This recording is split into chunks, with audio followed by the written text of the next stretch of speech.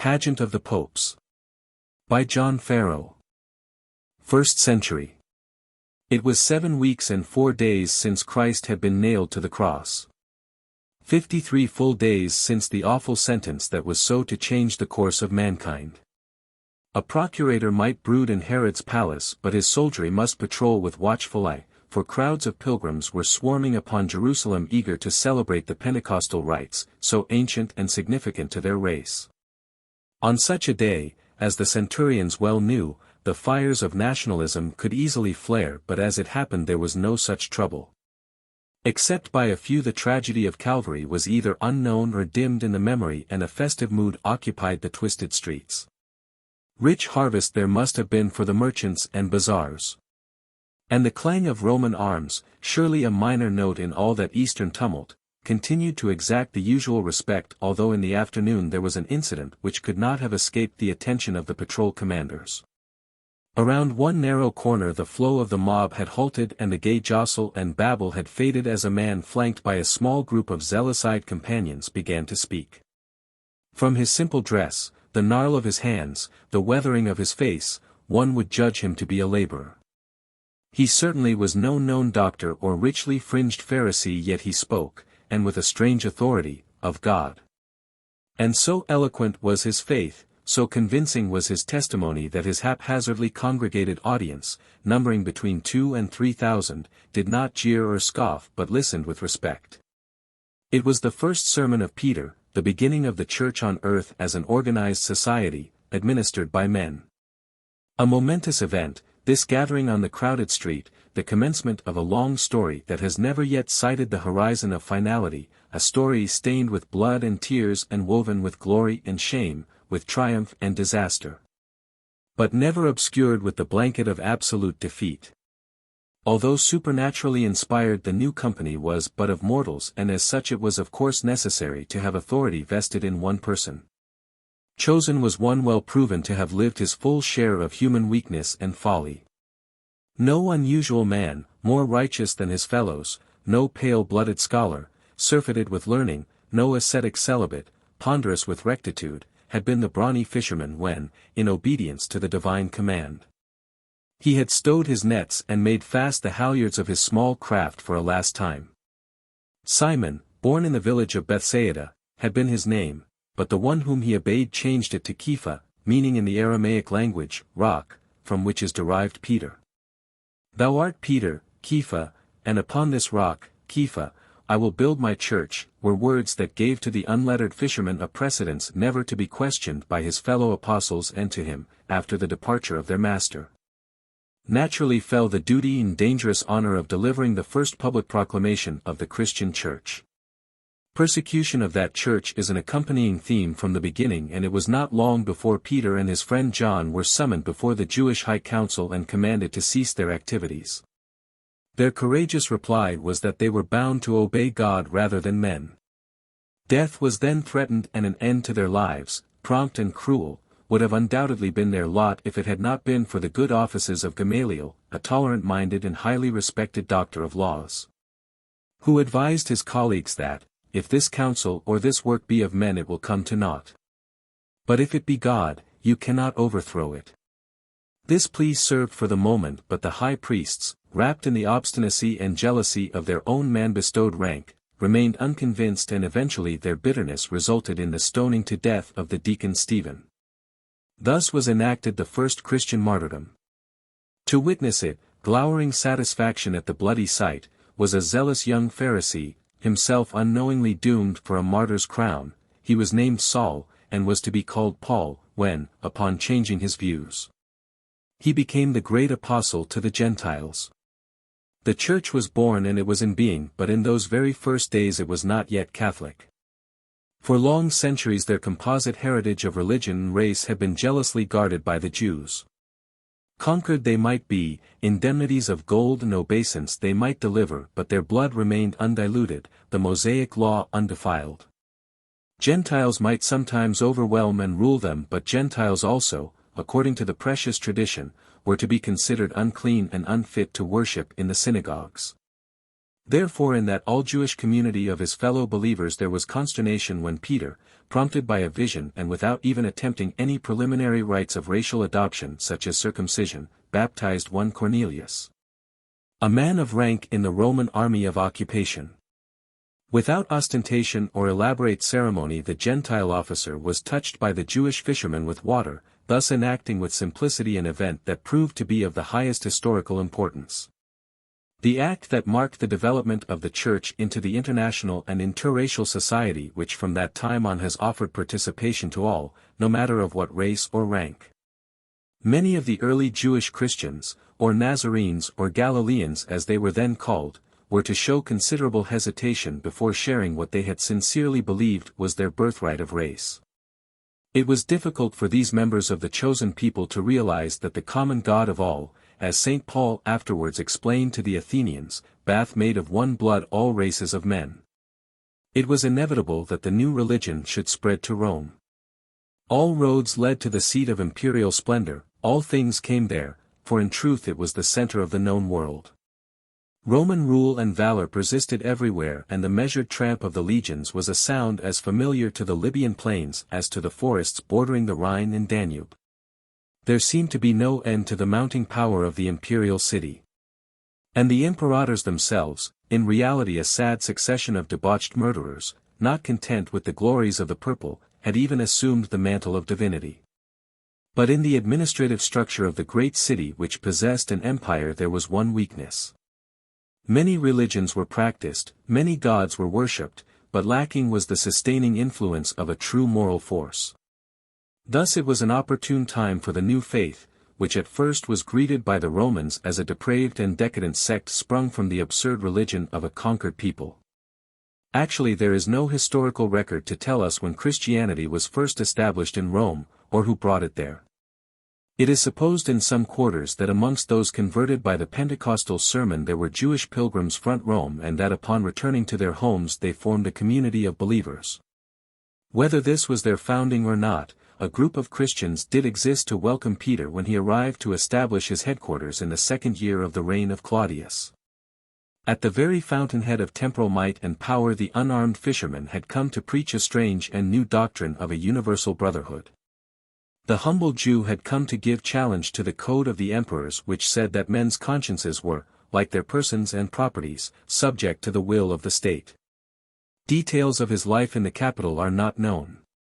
License in vice and a wild and ceaseless pursuit of pleasure in all forms was the fashion of the Roman populace. And that peculiar and arrogant characteristic of debauches, exhibitionism, caused public scenes which could not but have saddened Peter who, when writing to the churches of Asia, sent greetings from the church that is in Babylon. It was an obvious comparison that makes very clear the opinion he held of his environment. Tradition places his episcopate as having lasted a quarter century, but this could not have meant actual residence. There was so much to do and the world was his parish. Many and laborious must have been the missionary excursions and the visitations to co-religionists in near and distant provinces. Some historians claim that he spent some 7 years at Antioch, at that time a most flourishing center of Christian life. To Jerusalem it is certain he returned to preside over the first council of the Church, a congregation of the apostles which met to discuss the controversies that still attended the conversions of Gentiles, and which, owing to the inspired pleading of St. Paul, definitely decreed that excepting for a few restrictions such converts need not adopt or observe the Judaic conventions. Upon Herod Agrippa, made king of the Jews by the Emperor Caligula, there falls the dark distinction of being the first monarch deliberately to single out the Christians for oppression. This had been in the year 42, the year the apostles had dispersed to carry their faith to the world. At that time Peter had been imprisoned but had effected a miraculous escape. 22 years later, however, a vastly more powerful prince than Herod was to turn the force of his malignity upon the new religion. The great conflagration of Rome in July of the year 64 was too immense a calamity to pass without somebody being blamed. The belief had swept through the city, perhaps with justification, that it was the latest crime of the Emperor Nero whose vicious appetites were notoriously without control or limit. As the mobs began to mutter in order to avert this suspicion, quickly turned the finger of accusation upon the Christians, and in the orgy of bloodletting that followed it was his tortuous mind which devised new and elaborate ways not only for men to die, but their women and children too. These helpless victims of a debauchee's lie and a rabble's fury perished both collectively and individually with what now seems an incredible heroism. The long centuries which separate their age from modern times are apt to endow their savage deaths with a perspective of unreality, but it should never be forgotten that the fierce fact of physical pain was no less then than it is today. The unlessening faith shown before lunging attacks of starved beasts, or in the awful agonies of the stake, or during the lingering tortures of crucifixion, produced an inevitable result. For every Christian who thus died 100 were born. During these massacres both Paul and Peter suffered martyrdom. Paul as a Roman citizen was given the privilege of being beheaded, whereas his friend was sentenced to the ignominy of the cross. And when the end came, displaying a mood unlike that of earlier days, the fisherman was calm and serenely courageous, making but one plea of his executioners. He declared he was not worthy to die in the same manner as his master and begged them to make the execution different by nailing him to the cross head downwards. The plea, it is said, was granted, and so died Peter, the first of the pontiffs, in the year 67. Little is known of his immediate successors save their names, the approximate years of their terms, their common heritage of humble birth, and the fact, significant if unrecorded testimony, that during their time Christianity, despite all opposition, continued on its steady growth. Linus was the first to inherit Peter's mantle, officiating until the year 79. It is probable he was a Jew. We do not know, but Jew or not, as a Christian he must have grieved when during his time Jerusalem was razed by Roman troops under the command of Titus. He was succeeded by Cletus, or Anacletus, who presided until 89. Throughout these years, because of the persistent menace of persecution, perhaps sometimes dormant but never absent, the administration of the Church was conducted with as much secrecy as can cloak the activities of any society which seeks new adherents. And despite the displeasure of the imperial authorities, the new doctrine was being carried by zealous missionaries throughout the known world, even as far as the mystery-shrouded regions of distant India. Clement, who followed Cletus, had been a friend of Peter and Paul, and it is in his time we can first clearly discern the workings and formations of ecclesiastical rank. The subjection of deacons and priests to the discipline of their bishops, and these same bishops' acceptance of the authority of Peter's successors. The first known example of the exercise and acceptance of this authority was when Clement, in a firmly phrased letter, exerted his influence over ecclesiastical affairs in the distant city of Corinth, an act highly significant for living at Ephesus. Much closer to Corinth than Rome, was one of the original apostles, St. John. In the 6th year of Clement's term the Emperor Domitian, who had assumed the title of Lord and God, commenced a new persecution. Much blood was again shed, but this time it was not only slaves and obscure foreigners who perished. Many of the Roman aristocracy had by now been converted, and they too showed they could uphold the Christian tradition of dying with fortitude and serenity. Domitian's severity was not confined only to the realm of religion, and, in 96, he was to meet his own death at the hands of an assassin. Nevertheless, the persecutions he had inaugurated were continued, although perhaps with less vigor, under the 2-year reign of the aged Nerva who succeeded him. Up to this time Clement by some means had eluded arrest, but he was now seized and given the comparatively mild punishment of exile. Banishment, however, to him meant merely an excellent opportunity for missionary activities. He persisted and exercised his priestly functions even in the midst of the soldiery. Finally, after refusing to obey an imperial order to render sacrifice to the gods, he was executed by being, so tradition tells us, hurled into the sea with a heavy weight fastened to his neck. How do you find this book? Any thoughts about the book or the author? Any suggestion for improvement? Please take a moment to share your thoughts in a comment. If you like it, share it with your friends who might enjoy it as well. Subscribe to keep in touch. Visit CompleteAudiobooks.com for more quality content. 2nd Century. Evaristus now took the helm.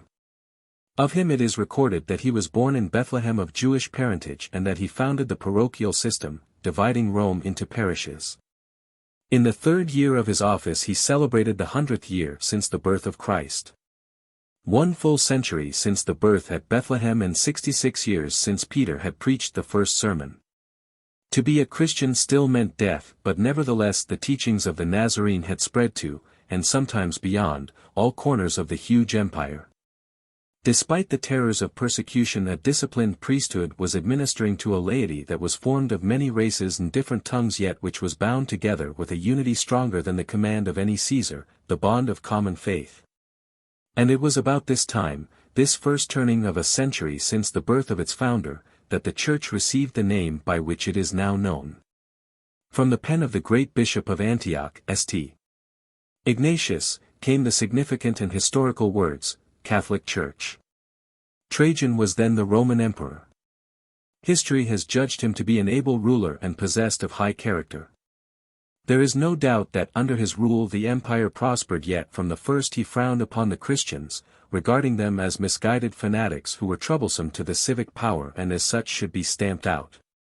This he endeavored to do by giving impetus to the third general persecution, amongst whose victims were St. Ignatius and St. Simeon of Jerusalem.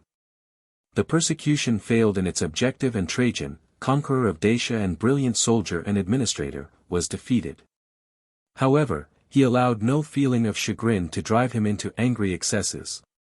He continued to persecute but eventually showed less severity, and at no time of his reign can it be claimed that his actions were characterized by the murderous brutality of his predecessors.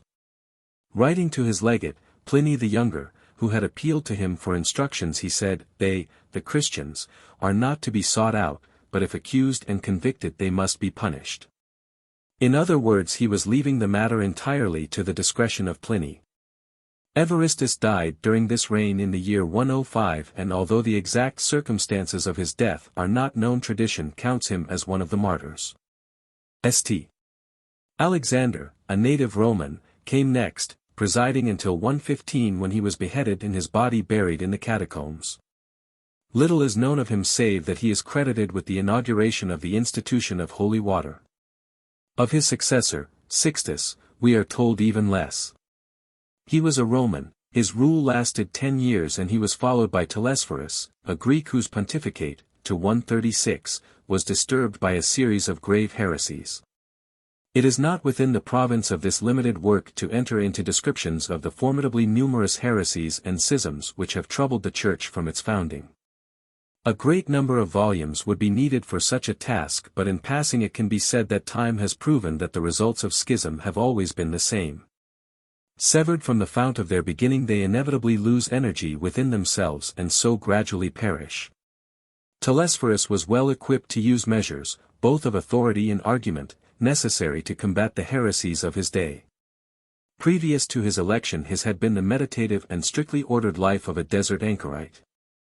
Evidence of this early life of penance and fasting is discernible in his act of taking the old customs of Lent and molding them into one definite rule. Another of his inaugurations is that of midnight mass at Christmas. In his time also was addressed to the emperor the first Christian apology. This document, written by Quadratus, a disciple of the apostles, aimed to explain the position of the Christians, but it had no immediate effect for their relief. Christianity was still a crime against the state and as such was punishable by death. Hadrian had succeeded Trajan and, if anything, was even less severe than that ruler, nevertheless the law remained unaltered. It is not difficult to understand the official Roman viewpoint. By this time the pattern of the empire had apparently attained perfection.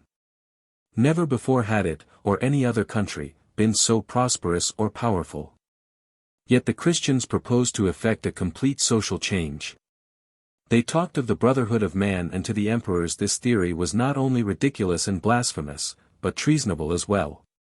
Persecution continued, and in one of the periodic raids Telesphorus was captured and dispatched to his martyrdom. A few years before his death the Jews at Jerusalem made their final desperate rebellion against Roman rule, and for a last time in history the ancient ram's horn, the shofar, called the Jewish people, as a nation, to arms. But, as Titus had ruthlessly suppressed their fathers only 65 years before, so did Hadrian again, destroying completely whatever had been left from or built since the first siege. The ancient city was now no more. Its residents were either killed or banished from the site even of the ruins, upon which a Roman colony called Aelia Capitolina was formed. Hyginus, of Greek birth, was the ninth pope, presiding for about 4 years and principally remembered for his regulation of minor clerical orders. He was followed by Pius, and of him history tells nothing except the fact of his name and that his pontificate lasted from 140 to 155. After him came a Syrian, one Anicetus, who ruled 11 years, during which time there arose the great argument with the Eastern Church as to the day which should be celebrated as Easter. In Rome it was the Sunday following the 14th Nisan, i.e., the 14th day after the March moon. In the East it was the actual day of the 14th Nisan. Polycarp, able bishop of Smyrna, tried to urge the latter usage on Rome, but Anicetus remained steadfast to the custom that had begun with Peter. Great controversy was waged between bishop and pope, but the pope did not make it a question of papal authority, and the bishop had the good sense not to suggest or cause a schismatic break. The argument was to continue until finally settled, in favor of the Western Church, at the Council of Nicaea in 325. And even after then we find the Celtic monks disputing the Easter question with the Roman missionaries in Britain. Other things there were besides this vexatious altercation that Anicetus found to disapprove of in ecclesiastical ranks. He accused his clergy of being over-considerate of their personal appearance, and in a series of regulations expressed his censure and wishes. As the church had grown, so of course had the priesthood. And with such a quickly spreading organization, still forced to the shroud of secrecy, it was easy for unauthorized changes to creep into the liturgy, particularly when that liturgy was not yet recorded in written form. Soter, who succeeded Anicetus in 166, turned a vigilant eye on these errors and insisted on the correct and orthodox observance of all sacred customs. In searching for such abuses he came in contact with many of the poorer Christian communities, and these, it is recorded, he made it a special mission to assist. Marcus Aurelius the philosopher was emperor during this pontificate, but despite his philosophy he displayed less tolerance than had been shown during the previous reigns. Persecution was intensified and remained so into the time of Pope Eleutherius, who officiated for 15 years. Both in Rome and in the provinces Christian blood ran freely and with terrible persistence. No resistance was offered, but in this generation there were not lacking learned Christians who could utilize the potency of words, in the phrasing of philosophy which the emperor so admired, and so defend their faith with logic as well as vigor and courage. But as far as Marcus Aurelius, and his son, the despicable Commodus, were concerned, the apologies bore no weight and the persecutions were continued. And with the same sequel as earlier times. Each martyrdom served as a beacon to attract droves of converts, the church continued to grow, and the propaganda of the faith unceasingly went on. And sorely harassed as Pope Eleutherius must have been, he yet found time to formulate plans for the conversion of such far-off places as Britain. Third Century. His successor was Victor, a strong-willed man who did not hesitate to strike with the drastic weapon of excommunication when he deemed it necessary. He rightly pronounced this awful sentence against the apostate and schismatic Theodotus, and indeed he almost gave the same penalty to the entire Eastern Church over a dispute based on the old argument of the Easter date. However, Irenaeus, a Syrian theologian who became Bishop of Lyons in France, persuaded him to reconsider this action. Thus peace was made, with the Eastern bishops resolutely keeping to their own customs. Victor died in 199, and the 3rd century of Christianity dawned with Zephyrinus, a Roman of humble birth, as pope.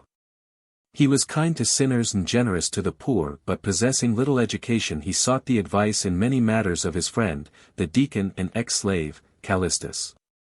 For this he was bitterly criticized by such writers as Tertullian and the scholar-priest Hippolytus, both of whom at this period fell into heresy, becoming adherents of the harshly ascetic doctrine of Montanism. Their outcries fortunately did not serve to prevent the election of Callistus after the death of Zephyrinus in 217. Able qualities of leadership soon justified the confidence of his friend and the decision of those who had chosen him. However, Hippolytus, whose undeniable brilliance had won him a considerable following, declared the election to have been false and then allowed his own disciples to bestow upon him the title of head of the true church. Thus for the first time we have an anti-pope. No salvo of excommunications from Callistus however followed this announcement. Indeed, unlike some of his contemporaries who, immersed in the interpretation of the gospel, were apt to forget the essence of Christian teachings, the Pope in this and many other matters exhibited a charity worthy of his office. He changed and modified the harsh penitential system and in one radical edict made known that adulterers, providing their remorse was sincere, were not to be refused absolution. This gesture of mercy drew the wrath of certain righteous doctors who had forgotten the famous admonition to those who would stone the Magdalene.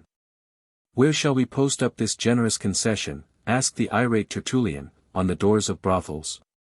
The pretensions of Hippolytus persisted after the death of Callistus, throughout the pontificate of Urban, 222 to 230, and into that of Pontian. For the first 5 years of this pope's reign the struggle was bitter and grave, for Hippolytus was a dangerously skilled antagonist. Then in a fresh outburst of persecution by an emperor who took no trouble to differentiate between true or schismatic Christianity, both were banished to the Sardinian mines. In the stultifying confines of imprisonment antipathies are usually intensified into deadly hatred, less commonly a friendship is formed strong with understanding and loyalty. Happily it was the latter case with Pope and anti-Pope. Hippolytus acknowledged his error and made a complete and unconditional submission to Pontian, who without rancor received him back into the Church. Soon after, this new friendship was sealed with the bond of dual martyrdom. When Pontian had been seized he had resigned his office, and elected in his stead was Antrus, who, however, died a few months later. The next pope was Fabian, and he proved himself to be a capable executive, directing the Church through times that were turbulent not only for his co-religionists but for all under Roman rule. The barbarity of the peasant-born Emperor Maximin had thrown the empire into excesses of disorder that were to endure for many reigns. Murder now seemed to be the usual instrument of accession to the honors of the purple, and it was by this decidedly unchristian method that Philip, sometimes known as the first Christian emperor, achieved the imperial station. Little is known of his conversion, but once on the throne he seems to have been suitably remorseful of his former violences. In his reign and for the first time official tolerance was accorded Christians, and to Pope Fabian was granted the right for ecclesiastical authorities to possess properties. But the unfamiliar tranquility was not to endure for long. In 249 Philip was dispossessed of his rank in the same bloody manner in which it had been acquired. Decius, his erstwhile lieutenant, was now hailed by the legions, savage in their passions and so fickle in their loyalties, as emperor. He was a man of severe nature who sincerely believed the salvation of the state could be only achieved by return to the pagan standards of ancient Rome, and his temper towards the Church was quickly manifested in an edict which declared that death was to be the penalty for all who would not forsake Christianity. This savage decree was a challenge quickly accepted by Fabian, who made gallant answer with his life. Nor did he die alone. With splendid celerity there was a rush of martyrs worthy of his heroic example. But this time too there were also found many who in the terror of the moment denied their faith. The easy years of non-persecution had produced easy Christians who preferred to live with the accusations of their consciences rather than to die before the sentences of the judges. The Church was a public enough organization by now for Decius to have a thorough knowledge of its means of government. Without a pope, he reasoned, the Christians would be without a centralized authority and so eventually would be bound to dissolve as an organized society. He set himself to prevent a new election after Fabian's execution, and so vigilant were his officers that for a year the scheme was successful. But though no pope was elected, the administration of the Church went on uninterruptedly in the persons of a council of presbyters who in defiance of the emperor met and dwelt secretly in Rome. To this regency there came one Novatus from Africa with accusations of apostasy against the powerful bishop of Carthage. This was Cyprian, who, better to direct his clergy, had justifiably taken refuge from the civil power. Novatus had no success with the council, but he did find an ally in the clever but too ambitious priest Novatian who, as later events proved, harbored designs on the papacy.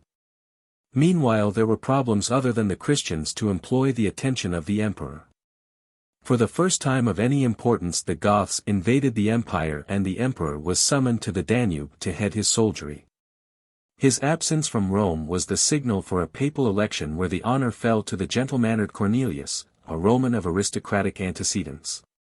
Quite naturally this choice found no favor with the envious Novatian who, embittered by his own lack of success, soon fell into schism, declaring loudly that Cornelius was at error in permitting penitent apostates to be granted forgiveness. As this was a question widely discussed in the church at that time, Cornelius with some wisdom called upon 60 bishops to journey to Rome and form a council.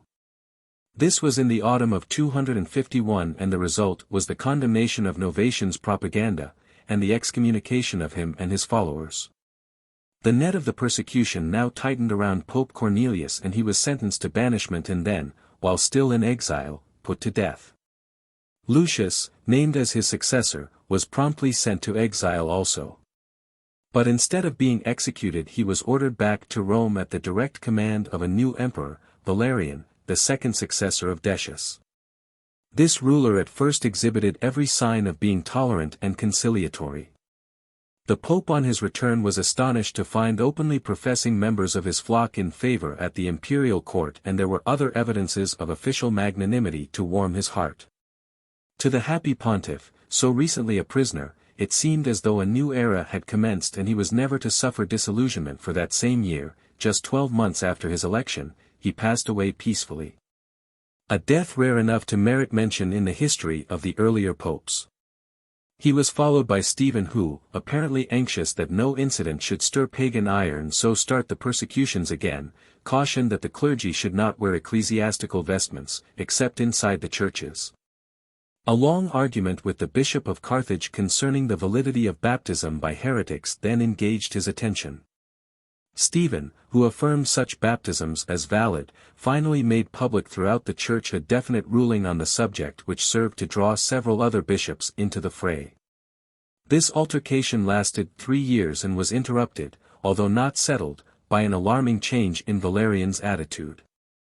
For the first time in history a prince became suspicious and envious of the church's material wealth. The moment was propitious.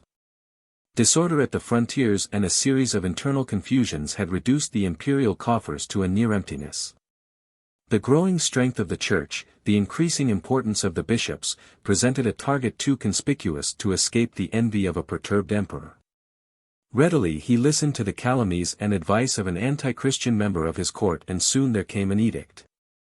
Gatherings of Christians were forbidden and the bishops and clergy were ordered, under pain of death or exile, to render sacrifice to the pagan gods. There followed the same brave sad sequel of the previous persecutions. The Pope perished in exile and a new crop of martyrs was made. Terribly certain of martyrdom was he who would be chosen to head the faithful at such a hazardous time. Sixtus II courageously accepted the fatal honor and soon after was beheaded upon his own throne. The lot of his successor, Dionysius, was happier for once again an invasion of the empire providentially caused a cessation of the persecution. The alarmed Valerian marched to a campaign which was to mean his defeat, his capture, and his death. To him came the most ignominious end that was to befall a Roman ruler. During his imprisonment he was used by his Persian conqueror as a human stool upon which to step to the saddle and after his death in these shameful circumstances his corpse was stuffed with straw and publicly exhibited as a trophy of his defeat. These formidable insults to the purple and to the prestige of Rome were lightly borne by his son, Gallienus, who in fact lost no time in changing the policies of his father, including, happily, the laws against the Christians. Nor for them was this change the mere benignity of a tolerant mind. Active restitutions for past damages were made, full privileges of citizenship were granted, and church property was restored.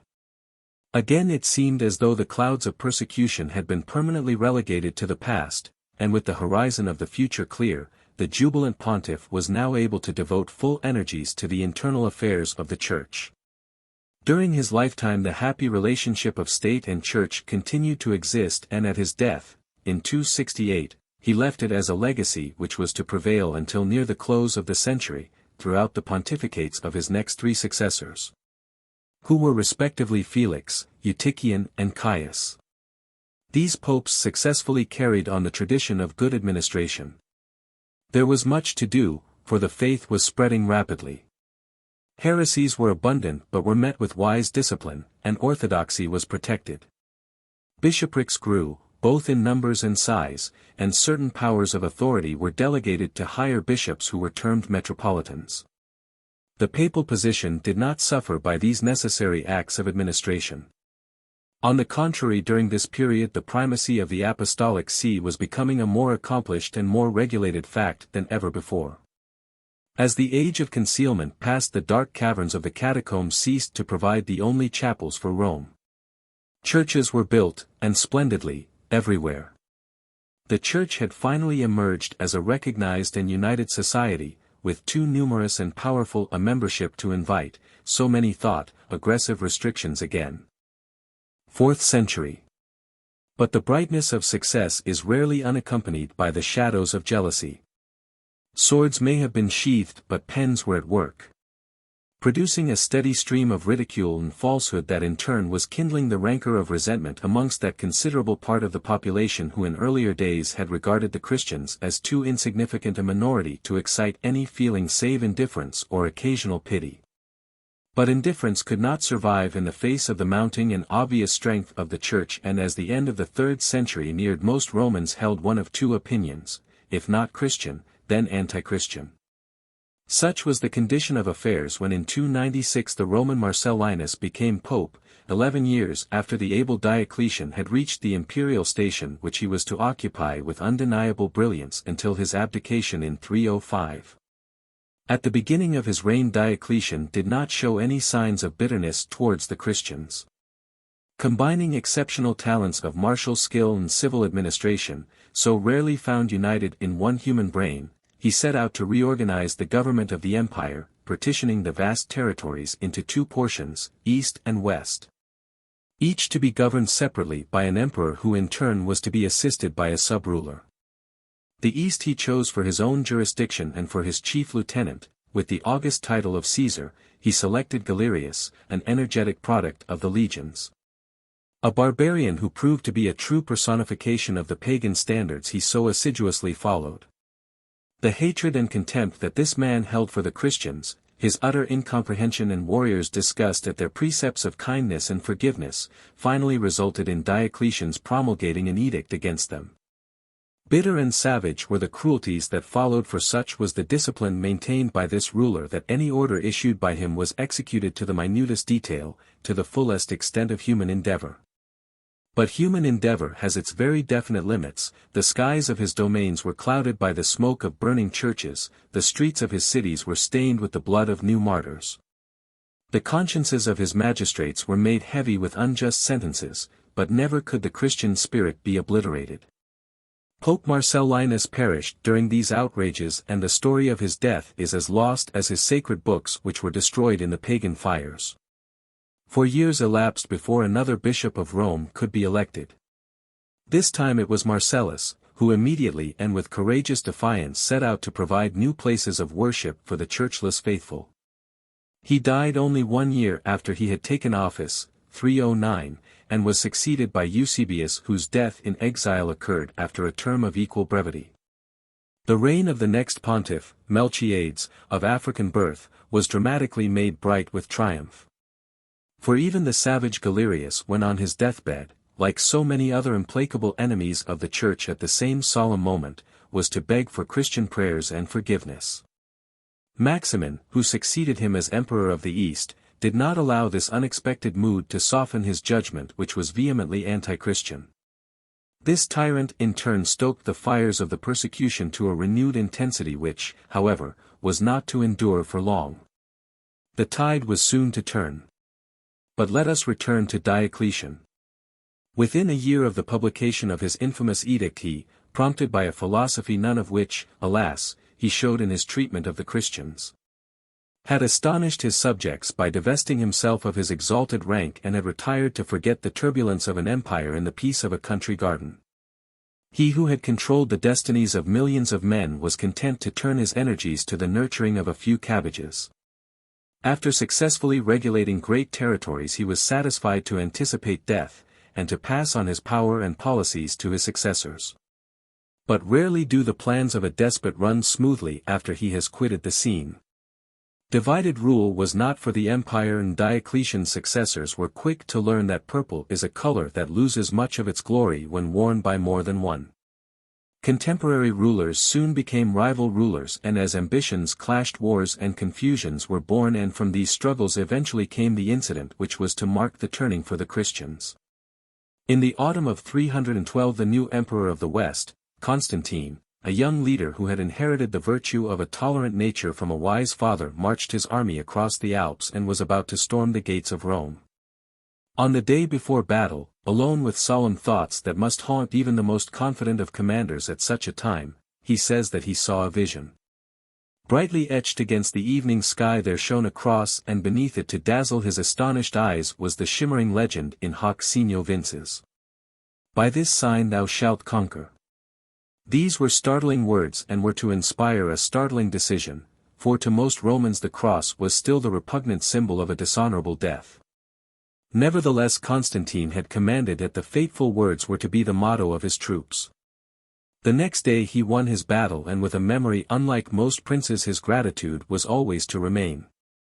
A few months after this particular victory, along with his colleague of the West, Licinius, he not only announced freedom of worship for all but also promised restitution of properties to a dispossessed Christian clergy.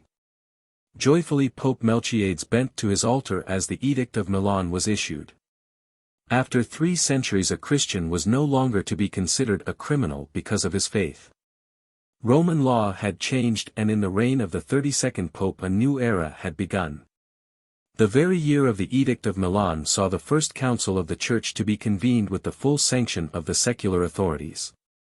But the occasion was not one for celebration, for no sooner had the sword of the persecutor been stayed than ominous and formidable dissensions within their own ranks began to threaten Christian unity. Melchiades was forced to convene a meeting of bishops. On arriving in Rome, the clerics were saluted as persons of rank and honor, and their pride and happiness can well be imagined, these veterans, all of whom had suffered and administered under the shadows of oppression. Even the building that was the scene of their meeting, and where they pronounced judgment against the Donatist heresy, was in itself a splendid sign of the imperial magnanimity, for it was a gift from Fausta, the wife of Constantine, to Melchiades, who made it the papal residence. And as such the Lateran palace remained until its destruction by fire 10 centuries later. Melchiades died in 314 and was followed by Sylvester, who was troubled by the grave schism of Arius and who was also to witness, in 321, a brief renewal of persecution under the direction of Licinius. This erstwhile ally of Constantine became his bitter enemy and opposed all his policies, including the tolerance guaranteed the Christians by the Edict of Milan. The struggle between the two emperors was ended by the violent death of Licinius, which left Constantine the undisputed and sole ruler of the empire. His own generation was to add to his name the title Great, and that memory of successive generations which is called posterity has endorsed the bestowal, so commonly offered by sycophantic subjects to a ruler and so quickly forgotten, as well deserved. Like all of human mold, he had his weaknesses, his vanities, his cruelties, but there can be no denial of his magnitude as an administrator. Nothing less than heroic were his efforts to reorganize the empire. And not the smallest of his achievements was the prodigious task involved in the transference of the imperial headquarters to the strategically situated city of Byzantium, afterwards, in his honor, called Constantinople. This shifting of the temporal power was to prove of immense consequence to the papacy, for notoriously the protection of a ruler is seldom without its drawbacks to the Church. The intrigue so inevitable to courts thrives on proximity, and the long miles separating Rome and Constantinople were to prove healthy indeed for the papacy. A strange fact of Constantine's life is that despite his championship of, and his obvious faith in, Christianity, he was not to receive actual baptism until shortly before his death in 337. And so strong had become the Arian heresy by this time that it was the Arian bishop, Eusebius, who officiated at the important function. Arianism had begun with the teachings of Arius, a priest of Alexandria, who attacked the doctrine of the Trinity and declared the Son to be subordinate to the Father. The eloquence of this misguided theologian rapidly won many supporters, including the powerful bishop of Nicomedia, Eusebius, who became his ardent patron. By 325 the theological dispute was waxing with such fury that the puzzled emperor, although not yet a baptized Christian, saw fit to take action as a protector of the faith. He called together the Council of Nicaea. 314 distinguished fathers of the Church met amidst elaborate ceremonies of imperial hospitality. Pope Sylvester did not attend because of the infirmities of his advanced age, but he sent as his legate, Osius, the Bishop of Cordova, and Vitus and Vincent, 2 priests of Rome. I consider dissension in the Church more dreadful and more painful than any war, Constantine told the assembled churchmen as he exhorted them to unity. The council sat from May to August, and the important outcome was the formation of what has been known since as the Nicene Creed: we believe in only one God, the Father, Almighty, maker of all things visible and invisible.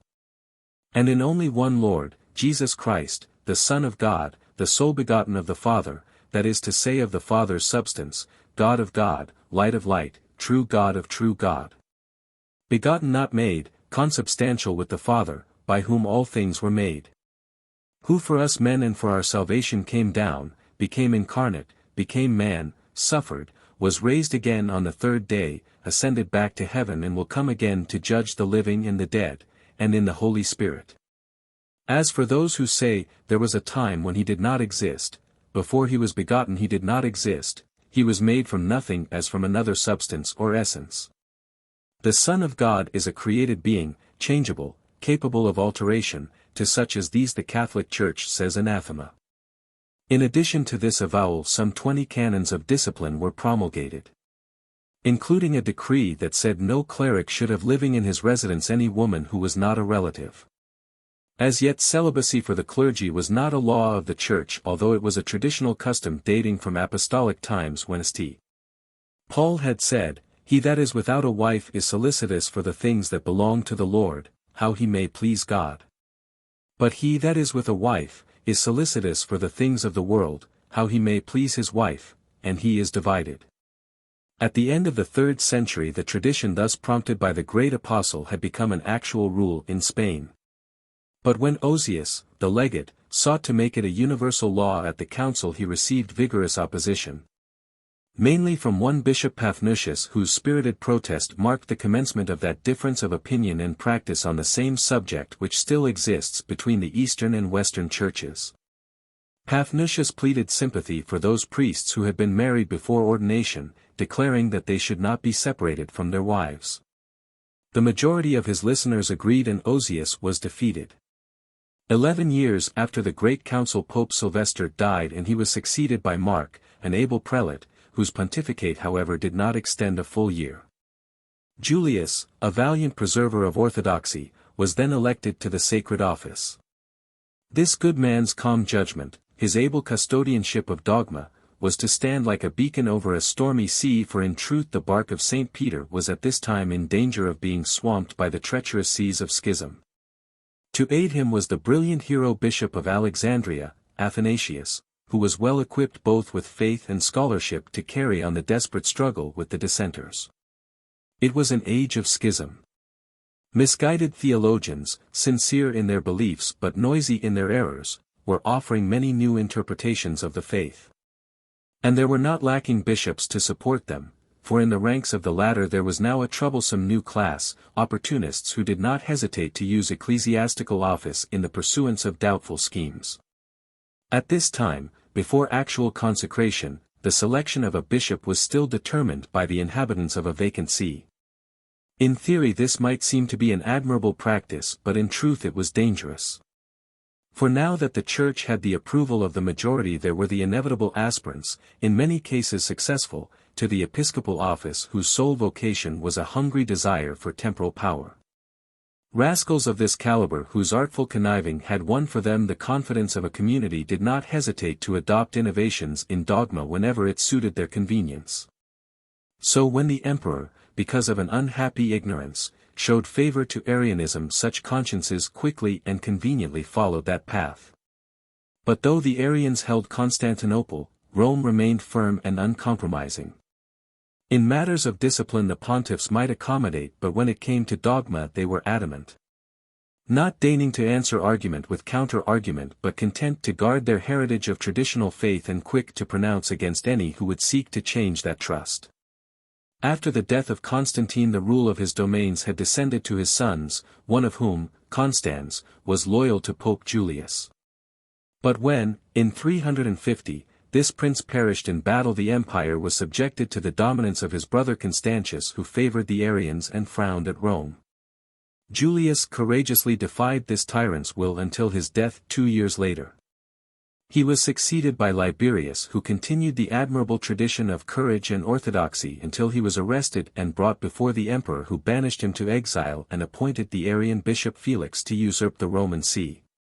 The laws of the Church are more important than residence in Rome, was the pontiff's answer to this sentence.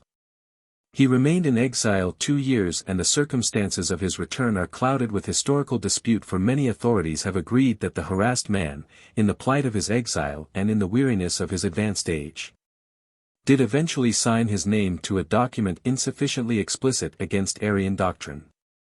Whether he did or not may be the subject of argument, but what remains clear is that there is no evidence of any kind to prove he ever taught, or approved the teaching of, any part of the Arian philosophy which differed from the Catholic faith. On his return to Rome the imperial arrogance dictated that he should share the papal office with the illegally appointed Felix. This absurd and presumptuous decision was suitably received by the Roman populace who, when it was announced in the circus, loudly chanted with vigorous logic, "One God, one Christ, one bishop." The successor of Liberius was Damasus who, immediately after his election in 366, had in his turn to deal with a schismatic usurper, the deacon Ursinus. This time, however, the pretender received no imperial support. On the contrary, after inciting his misguided adherents to noisy disorders, he was ordered from Rome by an emperor of different views, Valentinian I, who also decreed that henceforth his magistrates were not to exercise any authority over ecclesiastical or religious matters. Vastly different had been the attitude of Valentinian's immediate predecessor, Julian, who in a reign of only 2 years had earned for himself the ignominious appellation of apostate. In vain this obstinate prince had tried to revive paganism, but Christianity had proved too strongly rooted in the public conscience to be crushed, or even stemmed. By giving a semblance of church organization to pagan practices he had endeavored to win allegiance to the ancient cults, but no matter what measures he took, sweetened though they were by bribes and fortified with threats, he met with scant success. His death actually found the Christians enjoying more unity than when he had commenced his rule, and as the profane fires of the sacrificial altars he had inaugurated flickered miserably into oblivion, the cross was once again carried before the legions. Imperial animosity towards Christianity proved fortunate in one way for orthodoxy. Schismatic bishops were no longer able, by court intrigue, to cause harm or win favor. The pontificate of Damasus is studded with achievement. In his person were combined the talents of theologian and administrator, and in the warmth of his zeal and the fertility of his wisdom the power of the papacy became nurtured to a larger and well-consolidated strength. In all fields his energy was manifested. Ardent missionaries journeyed to distant places. Eloquent legates harangued councils and synods. Churches were restored and built. And masons and architects, spurred by the papal patronage, labored diligently to preserve the catacombs. It was with his encouragement that Saint Jerome, for a while his secretary, revised the earlier Latin version of the Bible. Schismatics were outmaneuvered and heresies were stemmed. It was only natural that the author of so many vigorous policies should become a target for the plots of those whom he had frustrated. And indeed some of his enemies succeeded in bringing charges even of adultery against his name. The emperor listened to this calumny, as did also a synod of 44 bishops, with the result that not only was the scandal rejected but the accusers suffered excommunication for their lies. 2 years before Damasus died, and in the 16th year of his jurisdiction, splendid triumph came to him in the form of the famous imperial edict de Fide Catholica, issued by Theodosius, which declared the official religion of the Roman state to be that doctrine which St. Peter had preached and of which Damasus was supreme head. Siricius came next, and his reign, lasting 14 years, was a successful and peaceful continuation of Damasus' policies, unmarred by any great crisis or disaster. But witnessing the unprecedented spectacle of an erring emperor bowing before the anger of a prelate. The principals of this significant drama were the Emperor Theodosius and the patrician-born Ambrose, Archbishop of Milan. Theodosius, for the most part an amiable and astute prince, had proved second only to Constantine in the furtherance and protection of the Church, but unfortunately his record became blotted with a bloody and unjust crime. At the town of Thessalonica several of his officers had been brutally murdered, and in the exasperation of his grief the emperor, not waiting for the tedious workings of justice to punish the actual miscreants, had impatiently caused the entire city to be put to the sword. After fury had subsided, there came the agonies of remorse to disturb the unhappy ruler, who was possessed of some degree of conscience, if not of discipline. He admitted his sorrow, his guilt, his unhappiness, but such protestations were not enough to appease the wrath of the redoubtable Ambrose, who halted the imperial passage to his cathedral, refusing admittance to the sacred premises, unless Theodosius made a public confession of his sins. This, before the awed gaze of his court, the contrite emperor agreed to do, and so as the end of the 4th century neared we find the kneeling figure of a Caesar, stripped of the emblems of his exalted rank, petitioning for clemency, humbly accepting the stinging words of accusation, rebuke and sentence, and submitting unconditionally to the authority of one of his own subjects. 5th century. Siricius died in the autumn of 398, and elected to succeed him was Anastasius, a pious and wise prelate whose term in the sacred office was only to endure 3 years. Innocent followed him, and with vigor and firmness this pontiff was to rule until 417. In the first year of his reign the martyrdom of a Christian was enacted for the last time in the Roman amphitheatre. Christians though they now professed to be, the Roman populace still relished and patronized the savage spectacle of gladiators killing one another in vicious combat. In protest against such displays of savagery, so incompatible with Christian thought, a monk named Telemachus hurled himself into the arena one day and separated the combatants. The anger of the blood-hungry mob was aroused and he was stoned to death, but his heroic act was not in vain, and his bruised corpse proved to be the poignant sermon which finally ended all such barbaric practices. Innocent's reign witnessed the invasion and sacking of Rome, 410, by the Goths, who however showed unexpected respect both to the ecclesiastics and the places of worship. The strength of the greatest temporal power the world had ever known was now plainly on the ebb. The Church had built its organization on the structure of the empire, and it might have been expected that as this foundation weakened so too would the ecclesiastical fabric. But events proved otherwise.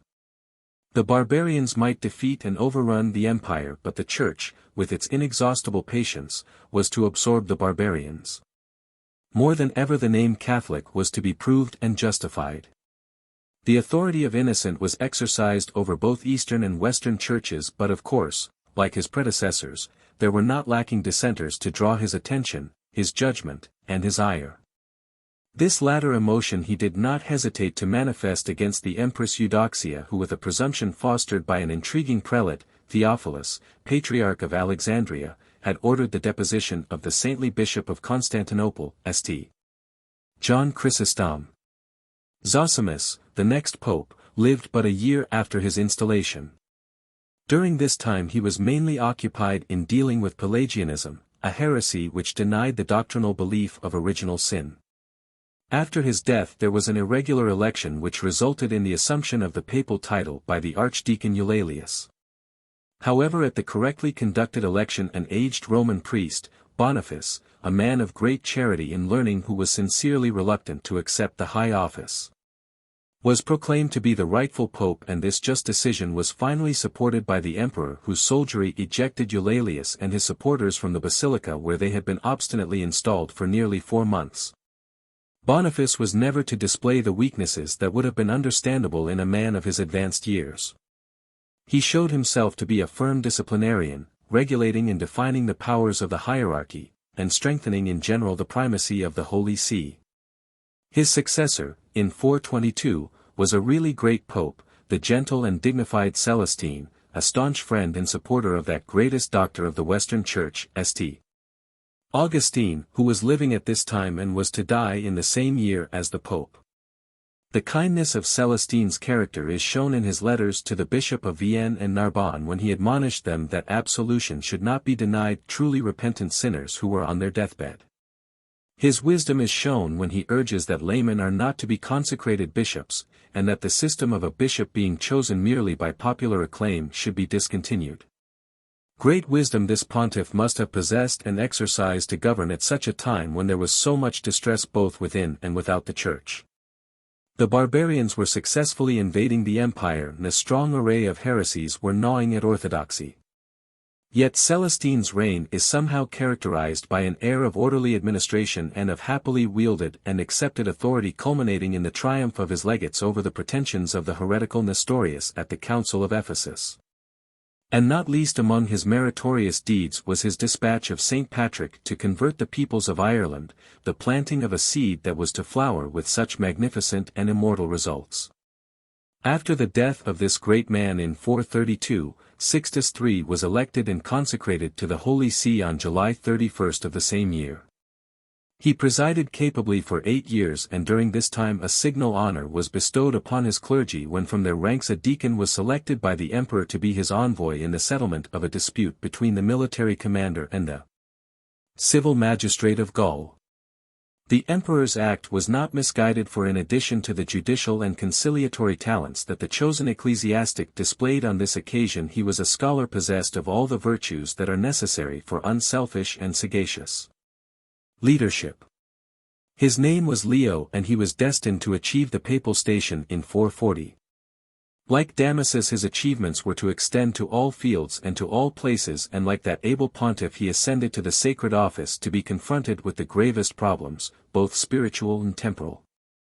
The empire was now in the tempestuous throes of its uneasy decline, and whilst wars and campaigns were being waged, the essence of Christian philosophy could very easily have been lost. Schisms and heresies, some new, some old, were flourishing with alarming vigor. The perilous conditions demanded that a competent pilot should be at the pontifical helm, and Leo proved magnificently equal to the occasion. He disciplined erring priests and unruly bishops with stern but just measures. He met rulers with a diplomacy that had no taint of sycophancy. He carried on a prodigious correspondence in letters that were masterpieces of lucid philosophy. And when the Huns were marching on to Rome, it was he who went and, with an eloquence that succeeded where the might of the legions had failed, persuaded their leader, Attila, to halt the ominous progress. 3 years later, when the barbarian hordes again approached the Eternal City, it was the pontiff who once more emerged as the calm and resolute hero of the disaster.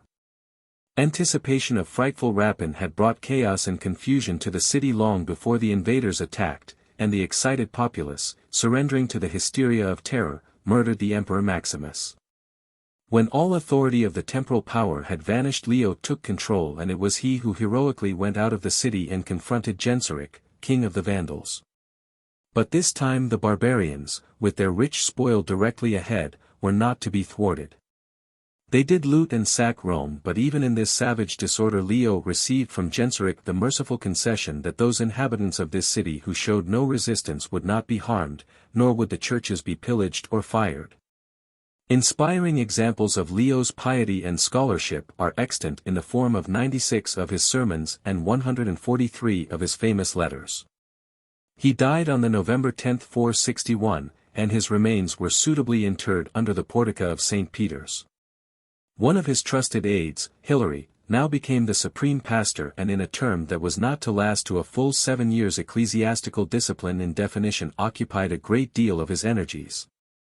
particularly in Spain and Gaul when the hierarchy was being strengthened as the civil power became the more disorganized. This pope was also endowed with a trait common to most Romans of rank, a keen appreciation of architectural beauties, and under his patronage the city became the richer by the addition of several new churches and oratories, also libraries, baths, and other public buildings. After Hilary came Simplicius, who was to witness the dramatic events that actually marked the ending of the Western Roman Empire. In 476 Odoacer, a barbarian leader, dispossessed the Emperor Romulus Augustulus and was proclaimed King of Italy. Although Arian by persuasion, this newly created monarch showed no disposition to persecute the Church.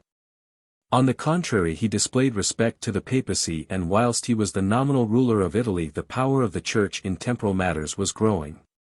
Meanwhile, the powerful sees of Constantinople and Antioch had been won by the Monophysite schismatics, and when they secured the protection and patronage of an usurper of the Eastern Purple, Basiliscus, their power and numbers mounted with a rapidity alarming to the Pope, who fought them vigorously and with some measure of success.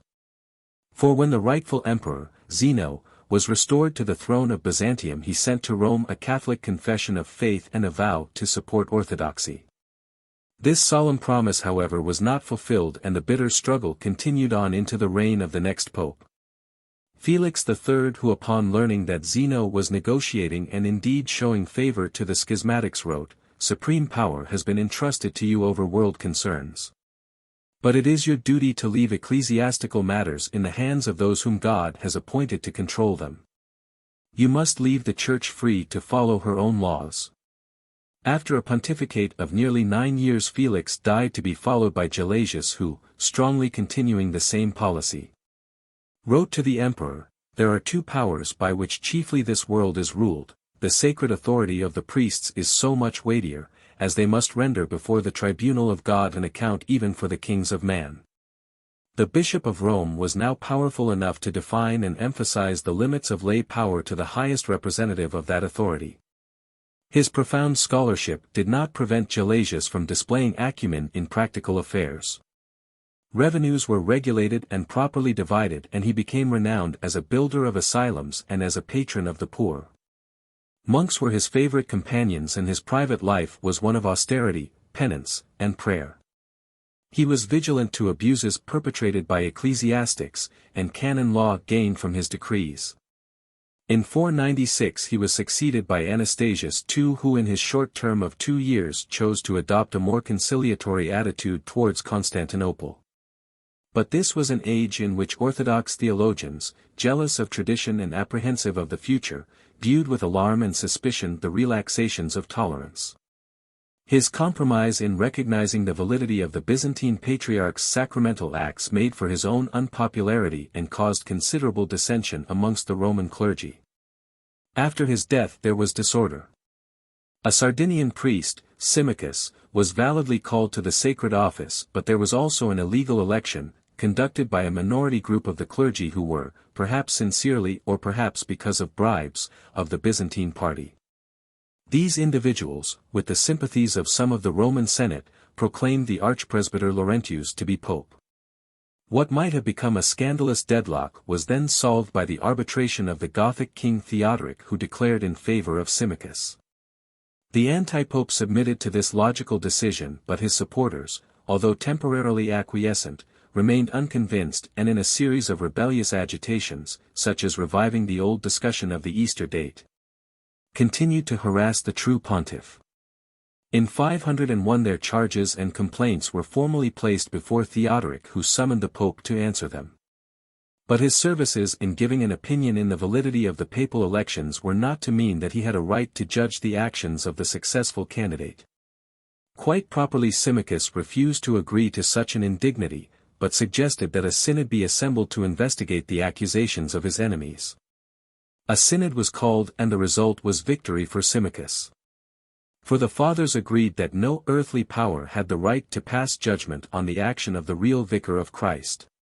The verdict was proclaimed amidst a series of stormy sessions and turbulent incidents, for the incorrigible Byzantines still tried every method, including a savage but unsuccessful attack upon the life of Symmachus, to achieve their ends. Right had triumphed, and buoyed to a fresher strength perhaps by his victory, the Pope ploughed through his dangers and vexations and now found the time and means ably to pursue the duties of his office.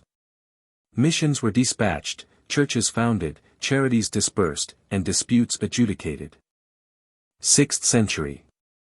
Peace enveloped the Holy See with accession of its next occupant, Hormisdas, in 514. A Roman aristocrat of great personal charm and blessed with the better diplomatic traits, he won back many schismatic bishops to the Church without sacrificing the policies of his predecessors.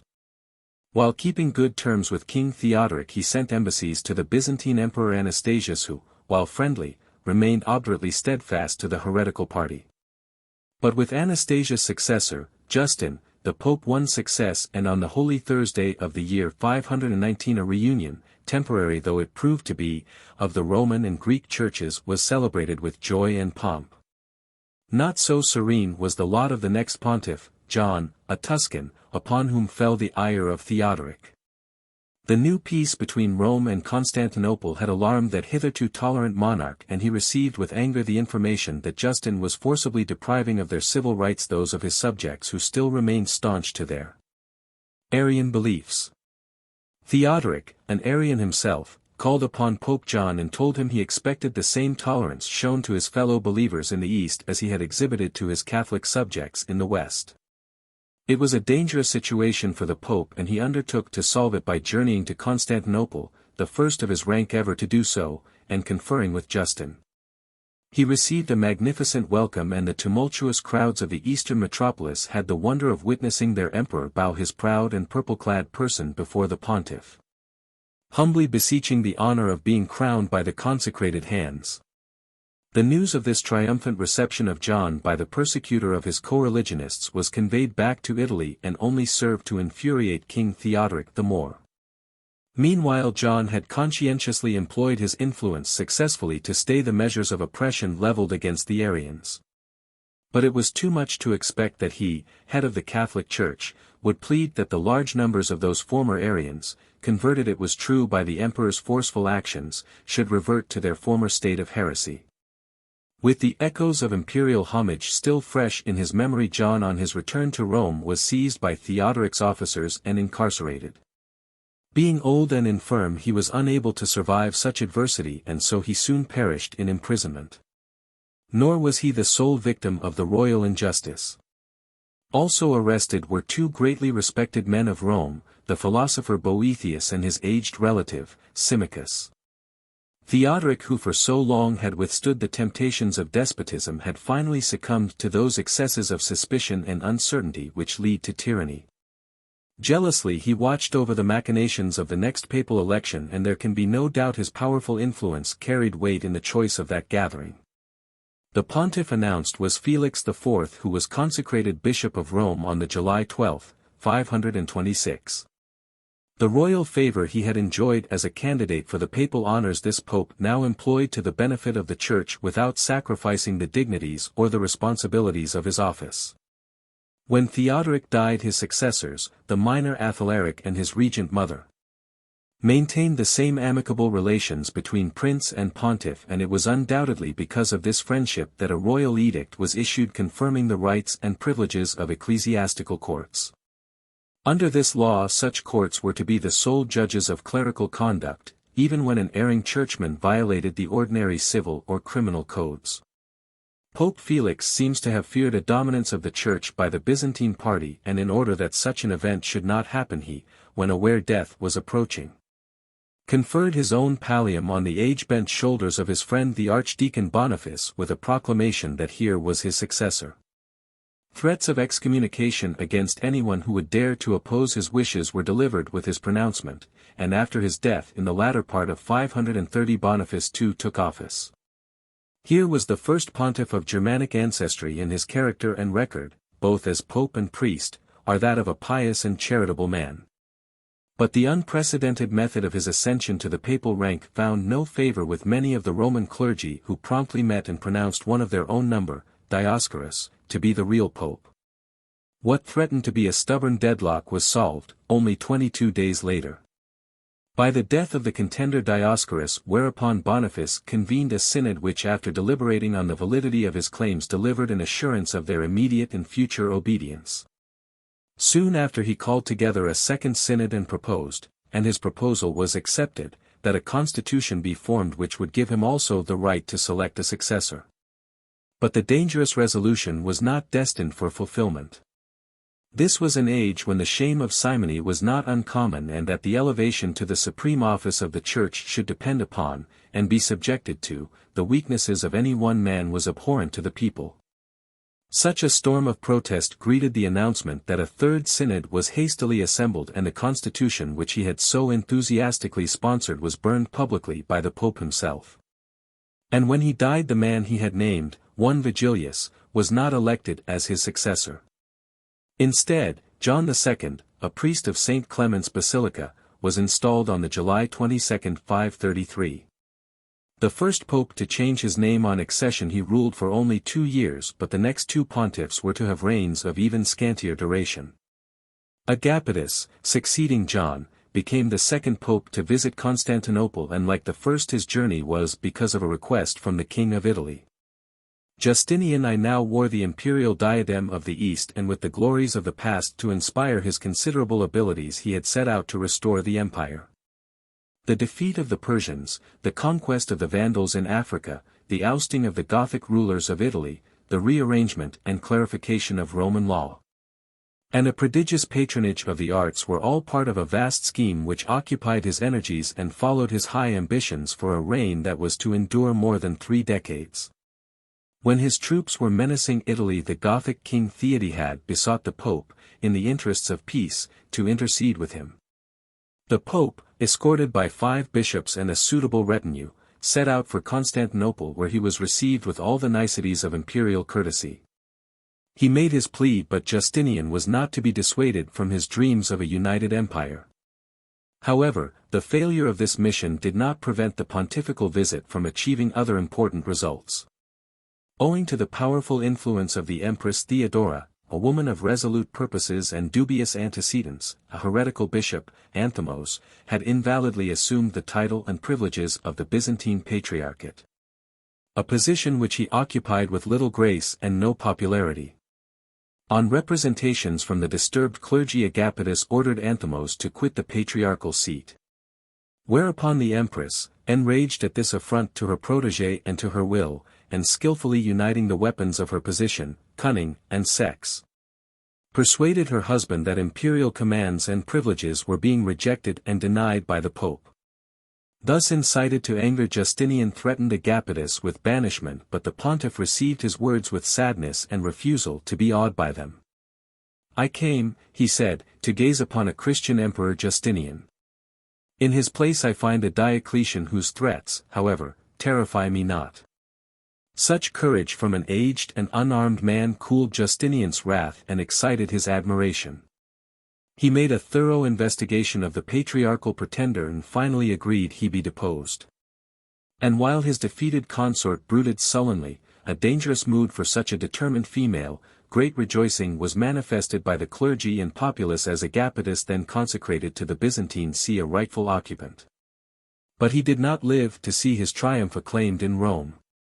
He died on the 22nd of April, 536, and his remains were conveyed back to the Eternal City, where they were interred amidst scenes of veneration and sorrow.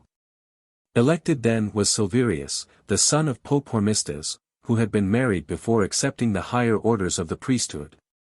A practice still permitted in the Greek Orthodox Church and in some of the Eastern rites in communion with the Holy See.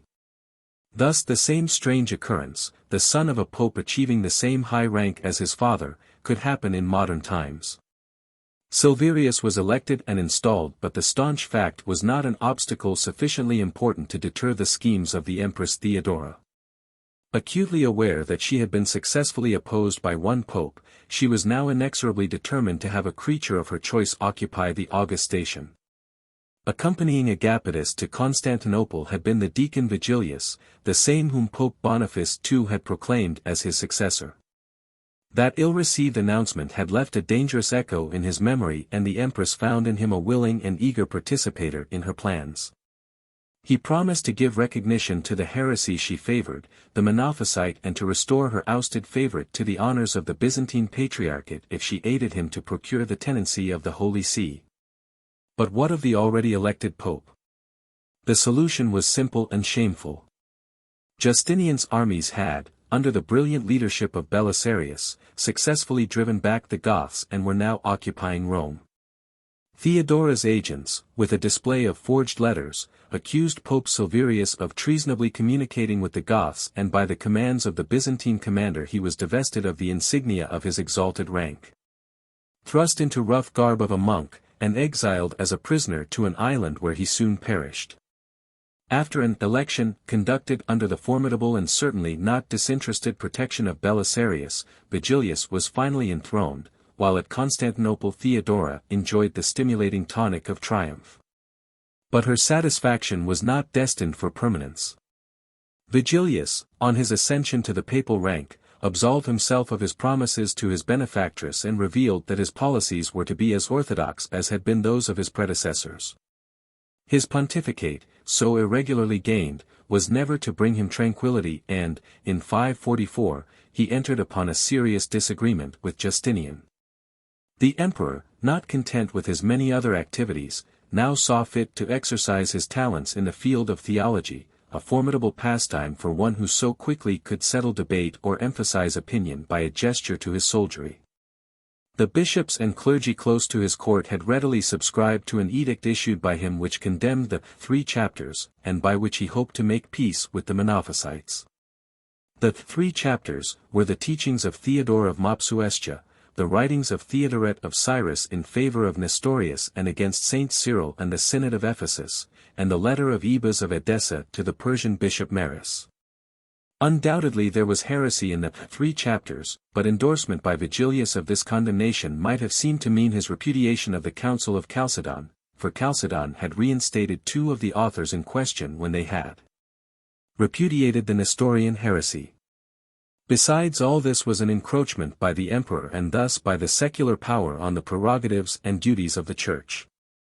Vigilius demurred and hesitated, but not so the emperor. His soldiers seized the pope and carried him to Constantinople, where for 7 years he was detained. These 7 years are an unhappy story of his vacillations, his oppositions, and sometimes his submissions, to the emperor who finally released him. But by this time the unfortunate pope was an old and broken man. He died before reaching Rome. Pelagius, the next pope, suffered the sharpness of unpopularity during the first years of his jurisdiction because of the conciliatory attitude he adopted in negotiating with Justinian. But soon an abundance of good works and his energetic talents in preventing and healing schisms served to dispel antagonism. The savage conflict between the Goths and Justinian's troops had devastated Italy, and the neglect of the harvests and the spoliation of towns had reduced the people to the direst depths of poverty. Pelagius, who came of a rich and noble Roman family, not only donated his entire personal fortune but performed other great feats of charity, and well-merited was the title he bore when he died in 560, Father of the Poor and of his country. 5 months elapsed before his successor, John III, could be consecrated. It took that time, and by now significantly there is no question about it, to receive the emperor's confirmation and approval. Though this pope's reign lasted 13 years, little is known of it. Turbulent and war-torn was the period, and the part played by the pontiff is best described on an inscription which still existed in the 15th century. In the midst of straits he knew how to be bountiful, and feared not to be crushed amidst a tumbling world. Nearly a year went by before the imperial confirmation arrived to sanction the installation of Benedict I, and again it is the chaos of war, the ravaging of the Lombards, which obliterates the details of a pontificate that did not last 5 years. Pelagius II, a Goth, was then elected, and, typical of the initiative he was always to display, he did not wait for imperial confirmation. The effective blockade of Rome by the Lombards was a reason sufficient in his opinion to dispense with this irksome assumption of a right that the emperor did not have, and after but a semblance of waiting he was consecrated and installed. The responsibility of temporal affairs as pertaining to the countryside surrounding Rome was now being forced upon the papacy. Appalling conditions bred by the marauding military finally induced Pelagius to appeal not only to Constantinople but to the Franks. To the Bishop of Auxerre he wrote, "We believe that it has been brought about by a special dispensation of divine providence, that the Frankish princes should prefer the Orthodox faith, like the Roman emperors, in order that they may help this city, whence it took its rise. Persuade them with all earnestness to keep from any alliance with our most unspeakable enemies, the Lombards." To Constantinople he sent an able ecclesiastic, the deacon Gregory, who finally persuaded the emperor, now Maurice, to answer the pope's pleas with the dispatch of a relief expedition. The many tasks involving the defense and well-being of temporal Rome were not the only occupations of Pelagius II. He strove to preserve and improve hierarchical harmony, and when certain bishops threatened to recede into one of the innumerable schisms of the period he wrote that they were doing so, for the sake of superfluous question. A statement which, seen from the perspective of centuries, seems very true indeed. Pestilence is a familiar aftermath of war, and there was no exception to this sad rule when a temporary truce was finally made with the Lombards. As though to complete the depredations of the enemy, a terrible plague descended upon Rome, and perishing amidst the resultant horrors was the pontiff. The name of his successor is illustrious. Elected at a time when famine stalked the streets of Rome and when death carts, rumbling to their dreaded tasks, were the only traffic of those broad avenues. Gregory the Great was destined to become one of the great popes and the father of the medieval church. His ability combined with the fact of his patrician birth had secured for him the post of prefect of Rome at the age of 30. This honor he renounced, and donating his estates to the monasteries he entered upon the austere life of a simple monk, following the rule of Saint Benedict. But his talents were far too well known to permit of his being, as he wished, forgotten by the world. In the grievous times of 579 Pope Pelagius II ordered him from his seclusion, ordained him one of the 7 deacons of Rome, and dispatched him as his nuncio to the Byzantine court. A position he occupied with brilliance and, amidst the luxuries and artifices of that exotic assemblage, considerable personal distaste. Much more to his liking was his appointment on his return to Rome, as abbot of St. Andrew's Monastery. Here, under the fostering of his enthusiasm and knowledge, the monks acquired great fame for their piety, learning, and munificent charities. During this time he became imbued with a zeal to go to Britain and there assist in converting the Angles, but when he commenced the missionary journey his path was blocked by the protesting citizens. Such a man, already so popular, was inevitably marked for the papacy, and, after the death of Pelagius II, he was elected as pope amidst the unanimous acclamation of clergy and people. Dreading to take the high office and loath to leave the peace of the cloisters, he wrote to the emperor a letter of eloquent entreaty, beseeching him to withhold the official confirmation. But this measure failed. And finally he was seized by the people, conveyed to the Basilica of St. Peter's, and consecrated pope. Once in office he not only rapidly fulfilled but soon exceeded the high expectations of his admirers. Banishing idlers and perquisite-holding laymen from the papal court, he formed a highly efficient administrative body of hard-working clerics, most of whom were monks. The papal estates, known as St. Peter's patrimony, and now constituting an area of some 1,500 square miles, were regulated so as to become a highly productive source of charity. To protect the peoples and revenues of these lands he was forced to the wielding of temporal power, and the paternal significance of his title became splendidly realized when, unafraid of imperial displeasure and exasperated with the dilatory methods of the Byzantine authorities, he sued for separate peace or, as the occasion demanded, made bold resistance against the Lombards. This man, who so earnestly had desired the contemplative peace of a monk's life, was, by circumstance and responsibility, thrust to the position of a sovereign prince, to become a ruler of cities and provinces, a master of troops and fleets. Gregory's exercise of his power was one of the great moments in the world's history, wrote one historian. All over the Christian world he had taught men to look to the Pope as one who could make peace and ensue it. Nor was he ever to cease being the exemplary ecclesiastic either in private conduct or in the execution of his office. In an age when titles were a serious measure of a man's rank and pretensions, he chose for himself, and founded for his successors, the great phrase, Servus Servorum Dei, servant of the servants of God. The Church of today carries the mark of his genius in her liturgy, music, and discipline. And his story is made all the brighter by reason of the ill health he suffered throughout his pontificate, which ended, to the sorrow of his people, on the 12th of March, 604. 7th Century. The Middle Ages had begun, and the complete collapse of the Roman Empire in the West makes that commencement a chronicle of savagery, lawlessness, and ignorance. In the gloom of the century following Gregory's death, no fewer than 20 men take their places in the succession of the papacy, and none of them approached the stature of his magnitude. Their story is mainly a repetitious narrative of doctrinal controversy, preservation of hierarchical harmony, and continual struggle with the Byzantine emperors and patriarchs. To the name of one the stigma of heresy is attached, to another the glory of martyrdom. 40 or more years after the death of Honorius, actually a pious and saintly man, condemnation came, not for formal heresy, but because as one of his successors, Leo II, declared, he did not extinguish at once the incipient flame of heretical error, as befitted apostolic authority, but by his negligence nourished the same.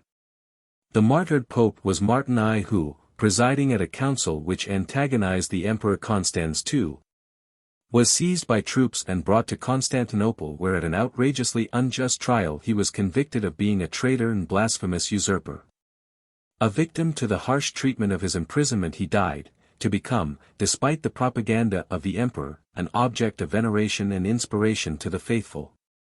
In continuity, the pontiffs of the 7th century in the first years of the 8th were, Sabinian, 604-6, Boniface III, 606-7, Boniface IV, 608-15, Deusdedit, 615-18, Boniface V, 619-25, Honorius, 625-38, Severinus, 640, John IV, 640-42, Theodore, 642-49, Martin, 649-54, Eugenius, 654-57, Vitalian, 657-72, Adeodatus II, 672-76, Donus, 676-78, Agatho, 678-83, Leo II, 682-83, Benedict II, 684-85, John V,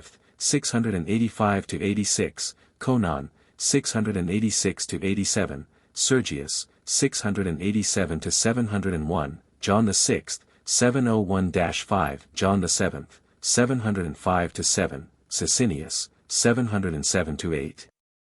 Constantine, 708-15.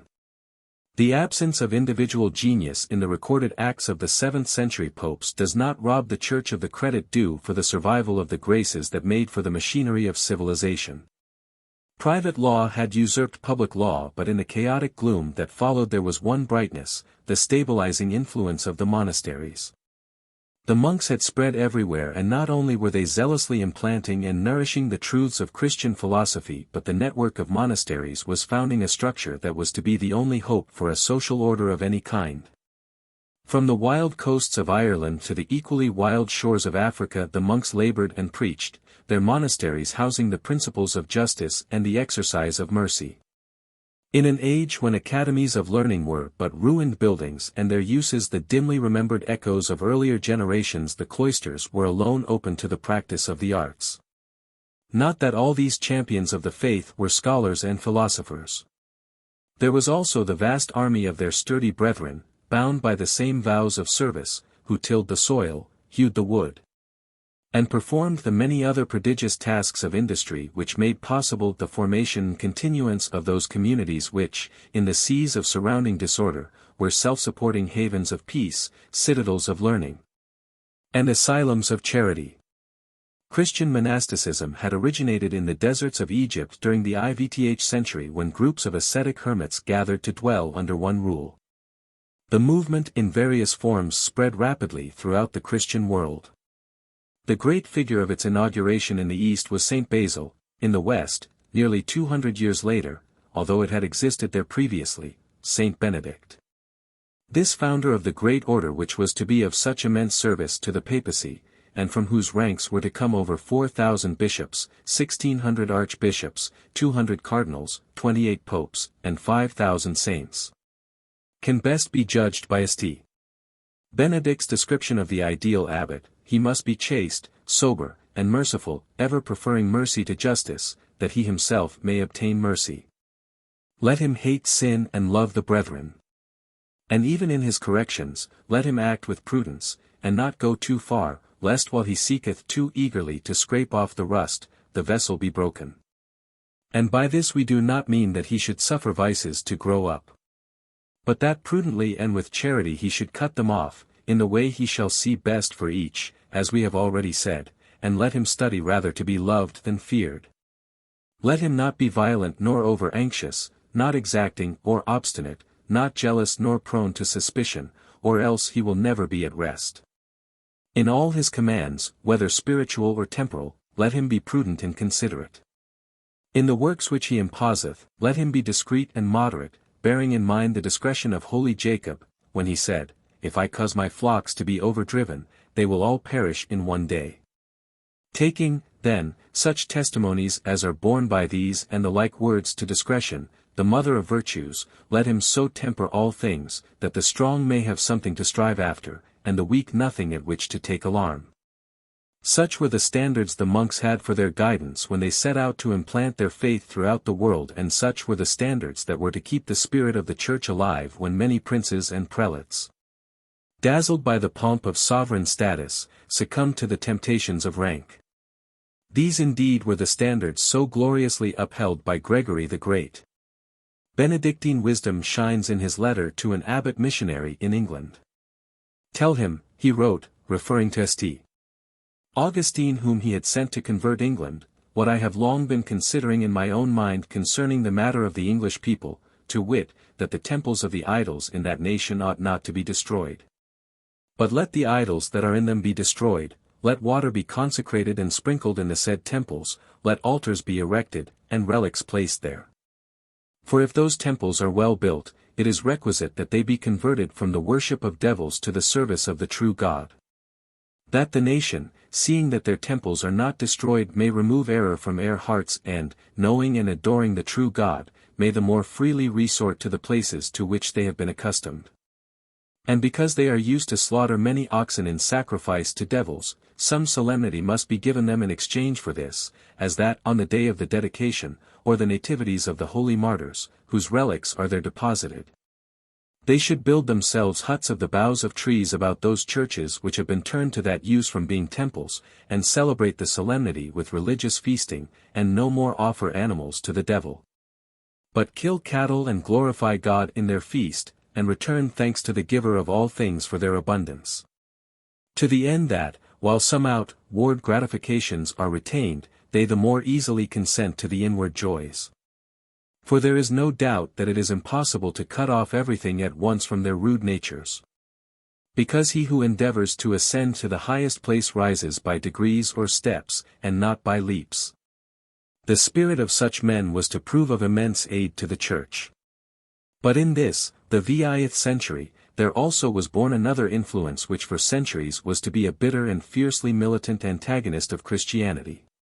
A theocratic state was welded in Arabia by one Muhammad who claimed to be a true prophet of God.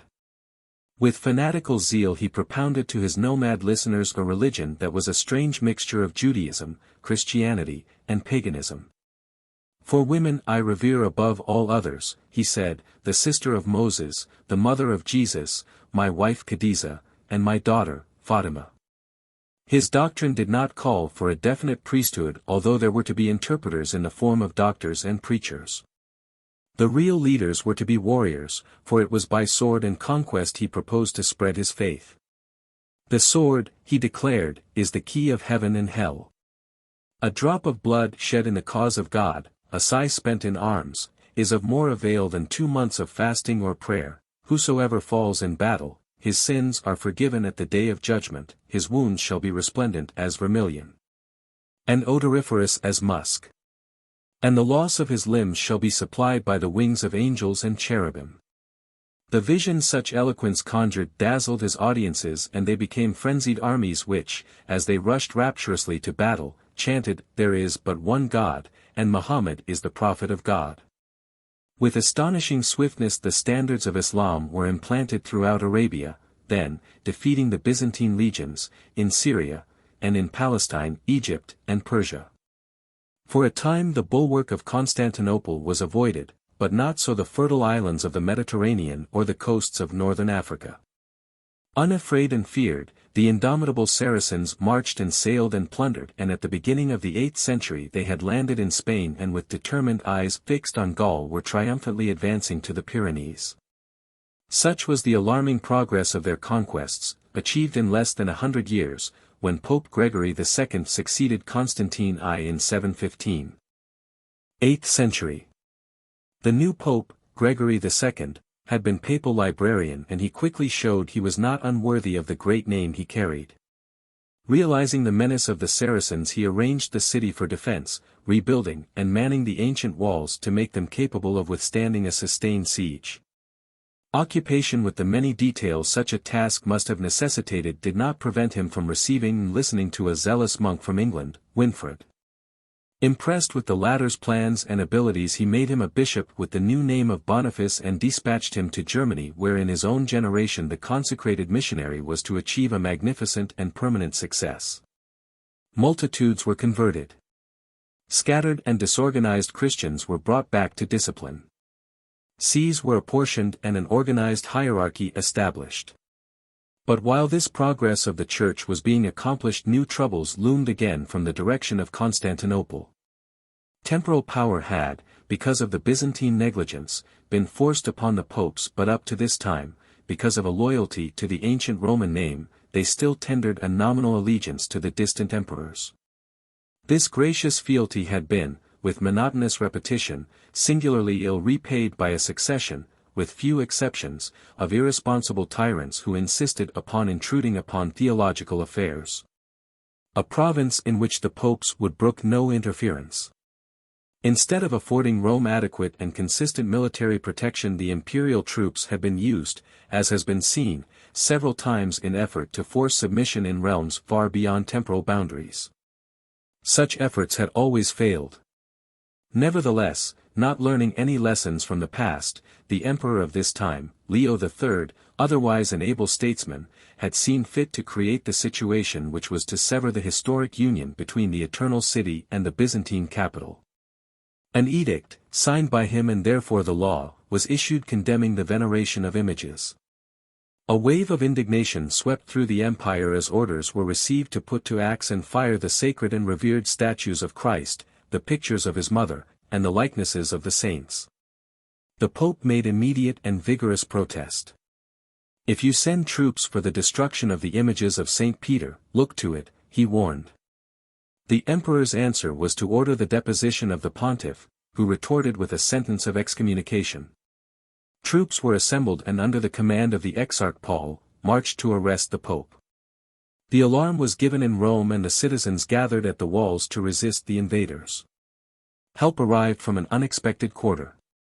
The Lombards, former aggressors against Rome, drove off the Exarch. These warlike people were now Orthodox Catholics, and their king, Liutprand, was quick, with a great display of devotion, to kneel before Gregory and to dedicate his sword and his crown at the altar of St. Peter's. The Pope accepted the elaborate manifestations of friendship with a wary eye, knowing full well that the Lombards now possessed both North and South Italy and that protection from them would probably mean subjection and complete dominance. Far better a distant tyrant than a local despot, he reasoned, and so, frowning on attempted rebellions against Leo, he made truce and entered upon negotiations with the Exarch. But the emperor continued to be obstinate and rashly hostile. And his terms were unbearable. The symbols of the Savior were to be leveled to the ground, portraits of the Virgin were to be defaced, monuments of St. Peter were to be broken, and heavy indemnities were to be paid. These outrages he demanded. There could be no alternative for the Pope. Independence was forced upon him, and hovering by, staring eagerly at the walls of Rome, waiting for the prize they had for long past coveted, were the Lombards. For Gregory II the situation was solved by death, but for his successor, the Syrian-born Gregory III, the anxious problem remained. Then opportunely enough came heartening news from Gaul. Not content with subjugating Spain, the Saracens had with consummate daring invaded France and had marched victoriously as far as Tours. There they were met by a determined army headed by Charles Martel, leader of the Franks. The armies clashed, and at first it seemed as though the Saracen story of triumph was not to be interrupted, but on the seventh day of the desperate battle the tide turned and the invaders were put to ignominious and bloody rout. The cross had triumphed over the crescent of Islam, and all Christendom breathed the easier. It had been a momentous and decisive battle, for without the genius of Charles Martel and the valor of his troops the Mohammedan march, unhalted, would have conquered all Europe and, as Gibbon says, the Arabian fleet might well have sailed without a naval combat into the mouth of the Thames. Perhaps the interpretation of the Quran would now be taught in the schools of Oxford, and her pulpits might demonstrate to a circumcised people the sanctity and truth of the revelation of Muhammad. To the Frankish hero the Pope dispatched an embassy which carried significantly symbolical gifts, the keys of the tombs of the apostles. With courtesy and respect the busy soldier, still campaigning, received the papal envoys, accepted the gifts, assured the bearers of his friendliness to the donor, and to repay their visit sent an ambassador, bearing the same sentiments, to Rome. More at this time he could not do, for war with both his northern neighbors and the Moors were keeping his energies and his armies fully occupied. But even his gesture of friendliness seems to have carried some emphasis in Italy. The Lombards, who had been warring in the vicinity of Ravenna, desisted and subsided into an uneasy and impermanent peace. It is a glorious characteristic of church history that at her most perilous times, when danger and crisis threaten to engulf the existence of the Holy See, the continuity of missionary activity is not interrupted. Conquerors might prowl the streets of Rome, marauders might sack and endanger the structure of St. Peter's, antagonisms and evils of a subtler variety might bring scandal and discord, those whom she has invested with extraordinary powers might betray their trust, but the work of her propagandists goes serenely and staunchly on. Defeat, either spiritual or temporal, might sometimes darken her story, but always, somewhere in the distance, there is a new victory brightening that same eventful tale. It was so at this time. While the pontiffs were worrying for their existence in Italy, Boniface was winning all Germany to the Church. In 737 he visited Rome and delivered a report of his astounding success, an imposing record of souls gained, of churches and monasteries built and endowed, of bishops consecrated and abbots installed. The great missionary now wanted to resign these activities, feeling they could be well sustained by those whom he had trained.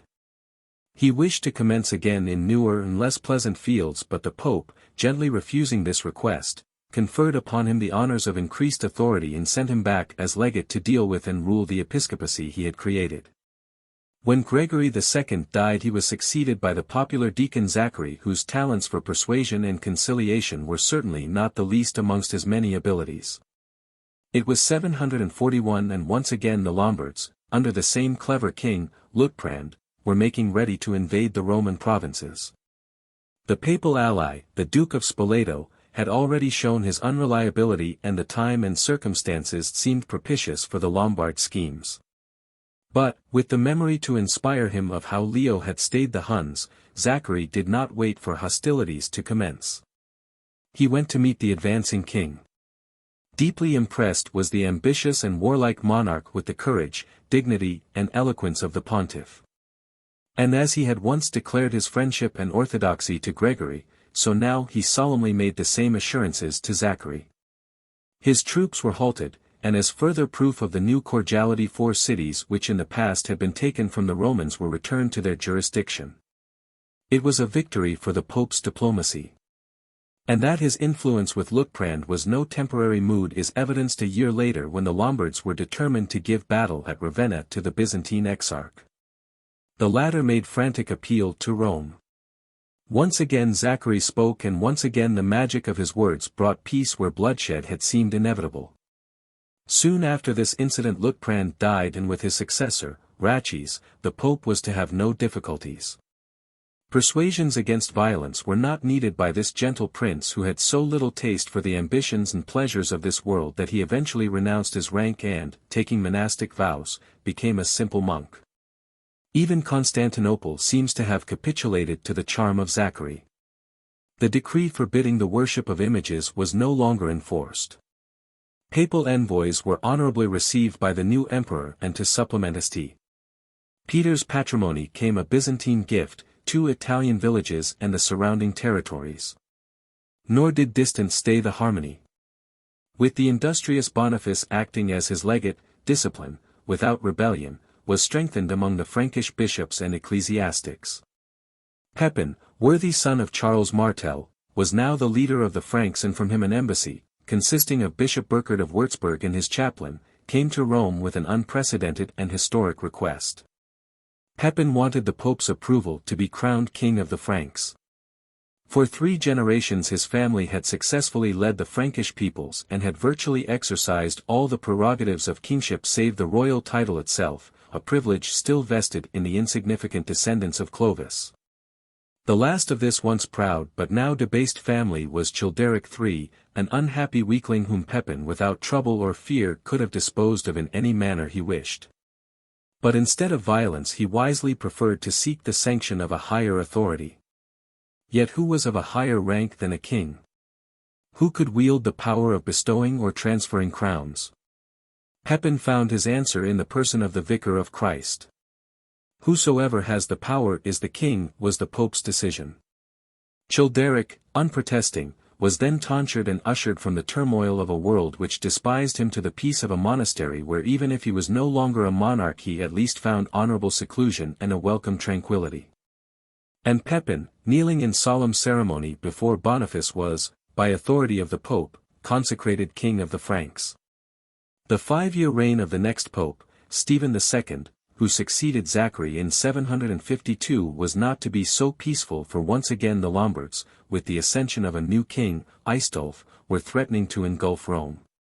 Stephen tried to negotiate with Aistulf, but the obstinate king insisted that Rome was to be his capital and that the papacy was to be under his temporal authority. The ancient city rose to arms at this arrogant challenge, and the citizens swore to suffer death rather than to submit to an usurper.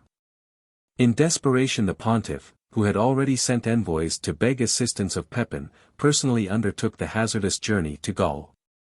His arduous efforts and eloquent entreaties were not in vain.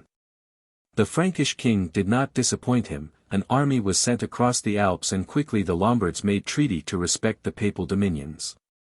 With gratitude in his heart and actions the happy pontiff then presided at a second coronation of Pepin, this time adding to the kingly title the hereditary dignity of Patrician of Rome.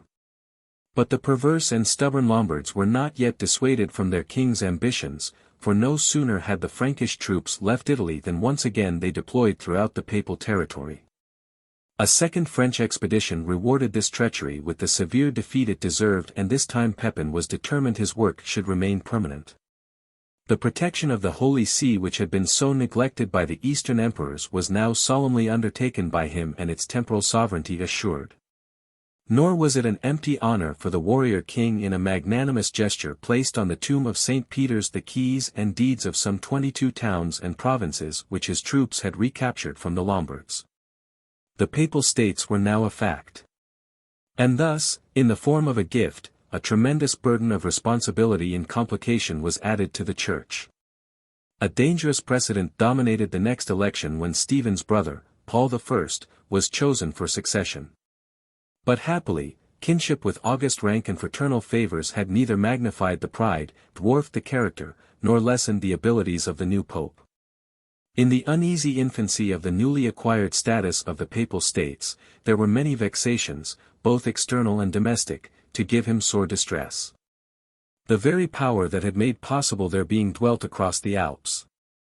A distance far enough to allow hope to remain alive in the breasts of the resentful Lombards. Still brooding in sullen defeat, these incorrigible people never neglected an opportunity to harass the unfortunate Romans. Each time a new prince succeeded to their leadership he was haunted by the ambitious and unfulfilled dreams of his fathers. Desiderius was now their king, and he proposed to the Byzantine emperor that they should form a military alliance to crush the papal sovereignty and regime and divide the lost territories. Once again the power of Pepin's name was invoked by the anxious Romans, and the scheme failed. But the 10 years of his reign were a series of ceaseless worries for the Pope, a train of negotiations, threats and treaties, punctuated by appeals for Frankish intervention. Within Rome itself the pontiff was forced to be a martinet and to exercise with drastic measures a severe authority. Abuse of privilege and of rank was now common in both civil and ecclesiastical circles. There were all the machinations of politics, the maneuverings of diplomacy which accompany the responsibilities of temporal power, the intrigues inevitable to human nature when rich prizes are to be gained. And there were rich prizes. New territories to be governed and revenues to be collected. Then too, there was the greatest of all prizes, the papal office itself, this supreme rank that could create kings or depose them. Such a prize could not fail to attract the stratagems and plots of the unscrupulous. In 767 when Paul was stricken to his deathbed the solemnity that should have enveloped Rome at such a time was broken by an unruly and bloody seizure of the Lateran by Toto, the villainous and unprincipled Duke of Nepi. It was his soldiers who kept the death watch, and no sooner had the pontiff expired than their rude shouts proclaimed as next pope one of their own number, the duke's brother, Constantine. A bishop was compelled to ordain the soldier there and then, and a few days later the rascal was put through a ceremony of consecration. But the outrage was not allowed to stand. Another powerful noble, Prince Christopher, who had been close to the persons and confidences of the last pontiffs and who was bitterly opposed to Toto, fled and enlisted the support of the Lombards, always ready on any pretext to march on Rome. By guile and not by battle they secured an easy and prompt entrance to the city. Toto suffered immediate death, but for Constantine, discovered cringing in a chapel, it was not so easy. His punishment began with the slow destruction of his eyes by hot branding irons. The disorder and scandal were slow to cease. When Christopher arrived in Rome he discovered that during the tumult the Lombards had announced a pope of their own choosing. This was an aged and bewildered abbot named Philip, but before he could be consecrated, Christopher, who was as ambitious as Toto, had him thrust back to his monastery and at the same time announced the invalidity of both his and Constantine's election. All Rome, prelates and clergy, nobles and citizens, now gathered in the forum and unanimously voted for Christopher's candidate, Stephen III, a pious and learned monk but undoubtedly subjected to the determined will of his sponsor. One of his first acts was to convene a council before which the unfortunate eyeless Constantine was dragged, berated, and sentenced to life imprisonment in a monastery cell. And to prevent the recurrence of a similar crime a law was enacted declaring that in future the papal elections were to be confined to the ecclesiastical province. The Bishop of Rome has always been chosen, not by the whole Church, but by the Church in Rome. Up to this point the Roman laity had had some kind of say in the matter. This new decree of the year 769 reduced their part to acclamation only. This same year had witnessed the accession of Pepin's sons, Charlemagne and Carloman, to the joint occupancy of the Frankish throne. Carloman was to die within a few years, leaving Charlemagne possessor of a title which was to change from king to emperor. To him, Desiderius, the Lombard king, now turned, realizing that if his ambitions in Italy were to be achieved he must first gain the friendship of the Franks. A match was arranged between his daughter and Charlemagne. When the news arrived in Rome there was consternation and apprehension. The Pope protested vigorously and with good reason, for not only might the new alliance endanger the independence of the Holy See, but it was alleged that Charlemagne had contracted a previous wife whom he was divorcing with celerity but not with validity. So declared the canonists. But pontifical opposition did not prevent the solemnization of the new marriage. It was however doomed to an early failure and soon an annulment was declared because of the sterility of the Frankish princess. Stephen was only to officiate for 3 years and the last year was marked with as much violence as had characterized the first. In 771 Desiderius, exercising his privileges as a Christian pilgrim, but carefully escorted by his troops, journeyed to Rome to perform his devotional duties at the tomb of the apostles. But Prince Christopher, whose will was still law to the Pope, was alarmed and fortified the city against him. Then followed a rapid succession of incidents as astounding as they were shameful. There were revolt and treachery amongst the Romans, weary of the injustices and presumptions of Christopher and his equally arrogant son, Sergius. Even the Pope, perhaps swayed by the same emotions, made no effort to protect or defend in any way his ex-patron when, at the conclusion of the disgraceful episode, both Christopher and Sergius were seized by the Lombard executioners and subjected to the same dreadful punishment as had been given Constantine. Their eyes were torn out and then they were hurled to the dungeons. Stephen meekly submitted to the protection of the Lombard king from whom death liberated him on the 3rd of February, 772. Of an entirely different mold was Adrian I. Here was a pontiff who did not permit patronage from any man, friendship and assistance perhaps, but never the indignities that had so ignominiously clouded the previous pontificate. A patrician by birth and a churchman by sincere vocation, he ruled splendidly for nearly 24 years, a term of office not to be equaled by any of his successors until 10 centuries later. On his accession he quickly restored order to the Roman scene. Lombardian intrigues were rejected, their agents expelled, and in preparation for their certain revenge the fearless Pope, determined to make fierce resistance against anyone who would encroach upon his independence, formed a militia of his own. Desiderius, with his schemes facing ruin but now the possessor of a formidably superior army, lost no time in accepting the challenge. His hosts advanced on Rome, ruthlessly and thoroughly ravaging the countryside. Adrian had already sent messages to Charlemagne, but that warrior was engaged in one of his bitter wars with the Saxons and there seemed little chance, so the Lombards thought, of his intervention. He did send pleas for peace and they were not only ignored, but Desiderius, construing them as weaknesses, began to plot. After all Italy was subdued to his rule, he would force the Pope to proclaim Charlemagne's nephews the legal Frankish kings. With lesser opponents perhaps these lofty dreams might have had some chance of fulfillment, but fortunately Charlemagne and Adrian were of a superior breed. Not only was one a great soldier prince and the other a splendid pope, but they were friends. And by rare and happy circumstance their harmony was never to be disturbed by the rivalries which could so easily have been born of their individual greatness. Displaying the consummate skill of his military genius, Charlemagne marched his troops across the Alps with surprising swiftness and after attacking and defeating the Lombards at Verona, surrounded their chagrined ruler in his own capital. Leaving his generals to continue with the irksome task of siege, he pressed on to Rome, arriving in time to celebrate the festival of Easter. Acclamations and, significantly, imperial honors greeted his entrance to the city, but the wise prince preferred to enter as a pilgrim. On his knees he made his way up the steps of St. Peter's while a huge choir of monks chanted, Benedictus cavenit in nomine Domini. The jubilant pontiff raised him to his feet and embraced him as a son and as a savior. Devotional duties of Holy Week took precedence over temporal affairs, but in a few days all Rome was elated to learn that in similar ceremony and by deed Charlemagne had renewed the donation of Pepin. Added to the papal domains now were the island of Corsica, the provinces of Venice, Parma, and Istria, and the duchies of Spoleto and Benevento.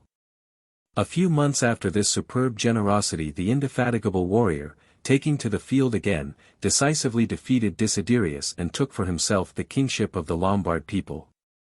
It seemed as though all menace to Roman security had been dissipated.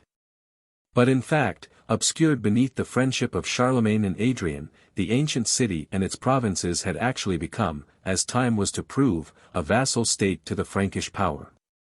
Adrian's ability was not limited to temporal fields. Sovereignty of Rome at this seemingly triumphant hour did not cause a neglect of his duties as supreme pastor of the Church. An ardent patron of the missionaries, he also took vigorous measures to fight the nascent heresy of adoptionism. Harmony with the Eastern Church was another of his interests, and in 787 at the Seventh General Council, held at Nicaea, it was his legates who interpreted the papal principles concerning the veneration of images. When on the Christmas day of the year 795, amidst exhibitions of universal grief and regret, he died, it was his lifelong friend Charlemagne who sadly inscribed the appropriate epitaph, "Here the Father of the Church, the glory of Rome. The illustrious author Adrian, the blessed Pope lies buried." Born of noble parents, he was still nobler by his virtues. I join our names together, Adrian and Charles, I the king, you the father, with the saints of God may your dear soul be in peace. Ninth Century. The very day of Adrian's funeral saw the election of a new pope, Leo III. Such unseemly haste was not without its consequences, for although Leo had, and was to keep, the support of the all-powerful Charlemagne, there existed in Rome a faction bitterly and dangerously hostile. The conspiracies of these malcontents finally had results in the form of a sudden and murderous attack on the person of the pontiff while he was walking, unprotected by guards, in an ecclesiastical procession. The unfortunate pope was seized by the ruffians, beaten into insensibility, mutilated, and dragged to a monastery cell where his attackers then attempted to gouge his eyes and tear out his tongue. Wound him grievously they did, but not to their hopes. Both sight and speech were regained and he lived to evade the vigilance of his captors. Gathering together a small band of supporters he hastened to the court of Charlemagne, who received him with consideration and sympathy. This latter emotion took practical expression in the form of an armed expedition to escort the Pope back to Rome, where he was received with every manifestation of joy by the citizens. Ferreted from their hiding places, his enemies would have probably suffered quick reward for their villainies, but the pontiff insisted that their accusations against him should be heard first. A court of bishops and doctors was convened, and Charlemagne, deeming such an event important enough to warrant his presence, hurried to Rome to make his second visit. After hearing the testimony, the judicial clerics decided, and it was sound law, that they had not the power, nor would they dare, even at the Pope's own behest, to judge the Apostolic See, which is the head of all the Church of God. To this decision the emperor gave his hearty assent, whereupon the Pope voluntarily declared on oath that he was innocent of all the charges leveled at him. His accusers and would-be assassins were then sentenced to die, but Leo, with the mercy of his station and the magnanimity of his victory, intervened, and their punishment was changed to exile. The dramatic scene was not to be the only eventful incident of Charlemagne's visit. A few days later it was Christmas, and while the king was kneeling at his devotions in St. Peter's, the Pope suddenly placed a gold crown on his head and a purple cloak across his shoulders. The surprised monarch then heard the wild acclamation of the people, who joined in the thunderous chant of the choir, "Long life and victory to Charles, the most pious Augustus, crowned by God, the great and pacific emperor of the Romans." Once again there was an emperor of the West, and the vast territories that were united by his valor and fortune now marked the beginning of what was known as the Holy Roman Empire. That idealistic scheme which could never arrive at perfection because of the imperfection which exists in all men. But on that Christmas day of 800 it seemed a magnificent plan, the temporal power of a united Christendom invested in a powerful prince who swore to uphold and protect but not interfere with the authority or offices of the Church. It seemed a magnificent plan, but in it no provision was made for the very human emotions of greed and ambition which for centuries to come both princes and churchmen were to display in the usurpation of each other's provinces. Nor was this projected spiritual and temporal empire founded on true Christian principles. Devotion and faith perhaps, but in many cases only a nominal allegiance was paid to the teachings of the divine founder. Many of the evils, if not the tenets, of paganism were still discernible in the life of the period. Even the great champion of Christendom, Charlemagne, in many instances showed a singular disregard for the proprieties and virtues of his undeniable faith. In war he notoriously displayed little mercy, and in matrimony, with equal fame, he had no constancy. The imperial couch was a changing scene to a long succession of consorts, some of whom he married and divorced, but many of whom he did not deign to trouble with the pretense of any dubious ceremony. And along with his protection of the Church there also grew, despite the loud condemnations of the true clerics, the evil influences of lay investiture, that pernicious system which made bishops out of soldiers and vice versa. By Charlemagne's orders the sacrament of baptism was many times enforced by the sword, and other abuses of the time can well be illustrated by the fact that the emperor's own daughter, Bertha, was the mistress of Angibert, abbot of St. Renier, and one of her father's most trusted friends and admirers. In 814 the emperor died, and almost immediately the absence of his powerful influence was shown by revolt in Rome. This time however Leo needed no external aid to quell the conspirators, who were soon defeated and their ringleaders executed. These harsh but necessary measures shocked Charlemagne's son, known to history as Louis the Mild, who had succeeded his great father but who had not learnt that the sternest of actions are oftentimes necessary to the discipline which is essential to wise government. Although possessed of the same laudable aims as had directed the policies of his father, Louis unfortunately was not blessed with the same genius for administration. On accession to power, the conscientious and considerate prince had reformed the court which was the seat of his inheritance, banishing to their monasteries those worldly ecclesiastics who had been such boon companions of his father, and ordering other clerics of similar sort to divest themselves of such unpriestly attire as spurs and swords. To the real and hard-working warriors of the Church he gave unstinted assistance, and with sympathy he listened to the monks who would have him help the conditions of the serfs. There is no doubt that mercy and charity characterized the every action of this good man, but in an age where violence seemed necessary for survival, these virtues became the weaknesses which spelled the ruination of his father's mighty plans. Louis was not crowned by Leo, for that pontiff soon died. He was succeeded by Stephen IV, a Roman of good family, whose pontificate only lasted 6 months. During this time he journeyed to Reims, and there, after assuring Louis of the friendship and loyalty of Rome, he ceremoniously invested both the emperor and his wife with the golden circlets that were the symbols of their rank. The next pope was Paschal I, who was gloomily aware that Louis lacked the strength so necessary to keep the unwieldy bulk of the empire intact. Already there were signs of anarchy, and even the imperial sons and nephews played at plot and intrigue. With Rome apparently a subject state to the emperor, events might soon place a tyrant or villain as feudal lord and protector of the ancient city.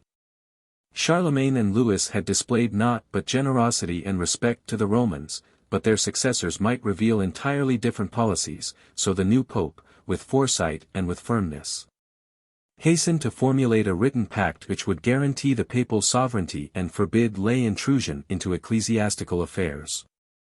Through his ambassadors the emperor agreed to these measures in a document which is extant, Pactum Ludovicinum. But at the papal court there were high officials who, for the furtherance of their own dark intrigues, tried in every way to wreck the treaty. They failed, and so savage was the feeling against them and their treacheries that the infuriated supporters of the pope first captured, then blinded and killed their leaders. Once again the gentle Louis was shocked, and this time he sent an embassy to make investigation. Paschal, under a solemn and voluntary oath, declared he had had nothing to do with the bloody deed, but at the same time he invoked the privileges of his sovereignty and refused to allow the imperial envoys to apprehend the perpetrators, stating that the murdered officials had been guilty of treason and deserved their end. A gentler side of his nature was revealed when, on turning from political problems, he was magnificently hospitable to crowds of Orthodox Catholics, monks and laity, who were fleeing from Greece before the persecution of the current Byzantine tyrant, now Leo the Armenian. Paschal erected hospices and monasteries and opened the gates wide to the needy, and he also was responsible for the founding and restoration of many other important buildings throughout Rome. From splendid evidence still existing, his name can be included in that large and illustrious company of pontiffs who, in addition to those other virtues which made certain their claim for posterity, are remembered as assiduous patrons of the arts. The pro-Frankish party in Rome, consisting mostly of conniving nobles who had favors to gain at the imperial court, was very much in evidence at the next papal election in 824, and despite an open violation of the law of 769, it was their influence which brought the pontifical honors to Eugenius II. Such dubious support was not, however, to cast the shadows of dishonor over the acts of the new pope.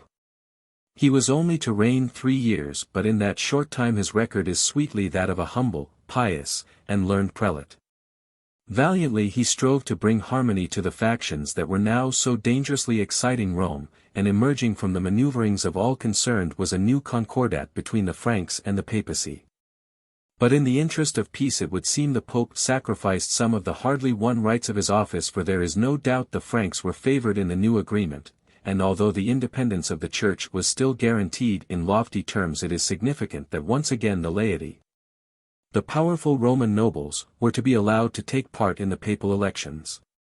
This mistake did not prevent Eugene from being alarmed at the evil effects of lay investiture. He called 62 bishops to Rome, and from this meeting 38 decrees of ecclesiastical discipline were issued. Illiterate clerics were to be suspended, new schools established, and doctors of learning were to dwell with bishops. During the late summer of the next year Eugenius died, and the selection of Valentine as pope was due entirely to the support of the nobles, now acting in their legal rights.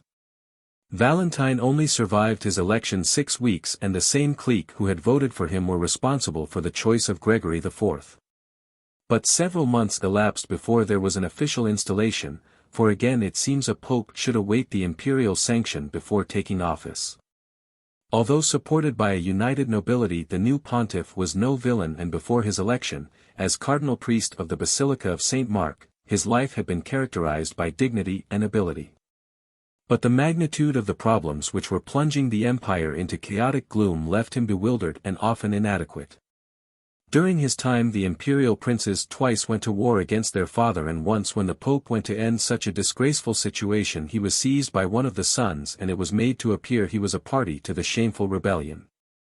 Such, indeed, became the Emperor Louis's opinion, and for a time he viewed the pope with distrust and anger, an attitude which would have served him far better if it had been employed in the direction of his bellicose and mutinous offspring.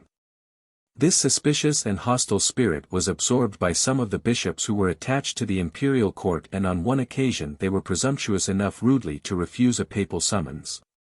To them Gregory administered a dignified and fitting rebuke.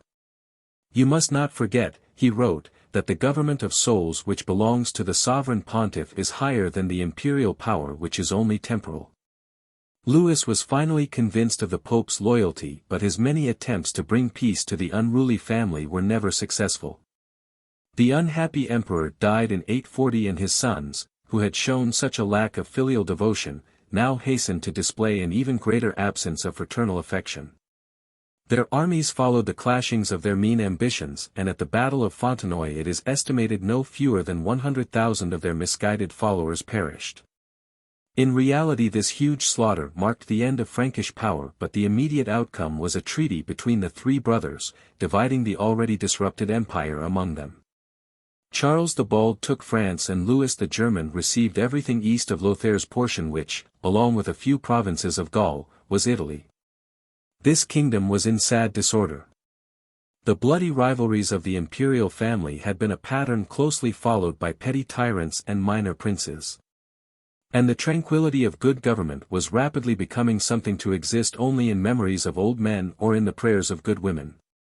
The alert Saracens had landed and taken possession of Sicily, and from their ranks savage gangs of mercenaries had been foolishly imported to enforce the claims of aspirants to the Duchy of Benevento. The Pope was well aware of these dangers, and he knew that there was now no prince powerful enough or willing to come to his immediate assistance if Rome was invaded. The power of Charlemagne's name had been dissipated by his descendants, and with foreboding the pontiff set out to prepare the city for defense. But even while he frantically superintended the construction of fortifications, it is interesting to note that the work of the Church continued on its determined way. Saracens might be a near and fearful menace to Rome, but that did not prevent Scandinavia from being given the faith, and Saint Ansgar, Apostle of the North, was sent the pallium and the authority of legate to the Swedes, Danes, and Slavs. Across the seas to the Archbishop of Canterbury and over the long roads to Salzburg and Grotto, went the same coveted symbol, along with lengthy missives of advice and guidance. Shame stained the 3 years of the next pope, the aged and gout-stricken Sergius II. Turmoil had marked his election. When his name was announced there was an angry roar from an indignant and disappointed populace who had hoped for their own candidate, the Deacon John.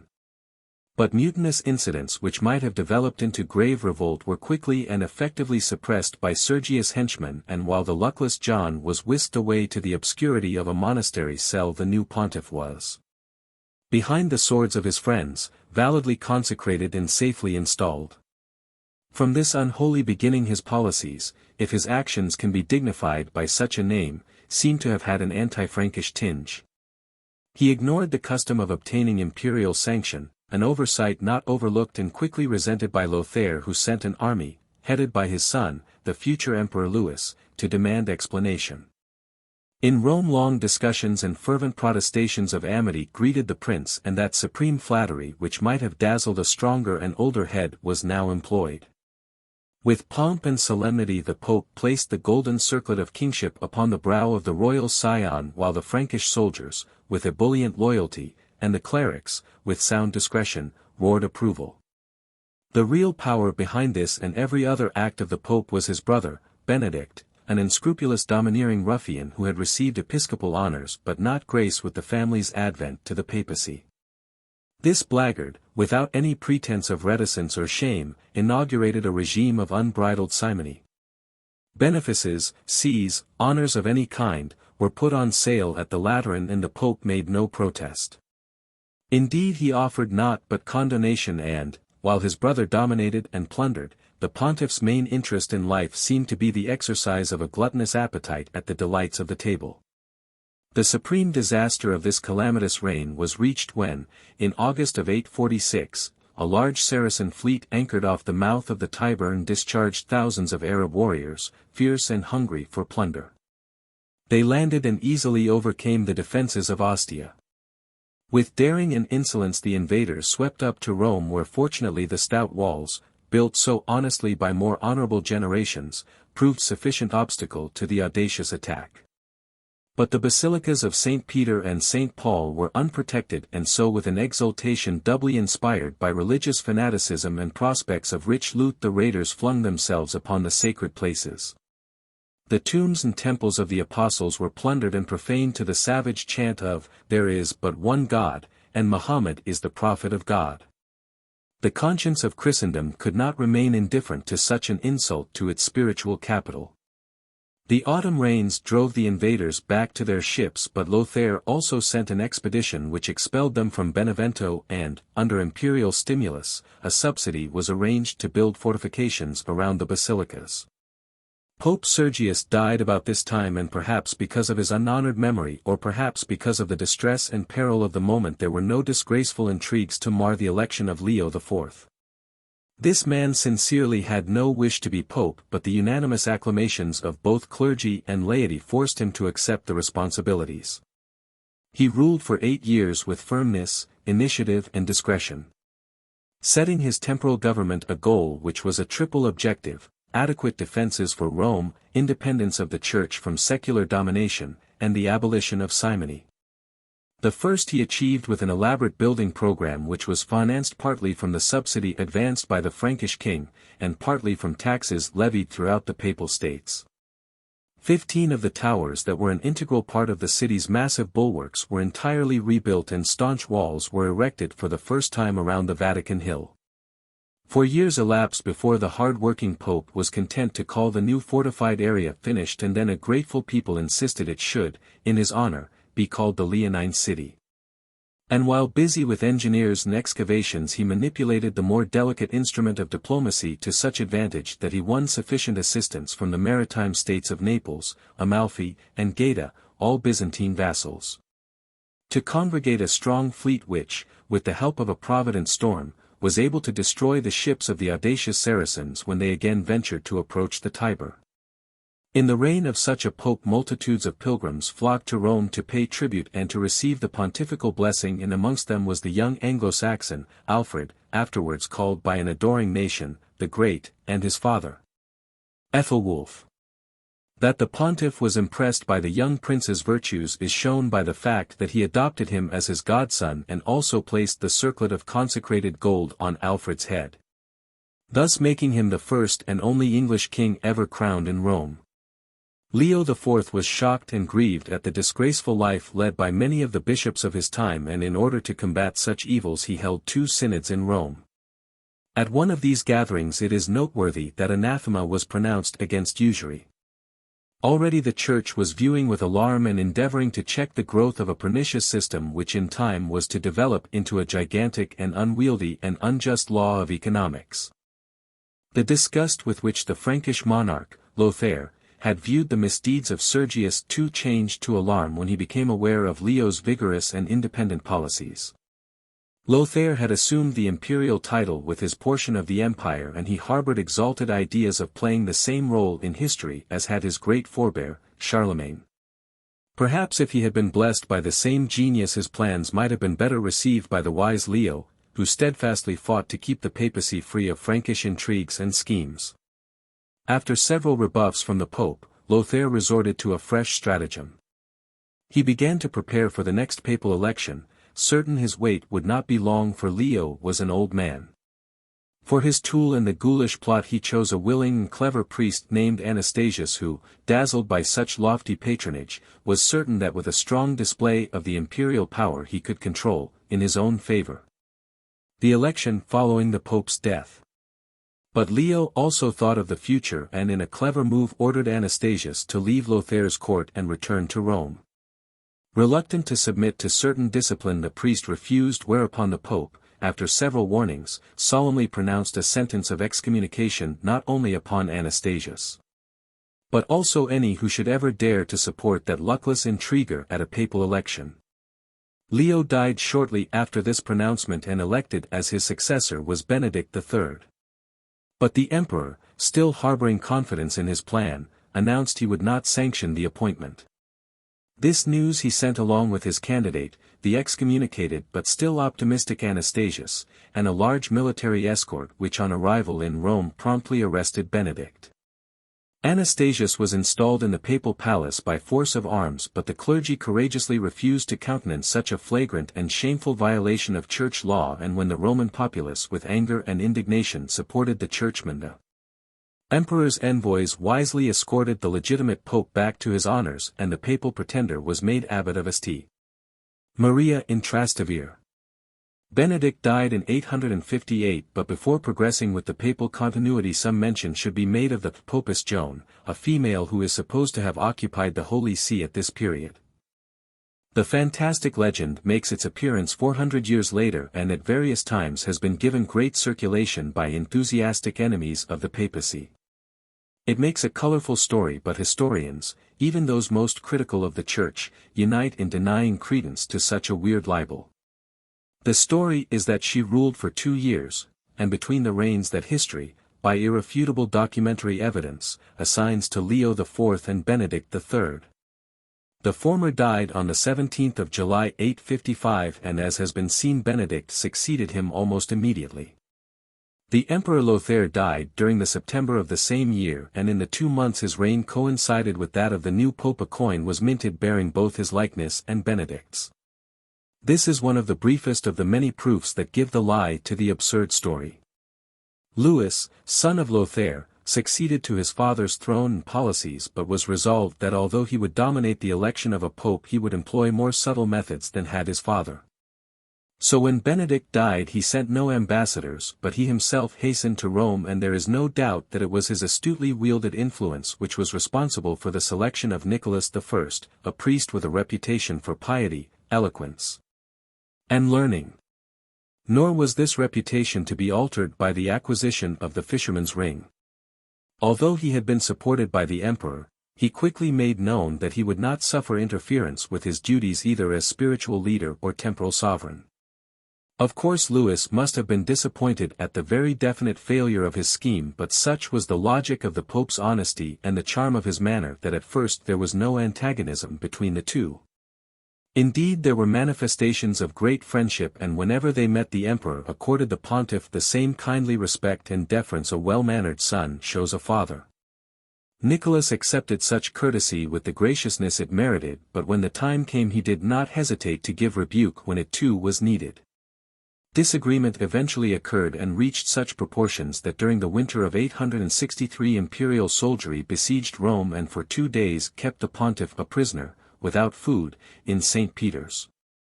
The quarrel was because the emperor's nephew, Lothair II, king of Lorraine, had divorced his wife to marry his mistress. With a firmness that would allow of no compromise Nicholas declared the divorce to be invalid and ordered Lothair to return to his lawful wife. The thwarted king and his imperial uncle employed every argument, from threats of force to the opinions of dishonest prelates, to change the pope's decision, but he remained adamant. And that unscrupulous ecclesiastics, including such important figures as the archbishops of Cologne and Treves, who, untrue to their vows, were submissive to the emperor, he leveled sentences of deposition.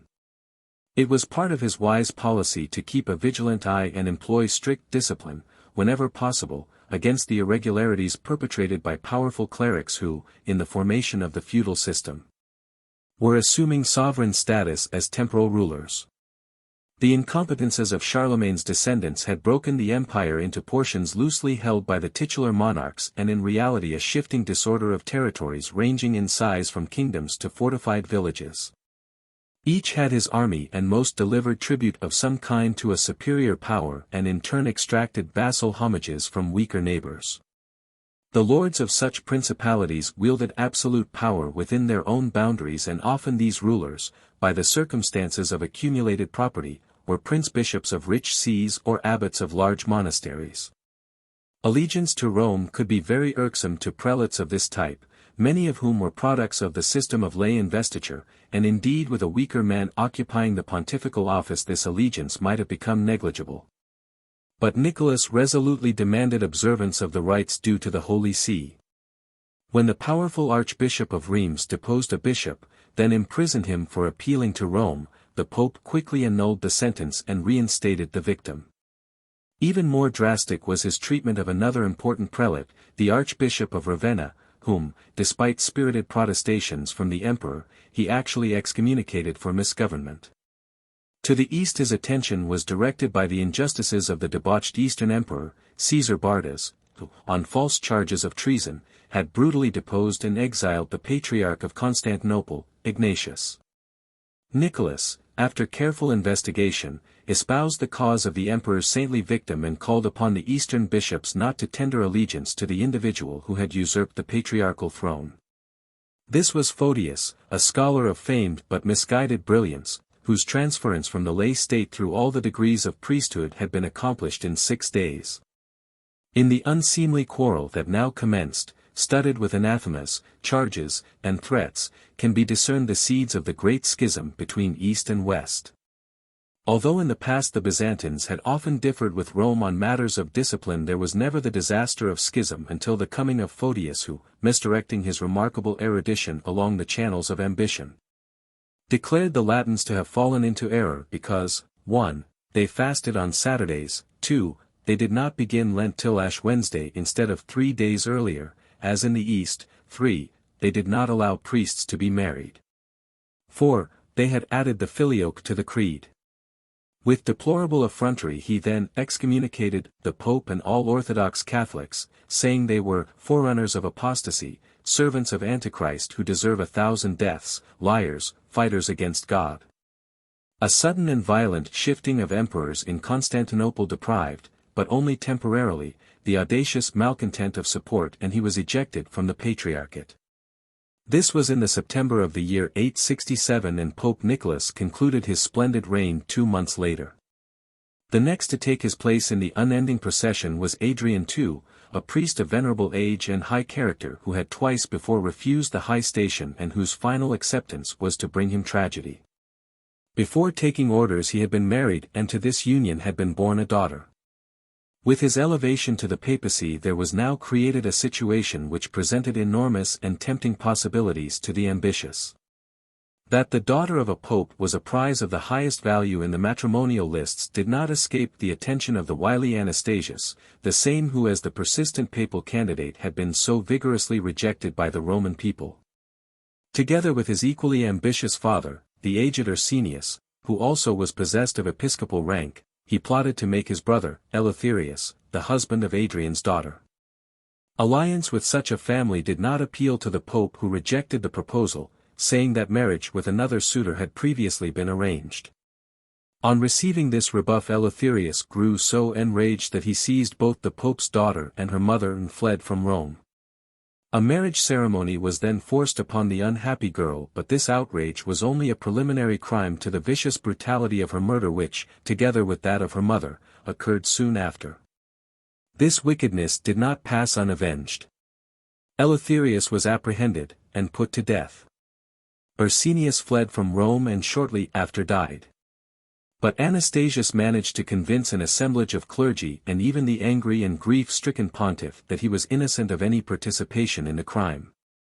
In 872 Adrian died and he was followed by John VIII, whose reign of a decade was also one of violence and bloodshed. Problems of all kinds and from all directions came to harass him. The death of Louis II had left the title of emperor sought by two claimants, his uncles, Louis the German and Charles the Bald, who ruled France. The Pope, sadly in need of a strong secular power to regulate the disorders of Italy, endorsed the claims of the French prince and crowned him in Rome on the Christmas day of 875. But this act failed to bring the desired troops across the Alps and only served to inflame the slighted aspirant to a more determined bellicosity. Armies marched and men died to settle the imperial contest.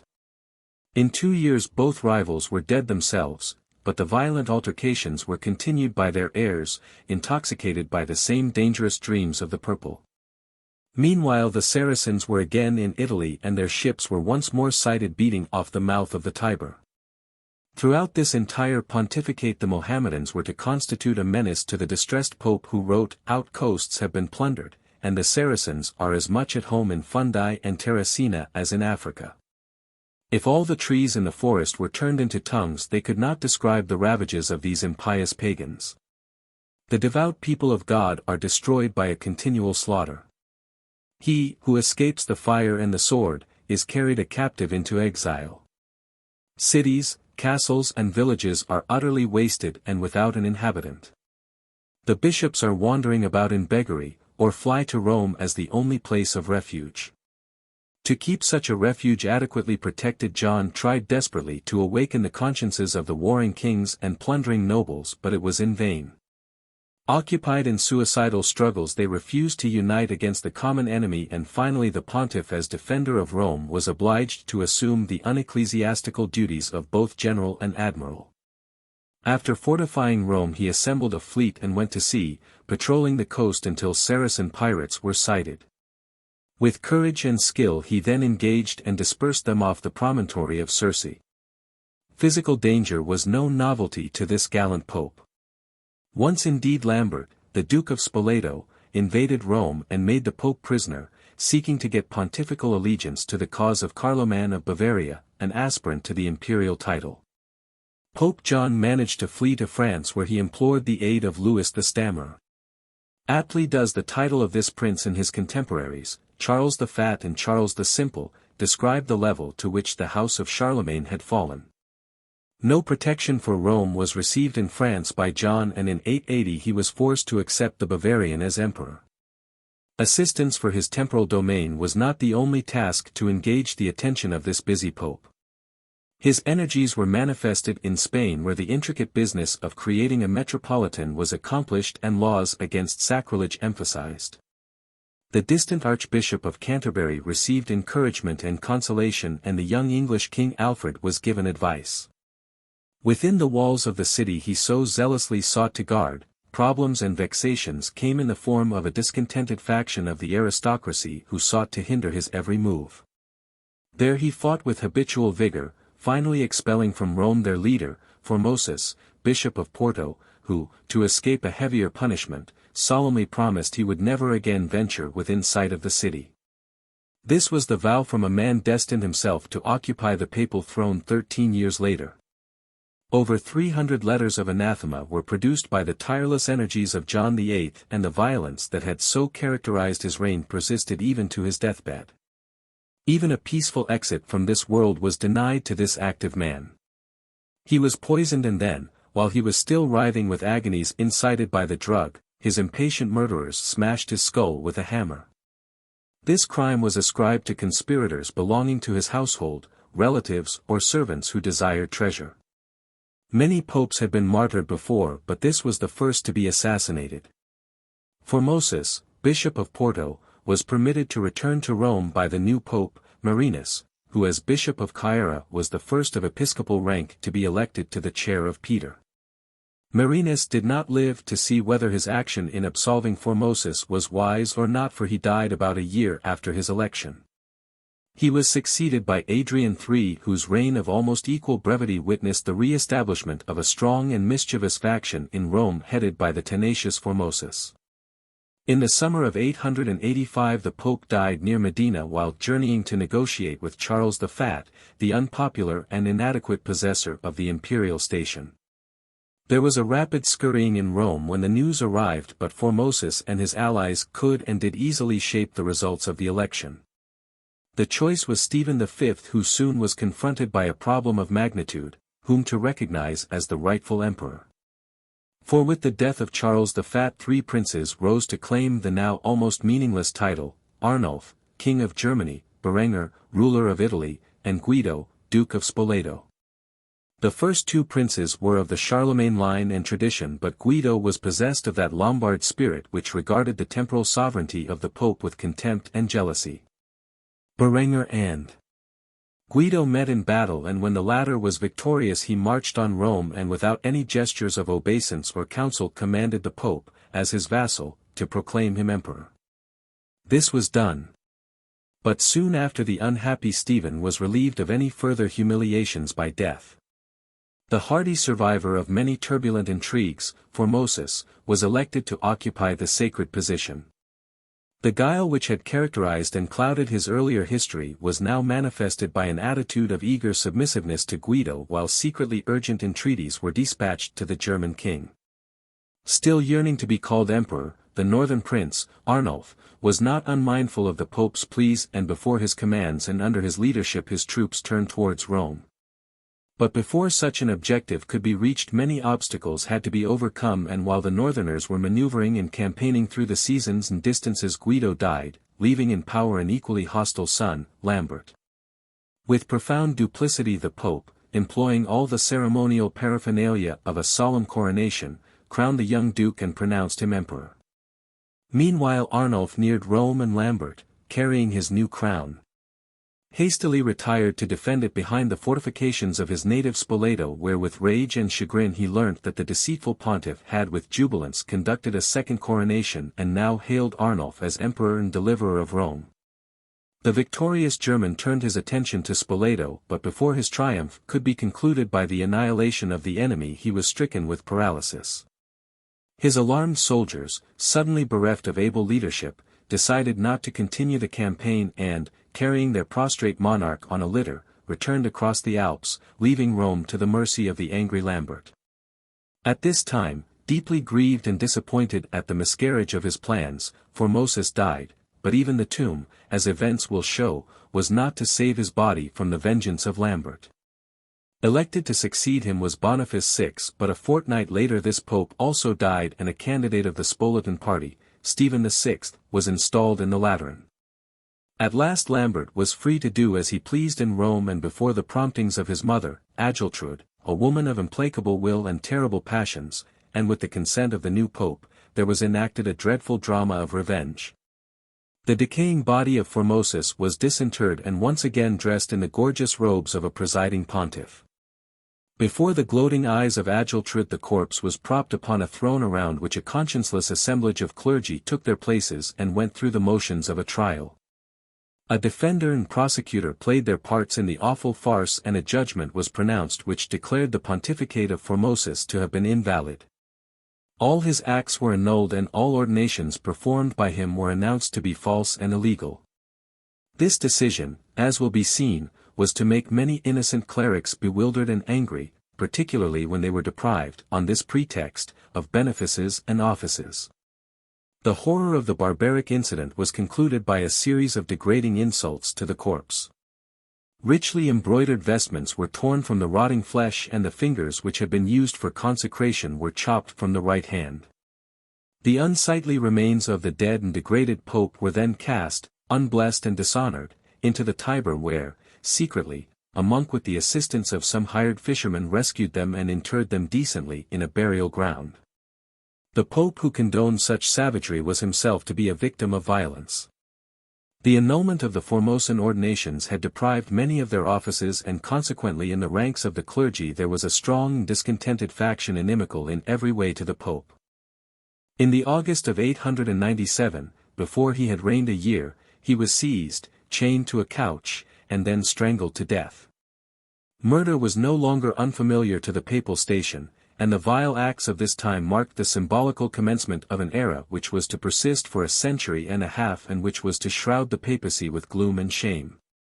The chair of Peter became the prize of tyrants and brigands and a throne fouled by fierce tides of crime and licentiousness. Nevertheless, the destined succession continued steadily on, perhaps polluted by but always outliving the schemes of despots and villains. The 5 months following the murder of Stephen VI saw the accession and deaths of 2 pontiffs, Romanus and Theodorus II. The latter in his brief reign once again exhumed the abused corpse of Formosus and removed it with suitable ceremony to an appropriate and honored resting place. A decree was then issued, and there was great excitement along the streets of the city as the citizens read it, that the ordinations of Formosus were, despite previous edicts, to be considered valid. 2 militant factions were now struggling bitterly for supremacy in Rome, the Formosans and the Anti-Formosans, and at the death of Theodorus both parties promptly and emphatically named a pope. The Formosans declared in favor of a Benedictine, John IX, whilst their antagonists chose one Sergius. Intervention was needed to prevent a deadlock, and it came in the person of the emperor and his much disputed right of sanction. Strangely enough, he was well disposed to John, and this favor Pope John repaid by assembling a synod which declared against the pretensions of the emperor's rival, Berenger, and formulated a law to the effect that in future a pope-elect was not to be consecrated except in the presence of imperial envoys. Such gestures must not be construed as mere sycophancy but as measures to restore the order so sadly lacking in Rome for the past decade. In many ways John strove, though not successfully, for his obstacles were almost insurmountable, to introduce reforms and abolish abuses. Laws were passed to make impossible a repetition of the ghastly barbarism of Formosus' trial, and the victims of the decrees accompanying that infamous act were now helped and reinstated. Sympathy was extended to the Slavs of Moravia who complained of the harsh attitude of the German bishops.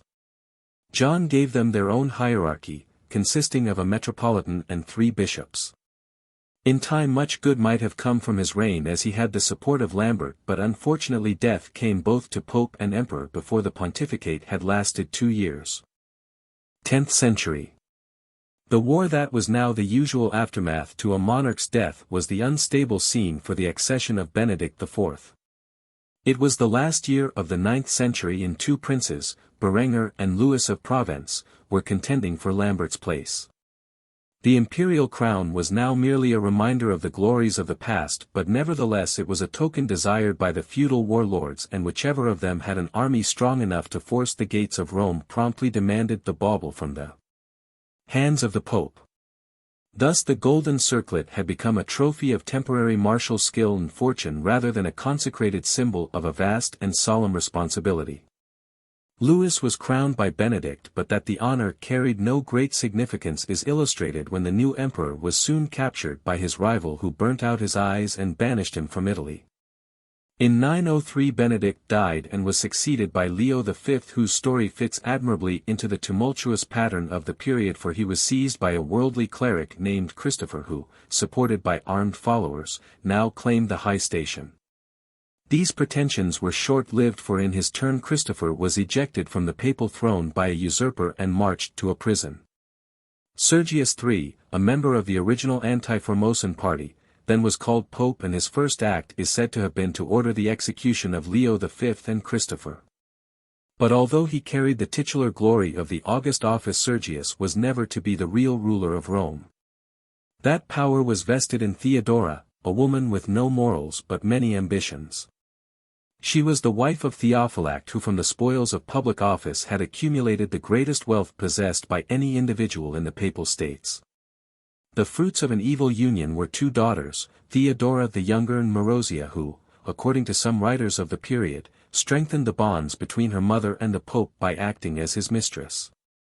This regime brought not only sorrow to sincere priests but also confusion, for, continuing with the rancor of the old quarrel, Sergius emphatically upheld the annulments of the Formosan consecrations and took the further steps of declaring invalid the ordinations of John IX and Benedict IV.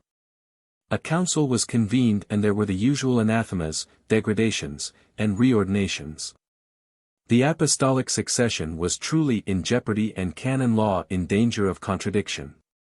There is little brightness to record in the dismal and disgraceful reign of this servile pope, but fittingly established at this time was the famous monastery of Cluny, which eventually was to cradle papal reforms. Another of the few acts which can be said to be allied with decency was the handsome restoration of the Lateran Basilica.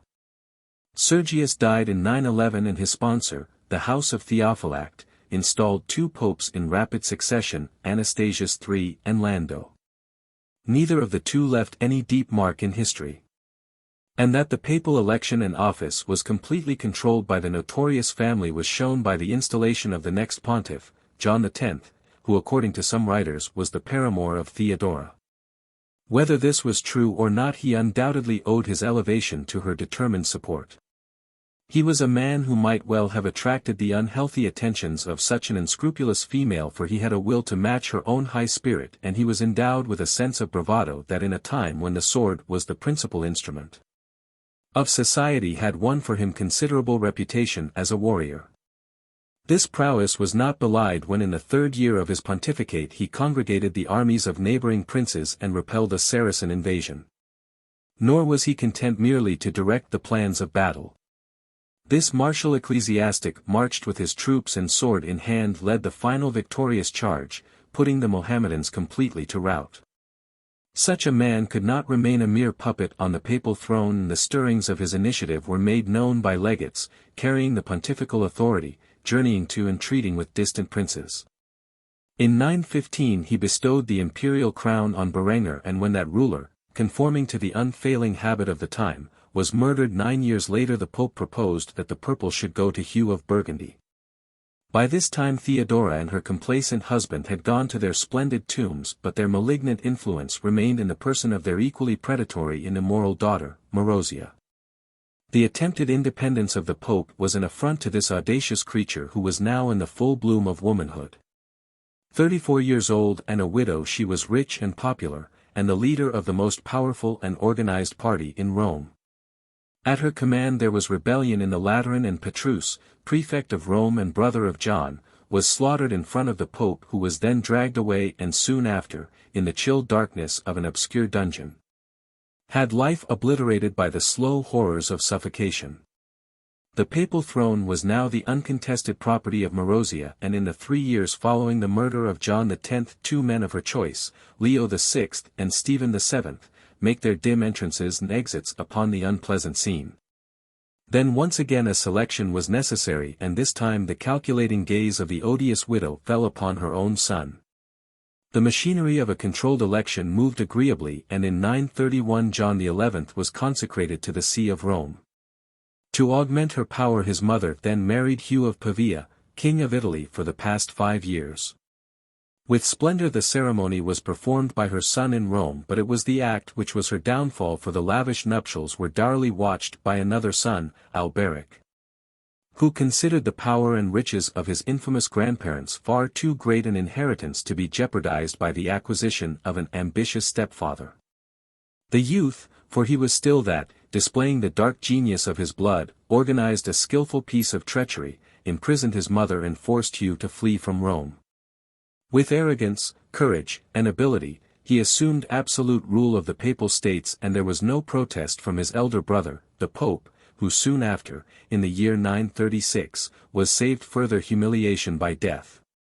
By violence Alberic had gained his position, and it was by force he was to maintain it for the next 20 years.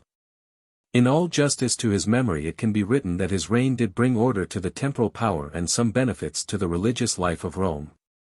After his brother's death 4 popes were installed under his patronage: Leo VII, Stephen IX, Marinus II and Agapitus II.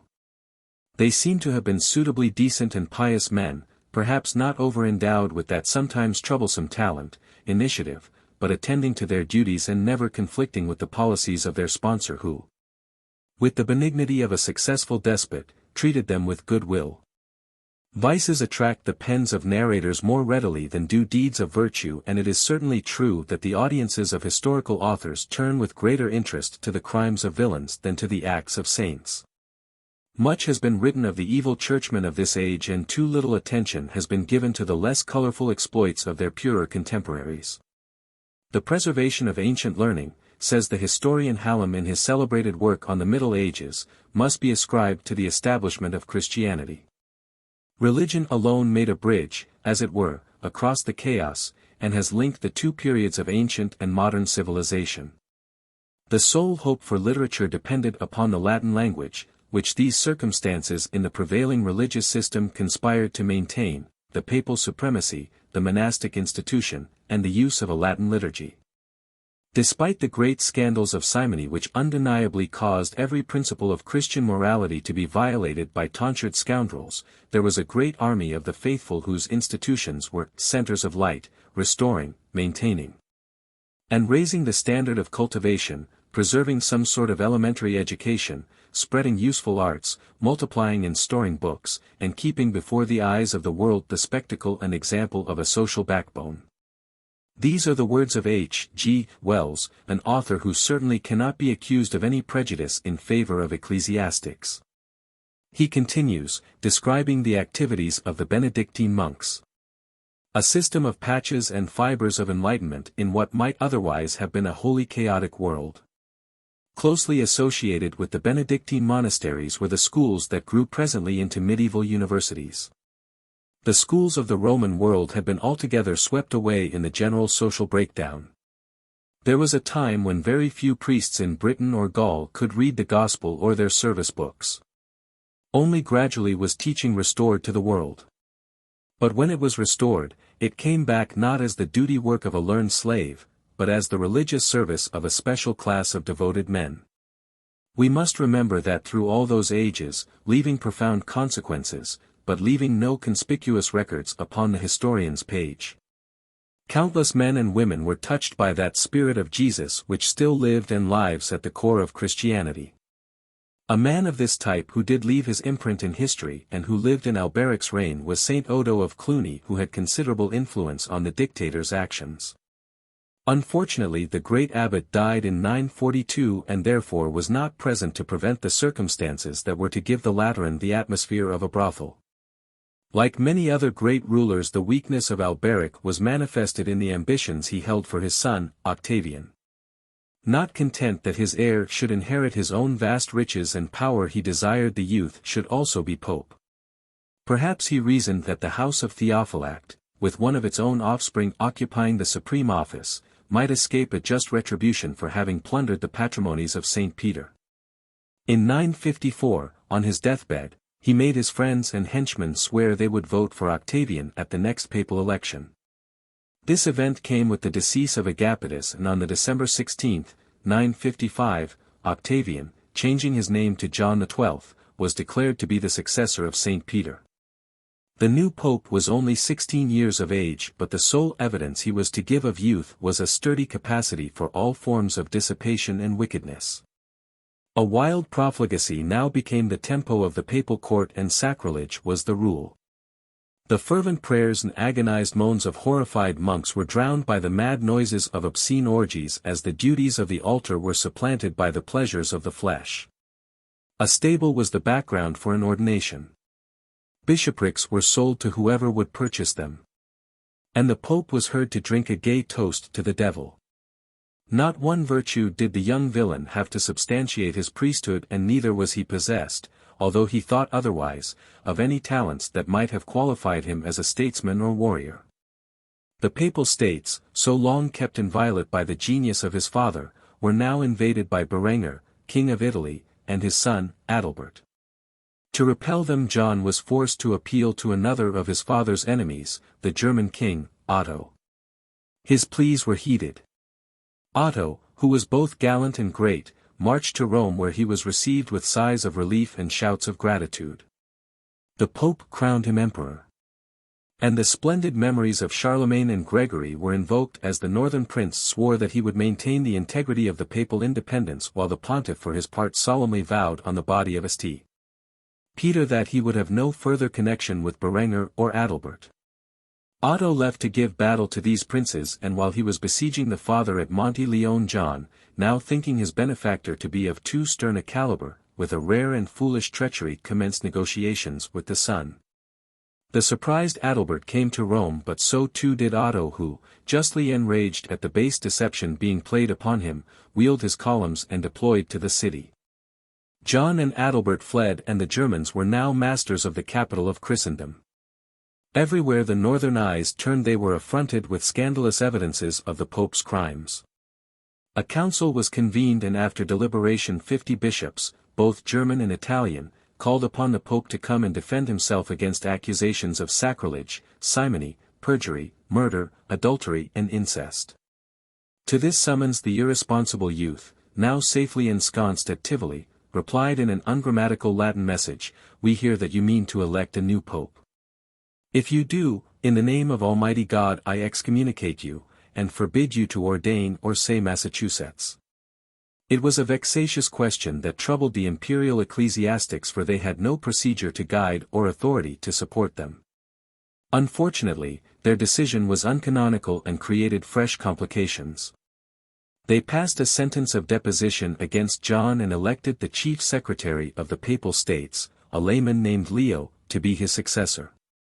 These measures were greeted with hostility by the majority of the Roman citizens who, suspicious of German domination and jealous of traditional rights, were of the opinion that no power on earth could depose a pope and then place a layman on his throne. Angry mutterings along the streets swelled into roars of protest and defiance as crowds eddied and a rebellion flared. It was suppressed by the irritated Otto at the cost of considerable bloodshed. But later, when the siege of Berengar called for his presence and troops, the angry Romans rose again, and this time they were successful. The anti-pope was driven from the Lateran, and the disreputable John was welcomed back as a hero. That he had learned no lessons from his experiences was rapidly manifested by his conduct. With barbaric cruelty revenge was wreaked upon those of his antagonists who were unlucky enough not to have escaped. One prelate had his right arm struck off, another was publicly scourged, and a third high official lost his ears and nose. Once again debauchery stained the Lateran, but only for 3 months was the pollution to endure. John XII breathed his last in the month of May, 964, and even the circumstances of the death of this inglorious and despicable man were not free from a disgraceful shadow, for it was the popular belief that he died at the hands of a wronged husband. The only happy fact to emerge from his dreadful reign, and it is remarkable, is that amongst the innumerable villainies perpetrated by the consecrated miscreant there was never any pronouncement against any of the dogmas or moral teachings of the Church. Without any mention of Otto's protégé, the anti-pope Leo VIII, who was still alive, the next election brought forth the person of Benedict V, a deacon with a reputation for piety and learning. Little opportunity was his to exercise ability, for the determined emperor marched back to Rome and blockaded the walls until the starved inhabitants made a dishonorable surrender. The defenseless Benedict was handed to the Germans who, in a gesture magnanimous in an age of murder, sent him beyond the Alps to Hamburg, where he remained in the kindly custody of the local archbishop until his death a year later. By this time his rival, Leo, had also descended to the grave, and Otto, in an effort to make peace with those Romans who were bitterly antagonistic, encouraged the election of John XIII, a scion of the house of Theophylact and a cousin of John XII.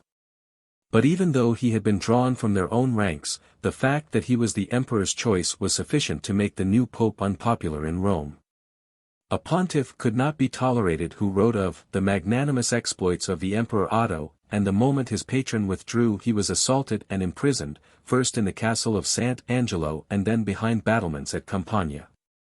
But John was of a breed that met desperation with resource, and he managed to effect an escape and flee to a refuge at Capua. Otto heard the news, and once again his troops descended on Rome. The Christmas of 966 saw both Pope and Emperor back in the city and effecting awful revenge. The 12 tribunes were hanged, the corpse of the Prefectus Urbis was dragged from the tomb and quartered, and another high official was dangled by his hair from a tall statue, then flogged to unconsciousness. It was the discipline of the age, unquestioned by witnesses, and expected by the vanquished. John's gratitude to Otto was never to falter. In 967 he crowned his son, also named Otto, and a few years later married him to the Byzantine princess Theophano.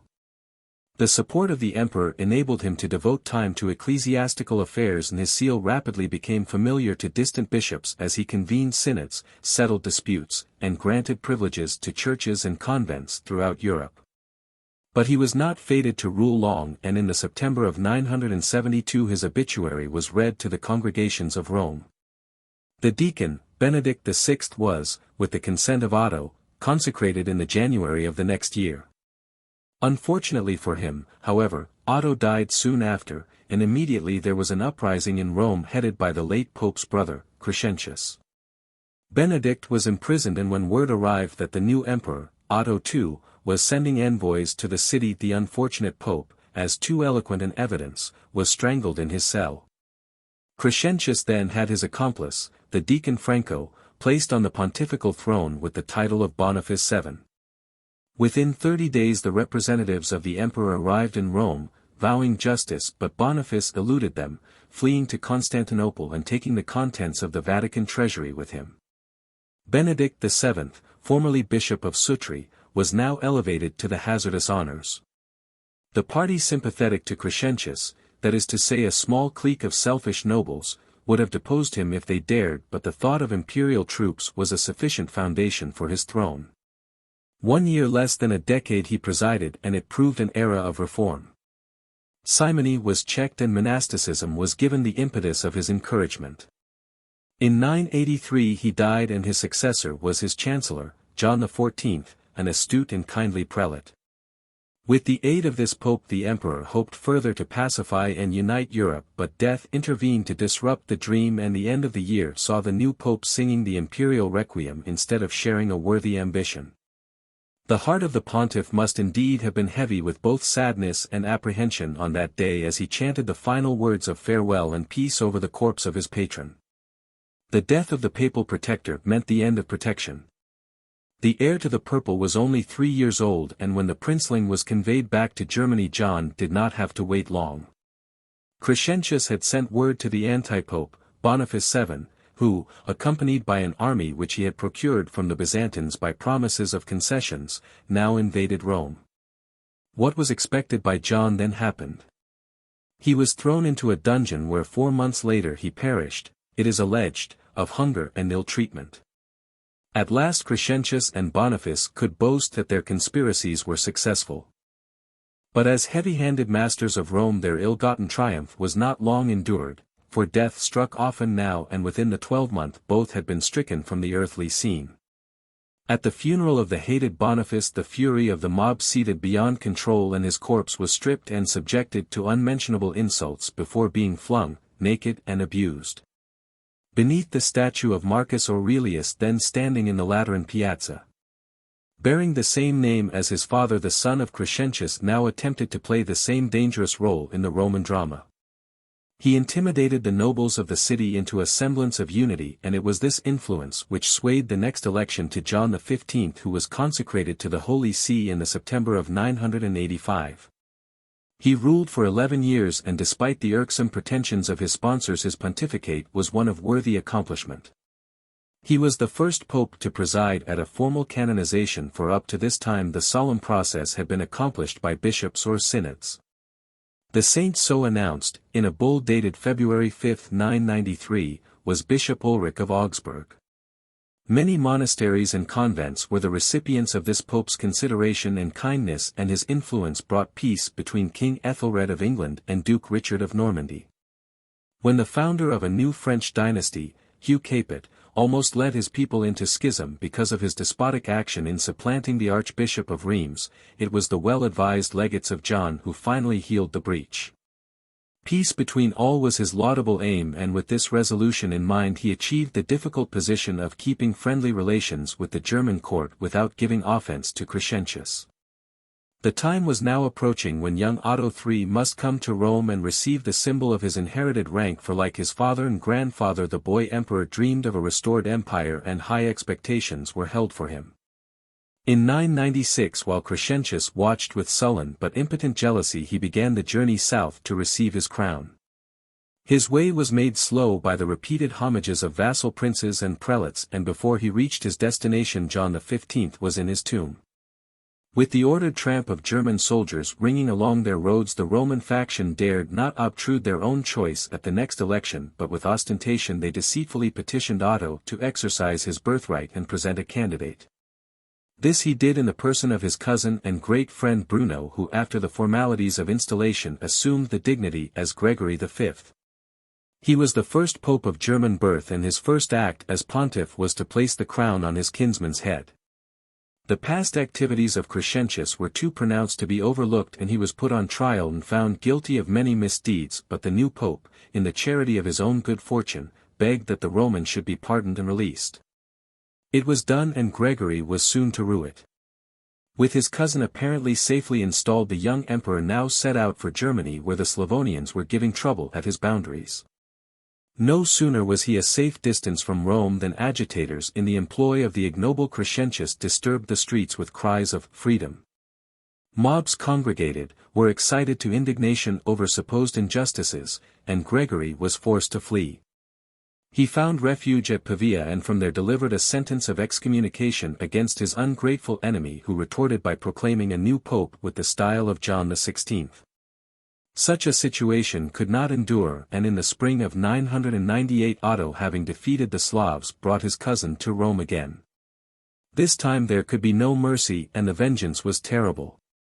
To the hoarse commands of Teuton captains heavy swords rose and fell, and the heads of Crescentius and 12 of his friends rolled in the dust. Their mutilated bodies were then hung by their feet from gibbets on Monte Mario. The unfortunate antipope received a different punishment. His nose and ears were slit, his eyes and tongue gouged out, and then, so tortured, his bleeding body was dragged through the streets for the amusement of the mob. When, with incredible adherence to life, he survived this treatment, he was chained to the floor of a cell at Fulda. 11th Century. Even yet the obstinate Romans were not subdued, and though armies were lacking there remained subtler weapons. The wearisome narrative of bloodshed and violence must continue, and as the last year of the 10th century ebbed, it was stained by the murder of another pope as Gregory succumbed in the convulsions of poison. Disillusionment was mixed with his sorrow as the tearful Otto knelt beside the prostrate body. Gone now were the lofty dreams born of his idealism, wherein youth, in the form of his cousin himself, were to bring an era of harmony and hope to a united empire. He realized that the next pope must be a man not only of virtue but of worldly wisdom, one who could with equal clarity discern the deeds of saints or the plots of villains. With such thoughts in mind, it was only natural that the emperor should turn to his ex-teacher, Gerbert, Archbishop of Ravenna. For here was a prelate familiar with the intrigues of courts, and yet a scholar of such ability as in an age of almost universal ignorance had earned for him a reputation for necromancy. The prodigious education of this remarkable man had begun in a Benedictine monastery at Aurillac, then schools in Spain and Italy, and finally at Reims had fed a genius which excelled with an equal facility in the arts of literature, music, mathematics, and astronomy. At a time when bishoprics were reserved almost entirely for the kin of kings and nobles, he had fought his way up from a humble birth to a position where the ailing Archbishop of Reims had nominated him as his successor. Hugh Capet, King of France, had in turn objected, approved, and objected again, to this move, and there had been trouble for some years, but now the emperor, the boy whom he had dazzled with the glories of Charlemagne's dreams, was offering him the highest position of all. He accepted and was consecrated pope with the style of Sylvester II. Fervor, ability, and severity characterized his efforts at reforming the clergy. Sylvester, bishop, servant of the servants of God, he wrote to one unruly bishop. Be not astonished that you do not find at the head of our letter either greeting or apostolic benediction. Bearing the name of bishop, you have, by your misdeeds, ceased to be a man. If fidelity lifts a man up to God, treachery brings him down to the level of brutes. Schools were founded and favored under his rule, for he knew well the value of learning. The just man liveth by faith, was his message to another prelate, but it is meet to join knowledge thereto. Kings received from him favors or rebukes as the occasion demanded. Stephen, ruler of Hungary, received the hereditary title of Apostolic Majesty, but to the French king went a sentence of penance for his transgression of the matrimonial law. Otto established residence in Rome, and together he and the Pope talked of the future and of Charlemagne. The great dream would be realized, and across the splendid conversations a prophecy of the Crusades would flit, for Sylvester's vision was not confined to boundaries, and he had plans to liberate the Holy Sepulchre. But before any such schemes could be attempted, Rome itself would have to be tamed, for neither the learning and charm of the Pope, nor the force of the Emperor, had yet thawed the chill hostility of the Romans. The turbulent Marosian blood ran strong in two rival factions, headed by John Crescentius, son of the executed patrician, and his cousins the Counts of Tusculum. Neither branch of the tempestuous and greedy family was lacking the ancestral ambitions, avarices, or audacity, and Otto was forced to give battle to their defiance at Tivoli. Finally, even the gates of his palace in Rome were not inviolate against their insults, and under such conditions it became increasingly evident to the young prince that his plans would never grow to success. A melancholia gradually replaced his hopes, and, abandoning his bright majestic mirages, he took to prayers and almsgiving and talked of entering a monastery. His spirit was gone, and he died, only 22 years old, in the early spring of 1003. The Marosian clan crowded nearer as the royal corpse was anointed by the sad Sylvester before being dispatched across the Alps to its resting place alongside the great Charlemagne. The Pope was grief-stricken, but in 3 months he too was dead, and against these deaths, so close together, some historians have leveled suspicion and hinted of murder. The imperial title passed to Henry, Duke of Bavaria, whose own troubles were to prevent him from coming to Italy for 11 years. John Crescentius, outwitting his cousins, assumed control of Rome, and his influence secured the election of the next 3 popes. John XVII lived only 6 months after his consecration. Then came John XVIII, simple and pious, who devoted himself to bringing harmony to ecclesiastical affairs, and whose soothing influence seems to have won Constantinople, for again the papal name appeared on the diptychs of that church. He was an earnest patron of the monastic institutions, and indeed, preferring the simpler life, he abdicated in 1009 to enter the cloisters of St. Paul's near Rome. Sergius IV, who was the son of a Roman cobbler, was of the same mold as his predecessor, and after earning a splendid reputation as a friend of the poor he died in the May of 1012. Just a few weeks previous to his own death he had celebrated the funeral mass of his patron, John Crescentius, and then the stage was set for another unedifying contest as the Count of Tusculum presented one of his sons, Theophylact, as a candidate for the papacy. The Crescentii did not agree with their cousins and announced as their own choice a certain Gregory. Both branches of the ancient family could support their opinions by private armies, and each conducted a separate election. 2 popes claimed the title, and while the Crescentii held the city, the Tusculans prowled the provinces. It was an insufferable deadlock, and the only way to solve it was by appeal to other authority. Henry II was now safely ensconced, and once again couriers sped north to enlist imperial support and sympathy. Henry, a wise and good ruler, gave his decision in favor of Theophylact, who as pope took the name of Benedict VIII. Victory for the Tusculans meant that the pretensions of Gregory were soon to be abandoned, and the new pope was left unhindered to his responsibilities. Although he owed his elevation to the efforts of his father, he quickly proved it was to be his own will which would govern his policies. Peace in Italy and reform throughout the Church were the immediate goals of a vigorous energy. In the spring of 1014 Henry, defeating some troublesome clans en route, came to receive his crown, and with it the Pope presented a significant and symbolical gift, a jeweled orb upon which was attached a cross. The Emperor passed the costly bauble to the monks at Cluny, but the hint was not lost, for with his aid, now tendered, Benedict was able to mass an army and completely defeat a Saracen force which had landed at Luni in Maremma. They were the best of friends, and the Pope did not resent Henry's interest in ecclesiastical matters, for the Emperor, no less than himself, was distressed at the sad discipline of the clergy and was desirous of ending a sorry state of affairs. Clerical incontinence was an all too familiar evil, and with a view to stamping it out an important synod, held under both imperial and papal auspices, was convened at Pavia in 1022. This meeting was successful, but the exalted partners had greater plans and talked of instituting a great reform throughout all Christendom. It was a laudable but tremendous scheme, and careful preparation was needed, for the morass of opposition was large and all-encompassing. How could simony be abolished, and it was the revenue of powerful rulers, and how could a married clergy be purged back to chastity when wives dwelt openly and contentedly in many an episcopal palace? Undaunted, the Pope and the Emperor set to work, but the world was large and their time was short. 2 years after Pavia both men, and, alas, their schemes with them, were in their graves.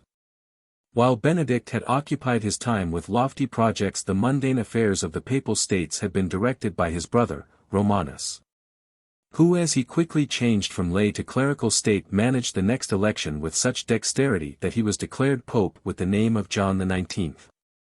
With him came a revival of the old abuses, and simony flourished again. He held lavish court, and with generous gifts, in the manner of the ancient Caesars, kept the goodwill of the Roman mobs, and with magnificent hospitality entertained kings or their ambassadors. Pageantry and splendor enveloped the ancient city when the new emperor, Conrad, accompanied by 2 kings, Canute of England and Rudolph of Burgundy, arrived for the imperial coronation in 1027.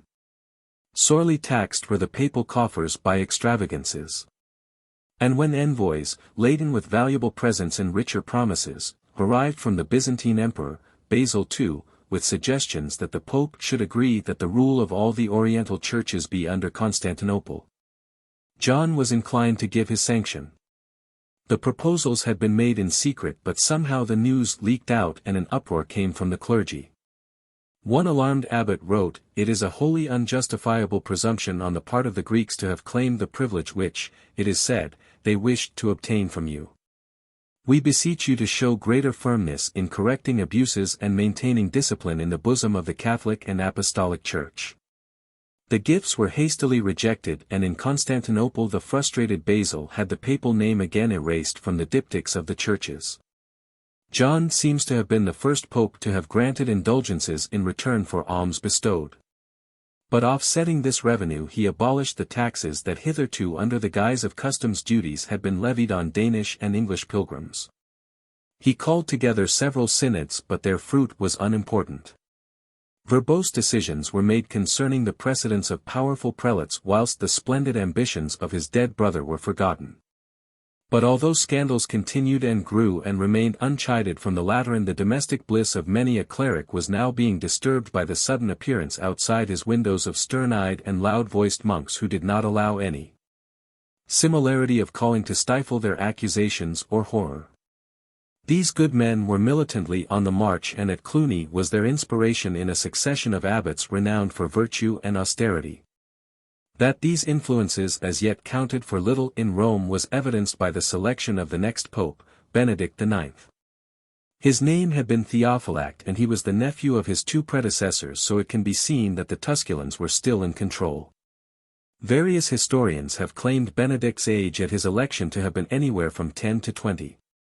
Whatever it was does not matter, for he soon proved himself as capable in crime as any veteran of vice, and to be as lacking in discretion as the most foolish of adolescents. Together with his brother Gregory, who bore the rank of prefect, the youthful bandit inflicted on Rome a series of misconducts until in angry desperation the citizens allowed themselves to be incited by his family rivals, the Crescentii, into a revolt which at first seemed successful. Benedict was driven from Rome, and the opposite party declared a new pope in the person of Sylvester III, who had been John, Bishop of Sabina. But the Tusculans were quick to rally, and soon their troops expelled the usurper and restored the capricious young villain to the Lateran.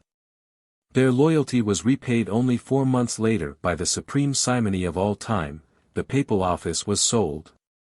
For a large amount of money Benedict resigned and attempted to convey the apostolic succession to John Gratian, archpriest of the Church of St. John at the Latin Gate. Here was a situation to stun canonists, for there was no law to vitiate such a transaction. Actually, the practical-minded citizens of Rome sighed with relief at the new accession, for John Gratian, now taking the name of Gregory VI, was a pious and good man who, along with many others, had been appalled and shocked by the misdeeds of Benedict.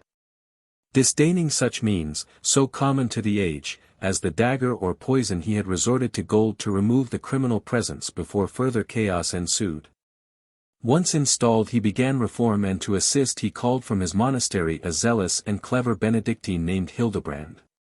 Their labors were promptly obstructed by the reappearance of the anti-pope Sylvester, who, backed by the Crescentii, loudly called upon the faithful to deliver homage to him as the true pope. To complicate matters further, Benedict, whose word was as doubtful as his morals, decided to revoke his resignation and, surrounded by Tusculan retainers, loftily announced that of course his had been the only valid consecration.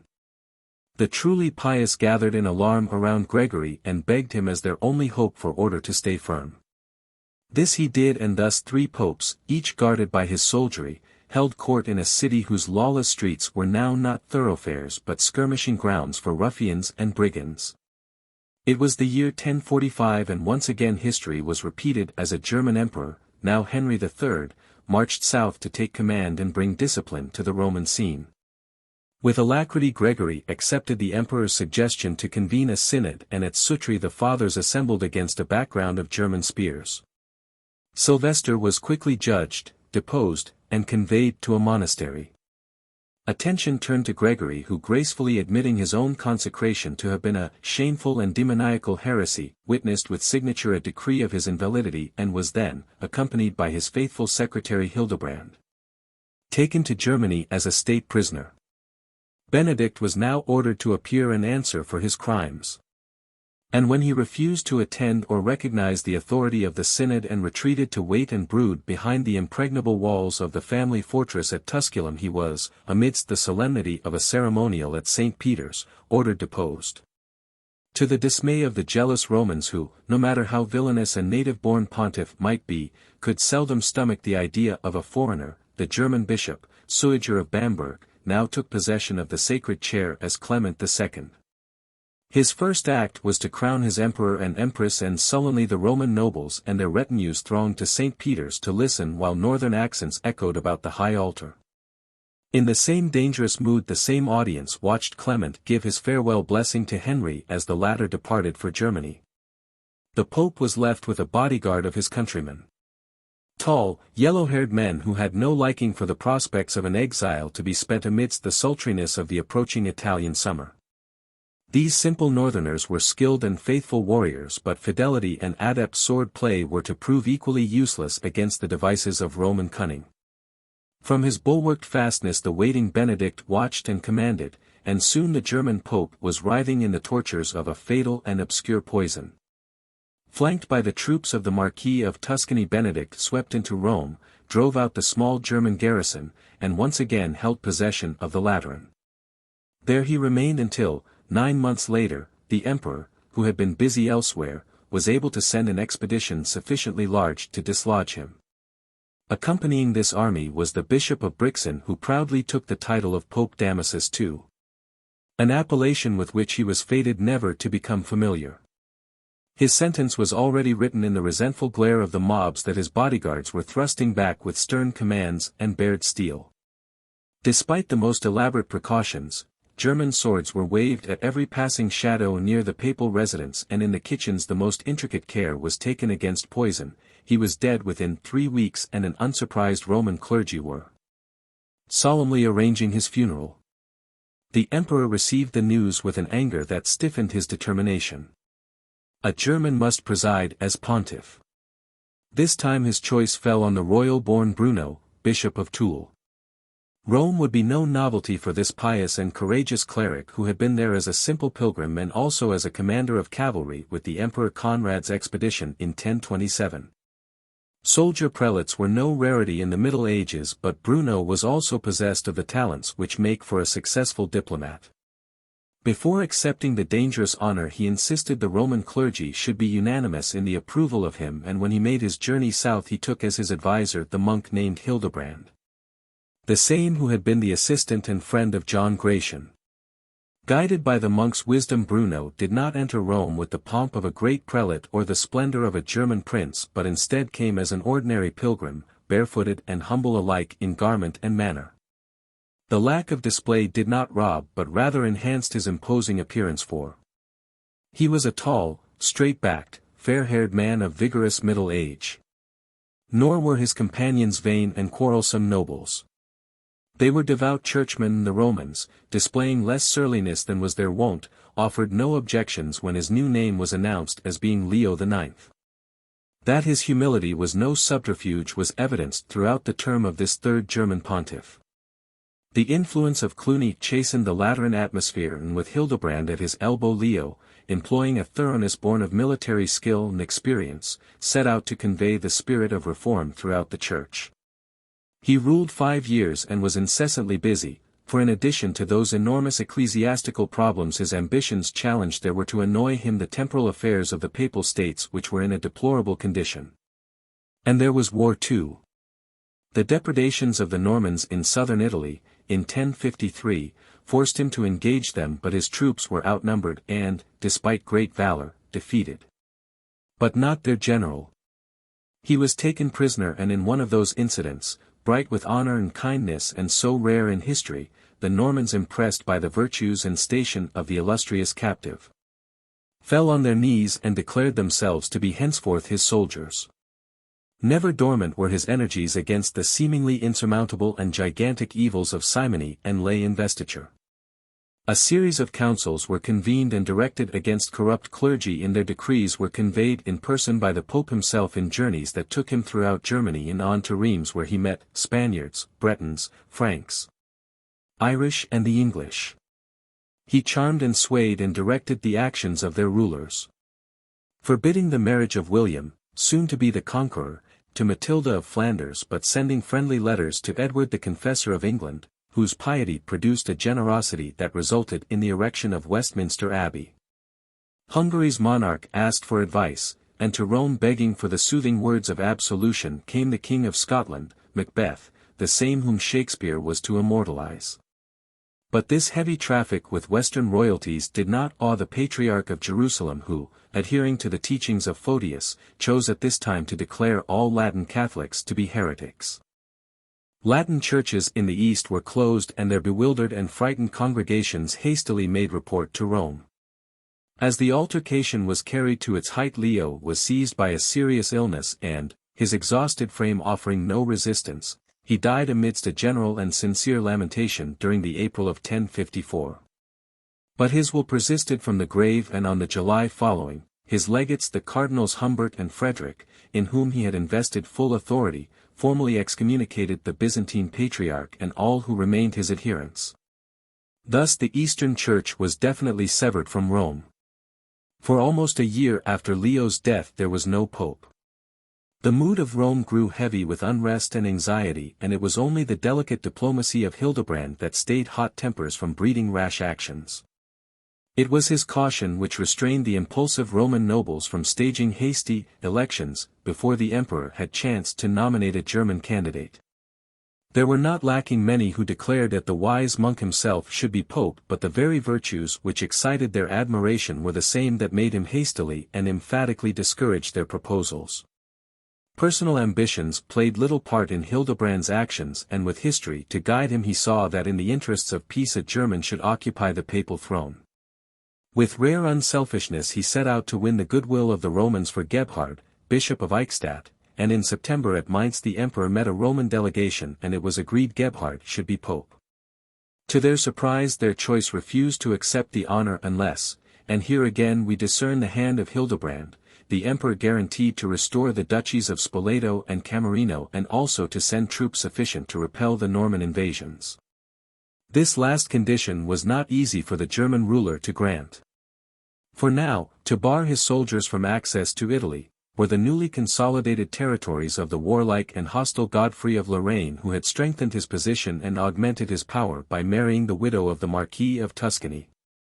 The negotiations continued for months, but finally the emperor acceded to Gebhard's demands, something he most certainly would not have done with an Italian candidate, and the new pope was formally installed in Rome on the 17th day of April 1055.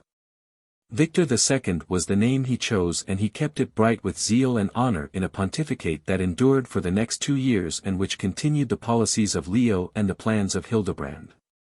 A year after his election Victor was summoned to the death-bed of the emperor, and against that gloomy and dramatic background he was, at the dying sovereign's request, made guardian of the 6-year-old princeling, Henry IV, and appointed regent of Germany. The emperor died and the pope was left with heavy responsibilities. He met them well. First he safeguarded the imperial succession by solemnly crowning and enthroning the boy emperor, then he transferred the regency to the child's mother who was surrounded by a court of loyal and strong vassals. His attention now turned to Godfrey of Lorraine, the late emperor's enemy, who might be expected to cause trouble. The pope journeyed south, met this prince and won him to peace. Alas, he was not destined to enjoy the sweets of his triumph for long. In the hot midsummer of the following year he died suddenly whilst settling a dispute between the bishops of Areno and Siena. Who was to be the next pope? The present emperor was but a child and his office controlled by an unambitious woman. The German shadow rested but lightly on Rome, where there was a sudden stirring amongst old families. Swords were counted as Crescentii and Tusculans took hope again, and had it not been for the capable actions of the resolute and incorruptible Hildebrand there would undoubtedly have been a repetition of the old regime of anarchy. Once again we read of his discouraging his own enthusiastic supporters and swinging their allegiance to a candidate who could steady the papal throne with the support of a powerful prince and who at the same time would bring no disgrace to the high station. His choice was Cardinal Frederick, cousin of Pope Leo IX, and brother of Godfrey of Lorraine, now the strongest ruler in Italy. Despite his high birth, Frederick had proved by long service his ability as a cleric. He had been the papal librarian, and it was he, along with Cardinal Humbert, who had headed the historic embassy to Constantinople at the end of Leo IX's reign. He assumed the style of Stephen X and was consecrated during the August of 1057. One of his first acts was to dispatch Hildebrand on a mission that had a dual purpose. He was to visit the German court and win the goodwill of the emperor-regent, and he was then to campaign throughout Germany and France on a crusade against the stubborn evils of simony. Reform was still the determined papal goal, but some comprehension of the obstacles greeting the efforts of the reformers can be gleaned from the events which now took place. With Hildebrand across the Alps and only 8 months after Stephen's installation, the papal throne became empty again. Some said it was poison, and whether the whispers were true or not, the dying pope was sufficiently apprehensive of what might happen after his death to beg, with his last breath, that there should be no election until after the return of Hildebrand. He died and his wishes were ignored. The suspicion that his end bore the stain of murder was strengthened by the unseemly haste with which the old factions now moved to present their candidates. The counts of Tusculum were, by a great show of arms and liberal donations of liquor to the fickle mobs, successful with their protégé John Mincius, Bishop of Viltri, who now took the highly significant name of Benedict X. And, while such worthy prelates as Cardinals Humbert and Peter Damian publicly and courageously but fruitlessly voiced objections, he was installed on the 5th of April 1058. Unhappy and miserable must have been the mood of the absent Hildebrand when the news reached him. A puppet pope had been proclaimed to the world, and Tusculan soldiers, with the firm tread of possessors, were striding the streets of Rome. But, unhappy as he was at these facts, Hildebrand was neither daunted nor intimidated. Despair at the seeming collapse of his reforms was no brake to his energies. Rather it acted as a spur to his indomitable will, for resourcefully he turned to the German court and successfully pleaded for support. The aid of Godfrey of Lorraine was also won, and so with a mixed army behind him the zealous monk marched on Rome. At Sutri, under his auspices, an election was held, and chosen to bear the supreme but dangerous honor was Gerard, Bishop of Florence. Rome was then invaded and the Tusculan dispossessed. The anti-pope fled and Gerard was canonically installed amidst the cheers of the relieved citizens. This pope took the name of Nicholas II and ruled well until his death 18 months later. The most important act of his reign was the promulgation of a new electoral law. Guarding against the abuses which had preceded his own elevation, Nicholas assembled some 113 important prelates who formulated the constitution on the election of the sovereign pontiff, which amongst other resolutions provided that, the election is to take place in Rome. But if for some reason it cannot be held there, the electors may repair elsewhere. The candidate must be a member of the Roman clergy, if there is a suitable one; if not, the electors must look elsewhere for one. The cardinal bishops, that is, the bishops of certain sees close to Rome, take the lead by choosing a candidate after which the other cardinals are called in to vote. The rest of the Roman clergy and people are then given the opportunity to express their consent by acclamation. King Henry of Germany, the future emperor, and those of his successors who shall have obtained this privilege personally from the Apostolic See, shall be asked to confirm the election. It is important to grasp what the cardinals were and why they chose the Bishop of Rome. From the late 5th century the term was applied to the senior priest of each of the churches of the city of Rome, also to the deacons in charge of the 7 regions into which for various administrative purposes Rome was divided. And later to the bishops of the sees adjacent to Rome. The cardinals really were in that sense the local clergy of Rome, to whom it naturally fell to elect the Bishop of Rome. Later the title of cardinal was given to distinguished churchmen resident in various parts of the world. With the title, they were made titular priests of this or that Roman Church, thus members of the clergy of Rome. It is as such that these foreign cardinals too take part in the election of the Bishop of Rome. A cardinal is called cardinal bishop, cardinal priest or cardinal deacon according to the see near Rome or church in Rome to which he is appointed. The new law was a determined effort of the Church to free the papal elections from lay influences. A fact instantly perceived by both the German court and interested Italian factions. There was a loud outcry from these sources and it seemed perhaps that the new regulations had rashly deprived the papacy of all temporal protection. And therefore it would be at the mercy of and subject to the whims of any tyrant who might wish to invade Rome.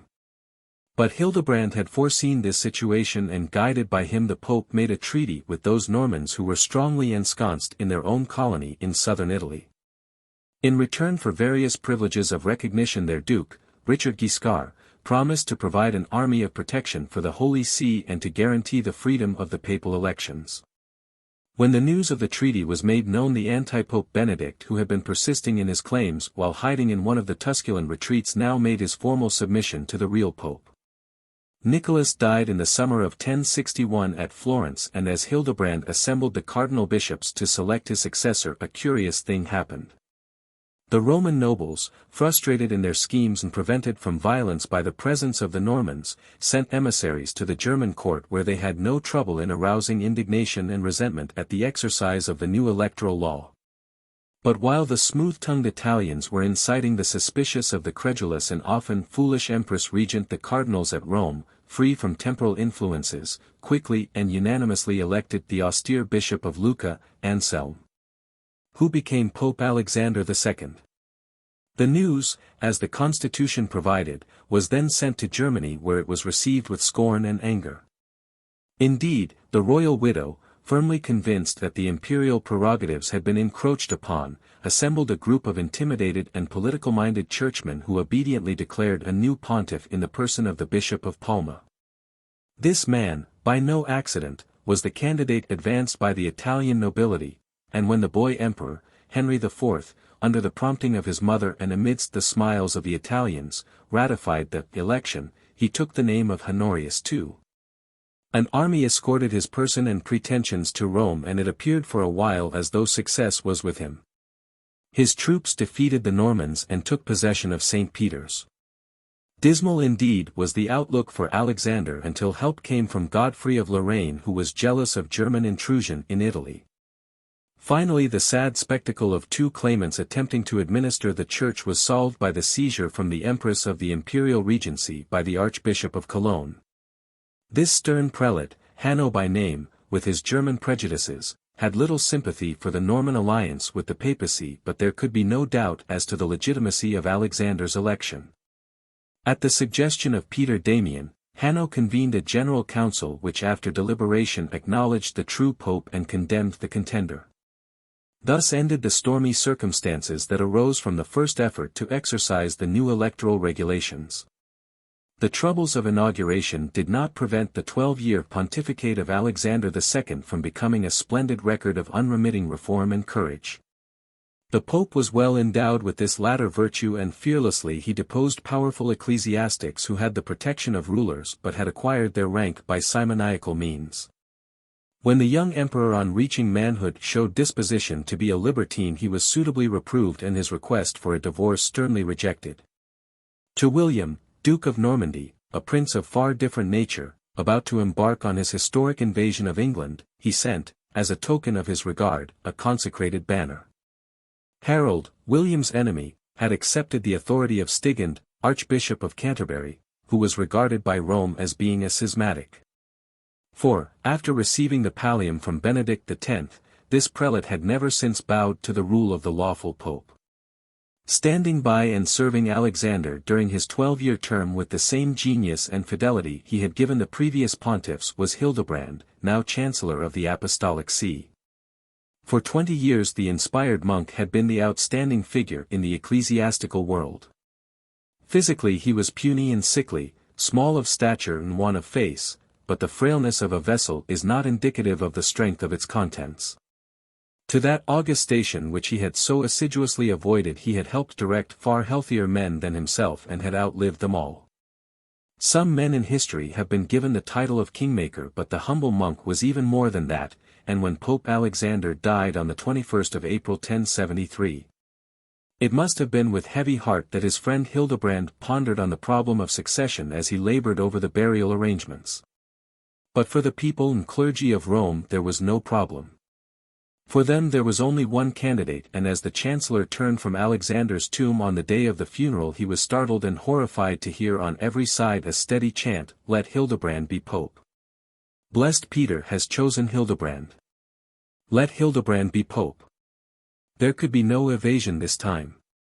Both clergy and people were overwhelmingly insistent and the cardinals voted accordingly. The reluctant Hildebrand, who up to this time had deemed himself worthy only to hold the minor orders of the priesthood, was fully ordained and a few weeks later consecrated Bishop of Rome. He took the name of Gregory VII and following the directions of the electoral regulations he hastened to inform the profligate Henry IV of his elevation. In this same communication he warned the young emperor, whose court was fast becoming infamous as a market for simony, that his policy would be even more stern than had been those of his predecessors. It was a bold letter, but Henry seemed to bear no resentment and answered as a dutiful son, admitting error and swearing repentance. The new pope surveyed his problems and found them many and grave. Past popes had issued decrees of reform and the monastic elements had worked unceasingly, but that which they opposed remained undislodged and undefeated. 2 years after his election found the depressed pontiff writing to his friend, Hugh, abbot of Cluny, "Wherever I turn my eyes, to the west, to the north, or to the south, I find everywhere bishops who have obtained their office in an irregular way, whose lives and conversation are strangely at variance with their sacred calling, who go through their duties not for the love of Christ but for motives of worldly gain. There are no longer princes who set God's honor before their own selfish ends, or who allow justice to stand in the way of their ambitions." Beyond the scenes of these vexations he had lofty plans for once again uniting Christendom by restoring peace between the Eastern and Western churches, and he also harbored ambitions to commence a crusade and free from the Mohammedan yoke the site of the Holy Sepulchre. But beyond the preliminary stages of the splendid schemes he could not advance because of the evils that flourished so near to Rome, evils that kept his wits and energies occupied to their fullest capacity. Finally he saw that it was useless to thunder against erring ecclesiastics when they had the protection and encouragement of rulers.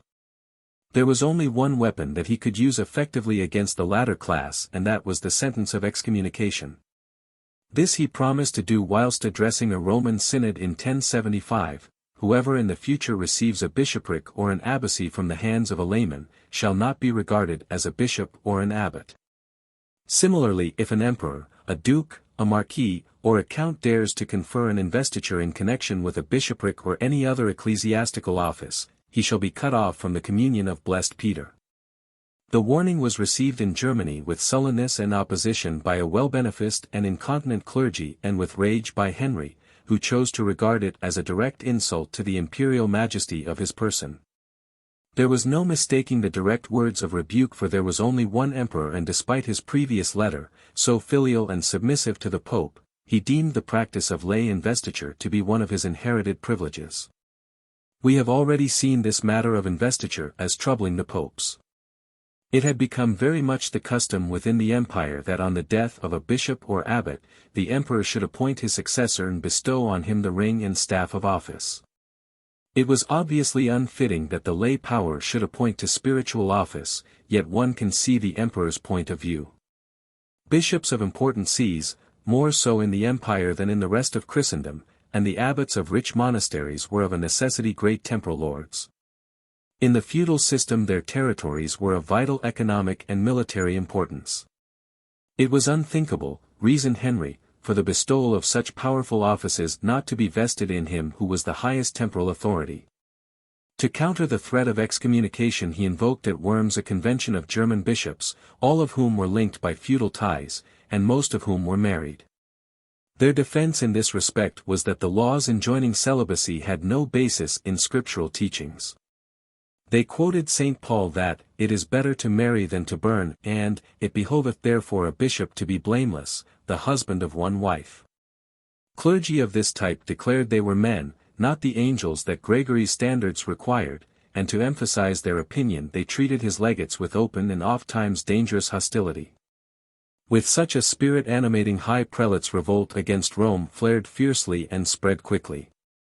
The Archbishop of Rouen whilst trying to enforce celibacy among his clergy was stoned and forced to flee, while the abbot of Pontoise was for the same reason hurled into prison and threatened with death. Such was the respect shown to Gregory's commands. But not even content with this brand of lawlessness, the emperor's churchmen at Worms brought a series of absurd and outrageous charges against the pontiff and then proceeded to depose him. To Gregory came a preposterous message: "Henry, king, not by usurpation but by the will of God, to Hildebrand who is no longer pope but a false monk. Having been condemned by the sentence of our bishops and by our sentence, vacate the place which you have usurped." At the Lateran Gregory calmly read the outrageous missive to the assembled Roman clergy and the next morning made his effective reply: "Hearken, O blessed Peter. In thy place, and by thy favor, God has given me authority to bind and to loose upon earth. Wherefore, filled with this confidence, for the honor and defense of thy church, in the name of God Almighty, by thy power and thy authority, I deprive Henry the King, son of Henry the Emperor, who with unheard of pride has risen against thy church, of all authority in the kingdom of the Teutons and in Italy. I release all Christians from their oaths of fidelity sworn to him or that they shall swear to him. I forbid any person to do him any of the service due to kings. I bind him with the chain of anathema." The sentence was as formidable as it was unprecedented, and it served its purpose well. The potent words from the Vatican were to defeat the presumptuous monarch far more quickly and more completely than any army would have done. In the dangerously balanced feudal structure that was Germany, the papal decree was an excellent and timely pretext for secession by many of the imperial vassals who already were disgusted with a corrupt reign. Tumult and dissension swept through the land like fire through dry timber, and even those churchmen who had behaved so basely at Worms now quickly changed their minds and policies. Suddenly the alarmed Henry found himself without friends or allies, without authority, or even a court, and surrounded by menacing princes who threatened to depose him. It was obvious that there was only one person who could save him his precarious position, and to that source of mercy, the Pope whom he had so lately and so arrogantly reviled, he now turned. Although it was harsh winter, he commenced the arduous journey south, accompanied only by his wife and child and one servant. His goal was the castle of Canossa, where Gregory was in residence as the guest of Matilde, Countess of Tuscany. The once proud emperor arrived outside the walls of the fortress on the morning of January 25, 1077. There he sought entrance not as a consecrated monarch but as a penitent pilgrim, barefooted, clad wretchedly, speaking lowly, and weeping copiously. For 3 days his tears fell in the snow and his wails drifted up to the turreted battlements. Perhaps he was playing the hypocrite. Later events certainly support that theory, and Gregory, with his vast understanding of human nature, must have allowed such suspicion to visit his mind. But Gregory was also a priest, and the charity of his vocation triumphed over the cynicism which might have been expected of so astute a diplomatist. Finally he succumbed to the entreaties and readmitted the wailing sovereign to the communion of the Church. Absolution was given on condition that Henry should, on his return to Germany, perform no act of government until he had appeared before and appeased a diet of those princes who had harbored charges against him. The papal act of mercy was ill received in Germany, and Henry's return was viewed with well-founded suspicion. Surely enough he broke his pledges and avoided the diet. These exasperated princes considered such duplicity to be abdication and elected Duke Rudolph of Swabia to his place. But another party, swayed by extravagant promises, rallied to the sovereign, and soon a savage civil war was in progress. Gregory was forced to remain neutral, and his efforts to effect a peace only served to make him unpopular with both sides. Eventually the persistent villainies of Henry made further papal neutrality impossible, and the sentence of excommunication was once again pronounced. This time Henry was not intimidated. In the civil war his troops were gathering victory after victory, and this circumstance was sufficient to ensure him of the goodwill of those odious and conscienceless feudatory churchmen who once before had so brazenly supported his anti-papal scheme. At Brixen, in 1080, these creatures assembled, and with a great showing of the pomp of their rank but with little evidence of honor, they announced that henceforth Guibert, the excommunicated and simoniacal Archbishop of Ravenna, was to be called Pope under the title of Clement III. The fortunes of war continued to favor Henry. His rival, Rudolph, was defeated and mortally wounded, and the emperor, who had never forgotten the humiliation of Canossa, prepared his revenge. His triumphant armies began the long march south to storm Rome and capture the Pope. But it was 3 years before they finally forced entrance to the city, and by that time the pontiff was behind the impregnable walls of St. Angelo. With a typical and blatant treachery, Henry now tried to negotiate, even promising to deliver as a prisoner his protégé, the anti-pope, if his demands were met. For answer came a reaffirmation of his sentence of excommunication. Angrily he turned back to Rome, and there solaced his disappointment by having his puppet crown him emperor. But not for long was the royal criminal to enjoy the city, for to avenge the Pope came the Norman, Robert Guiscard, with 6,000 knights and 30,000 foot soldiers, many of whom were Saracens. Henry fled, and the rescuers took possession, bringing back Gregory in triumphant procession. Once again the Pope held the Lateran, but it was only to be for a brief and unhappy tenure. Fighting soon broke out between the Roman citizens and the hot-blooded Normans. Cavalry charged the streets, and ancient residences were put to the torch. Rapine and bloodshed plunged the city into chaos, and the unhappy pontiff was forced to retreat to a monastery. The peace so long denied to him then approached. In the pangs of his constant illness and disappointments he had often cried, "Lord, take me away from this world. Make no long delay." At last his wishes were heeded, and on the May 25, 1085, the frail and pain-racked frame reached its final exhaustion. Near his death the great champion wrote, "I have loved justice and hated iniquity, therefore, I die in exile." And one of his cardinals wrote back in splendid answer, "In exile, Holy Father, thou canst not die. Behold, I have given thee the heathen for thine inheritance, and the uttermost parts of the earth for thy possession." 2 years went by before there was another pope, and because of this procrastination there was confusion. It took a full year before the fancies of the cardinals could unite in a choice, and it took as much time again before Victor III could be persuaded to accept consecration. His name had been Desiderius, and he was noble by birth and nature. As a young man his family had shown a violent opposition when he had announced his vocation for a monastic career. But the cloisters did not hide his ability as a scholar or leader, and for 30 successful years he presided as abbot of Monte Cassino. The world outside his walls held no allure for him, and it was with trepidation and reluctance that he finally bowed to persuasion and accepted the supreme honor. When the pretender Clement III promptly contested his election and appeared outside Rome with an army of mercenaries, the new pontiff sped back to his monastery with a celerity that evidenced little regret. These events happened quietly, for Victor was an old and sick man and only survived his installation by 4 months. A friend of Gregory VII and recommended by Pope Victor was their successor Urban II.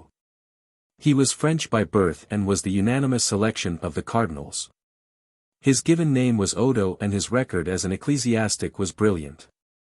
While still in his 30s he had achieved the position of Archdeacon of Reims, but this honor he had renounced to bury himself as a monk at Cluny.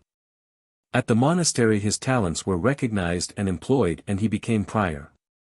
But neither peace nor security was to be his lot, and from the contemplative life Pope Gregory summoned him to be Cardinal Archbishop of Ostia. 6 months elapsed after Victor's death before he was elected. He was then pope, but he was also a bishop denied his see. A strong force of imperial soldiery held Rome and Clement III paraded schism at St. Peter's. The affairs of the papacy were in a truly lamentable state, and because of the absence, during the past few years, of a strong and guiding hand, most of the gains won so valiantly by Gregory had been lost. Had Urban been a lesser man, an arrangement would probably have been made with Henry IV, but fortunately compromise was not his way and, as if to give challenge and allow of no intrigues, he reiterated the sentence of excommunication against the emperor. German troops plundered afresh in Italy after this latest hurt to their master's pride, and Urban was forced to the south and Norman protection. But gradually favor returned to sweeten his destiny as a series of disasters afflicted the papal antagonist. Troubles were coming to the pugnacious emperor from unexpected sources, avenues indeed upon which he would find it difficult to unloosen his usual savageries. His favorite son, Conrad, weary of the shame and sycophancy and evil of his father's court, had deserted that sad scene and had joined forces with the proven and good friend of several popes, the Countess Matilda and her new husband Guelph of Bavaria. With their support and Urban's approval, the German prince was crowned King of Italy at Milan. Meanwhile Henry's second wife chose to deliver an impassioned account of her grievances and his sins before a synod of sympathetic churchmen, and while the emperor's mind was occupied by his misfortunes and apathy seems to have incapacitated his warriors, the antipope fled from Rome, and to Urban came a torrent of sudden power. The papal dominions were enlarged, and from all sides the papal authority was sought. To the country of his birth, 7 years after his election, the pontiff proceeded with the confidence of a victor. Acting truly as a father of kings, he rebuked and chastised on his own soil the wretched Philip, King of France, whose only evidence of strength was the tenacity or obstinacy he displayed in adhering to a scandalous and adulterous union with the Countess Bertrada of Anjou. But while in France the Pope delivered a speech far more important both in content and result than a rebuke to a monarch. It was at Clermont where, before a council of several hundred prelates and thousands of clergy and laymen, he delivered a plea for united Christendom, a holy unity which would liberate the precious shrine of the Holy Sepulchre. A Christendom which would defeat and throw off the shameful yoke of oppression. He spoke well, his theme was magnificent, and the moment was propitious. Altars are profaned and broken, Christians tortured, women violated. Who will avenge these wrongs? On you rests this duty, on you. That which above all other thoughts should stir you most is the Holy Sepulchre of the Saviour and the holy places, ravaged and profaned by an impure race. Valiant soldiers, descendants of those who never know defeat, make your way to the Holy Sepulchre and tear the Holy Land from the grasp of this abominable nation. His audience wept and groaned in sympathy, and with the vast sorrow and deep anger a mighty enthusiasm was born. Their Pope was not the first to tell them of Jerusalem's plight.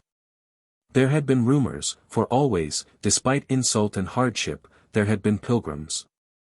And lately, traveling throughout Europe, stirring city and hamlet alike to compassion and indignation, had been a returned pilgrim, a holy hermit, Peter of Amiens, who made it his vocation to tell of Christian disgraces and Turkish profanities. Who will avenge these wrongs? Cried the Pope with all the power of a flaming conscience. On you rests this duty, on you. God wills it, shouted his audience in wild excitement. God wills it. The First Crusade was born, but its story cannot be told in these pages. It is a history, like most narrative of human endeavor, of shame and honor, of pain and ecstasy. More even than the beginning of a gigantic adventure, it marked the definite formation of a great Christian confederation. Princes and peasants alike were enthralled again to the Christian spirit by its splendid ideals, and before its enthusiasm chivalry took form, feuds ceased, and schisms wilted. 3 years after Urban's speech at Clermont, Godfrey de Bouillon set up his standard, splendid and poignant, scarlet and white, at Jerusalem. In Rome the joy this triumph brought was subdued by the solemnity of a pope's requiem. Urban II was dead. 12th Century. The next pope was Pascal II. Like Urban he had been a monk of Cluny and like him he had been called from the cloisters to be made a cardinal. His name was Rainieri and he was a Tuscan of good family but was perhaps too mild in manner and temperament for an age when strength was the measure of achievement. Compared to the gigantic difficulties which had confronted Gregory and Urban at the beginning of their reigns his lot seemed far easier. The anti-pope Clement died and was succeeded in his imposture by another clerical rebel, Theodoric, but such opponents, before the mounting impetus of the newly awakened crusading spirit, had the ineffectuality of passing shadows. The annoyances of Henry IV were also losing much of their former potency although opposition from that direction never ceased. Between the emperor and the new pope the familiar routine of excommunication and attack was continued and any hopes for a reconciliation were killed when, in 1104, Prince Henry, his youngest son, rose in revolt and was supported by the pope. A vile and cruel conflict ensued between the unnatural antagonists and finally the obstinate old emperor succumbed to his age and broken spirit.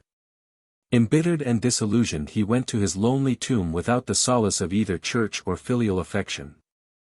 Henry V was the new emperor and there was as little change in his policies as there was in his name, despite the fact of Pascal's having befriended him at a critical moment.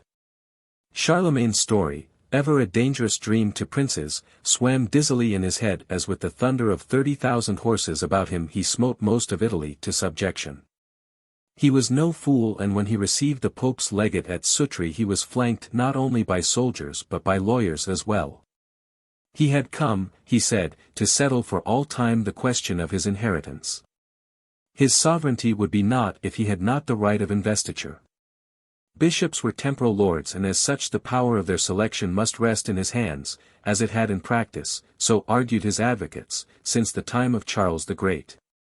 Except by investiture how could the holders of the huge land-owning abbeys, the rich cathedrals, be controlled? 2/3 of his kingly inheritance, Germany, he claimed was owned by the clerics and if they were appointed not by him but by Rome then his kingship was but an empty name. His lawyers rested on their arguments while his cavalry contemptuously possessed the roads.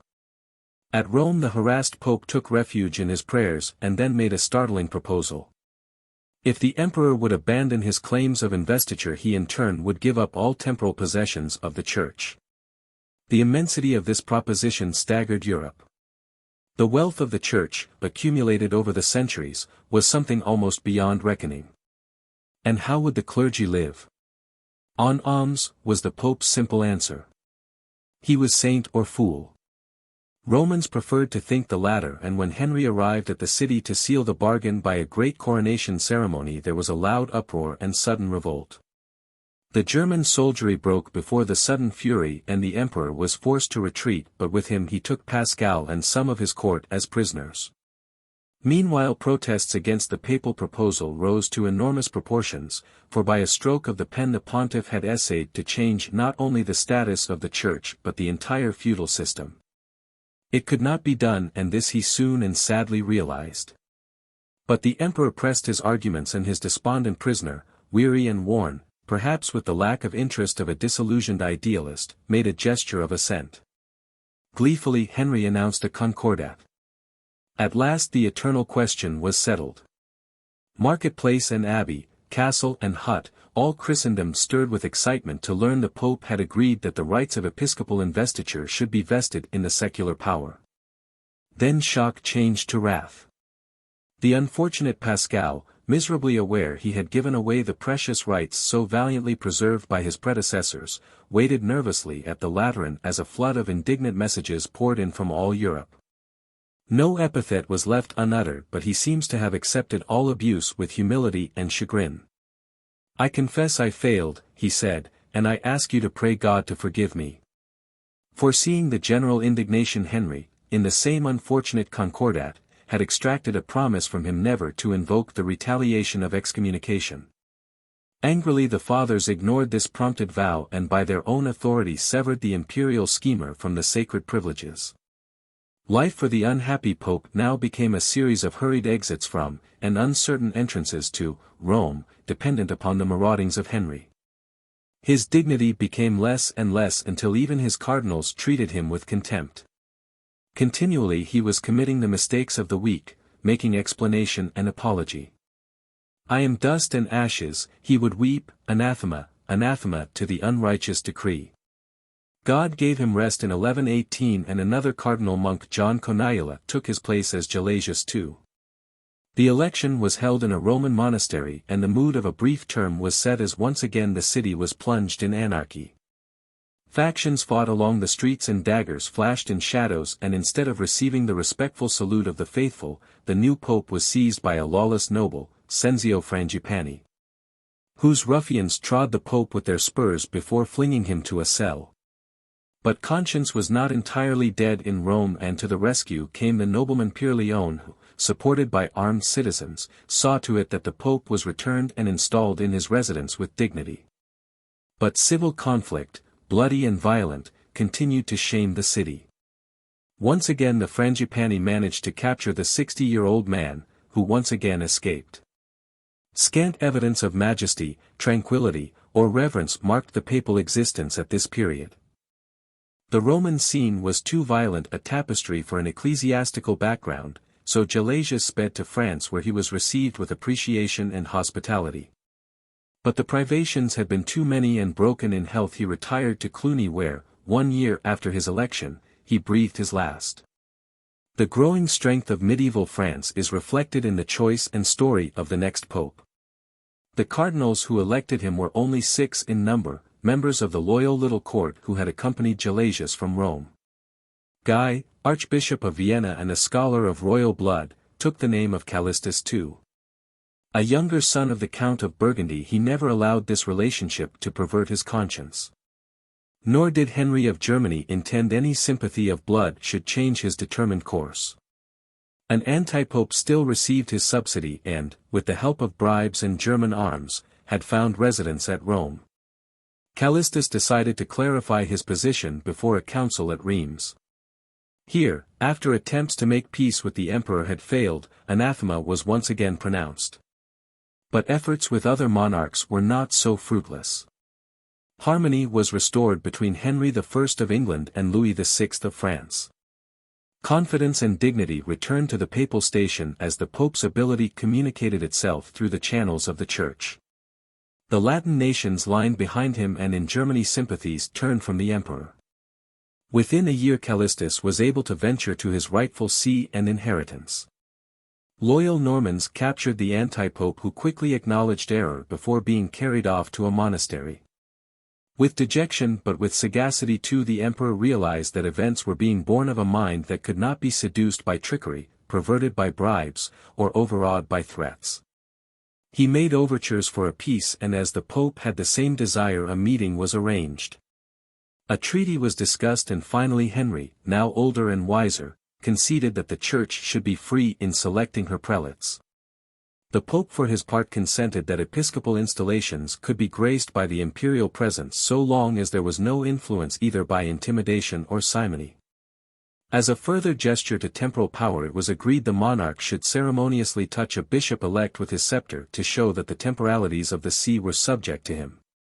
The Concordat of Worms was a practical solution to a bitter and vexatious quarrel and it was in principle a victory for the Church.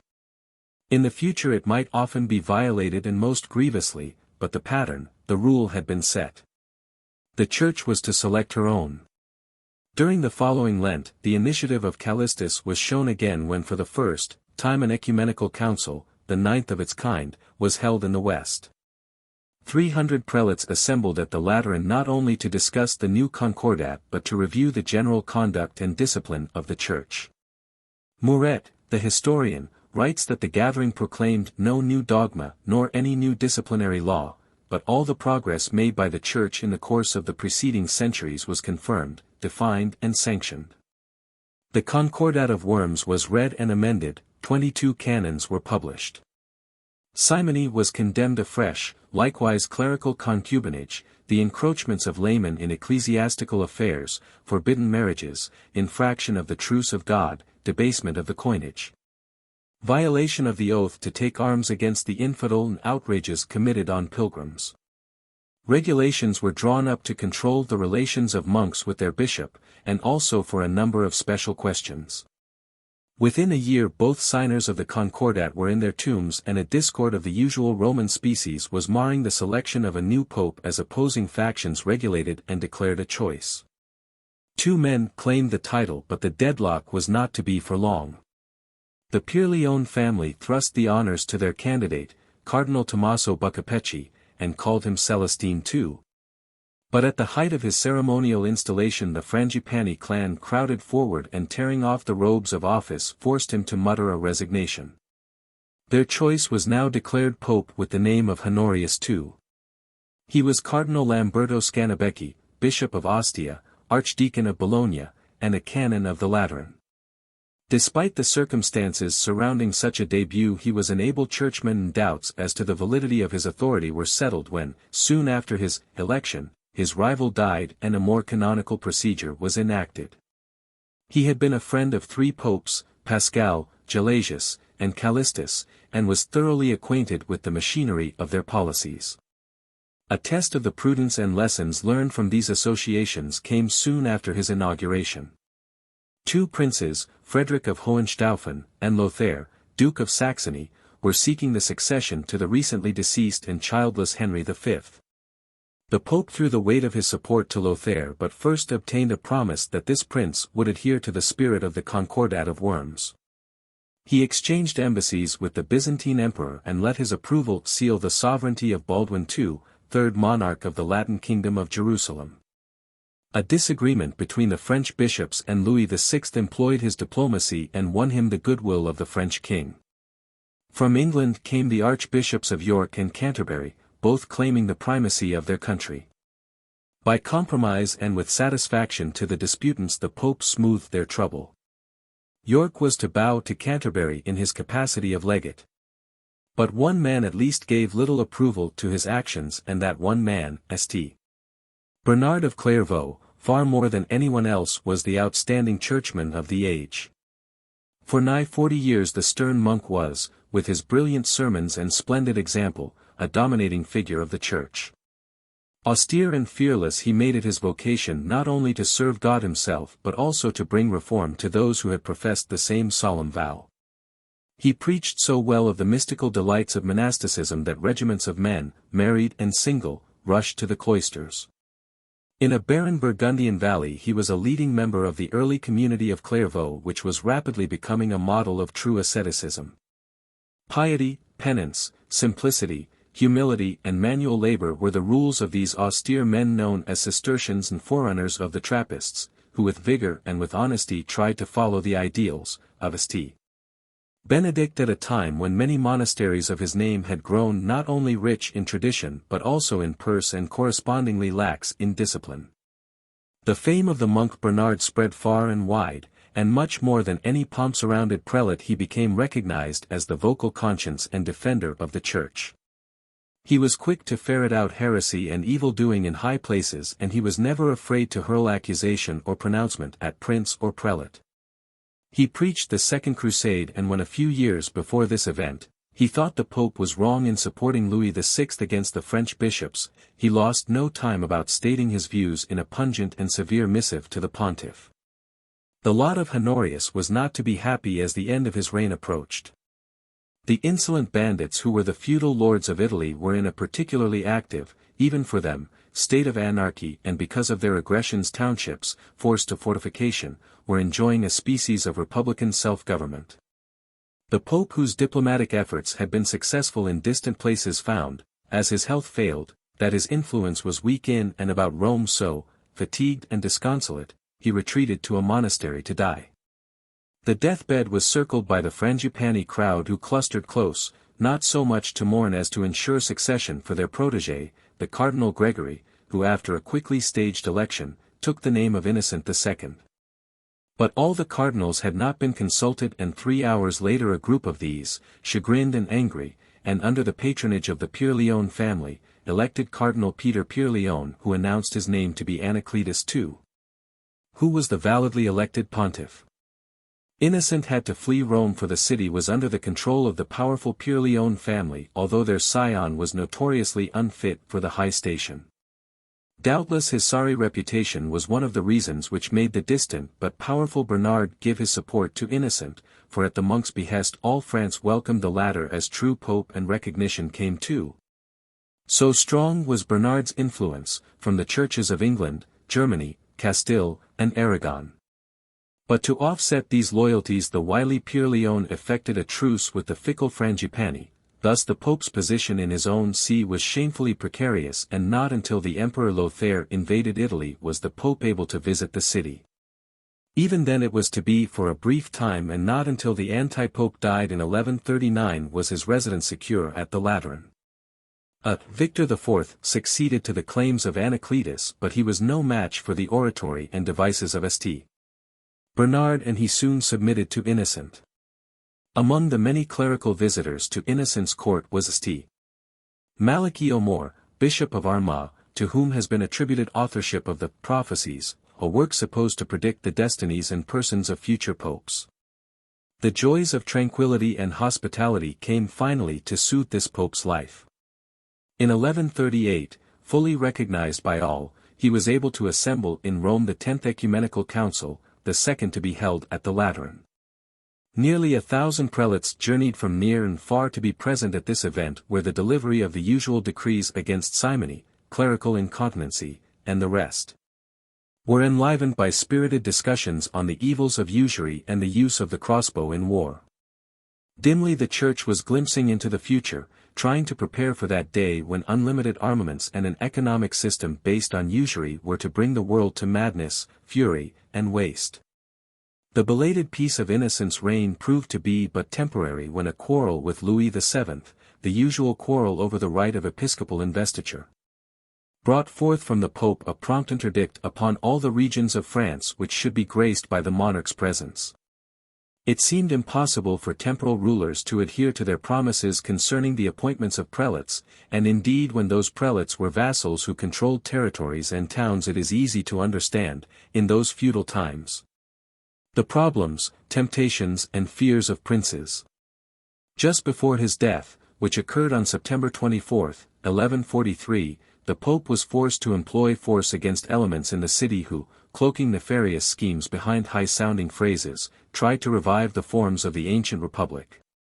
Their designs failed and were, apparently, forgotten as Guido, cardinal priest of St. Mark, became Pope Celestine II at an election which strangely enough was harmonious and unanimous. The first time in 80 years that such a gathering was unshadowed by violence. Unfortunately, the happy circumstances did not bring a long life to the new pope. His reign only lasted 5 months, and during that short time his principal act was to raise the interdict against the French king. At Lisieux the ever-alert Bernard heard of this concession to a monarch with uneasiness. But any suspicion of weakness he might have harbored about the Pope must have disappeared when Celestine gave sharp rebuke and broke off relations with the churlish Count Roger of Sicily. This Norman leader had sponsored the anti-pope Victor IV, but had since made a species of peace with Innocent, forcing his own terms by a great display of arms, but at the same time, with suspicious ostentation, declaring his willingness to swear fealty to the Pope. Celestine examined and did not like the conditions of such a truce and declared his mind, but death intervened to prevent his further participation in the matter. Lucius II, formerly the Cardinal Gerardo Caccianimici, legate to Germany, began his term in predicament. Count Roger menaced him from without, while in the city the malcontents of Innocent's reign revived their party in their ambitions in the form, so nostalgic to Roman mind and tradition, of the Senate. With arrogance and with the vehemence of newly assumed authority this group pronounced that they alone should control the temporal policies. Lucius was quick to seek aid from the only possible person, the King of Germany.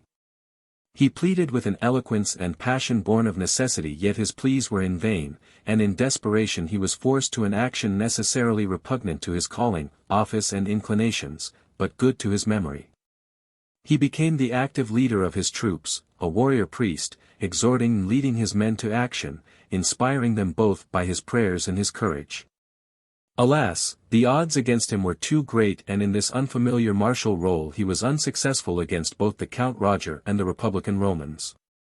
His gallantry brought him wounds which in turn brought death, and so he perished, an uncanonized but splendid martyr, during the February of 1145.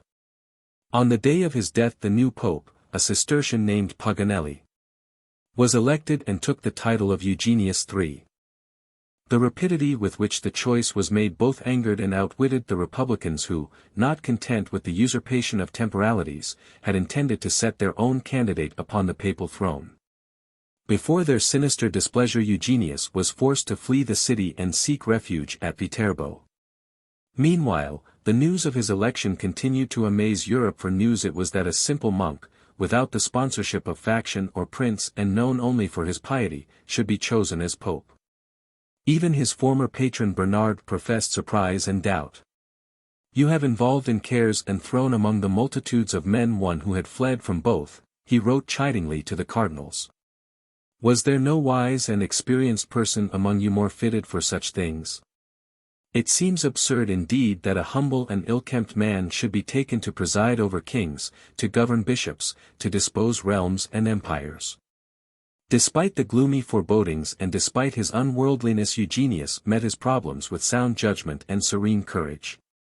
The temporal claims of his office were of little importance to the tonsured monk who always was, despite exalted rank, to set the routine of life by the frugalities and discipline of his order. His obvious sincerity and goodness, the complete absence from his character of predatory traits or revengeful instincts, did not fail to have effect with the Romans. Perhaps this had been the purpose of the cardinals when, so unexpectedly, they had chosen him. Almost everybody wanted peace, and peace there undoubtedly would have been, if it had not been for the incorrigible, eloquent ex-priest Arnold of Brescia, who mingled errors in dogma and his visions of government with a bitter resentment and a burning hatred of hierarchical control. The gentle, truly Christian spirit of Eugenius was no match for the apostate's continual conspiracy, and once again a pope was forced to leave his see. The traditional path of his predecessors was followed, and in France he was received with the proper honors by Louis VII and, of course, Bernard. The wide dreams and restless energies of the latter were at this time occupied with the plans for the Second Crusade. The Pope gave his assent, and before a great gathering on the last day of March, 1146, Bernard expounded his project, a giant scheme of attack, against all the encroaching enemies of Christendom, Saracens, Moors, and pagans. The spell of his oratory, the high ideals of his purpose, had the desired effect, and thousands swarmed forward to take the cross. Once again all Europe reverberated with enthusiasm, and by Christmas, as warriors prepared and their women saddened, even the Emperor Conrad III had declared his support and willingness, for such a cause, to make allies of former rivals and enemies of distant nations. 70,000 men gathered together and began to march.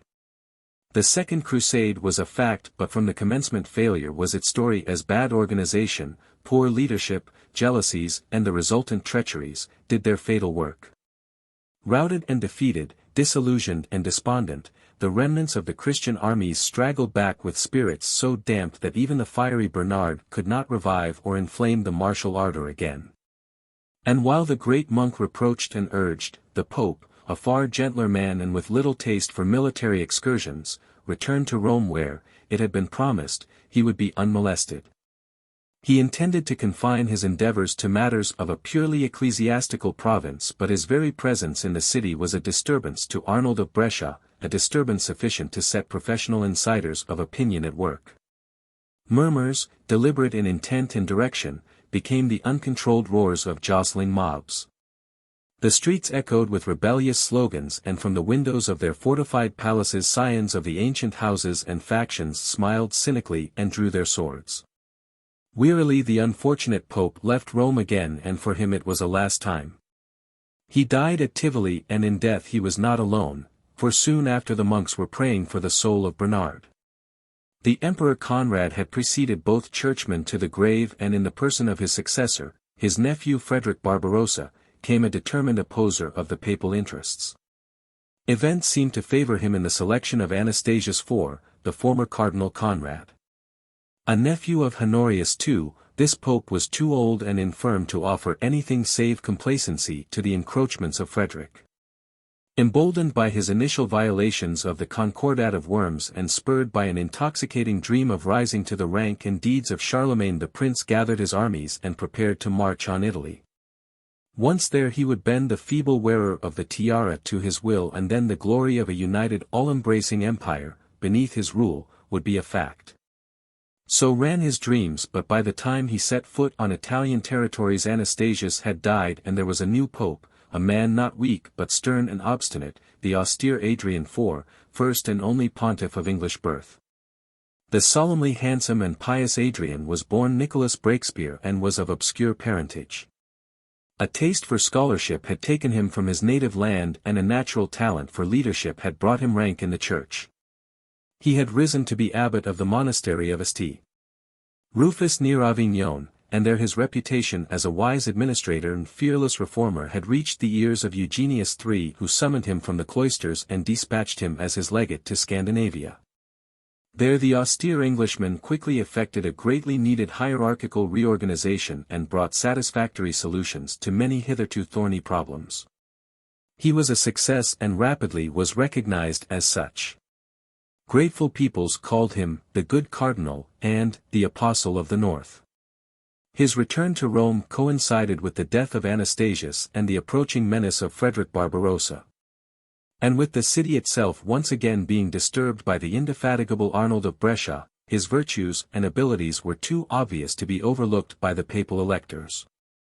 Following his installation there came quick challenge to his powers of decision and initiative, as the Senate, realizing that there was now a pope who would suffer no infringement on his sovereignty, made ready for the usual revolt with the usual ominous preparations.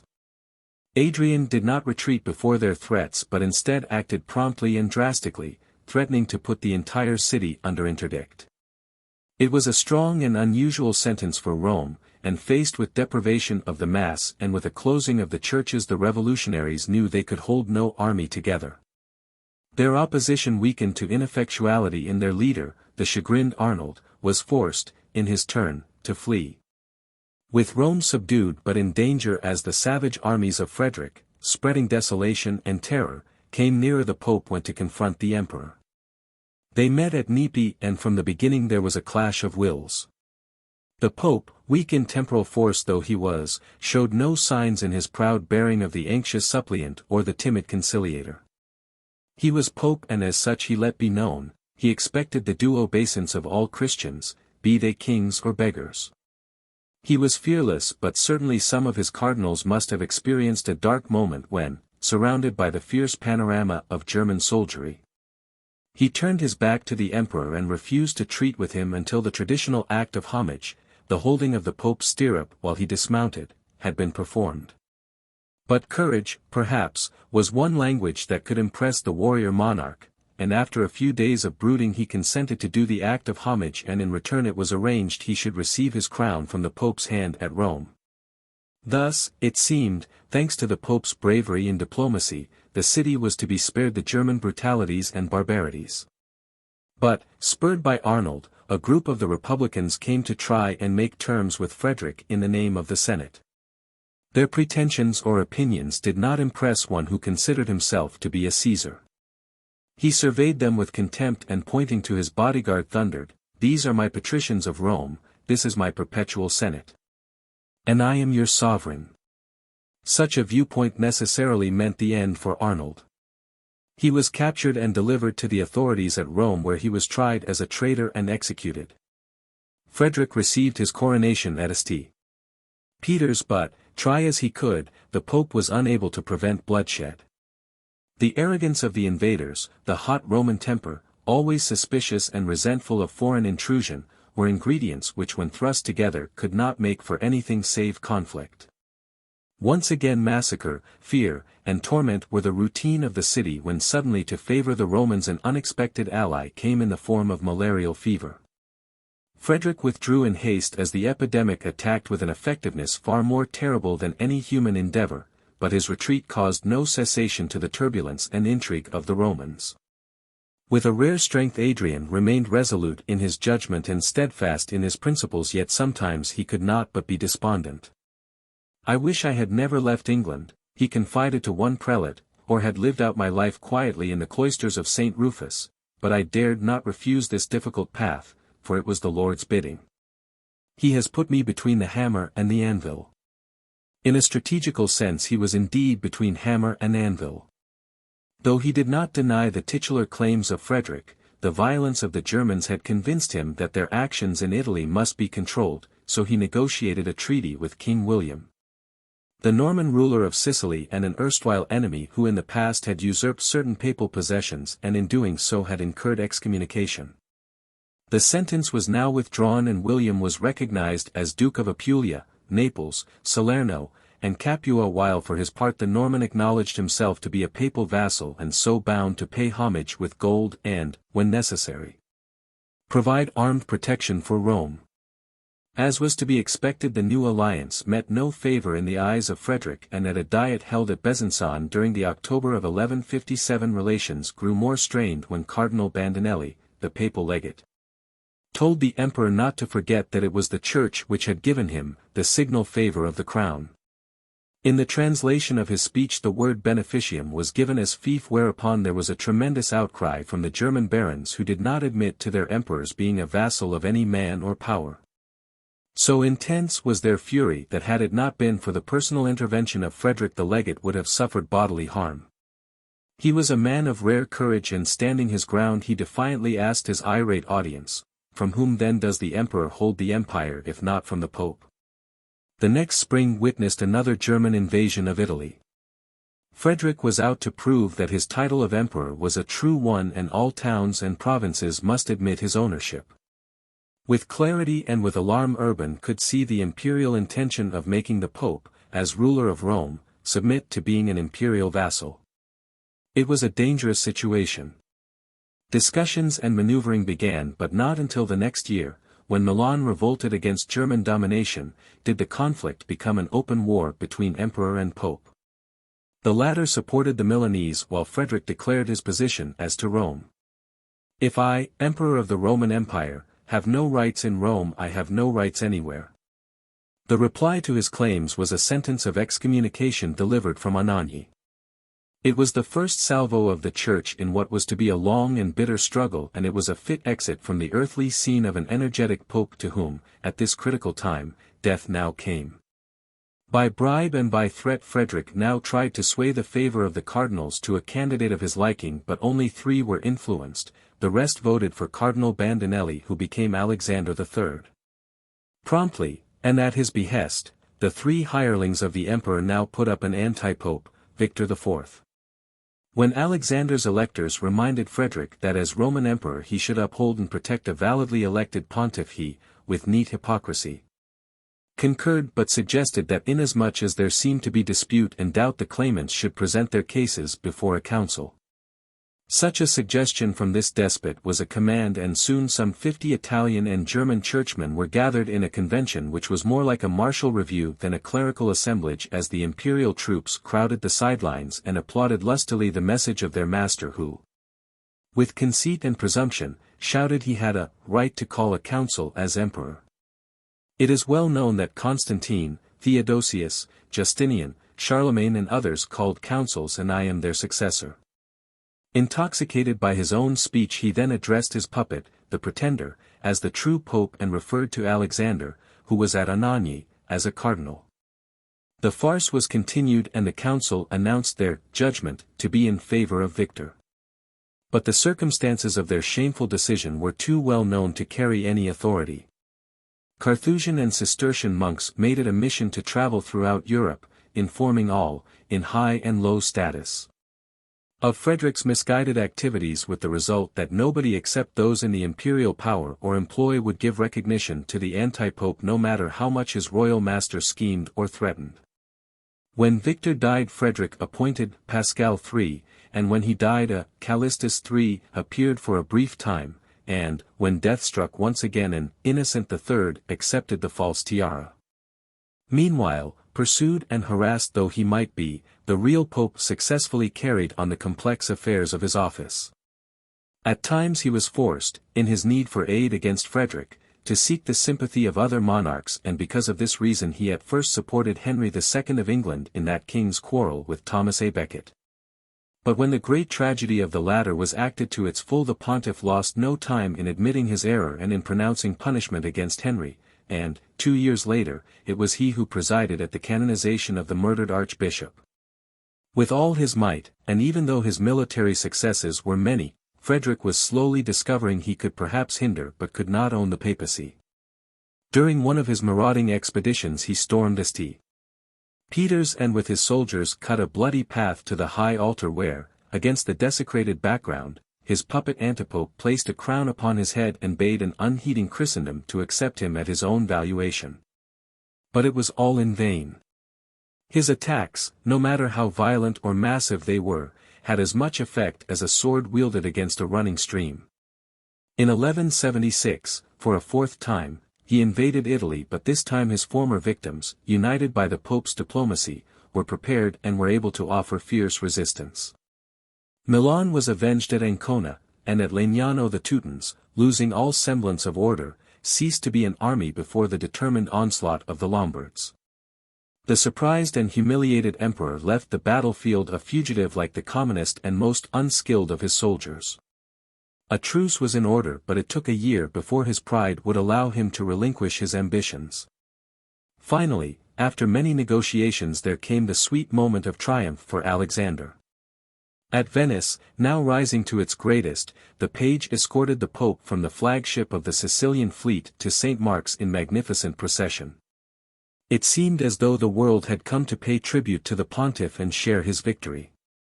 Envoys of England and France, Sicily, Spain and the free cities walked with prince-bishops and mitred abbots. Nobles, citizens, soldiers, and mariners jostled shoulders with monks from everywhere who eyed with wonder and perhaps with distaste the luxuriousness of the crowd. Gems and gold were in profusion, and so were rich stuffs, velvets of deep color, scarlet and gold and wine, and damasks and silks and laces. Splendid St. Mark's was a fitting frame for the vivid pageantry and for the solemn drama which was its purpose. Enthroned, the Pope waited while the Emperor made his long approach through the staring court, his pride conscious of every eye upon him. Before the papal chair he bent his knee, and tears were seen in Alexander's eyes as with a mercy worthy of his rank he bestowed upon the humiliated monarch the kiss of peace. Legend has it that at the moment he knelt Frederick whispered, "Not to thee, but to Peter." And the Pope's gentle reply was, "To me as to Peter."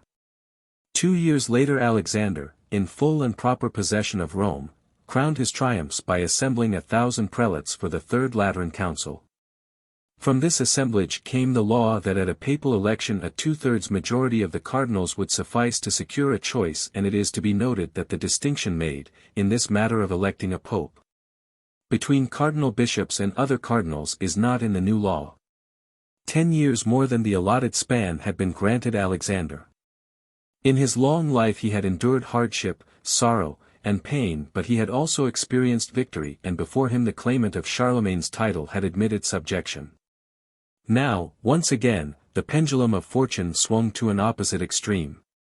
With the Germans quelled, the Republicans of Rome began their usual noise, and the Pope, aware of his years and with energies near exhaustion, was compelled to leave the city because of the whims of its rabble. Death came quickly to remove his heartbreak during the August of 1181. To assume his burden the cardinals appointed another old man, Lucius III, ex-monk and cardinal. This good priest tried to make peace with the Roman malcontents but would not compromise the principles of his office, so after a precarious sojourn at the Lateran he left the city and never returned. His character, mild and pious but not aggressive, was an invitation to the brooding Frederick who, using the lessons taught by past errors, betrothed his son Henry to the daughter of the Sicilian monarch, King William. Thus leaving the papacy virtually unprotected and deprived of a former ally. The most positive act of Pope Lucius was the establishment of a form of episcopal inquisition which was leveled at all heresies and in particular at the followers of Peter Waldo, an ex-banker of Lyons. This man, pious and earnest like so many other founders of heresies, had felt an urge for a more literal adherence to the divine teachings. Preaching a dream of universal poverty, he attracted many adherents who with zeal discarded worldly possessions and connections and swore to live by alms and fasting and prayer. At the commencement of this movement there was no ecclesiastical disapproval, but when fervor developed into fanaticism and when the conceit of self-righteousness begot dangerous errors of intolerance in the form of anti-sacramentarian criticisms, then anathema was considered necessary. Lucius III died at Verona on November 25, 1185, and on that same day the cardinals hastily gave their favor to a scion of the Crivelli family, Uberto, Archbishop of Milan. He selected the name of Urban III and almost immediately was in conflict with Frederick, for the machinations of the latter were rapidly gaining success. The second month after Urban's election saw the emperor's son, Henry, married, as he had so astutely planned, to Constance of Sicily. Gradually the Lord of Germany had won control of Sicily and Naples, and at the royal wedding his son was crowned King of Lombardy by the Patriarch of Aquileia. The situation was grave indeed for Pope Urban, but he unhesitatingly showed his lack of fear or intimidation by two immediate acts of firm opposition. He excommunicated the obliging Patriarch and declared against Frederick's candidate for the See of Treves. Enraged and thwarted, Frederick ordered his son to leave his bride and lead an army upon the Papal States. Quickly the undaunted Pope prepared a sentence of excommunication against the aggressor, but the frightened citizens of Verona, at this time the Papal refuge, begged it might not be delivered from their city. Urban journeyed to Ferrara. There at this critical moment he died, and it was there he was buried, a pope who had never occupied Rome. Another old man succeeded him as Gregory the VIII. He was Albert de Mora. As Cardinal of Asti, Lawrence and Lucina he had been known for a gentle and conciliatory nature, and perhaps it was this reputation that won for him the favor of the worried electors. His reign was only to last 2 months, but in that short time a new field had attracted the ambitions and energies of Frederick. Jerusalem had been conquered by the Saracens, and their leader, the Kurdish warrior Saladin, was achieving success after success against the Christian knights who by constant quarreling in their own ranks were well equipped for defeat. A new crusade, the third, was proclaimed by Pope Gregory and encouraged by his successor, and a 7 years' truce was declared, although never fulfilled, between Christian princes. Leaving his able son Henry to act as regent, the restless Frederick marched on to the Holy Land, and to his death, for he perished by drowning while fording the swollen waters of the river Salef in Asia Minor. He was not the only prince of first rank to embark on this crusade. There was Philip Augustus of France and Richard the Lion-Hearted of England, and, perhaps because of their wretched rivalries, Jerusalem remained undelivered and multitudes died miserably and in vain. If Frederick, with his will of iron and fierce determination, had not gulped his death in the muddy current of a distant river, the story, the sad bitter story of disaster by sword and by plague and by treachery too, might have had a different ending. Henry VI inherited the stern nature of his father, the same severities and abilities, the same high ambitions. To stand in his way was the new pope, Clement III, who had been Paolo Scolari, bishop of Palestrina and a Roman by birth. He was possessed of great diplomatic skill, and at the beginning of his reign, without compromise of principle or rights, he managed to evade an open break with the prince, whilst most of his energies were devoted to the encouragement of the crusade and the negotiation of a treaty with the Roman Senate. Perhaps the latter was not a very satisfactory pact, for while it was agreed that the pontiff should be recognized as the city's temporal lord, much of the practical administrative machinery remained in the control of the Senate. Nevertheless, a pope once again sat in the Lateran. For 3 busy years he ruled, and his diplomatic skill was manifested even in faraway Scotland, where he freed the episcopacy of that country from the jurisdiction of the Metropolitan See of York. But despite the most skillful employment of the diplomat's science, it was inevitable that a break should come between him and Frederick's son, for the prince, carefully consolidating the schemes and accomplishments of his father, was relentlessly forcing the papacy, as a temporal power, to an isolated and pitifully defenseless position. There was only one chance to break the cunning encirclement. Henry's marriage with Constance had given him claim to the throne of Sicily, but when her father died the claim was disputed by Tancred, an illegitimate descendant of the Norman kings, and many Sicilians, fearful of the imperial domination, supported him. So, too, did Pope Clement. Promptly Henry accepted the challenge and, marshalling his armies, began the march through Italy. Clement died at this time, and to inherit his burden the Cardinal Jacinto Boris was chosen, an Orsini who took the name of Celestine III. When Henry appeared at the gates of Rome with his vast army, the new but aged pontiff had no recourse but to crown him emperor. Not so easy was Henry's path elsewhere. Defeat was his destiny at Naples, where, before the desperate fury of patriots, his fleet was destroyed and his army scattered. A grave illness sapped his own strength and he was forced to retire. In the bloody disorder of the retreat his wife Constance was seized and held as hostage by his opponent Tancred. In Germany there was trouble with Henry of Brunswick, but this was finally solved by the marriage of that prince with the imperial niece. Not for naught was Henry the son of Frederick. Displaying the same fierce persistence and resourcefulness as his parent, he gathered fresh armies, financed mainly from the moneys gained by the ransom of Richard the Lion-Hearted, and hastened back to Italy. Meanwhile Pope Celestine had interceded with Tancred and had begged him to release Constance. This was done, but there was no halt to the German march, so grimly the Sicilians prepared for defense.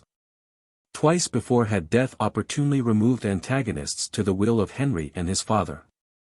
Now, for a third time, there was the same macabre assistance, for Tancred died, leaving as a successor a mere child.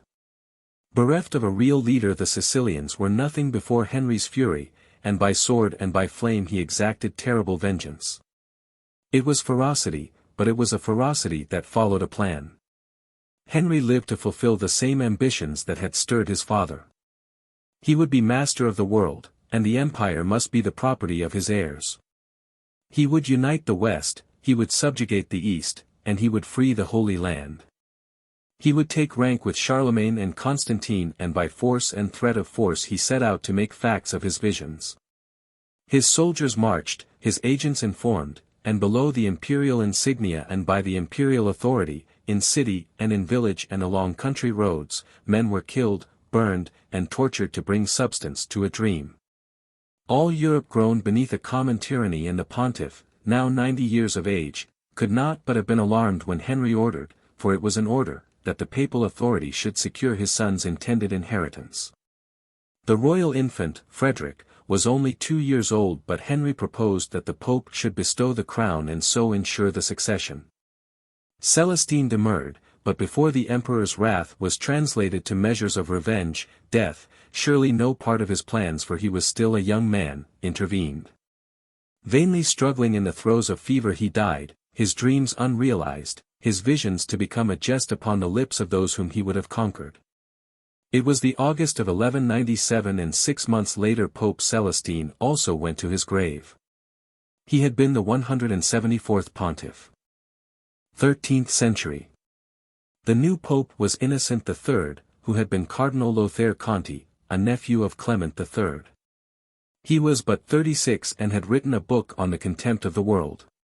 He was vigorous and able, good and clever, a right man at a most critical period, for the coming of the Eighteenth Century was a time when the feudal structure, so indispensable, apparently, to the framework of the Church, was weakening before the formations of nationalism.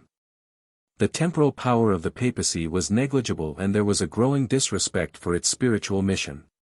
The writings of Aristotle had been rediscovered and, with all the errors accumulated by centuries of Persian, Armenian, and Arabian translators as yet unpurged, were being avidly studied, though not quite understood, by scholars throughout Europe.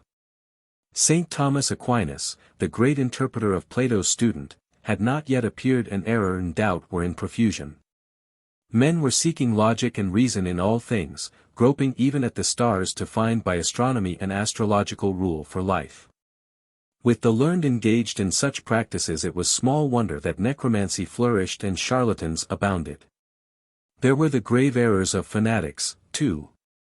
Preaching a religious revolt and wandering from town to town were bands of misguided zealots who, shocked by the state of the world and in particular by the loose living of certain rich prelates, refused to believe that sacramental powers could be invested in unfit hands. The horizon was not entirely dark. There was now no all-powerful Barbarossa seeking to dominate the papacy, and in fact the son of Henry, Frederick, was committed by the widow Constance to the guardianship of the pontiff. Perhaps it was but the obvious anxious gesture of a worried mother to ensure a consecrated crown for her son, but it was an act that also made Innocent, as regent, the ruler of Sicily. It was a gift, an opportunity, which was not dissipated. As suzerain of Sicily he was able by treaty and by alliance to ensure the independence of the Papal States and thus to remove the menace of German domination. He soon became the real ruler of Italy, and his influence came to be felt at every court in Europe. There was disagreement in Germany between the electoral princes as to who should take the imperial mantle, Otto of Brunswick or Duke Philip of Swabia. The Pope unhesitatingly declared in favor of Otto and named him emperor, whereupon the princes complained that the pontiff was interfering with their electoral privileges. His answer was that while it was true theirs was the right to elect a king, it was his duty, as Pope, to judge upon the fitness of any candidate to the title of Emperor of the Holy Roman Empire. Princely power, he said, is exercised over earthly things, priestly power over heavenly things. One rules the body, the other governs the soul. Hence, the priesthood is as much superior to royalty as the soul is to the body. Eventually Otto received his crown in Rome and soon after, with base ingratitude, violated his oath and attempted to follow the anti-papal policies of the previous emperors. He was promptly excommunicated by Innocent and deposed by the German princes. Innocent followed the same lofty program as Gregory VII. He demanded and received universal allegiance, the papal dignity grew and no monarch could escape, if the occasion demanded, from the sting of his ire or the lash of his chastisement. The scandals of princes were no longer protected by the complacency of private chaplains, for few courts were exempt from the cold scrutiny of this strong pope. The kingdoms of Philip Augustus of France and Alphonse IV of Leon were placed under the dreaded penalty of interdict until their rulers conformed with the marriage laws of the Church. To the adulterous French king he wrote, "The Holy See cannot leave persecuted women without defense. The dignity of a king does not dispense you from your duties as a Christian." He curbed the invalid venturings of the English King John when that notorious ruler schemed against the appointment of Cardinal Langton to the See of Canterbury. His judgment as arbitrator was accepted in the selection of the rulers of Hungary, Poland, and Norway. He united the kings of Castile, Aragon, and Navarre in a crusade which led to the defeat of the Moors in Spain. But unfortunately another crusade, the Fourth Crusade to the Holy Land, which he sponsored in 1202, did not have the same success. The expedition set out with the same laudable objective which inspired all such campaigns, but because of the usual bad leadership plus the connivings of the wily Venetians, who had other purposes than the liberation of the holy places. The cavalcade was diverted to Constantinople instead of the Saracen strongholds.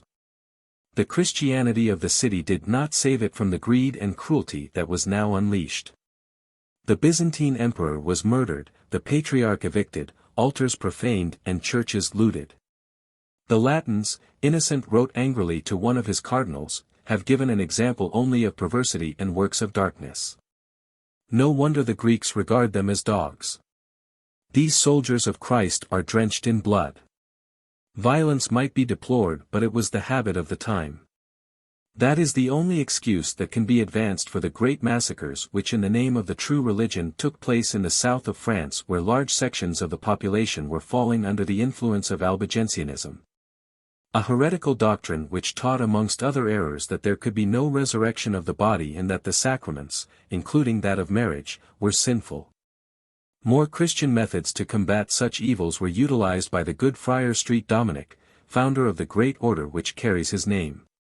Another similarly minded saint of this period, whose simple but burning piety in great goodness resulted in the founding of an order, is Saint Francis of Assisi. Once again holy men, pledged to the service of God in its most austere form, were on the march, begging from the rich and giving to the poor, nursing the sick and chiding the wicked. Fearlessly preaching against the vicious profligacies and gross laxities of those in high places. In 1215, 1 year before he died, Innocent assembled the Fourth Ecumenical Council of the Lateran. For 18 months he had prepared the event, and an immense gathering of prelates justified his hopes. 71 patriarchs and archbishops, 412 bishops, and 900 abbots and priors came to Rome, and from their discussions 70 canons were promulgated. Here was pronounced that famous law which imposed upon all Catholics the obligation of annual confession and communion, and here was given the doctrinal definition of transubstantiation. Innocent's successor, Honorius III, was elected by compromise. 2 cardinals, with the consent of their colleagues, made the decision at Perugia just 2 days after the death of Innocent, and their choice rested upon the cardinal priest of SS John and Paul, Cencio Savelli. He was an old man, well over 80, and to be his opponent in the apparently endless struggle that surrounded the temporal claims of the papacy was a prince just emerging from adolescence, Frederick II. With the acquisition of maturity, the erstwhile papal ward was developing the traits so tenacious to the Barbarossa blood, the same driving impulses which had governed his father and grandfather. He was a handsome youth, tall, blue-eyed, well-formed, and possessed of a rare intelligence. Unfortunately, however, the ceaseless flattering attendant to his station and an abundance of evil influences had perverted his natural faculties and had resulted in a spirit of cynicism and skepticism which were reflected in his every act. He lived more like an Eastern potentate than a Christian king, and his court became a scene of Arabic splendor and luxury, including the maintenance of a large harem. One day, says the historian Boniface, he had a man thrust into a barrel which was then hermetically sealed, in order to prove that when the victim should at length be suffocated and the lid removed, no such thing as a soul would wing its way to heaven. Honorius, continuing then along the same path as Innocent, put the seal of his approval upon St. Dominic's friars preacher, and a few years later bestowed the same favor upon the friars minor of St. Francis. In Palestine the rule of the Carmelite friars also received papal confirmation, and in that same country, with hopes no less than those of his predecessor, the Pope yearned to set free the holy places. He preached a crusade, but his words seemed only to breed a base deception on the part of Frederick IV, realizing that with the Pope's support his plans to dominate all Italy would be the easier. The perfidious prince promised solemnly that if he were consecrated emperor he would form and lead a crusade. The Pope accepted the bargain, and in 1220 put the diadem upon the royal head. The following year was supposed to witness the dispatch of the promised expedition against the Saracen, but neither that year nor any other before his death, in 1227, was Honorius to have his wishes fulfilled. The next pope was, at his election, almost as old as Honorius had been, but he was far more vigorous and displayed rapidity in decision and action. He was Cardinal Ugolino Conti, a kinsman of Innocent III, and a staunch friend to the newly formed Franciscans. With the tiara he became Gregory the IX, and one of his first acts was to excommunicate Frederick. It could not have been otherwise, for typical of the emperor's temper was his statement, that the world has been deceived by 3 impostors, Jesus Christ, Moses and Muhammad, that 2 of these died in honor. The third, Jesus Christ, was hanged on a tree, that those are fools who aver that God, the omnipotent creator of the world, was born of a virgin, and that man ought to believe nothing but what he can understand and prove by reason. Yet, blasphemer though he was, the skeptical prince gained success where a nobler knighthood failed.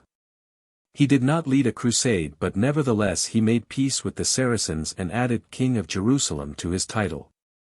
Not by force of arms but because of his adept diplomacy a treaty with the Sultan of Egypt was made, and the holy places were once again open to the devout.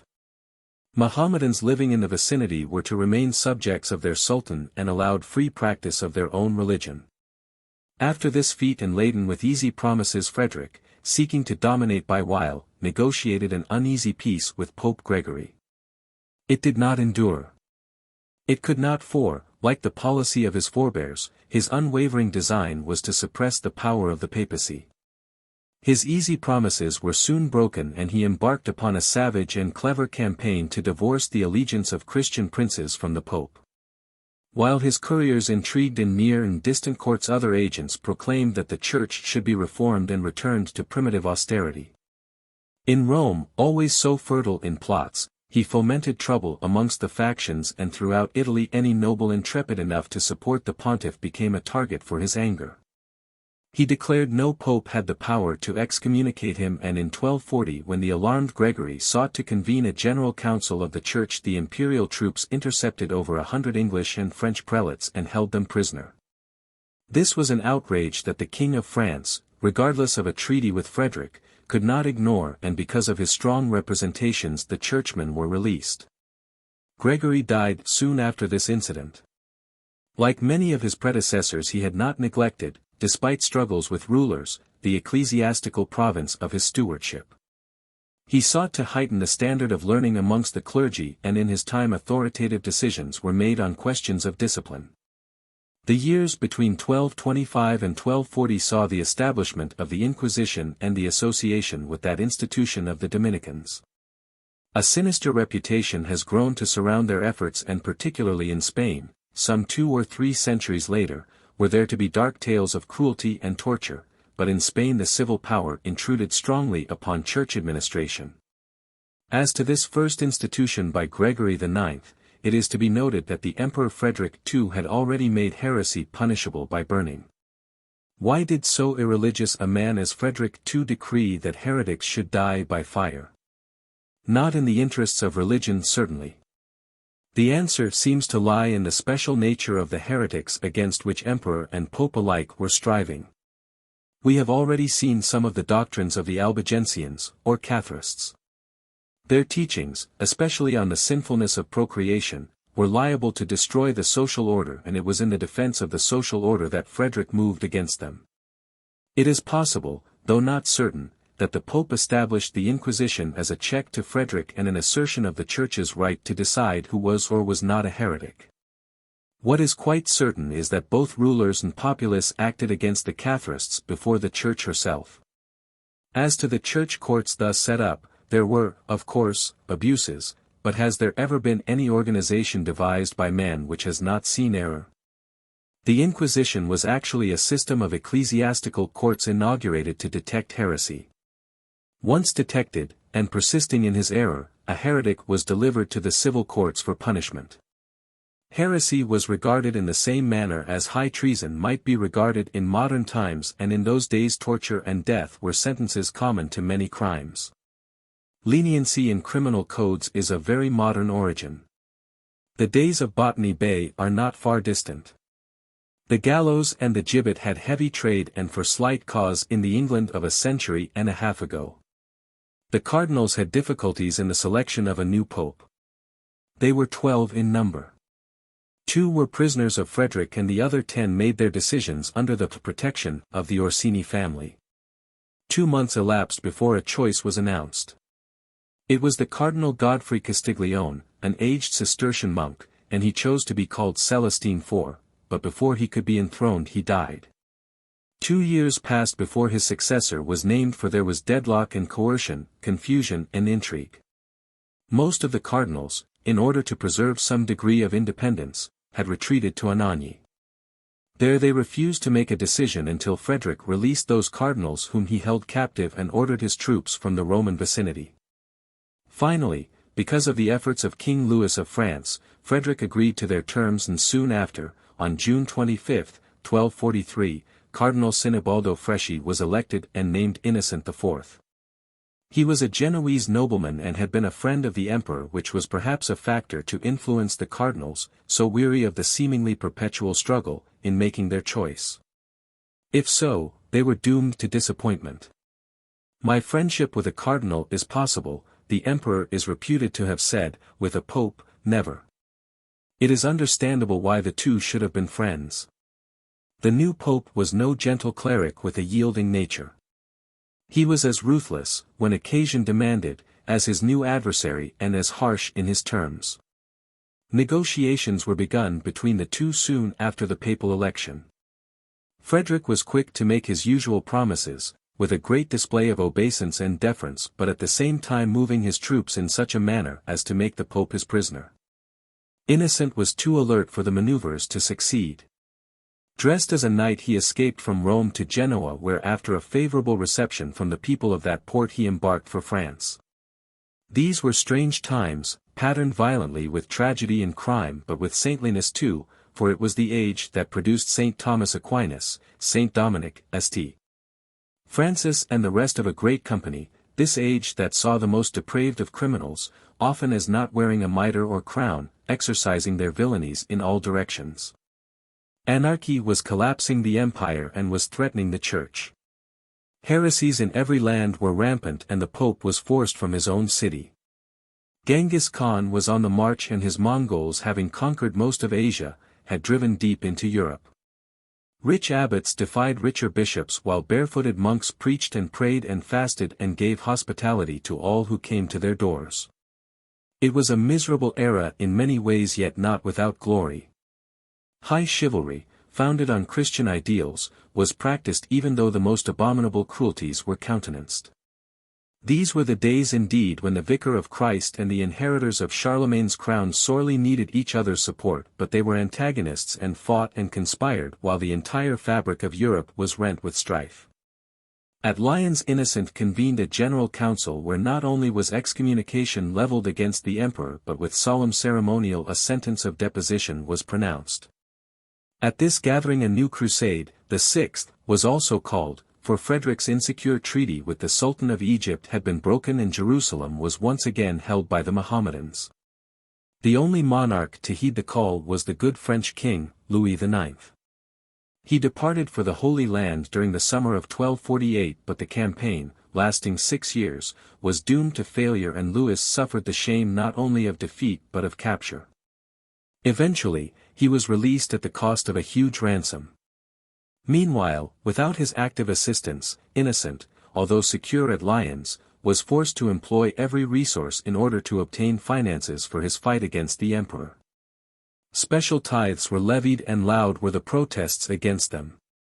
In England the Bishop of Lincoln wrote a burning letter on the subject, for English bishops were being forced to pay as much as £40,000 upon succeeding to their sees. As has been seen, death to either a pope or an emperor sometimes brought a shifting of sorts in the long drama of their relationship, if not a complete end to the bitter struggle. The time came for Frederick to die and he succumbed to fever at Fiorento just before the Christmas of 1250.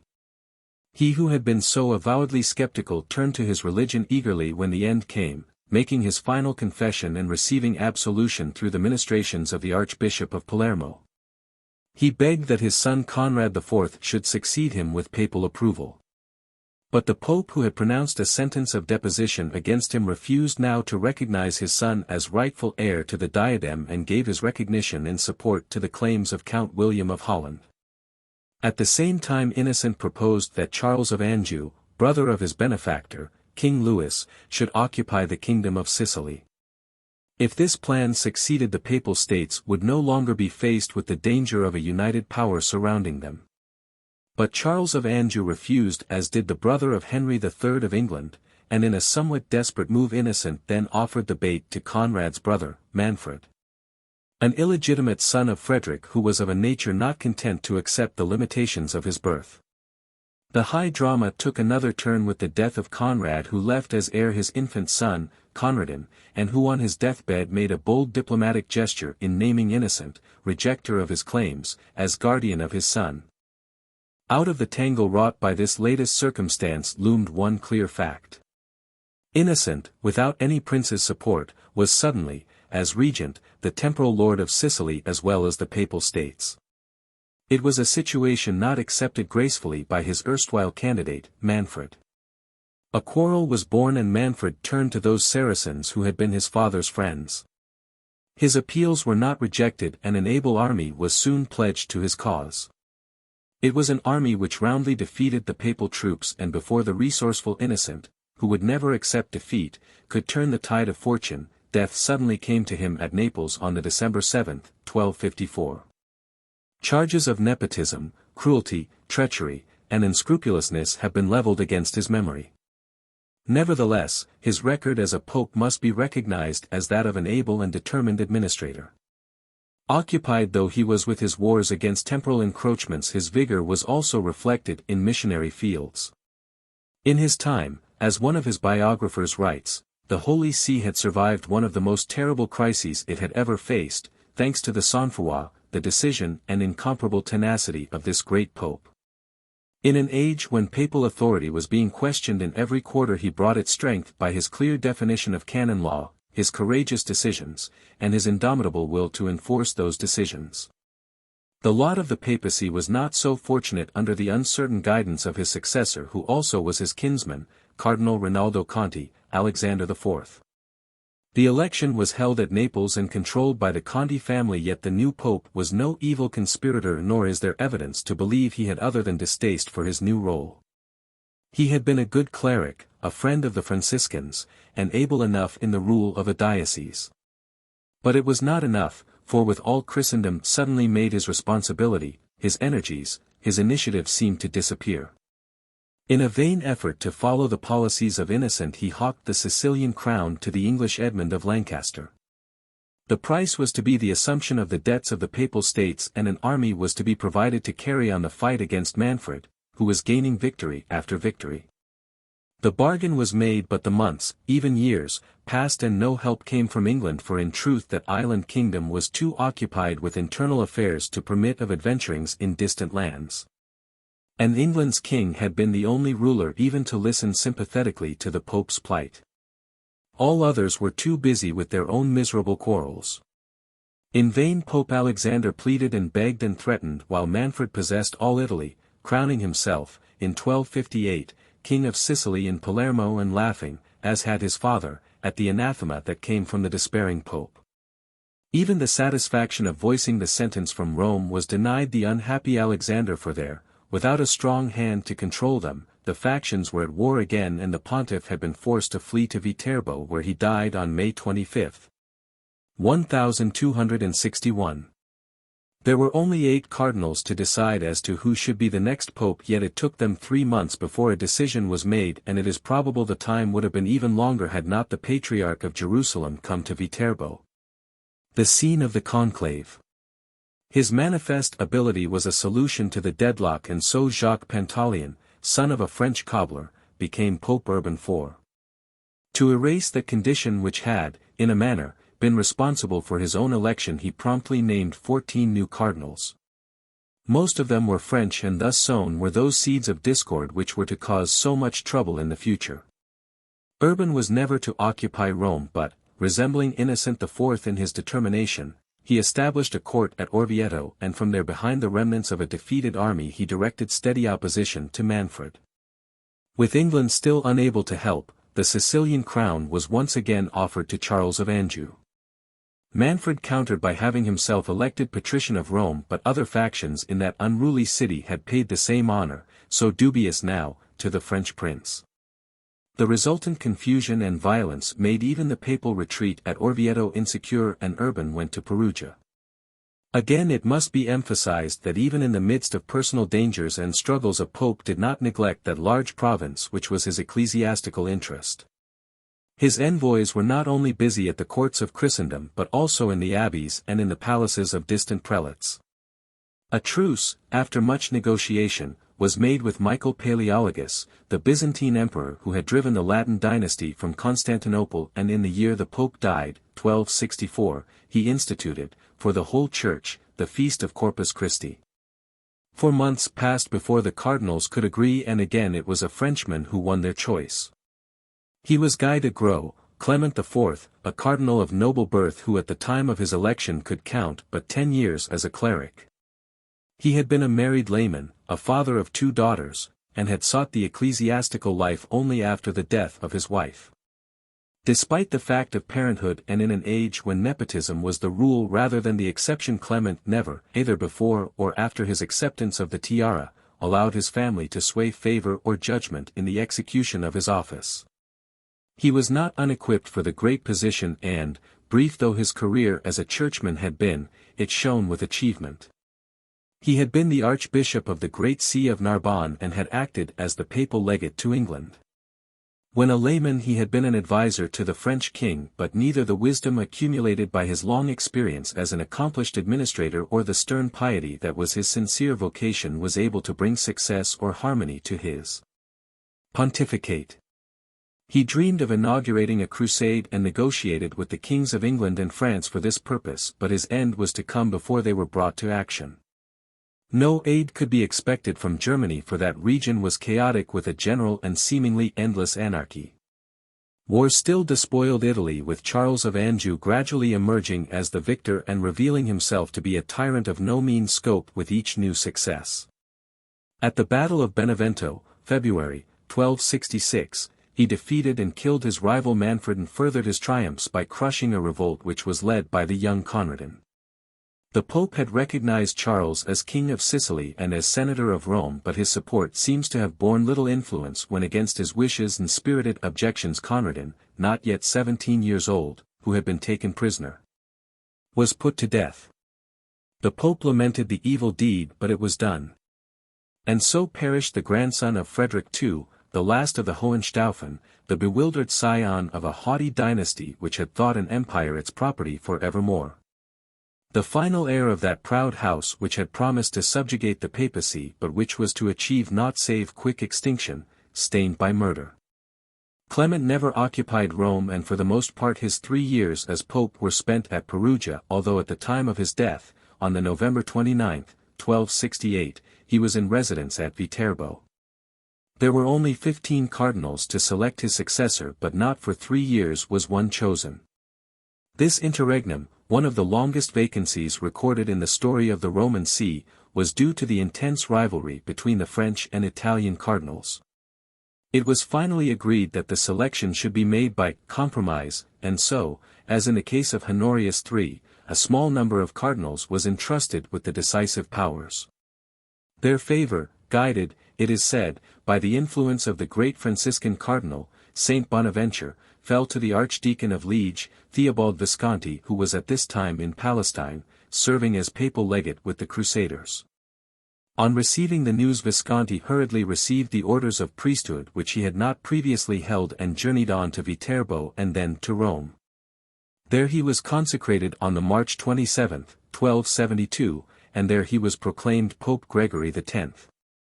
The task he set himself was Herculean, for he proposed to resuscitate the empire, to bring the Byzantines back to the papal fold, to free Palestine, and to pacify Rome. For days after his installation he gave notice that in 2 years' time a general council of the Church would be convened at Lyons. Thus prelates and canonists both near and far had ample time for preparation and travel. With princes, Gregory seemed to have the fortunate touch.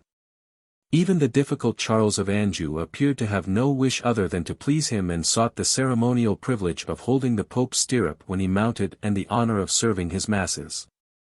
His arbitration was welcomed in the selection of the candidates for the imperial honor, and his judgment gave the diadem to Rudolph, Count of Habsburg. Thus the great interregnum was ended, and the Holy Roman Empire once again had a recognized leader. Albeit his power was far less than those former wearers of the purple who had been so formidable in both their animosities and friendships to the papacy.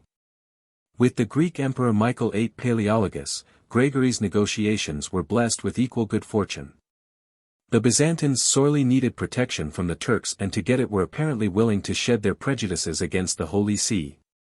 At least this was the will of their emperor, who, after silencing the Patriarch Joseph I by imprisoning him in a secluded monastery, dispatched more agreeable churchmen to represent him at Lyons. Over 1,500 prelates came to form the council, and before them the Byzantine envoys professed submission, and with elaborate ceremony the schism of the East was pronounced to be at an end. But ceremony born of political expediency is a poor foundation for matters involving faith, and within 8 years the frail union was ended and the schism was in being once again. St. Bonaventure played a leading part at the gathering where, amongst the measures adopted, not without protest from some prelates, it was resolved that a tax consisting of 1/10 of all ecclesiastical revenues for the next 10 years should be imposed to finance the Holy War. In order to prevent long and dangerous vacancies of the Holy See, rules were formulated, such as the drastic curtailment of food after 3 days, with a view to hastening the decision of cardinals in conclave. Other decrees were aimed to control new religious orders, and it was at this council that Avignon was given to the papacy in return for the forfeit of certain rights in Provence. The result of Gregory's wide interests and zeal was inevitable. His strength became overtaxed, and instead of resting after the council he journeyed to Lausanne, where he made treaty with the new emperor, Rudolph. From there he went to Milan and then to Drezzo when suddenly an illness overwhelmed him, and so weakened was his condition because of overwork that he succumbed immediately. Thus passed an able pope. Three great contemporary champions of the Church, St. Louis, St. Thomas, and St. Bonaventure, had preceded him to the grave, and there seemed nobody of similar stature on the horizon. Who then was to perpetuate the ideals and precepts of medieval Christianity, that thing which had eclipsed the greatness of the Roman Empire? And which now, by the relentless process called progress, was undeniably, despite the vastness of its structure and the glory of its ideals, faced with decline. The legislation governing conclaves which Gregory had sponsored resulted in a new pope very quickly. Innocent V, formerly known as Peter of Tarentaise, was a Frenchman and a Dominican scholar of great repute who, in addition to his learning, had experience as an administrator, for he had been both Archbishop of Lyons and Cardinal Bishop of Ostia. On the assumption of his office his energies were immediately occupied by efforts at peacemaking, efforts that were directed to the realms of both religion and politics. He saw that the unity of the Greeks and the Latins as proclaimed at Lyons was on a precarious basis, and he set out to try and strengthen the frail union. Charles of Anjou did not welcome the pretensions of the new emperor, Rudolph of Habsburg, and a quarrel seemed likely in that direction which Innocent resolved to prevent. He was only 50 years old, but suddenly death, caused by a rapid fever, halted his activities after a pontificate of only 5 months. Brief though his term had been that of his successor, the Italian Cardinal Ottabuono Fieschi, Pope Adrian V, was even briefer, for this pope only survived his election by 5 weeks.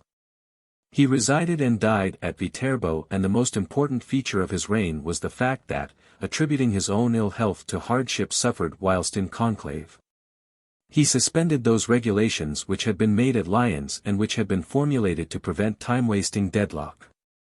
Deadlock then was at the next conclave, but after a month it was broken because of the ugly mood of the townspeople of Viterbo who, rioting outside the quarters of the congregated cardinals, made it emphatically known that they were resolved there should be no long vacancy again.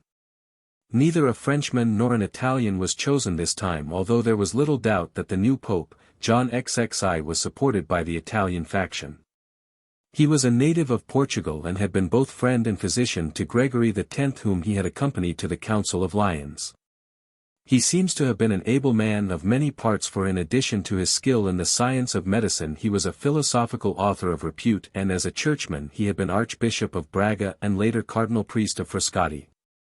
He was in his middle 50s when elected, and possessing splendid health and vigor he energetically embarked upon a program which was modeled upon the wide policies of his patron, Gregory X. His representatives left for Constantinople in an effort to stimulate and strengthen the supposed union of the Eastern and Latin Churches, while others of his legates worked strenuously to keep a state of peace between the Emperor Rudolph and the still truculent Charles of Anjou. In England Edward I was reminded that certain taxes promised to the papacy had been in arrears for over 50 years, and at Viterbo envoys from the Khan of Tartary received sympathetic attention. Because of this visit, Franciscan missionaries were soon after sent to China and Persia. The country of the Pope's birth, Portugal, also felt his influence with the improvement of certain ecclesiastical conditions. Because of his magnificent health and because of his great energy, it was thought on all sides that the reign of Pope John would be both long and fruitful, but only 8 months after his installation he died of injuries received when scaffolding collapsed in the library of the papal palace which he was rebuilding at Viterbo. For 6 months the cardinals deliberated before the name of the Cardinal Gaetano Orsini, a member of the powerful Roman family, was given. This was a distinct rebuff to Charles of Anjou, who was seeking the tiara for a candidate of his liking and patronage. The new pope was called Nicholas III, and although his career, under 8 pontiffs, as a high-ranking cleric had been without reproach, it was now sullied by frank and unrestrained nepotism. As to the Orsini brood went a steady flow of rich benefices, high offices, and special privileges. Of the 6 cardinals he created 3 were of his family, and the weak explanation was that he desired to clean Rome of all alien influences. Highly apprehensive of the French, he tried strenuously to combat the intrigues of Charles of Anjou, and from that ruler was taken the dignity of the Roman senatorship, whilst to Charles's enemy, the Emperor Rudolph, who extravagantly made fervent confirmation of all former imperial promises and grants to the Holy See, went special expressions and tokens of approval. The affection Nicholas held for Rome had one advantage, for while workmen swarmed busily, making repairs and additions to the Lateran and Vatican palaces, the papal purse was opened still further to finance a program which brought wide beauty and ornament to the entire city. Outside this sphere, however, his plans had little success, and when he died of apoplexy at Viterbo during the summer of 1280, the alert Charles of Anjou was on hand, determined this time that his will should sway the opinions of the conclave. His machinations succeeded, but not with ease, for again 6 months of dispute and deadlock passed before a pope was made. He was Simon de Brian, and he took the name of Martin IV. Actually he was but the second Martin, but chose to be called the fourth to avoid confusion with the Pope's Marinus. He was a Frenchman and a cardinal priest, and was without any doubt under the complete domination of the now triumphant Charles, to whom victory brought neither temperance in judgment nor moderation in action. Once again this prince gave to himself the titular glory of being called Senator of Rome, although the city was too dangerous a residence either for himself or for his pope, who was installed at Orvieto, where he awaited such directions as he received with quick obedience and smooth docility. As the previous pontiff had given to his family, so now the favors were poured, without stint or discretion, to the French. And punishments, under the same solemn authority, were delivered against all who dared to oppose the whims of King Charles.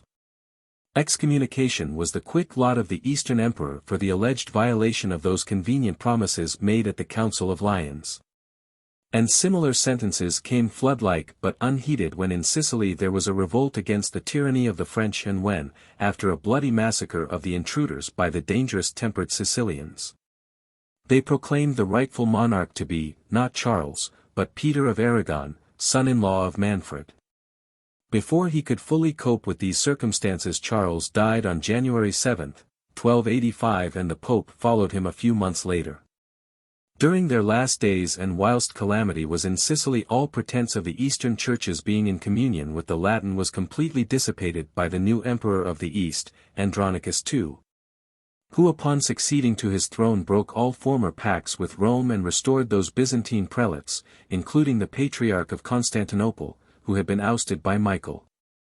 Pope Martin had died on the 25th of March, 1285, and within a week the cardinals, gathered in hasty conclave at Perugia, selected a Roman, Giacomo Savelli, cardinal deacon and papal prefect of Tuscany, to be his successor.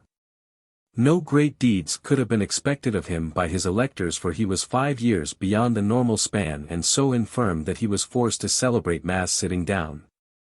Honorius IV was the style he chose, and leaving Perugia after his election he was able to take up residence in Rome. His reign lasted 2 years, and during that time he proved to be a notable patron of the mendicant orders and the universities, particularly that of Paris, which was his alma mater and where he caused to be established the teaching of Oriental languages so as to make easier the relations of the Church with the Eastern peoples. The next pope was an Italian also, but not until 6 wasteful months of dispute after the death of Honorius was his name announced. He was Nicholas IV, and while of humble origin was general of the Franciscans and had been known as the Cardinal Jerome Massey of Ascoli. In the sphere of missionary and educational activities his endeavors met with success. The universities of Montpellier, Lisbon, and Graz in Styria were founded in his reign, and in Pekin Franciscan fathers threw open the doors of their chapel and displayed the solemn pageantry of the Mass and its mysteries to the wondering natives. In other fields, however, Pope Nicholas had not the same happy success. He was closely, too closely, associated with the Colonna family and faction, and perhaps it was they, possessed and driven by the familiar Roman appetite, who influenced his actions in the fields of diplomacy. 2 of them he had created cardinals, another was made Count of the Romagna, and a 4th became Roman senator. With the approval of these friends the papal endorsement was given to Charles, the son of the late Charles of Anjou, as Sicilian monarch, but in reality it was James of Aragon who was to hold that unstable throne. The Pope opposed the nominee of the Emperor Rudolph for the crown of Hungary and put forward his own candidate, but the fierce-willed Hungarians would have none of either and selected their own ruler, Prince Andrew, who was so invested and from then on clung staunchly to his throne. In vain Nicholas threatened punishment. The papal displeasure seemed to mean little to the temporal ruler now, and if further proof was needed of waning authority and influence, there came the news of the fall of Acre, a final and complete Saracen victory in the Holy Land. Despite the desperate efforts of the pontiff, no new crusade was undertaken. He tried to outfit a fleet and muster an army, but except for some interest in England, the princes of Christendom remained lethargic to his entreaties, and Palestine was forced to remain Mohammedan property until 6 centuries later. The year following this calamitous event witnessed the death of Nicholas on April 4, 1292, but not until 2 years and 3 months had passed was there another pope. The most vigorous action was needed to unify Christendom, but the response of the cardinals was an unsavory and disgraceful exhibition of procrastination and intrigue. The scene of the conclave shifted from Rome to Perugia, and as the first year of vacancy passed, then the second. It appeared that the quarrelsome and often base schemes of the jealous and obstinate prelates would never be guided by high purpose or be cemented with unanimity. One of the older cardinals, an Orsini, finally proposed the measure which was adopted to end the disagreeable situation. It was his idea that the electoral gaze should be directed beyond the College of Cardinals and someone be found who was free from the prejudices of factions or the favor of princes.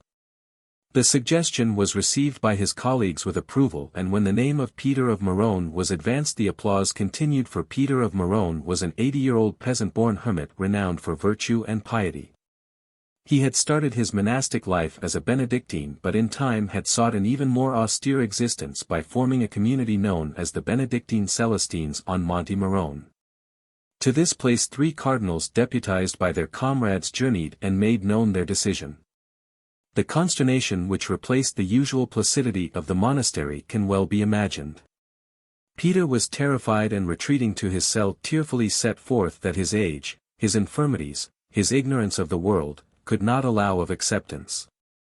But the cardinals were firm, and their suave arguments, made so solemn and awesome by the authority of the conclave, overwhelmed the protestations of the trembling monk and eventually convinced him that a refusal of their entreaties would be a rejection of divine will.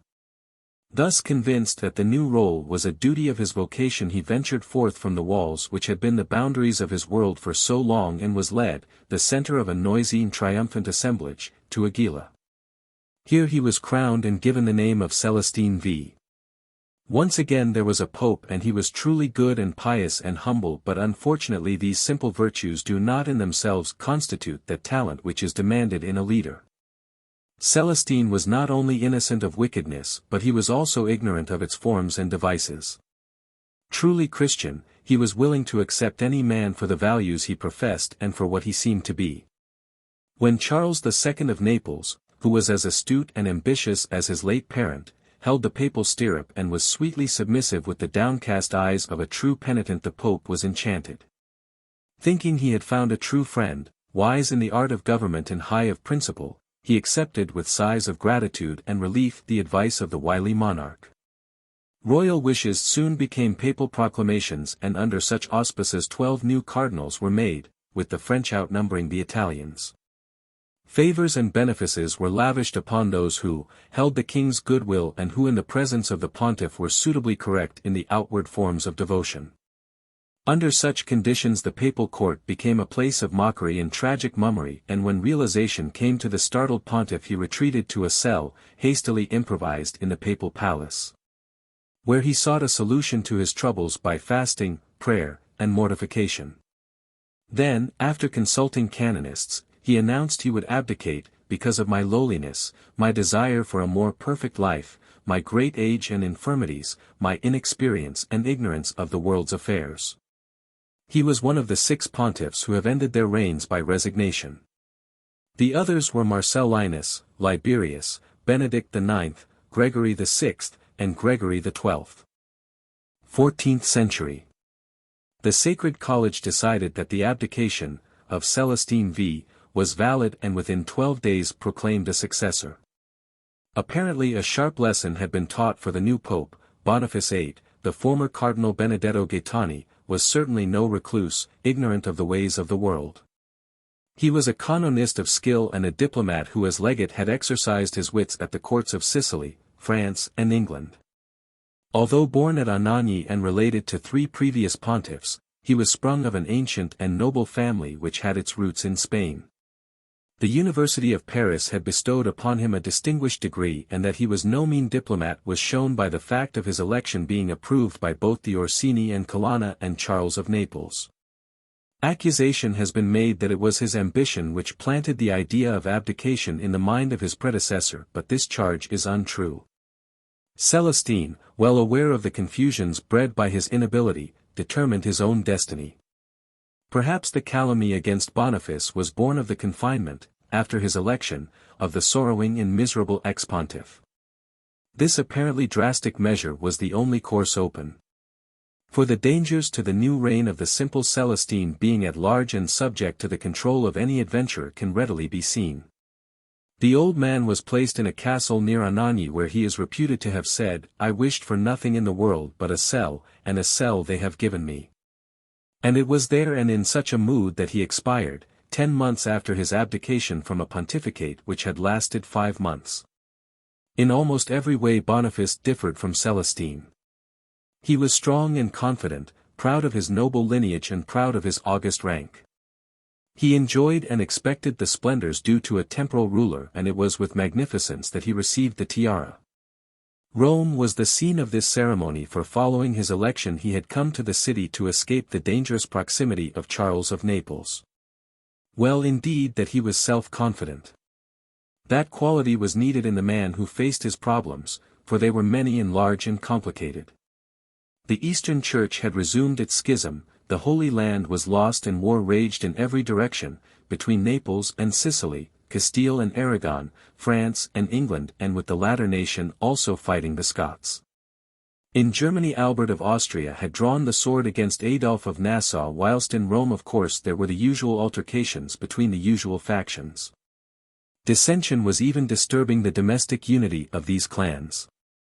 The Colonna were quarreling, and this quarrel was to bring the new pontiff much trouble and to contribute to the failure that was to darken his reign. For disaster, no less than that which had confronted the simple and pious Celestine, was to be the lot of this pope who had been selected for his great skill in law and for his great knowledge of worldly matters. He knew and accepted his problems, and at first met them without hesitation and with strong action. His plan was to make practical that elusive structure which had been the ideal of the Holy Roman Empire, and all rulers and all states were to be subject in spiritual matters to the authority of the Holy See. This was, briefly, the basis of his famous bull, Unam Sanctum, issued in 1302.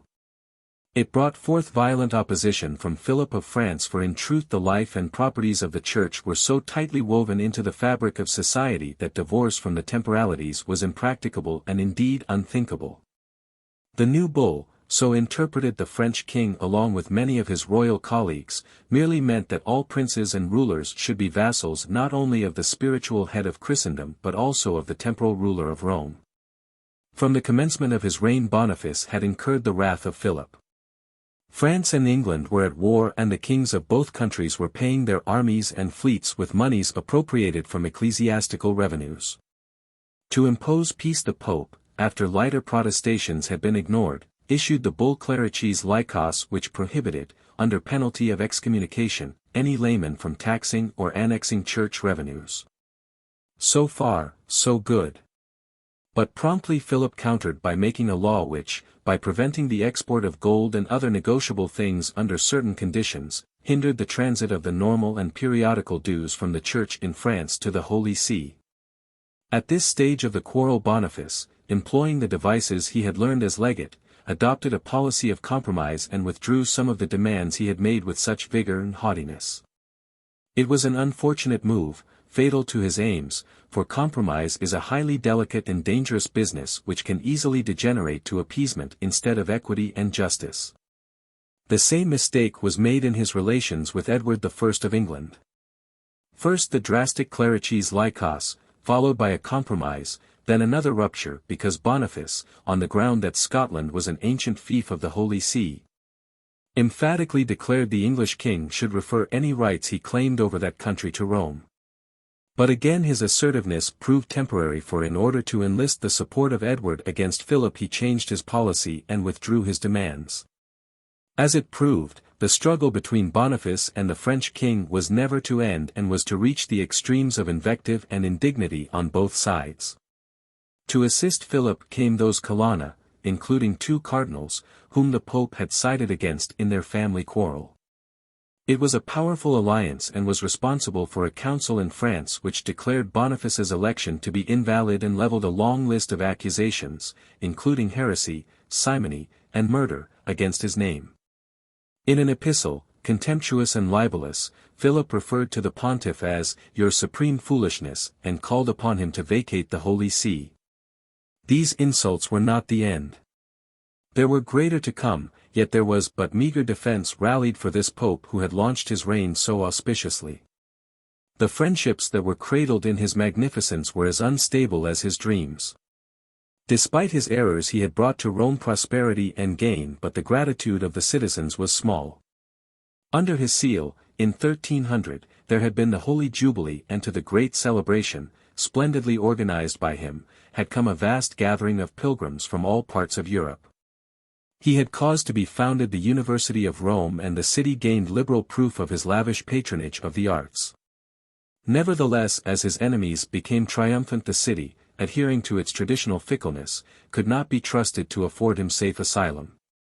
He retired, as had other popes in similar circumstances, to Anagni, where, utilizing his considerable skill as a canonist, he prepared a bull of excommunication and deposition against Philip. Before it was issued, however, a gang of mercenaries, led by Guillaume de Nogaret and Sciarra Colonna, stormed the papal retreat. They found Boniface deserted by his attendants but gloriously unafraid. He had donned the formal insignia of his office and was seated on his throne. "Here is my head," he said, "I, a Catholic, lawful pontiff and vicar of Christ, desire to die for the faith of Christ and his Church." With singular brutality, for he was now in his 86th year, he was thrown to a prison cell whence after 3 days he was liberated by the indignant townspeople, but only to be captured again. This time it was the Orsini who held him. They called it a rescue and conveyed him back to Rome with a show of respect, but he was their prisoner. It was the final humiliation, and one he did not survive, for he died on the 11th of October, 1303. Broken-hearted and unhonored went the once proud man whose worldliness was to have been the cure for the errors born of the inexperience of the saintly Celestine. 11 days later there was the election of the Cardinal Nicholas Boccacini, Benedict XI, an Italian and an ex-general of the Dominicans, who had also served extensively as a legate. For the sake of desperately needed peace he made treaty with Philip, although to his credit he refused to lift the censures against those villains, friends of the French king though they were, who had maltreated and insulted his predecessor at Anagni. Benedict was a good man and he essayed peace and reform in all directions, but unfortunately for his plans his reign was brief. The dark temper of the Romans caused him to move to Perugia, where he died, by poison according to rumor, during the summer following his election. So great was the hatred Philip bore for Boniface that he had urged that a general council be convened to pass judgment on the supposed misdeeds of that pope. This Benedict, despite his desire for conciliation, refused. Soon after came his sudden death, and then, gathering like clouds around his tomb, came the rumors of foul play.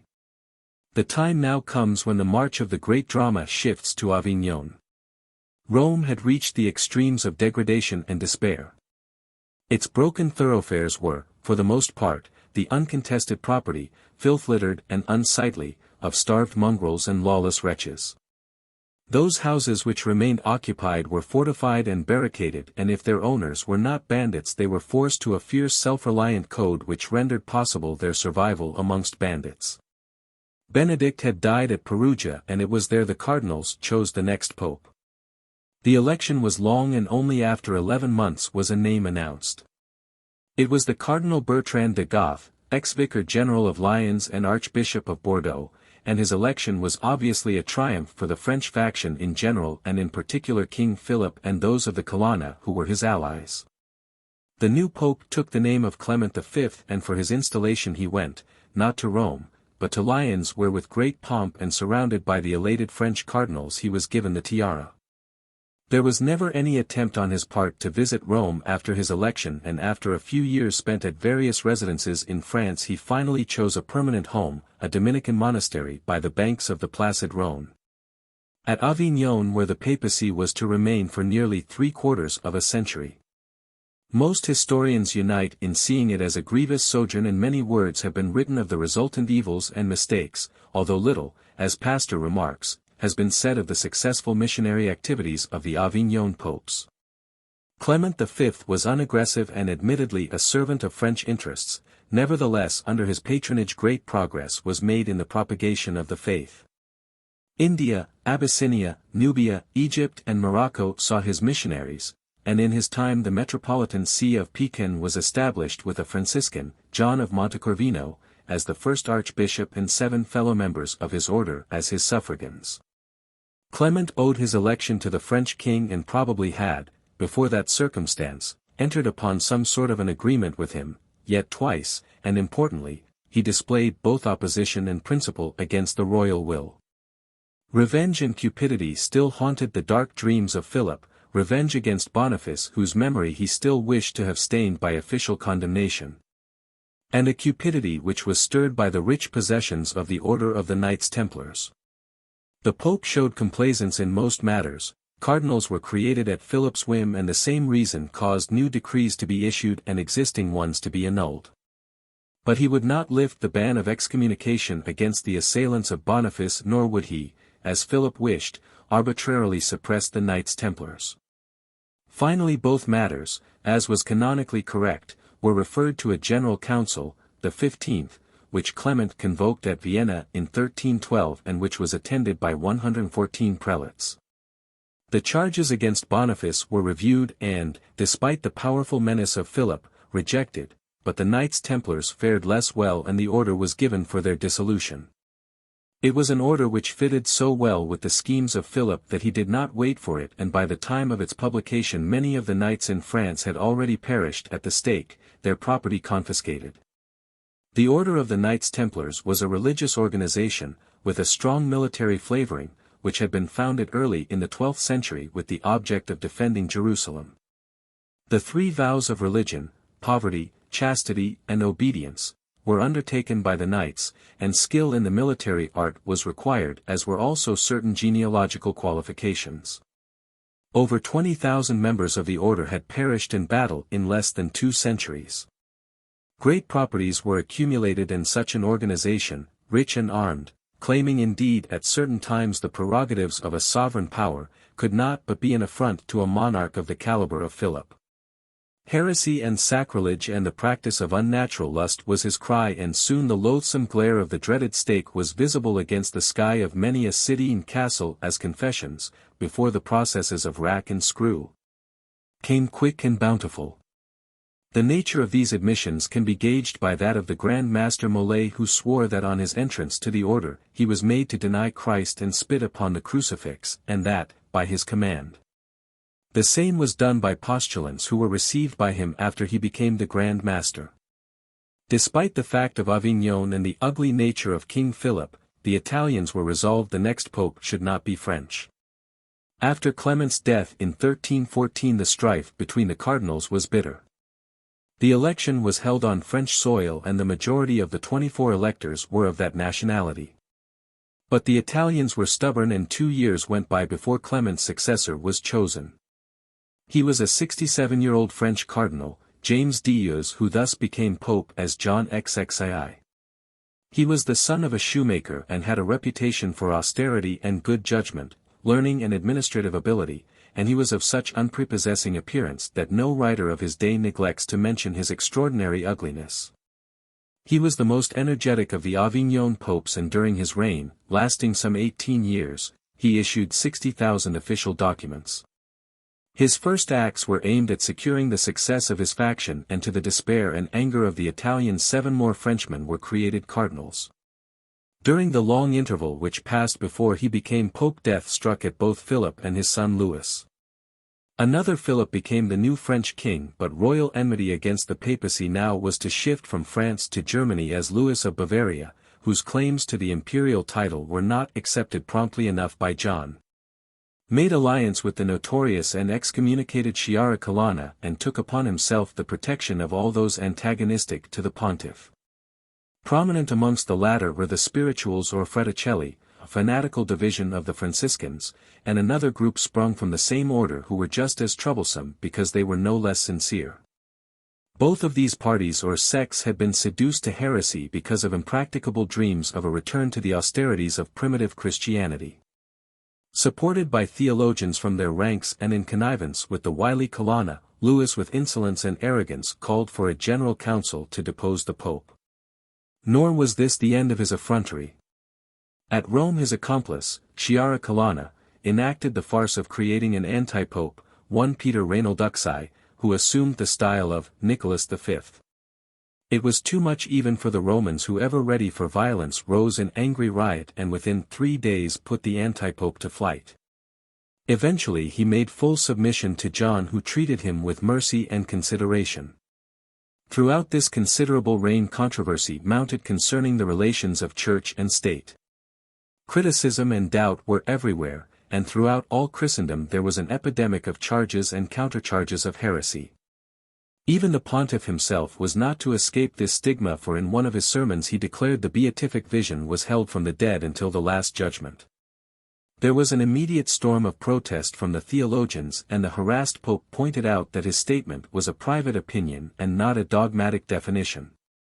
But the uproar was not abated until, at the request of the University of Paris, he made a public profession of orthodoxy, saying that the saints are in heaven, where they see God face to face.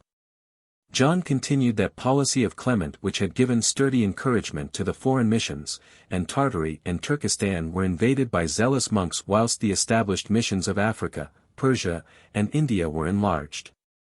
Universities also profited by his interest, and in 1321 he even gave some substance to the dream that never could really have been absent from the ambitions of a pope of those times. A crusade, very small but a fact, was formed and, consisting of a fleet of galleys, gained a few victories over the Turks. John's private life was void of scandal, for he adhered, as much as his many administrative duties would allow, to the strict regime of a simple monk. His great fault was an unswerving belief that the papacy should remain in France. Of the close on 30 cardinals he created, 23 were French, 3 were Italian, and 1 a Spaniard. Such a majority at least obviated any chance of a long interregnum, and when he died, on December 4, 1334, his successor, Benedict XII, was chosen and installed within 2 weeks. The votes of the conclave had at first gone to the Cardinal of Porto, much to the delight of the Italians, but he was a determined man who refused to give guarantee that the Curia would remain at Avignon. The choice then went to one who, although a good man and probably sincere in his every action, could be depended upon to take the advice of his faction. Indeed, after becoming pope, he made 2 attempts to go to Rome, but each time he was thwarted, without any real opposition on his part, by the French cardinals. Finally he abandoned all such wishes, and as though to express his viewpoint he wholeheartedly set about building the palace which was intended for the permanent papal residence. The tranquility of the Avignon landscape quickly vanished as a swarm of busy artisans built palaces not only for the Pope but for each of his cardinals and their retinues. There was the construction necessary to house and feed and defend the great army required of any administrative center. Soldiers and priests, clerks and bureaucrats, lawyers and merchants, beggars and lackeys, jostled and shouted through thoroughfares that were no longer peaceful country lanes. The man who was the center of this new activity had begun his ecclesiastical career as a Cistercian monk, and the influence was never to leave him. Perhaps he lacked the strength of will and ambitions of a successful ruler, but this did not prevent him from the exercise of those simple virtues which make for a good man. He was gentle in manner and sincerely religious. He tried to make peace between France and England, and in fact one of the reasons given for his failure to visit Rome was that his presence was required in France because of this aim. To his see, however, he sent gifts for the poor and money to repair the churches. Embassies passed between him and Louis of Bavaria, but the interdict remained. The practice of nepotism was an especial object of his dislike, and he made every effort to eradicate it. Before wearing the tiara his name had been James Fournier, but no kinsman came to flaunt it at the papal court. A pope should be like Melchizedek, he said, without father, or mother or genealogy. This statement did not influence his successor, Clement VI, for out of a creation of 25 cardinals, most of whom were French, 12 were drawn from his own family, which was powerful and noble. His name had been Pierre Roger, and he had worn the Benedictine habit, although it could not be said that his life was ever restrained to the monastic pattern. High birth and influence combined with intelligence and eloquence had previously won for him the rich sees of Arras, Sens, and Rouen. Luxury and splendor had always characterized his career as a high prelate, and the acquisition of the tiara was an opportunity he did not neglect to indulge these traits further. The papal court became the scene of lavish hospitality, although to his credit it is recorded that his extravagances were equaled and always accompanied by deeds of charity. The funds accumulated by the economies and administration of the previous reigns were now dispensed with an open hand. Our predecessors, he is reputed to have said, did not know how to be pope. That he firmly believed the home of the papacy should remain in France is shown by his purchasing, from the Queen of Naples, the sovereignty of Avignon. The price paid was 80,000 gold florins. The death in Italy of Robert of Anjou had enabled the Romans to bring some sort of peace to their city, and they had formed a none too strong democratic government, consisting of 13 members, which sent an embassy to Avignon in an attempt to persuade the pontiff that he should return to Rome. Clement listened to their entreaties with sympathy, and although he refused the request, he did, as a measure to bring some prosperity back to the ravaged city, give his support and encouragement for an official jubilee to be held in Rome at the turn of the half-century. In Germany Louis of Bavaria was losing his sway, and in 1346 several of the more powerful princes suggested that the imperial title should be given to Charles of Bohemia. Clement agreed, and thus to Avignon came Charles, where with splendid ceremony he held the papal stirrup and received confirmation of an empty title. Trouble with Louis was averted by the death of that prince during the following year whilst boar hunting. The real ruler of Rome at this time was a young and ambitious man, named Cola di Rienzi, who had met Clement as a member of the visiting Roman mission. Upon his return he had defeated the factions, already conspiring again, and it seemed, for a few hopeful years, that he might achieve his aim of reviving the ancient unity in harmony. But his success was fleeting, and the intoxication of being master of Rome, even though briefly and insecurely, was to whirl him quickly to ruin and to a violent death. The greatest virtue possessed by Clement VI was his charity. This took on proportions equal to his usual sense of the magnificent, with the energetic measures he used to abate the miseries that followed in the wake of the Black Plague which devastated all Europe during his reign. Another aftermath of the dreaded epidemic was a wave of anti-Semitism, for fanatics were hysterically accusing the Jews of spreading the disease by poisoning wells. The aptly named Pope fought the libel with vigor and announced that the Jews were under his protection. Consequently, at his death on the December 6, 1352, there was not only the prescribed mourning in Christian churches, but there was also sorrow in the synagogues of Israel. A different figure took his place.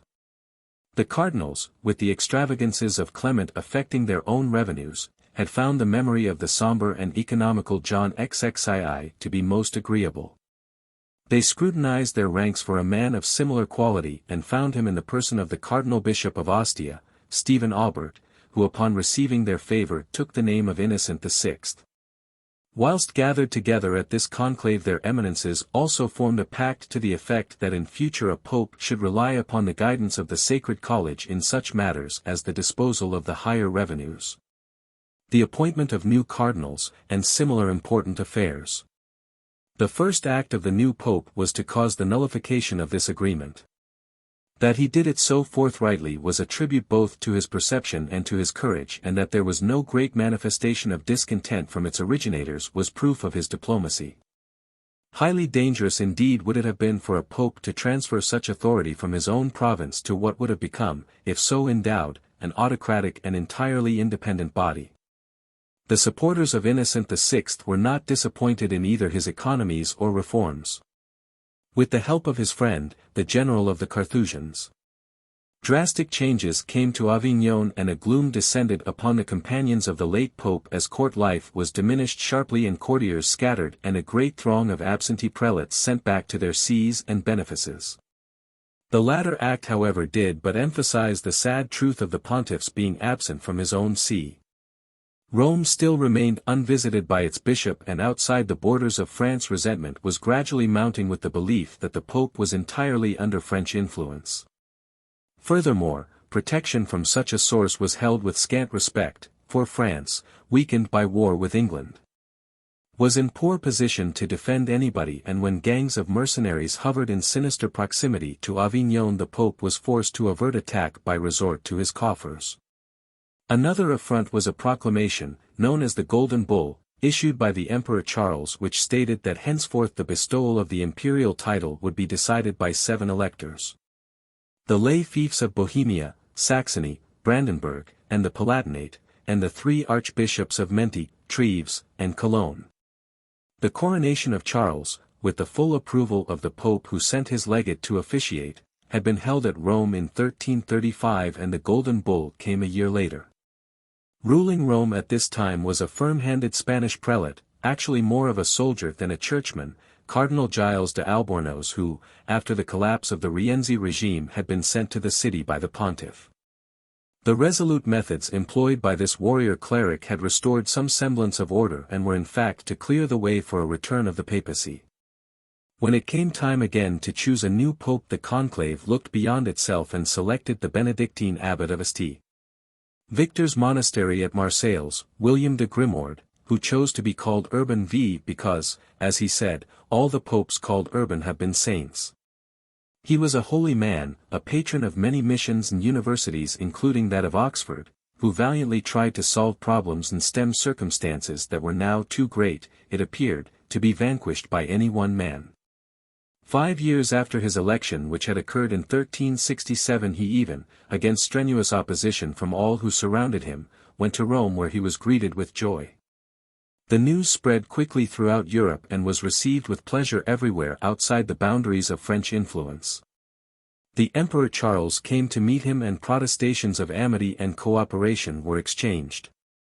The Emperor of the East, John V Palaeologus, made the long journey from Constantinople and Urban received him graciously on the steps of St. Peter's. The Byzantine ruler swore he was not in schism, but perhaps his oath may have been influenced by the fact that he had come for aid against the ever-pressing Turks. Military assistance was a commodity Urban could not afford anyone.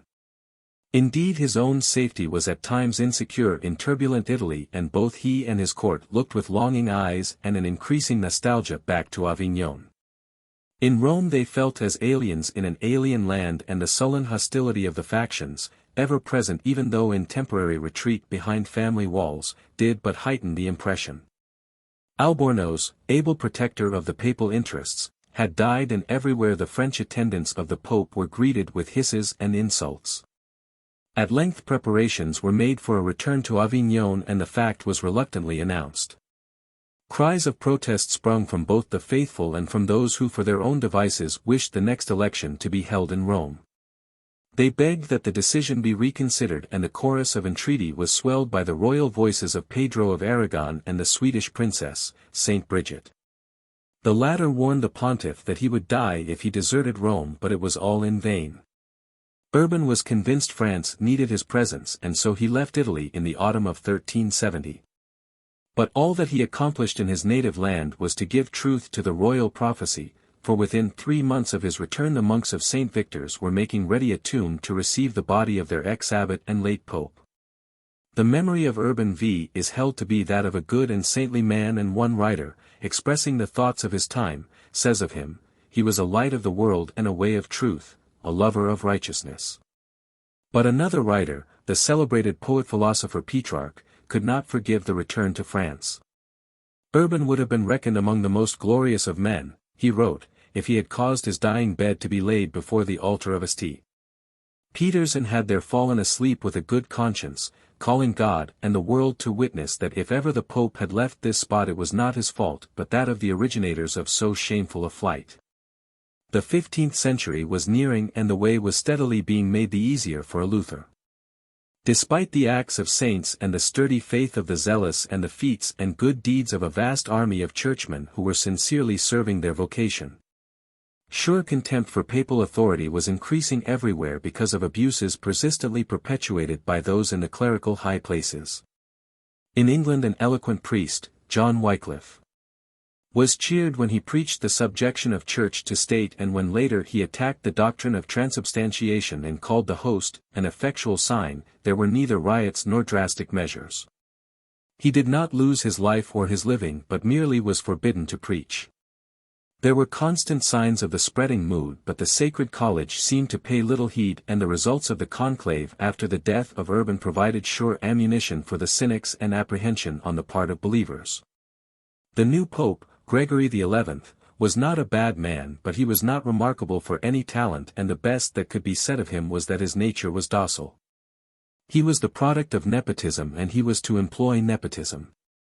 As Peter Roger de Beaufort, he had at 18 years of age been created a cardinal by his uncle Pope Clement VI, though he was not ordained priest until his elevation to the apostolic throne 22 years later. Such a nature as his was easy prey to persuasion and influence, and strangely enough it was this very weakness which was responsible for the return of the papacy to Rome. Italy might be seething with unrest and disorder, but all Italians were united in their intense dislike of everything French. Those papal properties, districts and cities, which had been, a few years earlier, pacified by the soldier prelate Albornoz, were once again in revolt, and even the Republic of Florence, which for a long time had been a staunch ally of the Papal States, participated in the general antagonism. The Pope was forced to action, and from Avignon went a stern and capable legate, the Cardinal Robert of Geneva, leading an army of Bretons. The papacy had turned to the sword, and in an effort to stay it a woman's voice was suddenly heard. St. Catherine of Siena came to Avignon, and the power of her goodness and courage proved sufficient to penetrate the morasses of court intrigue. Boldly she told Gregory his errors and weaknesses, and with determination she stressed the fact that his presence in Rome was a dire necessity. His courtiers, both lay and clerical, were alarmed and showed their opposition. But the calm voice went on, and with awe the impressionable Pope listened, for he knew the advice was coming from one who since childhood had worn a reputation for saintliness and who had many times evidenced her closeness to the Holy State.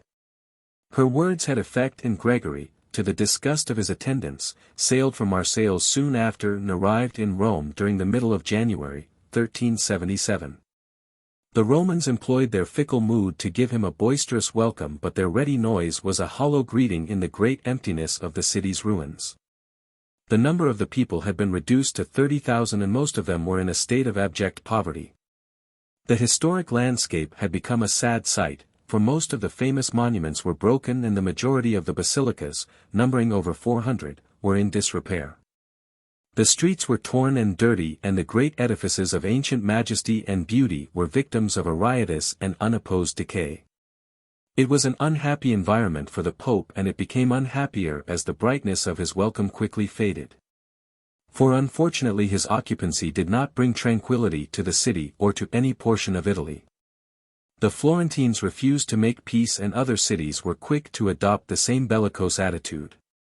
And if possible even more odium was being attached to the French name because of the cruelties practiced in northern Italy by those mercenaries who were there under the command of the legate, Cardinal Robert.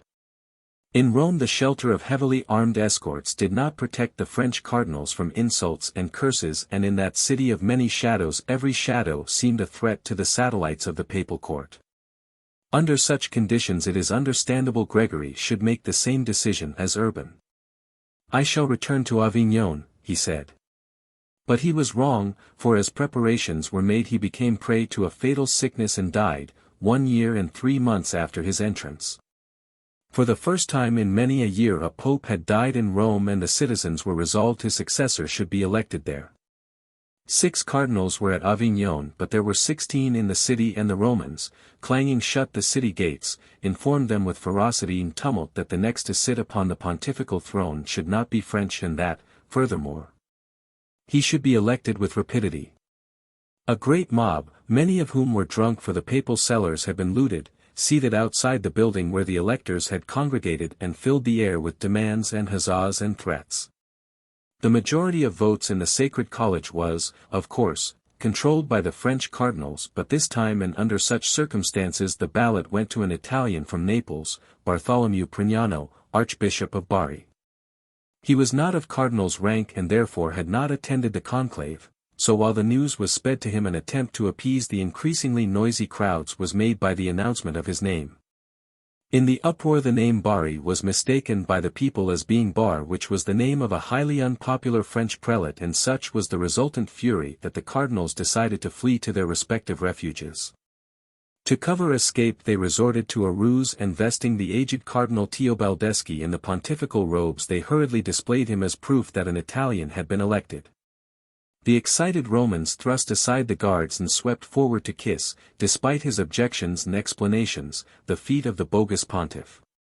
Their delight was boundless that an Italian should again be successor of Peter, and so happy was their temper that when informed of the trick they bore no ill feelings and with equal heartiness and joy cheered the arrival of the real Pope who, after gathering 12 of his scattered electors, was installed with the name of Urban VI. He quickly showed he had little respect for those who had given him his position. The spirit of reform was strong within him, and he regarded with horror clerical laxities which had been in large and flamboyant evidence during previous regimes. Unfortunately his measures against the abuses displayed neither tact nor understanding nor tolerance, and a nature that hitherto had borne a reputation for self-confidence and austerity now became, with the omnipotence of his rank, harsh and arrogant.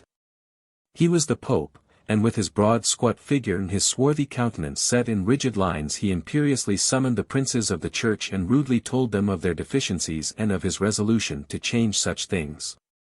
His choleric emphasis and blunt language bred disquietude among even the Italian cardinals. The 6 of their colleagues who had remained at Avignon had at first accepted the calamity, for such it was from their viewpoint, of the Italian triumph at the conclave. But now as rumors reached them of the unpopular and uncouth methods of Urban they sent a representative, the Cardinal Archbishop of Amiens, to investigate. When this prelate, with bold urbanity, gently suggested to the Pope that he should come to Avignon, Urban flew into an ungovernable rage and loudly swore he would create a larger batch of Italian cardinals in order to subordinate the French influence.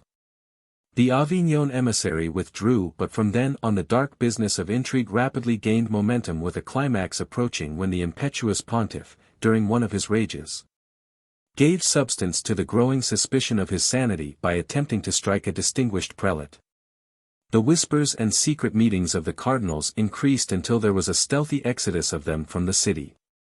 Even the chamberlain of the papal court deserted Rome, taking with him, significantly, the tiara. The conspirators, for such was now their status, made rendezvous at Anagni and from there dramatically announced the selection of Urban to be invalid because it had been made under duress.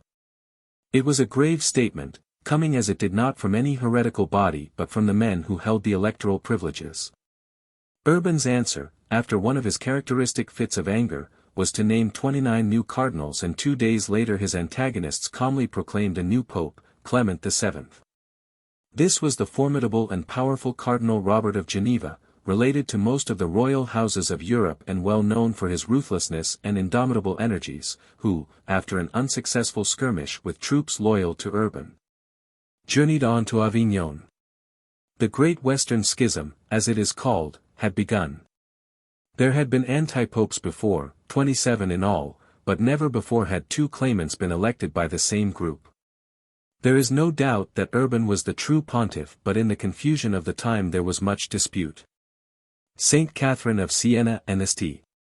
Bridget of Sweden unhesitatingly declared for Urban, but equally sincere in the support of Clement were such men of unblemished character as Saint Vincent Ferrer and Blessed Peter of Luxembourg. France, of course, supported the Avignon Pope, and by alliance and treaty it also gained for him the allegiance of Aragon, Castile, Savoy, Scotland and Wales, while Urban's legates secured the recognition of England, Brittany, Portugal, Germany, Hungary, Poland, Flanders, Sweden, Norway, the Catholic Orient, and most of Italy. A continued hurt to his own cause was the unfortunate bitterness of the Pope. The loyalty of Naples was lost because of his violent quarrel with its ruler, and 6 of his cardinals he tortured and then executed because, it was alleged, they had sought to place him under the guardianship of a group of cardinals. "Accomplish your task with moderation," wrote the grieved Saint Catherine. "For the love of Christ crucified, curb these sudden impulses prompted by your nature." The advice went unheeded, and to the end of his days Urban persisted in disastrous actions. The unhappy man died on October 15, 1389, after a reign of 11 distressful years, and his death presented an opportunity to Clement VIII and his supporters which was not neglected. The dark processes of intrigue and plot moved into action while the requiem for the late pope still echoed in St. Peter's. Bribes were attempted, promises made, and persuasion wielded, but to no avail, and 2 weeks after Urban had breathed his last the conclave at Rome elected the Cardinal Peter Tomaselli to be pope with the name of Boniface IX. He was from Naples and was to rule for 15 years, but not at any time was he to be popular. Never was he guilty of any grave error, but neither can he be applauded for the invention or application of any outstanding reform. He lacked the genius of greatness and the magical quality which is charm, and because of his meticulous care in harvesting sorely needed revenues a stigma of avarice gradually enveloped his name. Throughout his entire time desperate but fruitless attempts were made to restore harmony again to the Church. The lamentable stage in its history had been reached where rival bishops were claiming authority to the same see and likewise abbots to monasteries and priests to churches, large and small. Temporal rulers could see the dangers of the unedifying situation, and attempts on all sides were made to have Boniface and the Avignon Pope resign and a new election held. In the 5th year of Boniface's reign, Clement died, but the Avignon dynasty was rapidly assured by a quick replacement in the person of Benedict XIII, who was the Cardinal Peter de Luna. A Spaniard by birth but pledged wholeheartedly to the French interest. Even his supporters were to disagree, and eventually there was a party in France which refused to accept either claimant because both rejected a suggestion calling for arbitration and, in case of deadlock, resignation, put forth by the authorities of the University of Paris. It was laudable that the Parisian theologians should attempt to end the schism, but their proposal, the danger of which was seen at both Avignon and Rome, and the measures they took after its rejection, were manifestations of the increasing belief that the actions of a pope could be subjected to the opinions and judgments of councils. It was to a general council that Boniface's successor, Innocent VII, proposed to submit the entire vexatious question, but he died before the project could be accomplished. His death could have not been a surprise to his electors, for he had been almost 70 when he had won their votes. Most of his time and efforts were taken up with troubles in and about Rome, troubles that were well fertilized by the dreary curse, so familiar to the papal scene, of nepotism. For he enriched his family, hitherto neither wealthy nor ennobled, and in particular a favorite nephew who was given, along with many other favors, a cardinal's hat. Before donning the tiara Innocent's name had been Cosimo de' Migliorati, and he had been Archbishop of Ravenna and Cardinal Priest of Holy Cross. His reign did not last 2 years. Following him was one even older than he. Gregory XII, the former Cardinal Angelo Carrerio, was about 80 years of age when he caught the favor of the conclave, and his solemn promise at that time was that he would end the schism even if it meant abdication on his part. Perhaps he was sincere when he made the promise, but his faction and his family, for he too had acquisitive nephews, were resolved that the great dignity should not leave their sphere. Consequently, when negotiations were made with the Avignon Pope and that dignitary said he would consider resignation providing Gregory would do the same, there was procrastination in Rome. His cardinals were incensed at the development, and when the Pope, prompted by his family, created 4 new and amenable cardinals, the majority of the Sacred College left Rome and rebelliously convened at Pisa. Here they were joined by a group of Avignon prelates who were also discontented with the policies and stubbornness of their elected choice and who were resolved to end the schism. Such a meeting was a desperate measure, and at Rome and at Avignon there were pronouncements, immediate and angry, against it. Nevertheless, the sympathy and hopes of the schism-fatigued peoples of all Europe were at Pisa, and here the cardinals, 24 in number, were joined by 182 bishops and hundreds of other distinguished churchmen or their representatives to form what became known as the Council of Pisa. Benedict and Gregory were summoned to appear before the determined group, and when both ignored the unprecedented invitation, sentences of deposition, on the grounds of heresy and schism, were pronounced against them. An election was then held, and at this stage the course of reform became diverted by contemporary guile, and again we discover the wishes and schemes of one person dominating an entire assemblage. This time it was the will of the powerful Cardinal Balthazar Casa from Naples which was imposed, and thus his protégé, a learned and good but ineffectual Greek cardinal named Peter Philargos, was given to Christendom as Pope Alexander V. Such an election was of course illegal, but Alexander's name and that of his successor have always been included on the papal list as popes of Pisa. His successor came soon, for Alexander only survived his election by 10 months, and chosen to follow him was his patron the Cardinal Casa, who took the name of John XXII. There now existed the sad spectacle, so tragic to Christendom, of 3 great prelates, each supported by a considerable party, claiming the papal honor. John, for a time, had the greatest following, although today, with the clouds of contemporary confusion and distortion and clamor removed, Pope Gregory stands as the validly elected pontiff. How then was the dilemma to be solved? Surely not by the entrance of John XXII upon the historic stage, for, of all the miserable consequences of the disastrous Synod of Pisa, states Pastor, this election was the worst. John was not, indeed, the moral monster his enemies afterwards endeavored to represent him, but he was utterly worldly minded and completely engrossed by temporal interests. An astute politician and courtier, he was not scrupulously conscientious and was more of a soldier than a churchman. No help for the distracted church was to be hoped from him.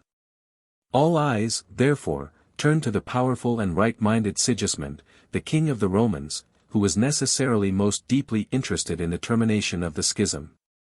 Inasmuch as his coronation as emperor in Rome could not take place until Western Christendom was again united under one spiritual head. He did not disappoint the hopes which were fixed upon him, for the termination of the schism and the restoration of unity to the Church in the West were in a great measure his work. Sigismund, on the basis of his imperial authority, planned and brought to actuality the 16th Ecumenical Council at Constance. Previously John, acting on a resolution formulated at Pisa, had held a council at Rome, but the attendance, because of his hostile relations with the King of Naples and because of the waning respect for papal authority, was limited, and the gathering had adjourned. The Council of Constance was probably the greatest assemblage of its kind ever yet convened. At the imperial invitation came cardinals and prelates of the 3 obediences, and significantly there also came ambassadors from 7 kingdoms. The balloting was not the privilege alone of the great, and care was taken to allow each nation an equitable share in the discussions. Indeed, the convention can be said to have been conducted on democratic lines, for to offset the schemes of a highly placed few. Votes were given to parish priests and representative laymen and doctors of divinity, as well as to ambassadors and prelates. John arrived with a great display of pomp to preside at the assembly, but instead of a submissive flock he found an unfriendly throng, united in its intention to oppose him. A long document, accusing him of almost every crime, had been drawn up by canonists, and realizing the campaign against him, the second Pope of Pisa accepted defeat. Fearing for his personal safety, he ignominiously fled the conference. However, at the behest of Sigismund, who gave him guarantee of safe conduct, he returned meekly to acknowledge the authority of the council and to accept the sentence of deposition. He was at first imprisoned, but with dignity, and later he was made Cardinal Bishop of Frascati. There now remained only 2 claimants to the papal honor, and the deadlock was soon broken by a magnanimous gesture from the true pontiff, Gregory XII, who abdicated and accepted the appointment of Cardinal Bishop of Porto. A position he occupied until his death during the autumn of 1417.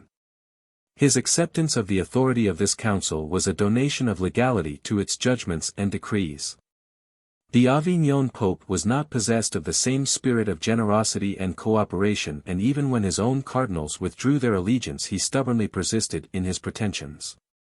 To his death, in the stern precincts of a lonely Spanish stronghold, he thus remained a pope without a church, pathetically and daily delivering interdicts and excommunications against an unheeding world. For 2 years the papal throne remained empty, and while the electors slowly pondered, the ambassadors of the various nations and interests pressed forward the claims of their candidates with a multiplicity of devices. Finally, on November 11, 1419, a name was announced and the Cardinal Odo Colonna became Pope Martin V. His very name was a signal for the lowering of hopes and was a proof that his family had lost neither its ambitions nor its peculiar genius. Yet while he cannot be absolved of nepotism and he was certainly not the great reformer so urgently needed, he was, at least in the temporal sense, a good ruler, and furthermore his private life was decent and empty of scandal. A circumstance not so rare as might be desired in the lives of other great prelates who had obtained their status in a similar way. To his credit he returned the papacy to Rome, whereas a weaker man might have listened to the urgings of the emperor who wished the pope to dwell in Germany, or to the French who offered Avignon. It took 2 years before he was able to enter his see, and this was one occasion when the usually sinister system of family preferment had advantages, for with the help of the powerful Colonna clan he brought order to the horribly disordered and ruined city.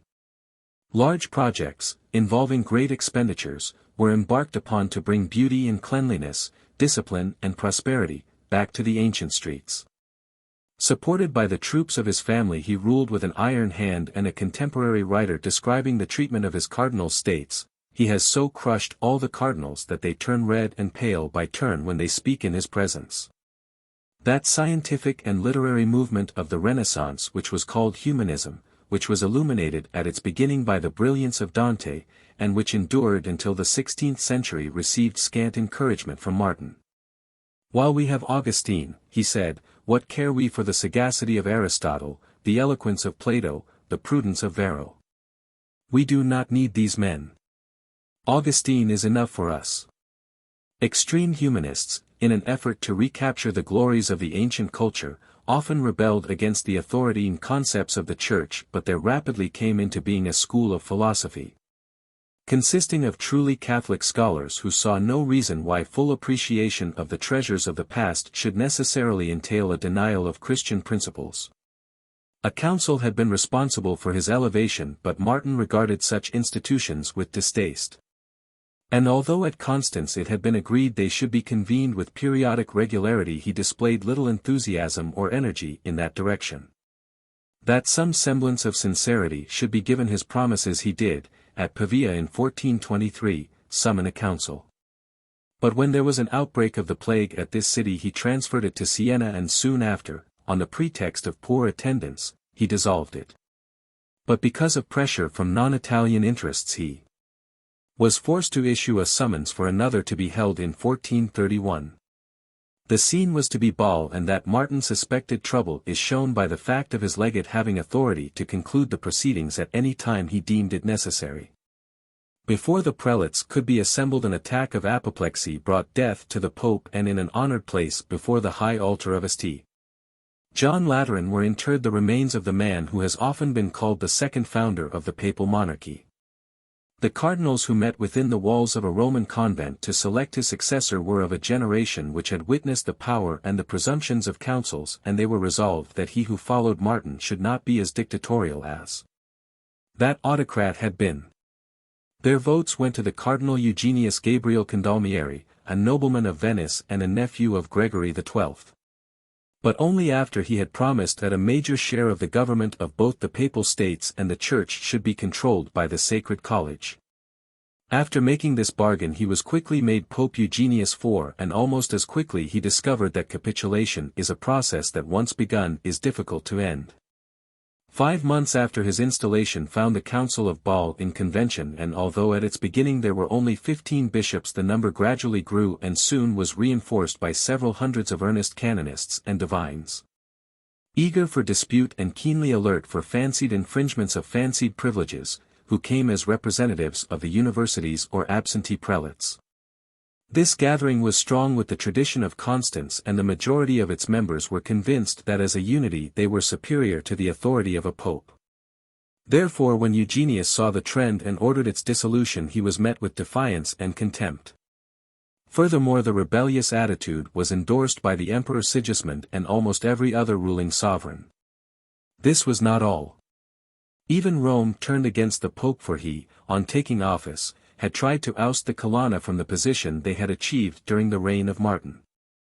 They were quick to rebel and to incite rebellion, and soon there was the not unprecedented spectacle of the lawful head of all Christendom fleeing for his life from that place which should have been the sturdiest of his refuges. A Tiber boatman gave him the meager shelter of a small river craft, and with the humiliated but dauntless pontiff, disguised as a monk, crouching low in the flimsy stern sheets and with only the added protection of a leather shield given by a friendly soldier, an escape was made through a blockade established by ships filled with the unscrupulous henchmen of the vengeful Colonna. It was Florence, so prosperous and powerful at this time, which gave him succor and protection, and there came those of his cardinals who had remained loyal. The tide of the Renaissance was surging strong in this place, which was to be the papal home for almost a decade, and the spirit of the lovely city was gay and boisterous with the vitality of the new movement. It was a happy spirit which found a hearty patron in the person of the exiled Pope, and it was this spirit and such patronage which fostered the genius of Michelangelo, Brunelleschi, Donatello, Fra Angelico, Botticelli, Lippi, Masolino, and Masaccio. But while there was gaiety in Florence, the shadow of the Turk was falling closer to Constantinople, and once again we witness a Byzantine emperor appealing to a pope in an effort to enlist the aid of Latin Christendom. His representatives and those of the Eastern Patriarchs came to Florence, and after much negotiation a reunion between the two churches was announced, although unfortunately the pact and attempted in practice proved to be but optimistic words. More than a decree, formulated in stress, was needed to heal the long schism, and the reunion was never really accepted by the peoples of either the Eastern or Western Church.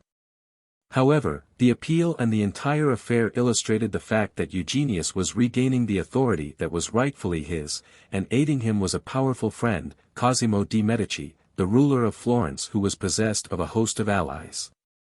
Against this happy friendship the rebellious divines at Basle, still convened in their obstinate council, were gradually losing princely supporters, and particularly so when they reached the climax of their impertinence by proclaiming a new pope, Felix V.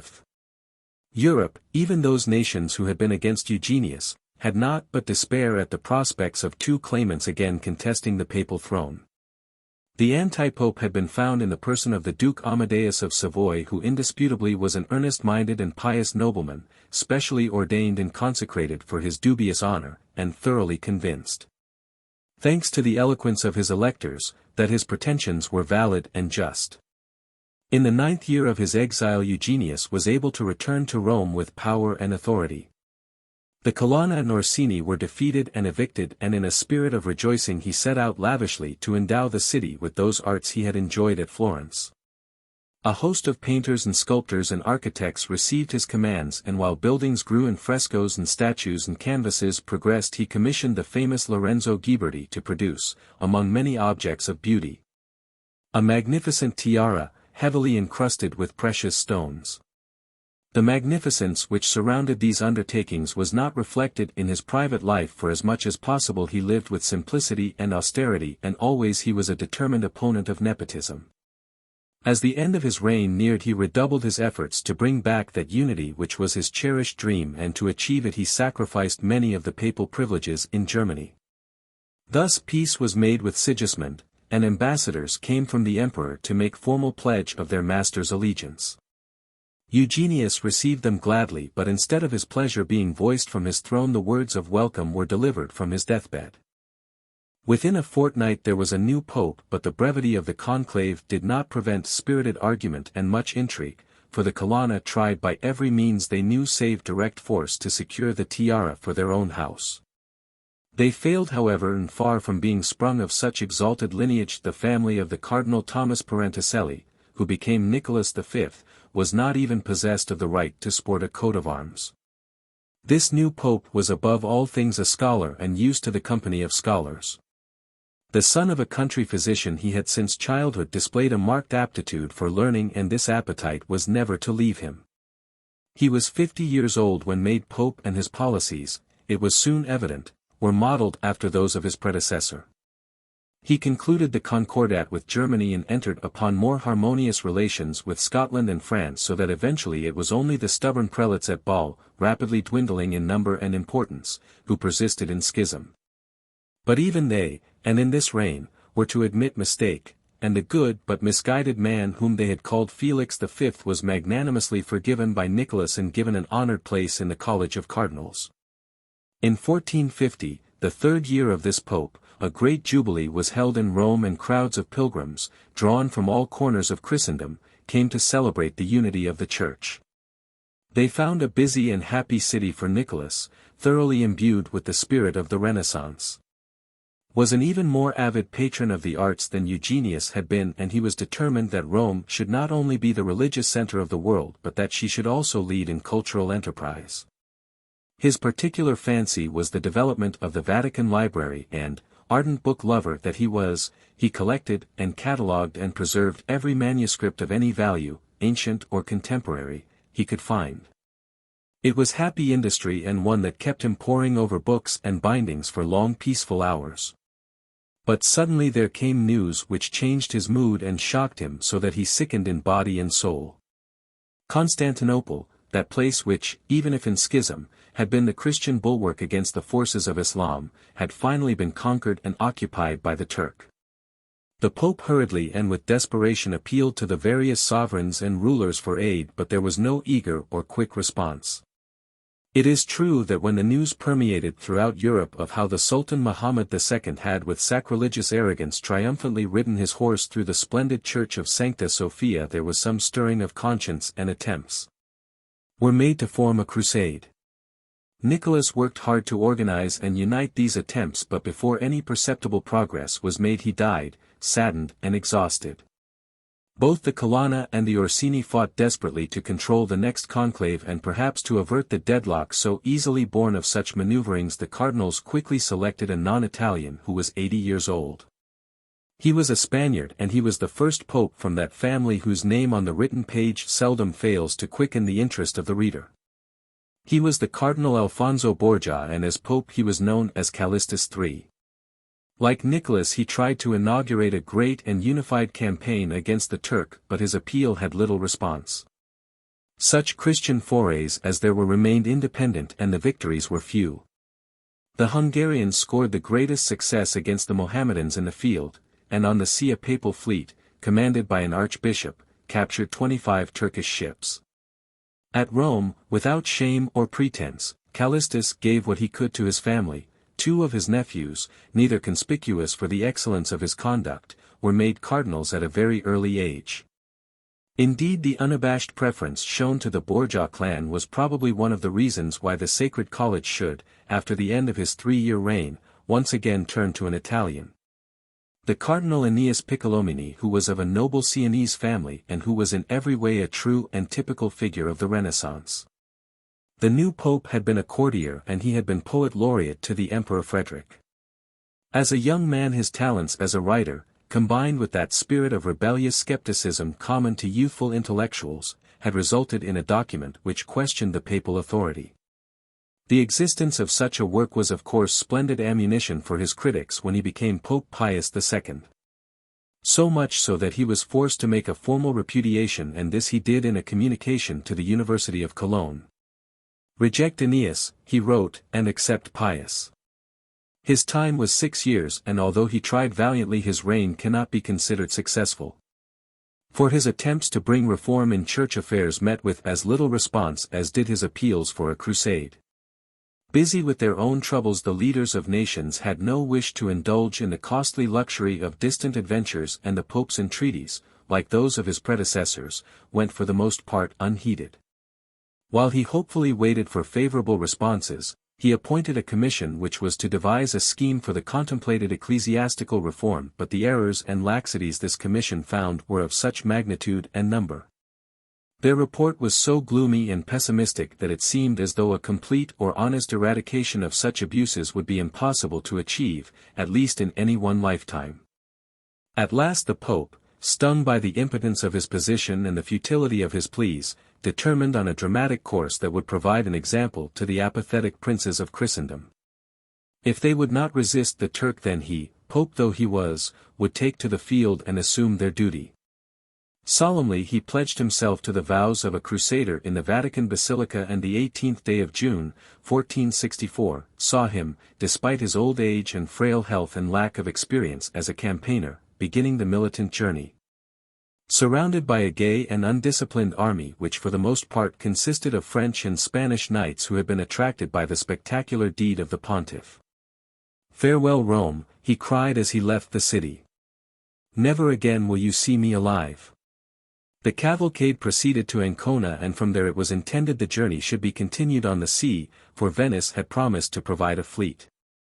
The ships were long in coming, and very quickly the sad history of previous crusades was given repetition. Mischief born of indolence and intrigue brought discord to the camps, and Pius, now so weak from his illnesses that he could not leave his bed, was told that his army was melting away instead of growing stronger with those reinforcements which were his hope. Eventually the Venetian ships came, and when their sails were raised on the horizon the Pope was carried to a window so he could see the long-awaited sight. It was an attempt to revive him, but it was an attempt doomed like his crusade, to failure. The ships had come too late, and, after exhorting his cardinals to continue with the expedition, Pius II breathed his last. The cardinals sped to Rome, where after sitting in a conclave which lasted only 2 days they elected the Venetian-born Cardinal of San Marco, Pietro Barbo, now to be Paul II. A somewhat eccentric character who had been made a cardinal because of the fondness of his uncle, Pope Eugenius IV. Like his relative, he was a devoted patron of the arts and was resolved that Rome should be made the most beautiful and cultured city of the world. His rich hospitality became famous, and a familiar sight of his reign was to see him smiling benignly down from his palace window upon a throng banqueting at his expense. Carnivals and horse races and public games were other gifts he showered upon the populace in emulation of the ancient tradition. The new art of printing received his interest and encouragement, and artists and sculptors and goldsmiths were familiar to his court. The famous tiara that Ghiberti had made for his uncle had cost 38,000 ducats, but the one designed and made to meet his luxurious taste cost nearly 4 times as much. He was popular with the Roman mob, and they cheered his extravagances and generosity, but with the intelligentsia it was another story, for he frowned upon the pretensions and affectations of the extreme humanists. When such members of the Roman Academy considered it fashionable to display pagan tendencies in their writings and discussions, he caused the institution to be disbanded and imprisoned some of the leaders. The anger and resentment of these men found sympathy with most of the cardinals, who felt they had been deceived, for at the conclave which had given him the tiara Paul had glibly promised that if elected he would transfer fuller privileges and authority to the Sacred College. The promise was not fulfilled on the grounds that such an action would be invalid and contrary to canon law. Paul did not abandon the project of a crusade, and after the usual appeals had been made and received with the familiar lethargy of the temporal rulers, he formulated a scheme whereby a general tax was to be levied, and with the monies so derived, mercenaries employed to carry on the campaign against the ever-encroaching Turk, who by now indeed was marching through Greece. His plan proved impracticable, and the apathy of the nations, with the exception of Albania and Hungary, to whom the Pope sent financial assistance, remained unbroken. And although Charlemagne's title was still jealously claimed and used, the most powerful sovereign of the world was acknowledged to be the Moslem warrior, Muhammad II. From the next conclave came Sixtus IV, the former Cardinal Francis della Rovere, a name which was not his by birth but gained by association with the noble family in the capacity of tutor. Born the son of a fisherman, he had joined the Franciscans at a very early age, and from that commencement his astuteness had won him promotion step by step until finally the supreme rank was his. Like most other popes of this era, the acquisition of the tiara meant the enrichment of his family. 2 of his nephews, unworthy in every respect, became cardinals, and like the rest of their rejoicing relatives revelled in preferment and favour. He ruled 13 years and, although he brought no improvement to his spiritual domain, the temporal power of the Papal States was regularized and strengthened, a process that could not apparently be accomplished without the accompaniment of intrigue, treachery, and bloodshed. A cathedral in Florence became the background of a particularly horrible crime when Giuliano Medici, one of the leaders of his family, now in disagreement with the Papal States, was brutally murdered whilst attending Mass, although his brother Lorenzo escaped to wreak a terrible revenge on the actual assassins and to declare war against their admitted ally, the Pope. The lack of saintliness in his own character did not prevent Sixtus from being a great friend of the monastic orders, whom he encouraged and protected by statutes and gifts. Nor did his preoccupation with political affairs prevent him from sustaining that bright continuity of artistic patronage which was the happy legacy of a Renaissance pope to his successors. The Sistine Chapel owed its beauty to his generosity, as do many other works of beauty still in existence. With less vigor perhaps, even though at one time he sold his silver plate to pay his mercenaries, he continued on the tradition of a crusade. But in these years such efforts were reduced to a series of minor campaigns, even though at one time the Turks invaded southern Italy. And the withdrawal of this capable foe was not due to any Christian victory but because of the opportune death of the Mohammedan leader. To the Inquisition in Spain, Sixtus sent a message in which he stressed the need of moderation and the necessity of freedom from domination by political parties. With the latter purpose in mind he appointed the Cardinal Thomas de Torquemada as Grand Inquisitor. The death of Sixtus was a signal for the Roman mob to demonstrate against his relatives.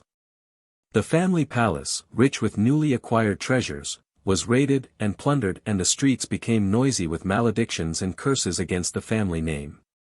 But even violent proof of an intense popularity could not stifle the ambitions and designs of his favorite nephew, Cardinal Giuliano della Rovere.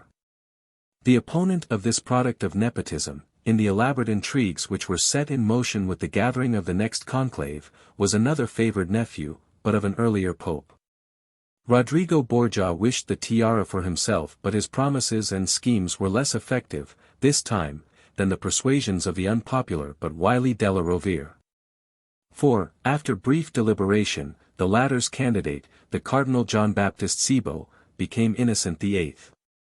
Little could be expected of one elected under such auspices, and indeed his reign was no interruption in what was now becoming a long and shameful record. Typical in all ways of the sad era was the move made by the new pope when, ungratefully wishing to free himself from the demanding and irksome friendship of his sponsor, he made peace with Florence by marrying his illegitimate son to the daughter of the enemy of the previous pontiff, Lorenzo de' Medici. Such an alliance was not considered extraordinary at the time, and the fact that a condition of the marriage contract made the 16-year-old brother of the bride a cardinal caused neither indignation nor protest save from such isolated personages as the eloquent Dominican friar Girolamo Savonarola, who at this time was tramping throughout Italy and attracting large audiences by the fearless outspokenness and vigor of his sermons. 15th Century. The summer of 1492 brought death to Innocent, and once again the opposing interests of the Cardinals della Rovere and Borgia motivated the activities of the congregated electors. 23 cardinals had assembled, and after 4 days Rodrigo Borgia was able, by bribes and promises of future favors, to unite 16 of his colleagues into a majority which proclaimed him to be Pope Alexander VI. He was 60 years old when so honored, and his is the unhappy distinction of being considered by many as having been the worst of the popes. There are historians who consider him to be maligned and question most of the charges brought against him. But whatever exaggeration there may have been, the fact remains that he was not in any way fitted for his high office. The best that can be said of him is that if the moral tone of his private life were no better than that of contemporary temporal princes, it was certainly no worse. And the incidents which make his story seem outrageous in the cold light of today excited no great surprise in his own time. Actually, such an election was to be expected and was but the product of a natural evolution, for, save in a few instances, Rome had found the protection of foreign rulers to be either tyrannical or insufficient. For survival in the vicious anarchy which was keeping Italy in a condition of almost permanent disorder, the Papal States felt themselves forced to have a ruler, Peter's successor though he might be, whose employment of device and intrigue, threat and force, could thwart the avarice of those predatory princes who were the neighbors of the ancient city.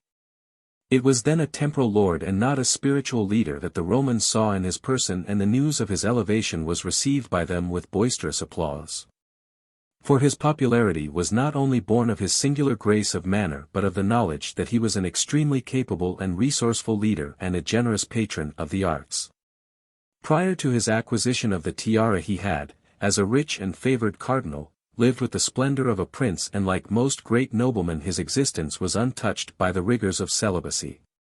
He had had mistresses, in particular Venazia Catanii, who bore him 4 children.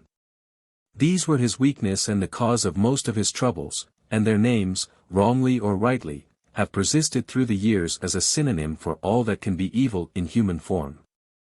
One son he married to the daughter of Alfonso II, the King of Naples, but this alliance was marred by the actions of the French monarch, Charles VIII, who put forth a claim upon the Neapolitan throne.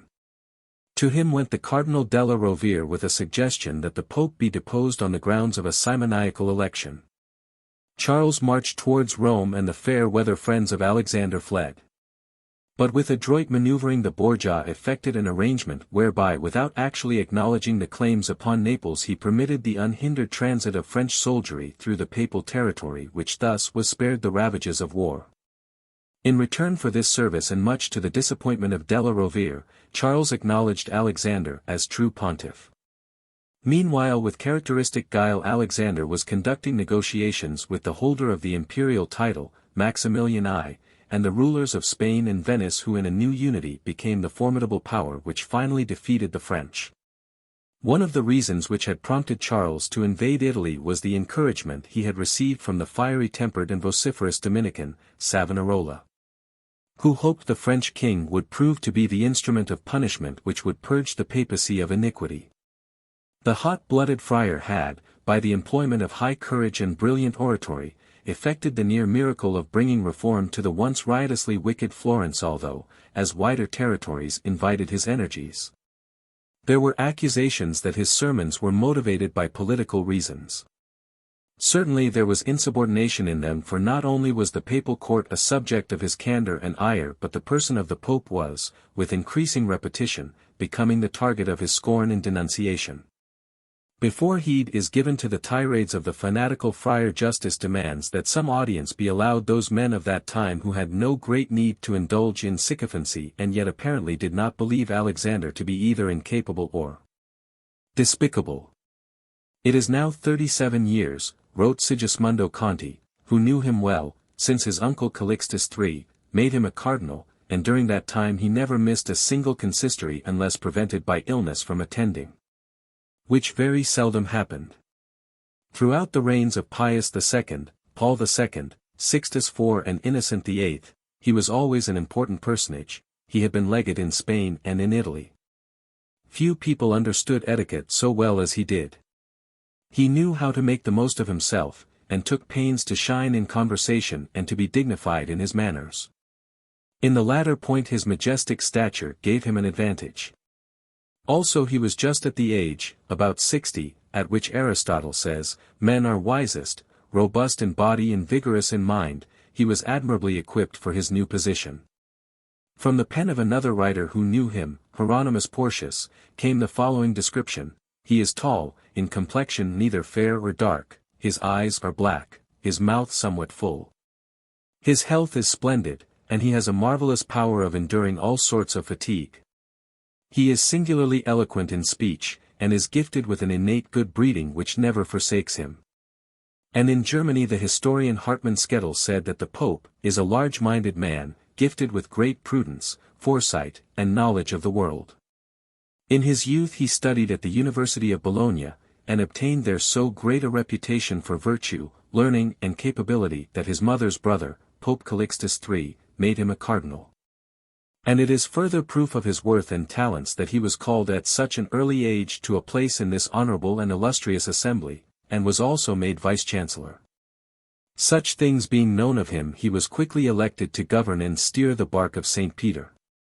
Besides being a man of noble countenance and bearing, he has, in the first place, the merit of being a Spaniard. Secondly, he comes from Valencia. Thirdly, he is of an illustrious family. In book learning, appreciation of art, and probity of life he is a worthy successor of his uncle Calixtus of blessed memory. He is affable, trustworthy, prudent, pious, and well versed in all things appertaining to his exalted position and dignity. Blessed indeed therefore is he, adorned with so many virtues and raised to so high a dignity. Far different was the judgment of Savonarola, who in a letter to the rulers of the Christian nations urged that a council be convoked and that Alexander be deposed because he was guilty of simony, a heretic and an unbeliever. The hour of vengeance has arrived, he wrote in this intemperate document. God desires me to reveal his secret counsels and to announce to all the world the dangers to which the bark of Peter is exposed. I assure you, in verbo domini, that this Alexander is no pope at all and should not be accounted as such, for besides having attained to the chair of St. Peter by the shameful sin of simony, and still daily selling church benefices to the highest bidder, besides his other vices which are known to the world, I affirm he is not a Christian and does not believe in the existence of God. Which is the deepest depth of unbelief. Earlier, and it is but typical of many similar utterances, Savonarola told his congregations that in Rome the clergy, by preferments and bestow them on their children or their brothers, who take possession of them by violence and all sorts of sinful means. Their greed is insatiable, they do all things for gold. They only ring their bells for coin and candles, only attend vespers and choir and office when something is to be got by it. They sell their benefices, sell the sacraments, traffic in masses. In short, money is the root of everything, and then they are afraid of excommunication. When the evening comes, one goes to the gaming tables, another to his concubine. When they go to a funeral, a banquet is given, and when they ought to be praying in silence for the soul of the departed, they are eating and drinking and talking. They are steeped in shameful vices. There is no faith left, no charity, no virtue. It is considered a disgrace to live well. If a priest or canon leads an orderly life, he is mocked and called a hypocrite. No one talks now of his nephew, but simply of his son or his daughter.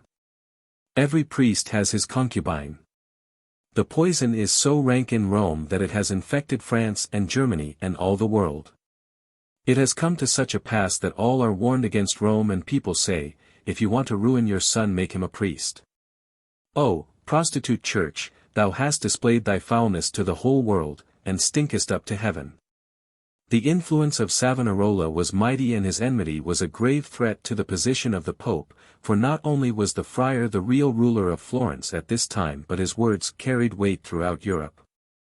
Alexander was well aware that, all circumstances considered, a council was not impossible and indeed very probable. The ambitions of Della Rovere, the schemes of the various princes, his own deficiencies and excesses, were all ingredients that, when brought together and touched by the flame of Savonarola's anger, could easily ignite into a disaster terrible for the Borgia name and aims.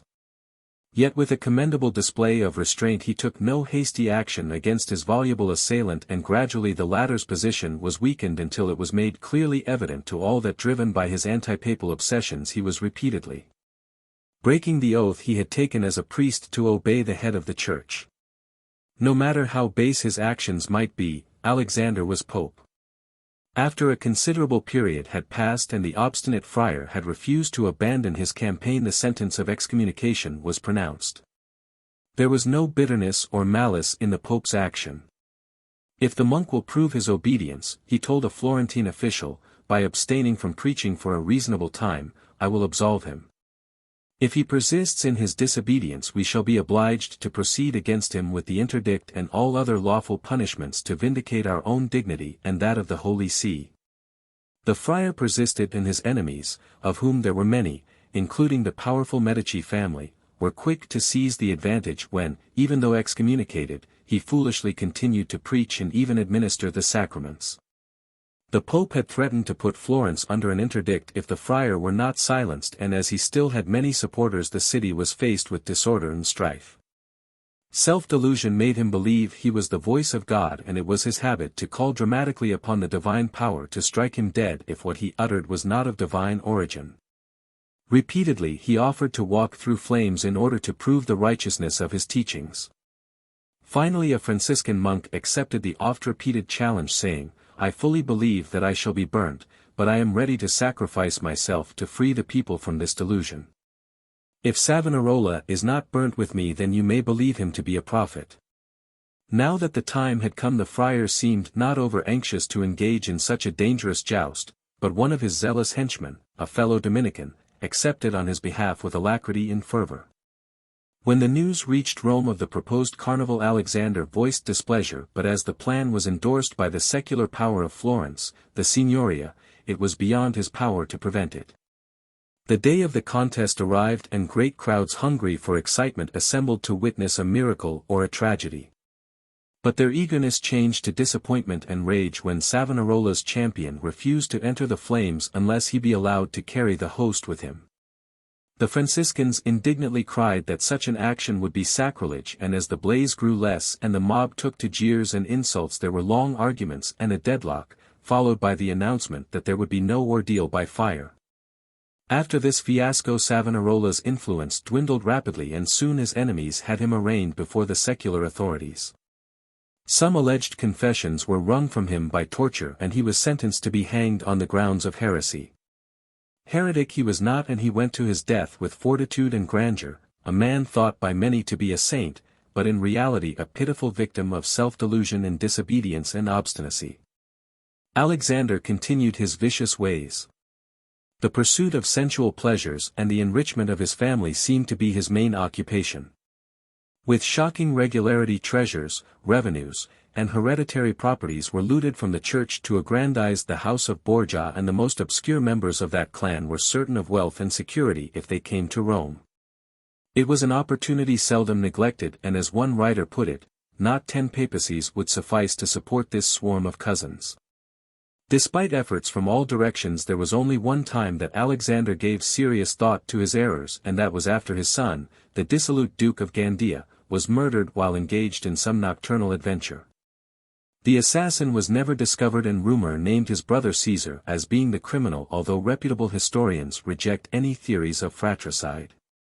The mutilated corpse was found in the Tiber, and when the Pope was notified he became prostrated with grief, crying loudly that it was a punishment for his sins. Soon after he told the assembled cardinals and ambassadors that, "The blow which has fallen upon us is the heaviest we could possibly have sustained. We loved the Duke of Gandia more than anyone else in the world. We would give 7 tiaras to be able to recall him to life. God has done this in punishment for our sins, for the Duke had done nothing to deserve this mysterious and terrible death. May God forgive the murderer. We, on our part, are resolved to amend our own life and reform the Church. The reform of the Church will be put into the hands of 6 cardinals and 2 auditors of the Rota. From henceforth benefices shall only be given to deserving persons, and in accordance with the votes of the cardinals. We renounce all nepotism. We will begin the reform with ourselves and so proceed through all ranks of the Church till the whole work is accomplished." The promised bill of reform reached a draft stage, but this was the limit of its progress, and as the Pope quickly relapsed to his former ways, even more affection and favors were lavished upon his surviving offspring. The dignity of the cardinalate was not enough for his son Caesar, laden though it was with rich benefices and negotiable sinecures. He had even higher designs, and the papacy became the channel through which flowed to him a rich stream of dukedoms and principalities.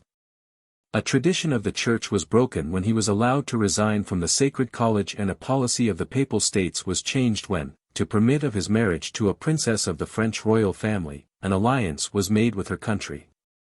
Suspicion and hostility and discontent, particularly in Spain and Germany, greeted these happenings, but the doting father ensconced on his sullied throne would listen to no advice save from his son, who more and more was acting the tyrant. Arrogance, cruelty, and ambition were the main characteristics of this vain man, who after his doffing of the red hat first took the title of Duke of Valentinois and later still caused himself to be addressed as Caesar Borgia of France. By the grace of God, Duke of the Romagna and of Valencia and Urbino, Prince of Andria, Lord of Piombino, standard-bearer and general-in-chief of the Church. To the detriment of ecclesiastical revenues he lived on a sumptuous scale. 100,000 ducats were spent to equip him for his journey to France, and not only did he and his attendants wear the costliest of garments and rarest of gems and jewels, but even the saddle cloths of his horses were embroidered with splendid pearls and the harness joined with gold and silver. His tempestuous nature kept the Papal States embroiled in wars and trouble, and even brought bloodshed to the inner circles of the family.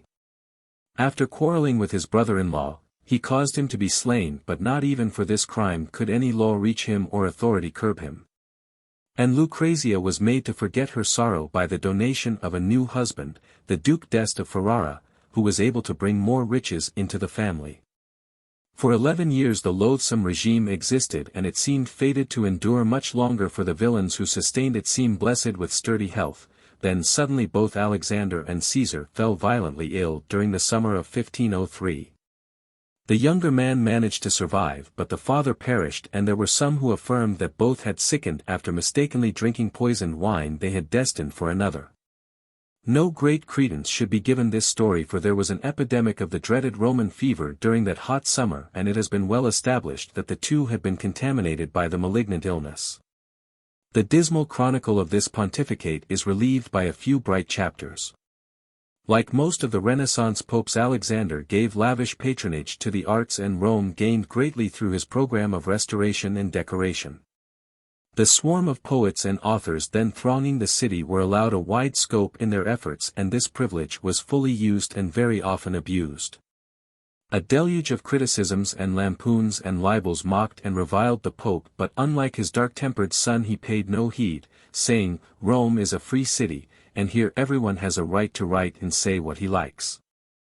With interest but without anger he had read to him a particularly savagely worded document which amongst other things said, "There is no sort of outrage or vice that it is not openly practiced in the palace of the Pope."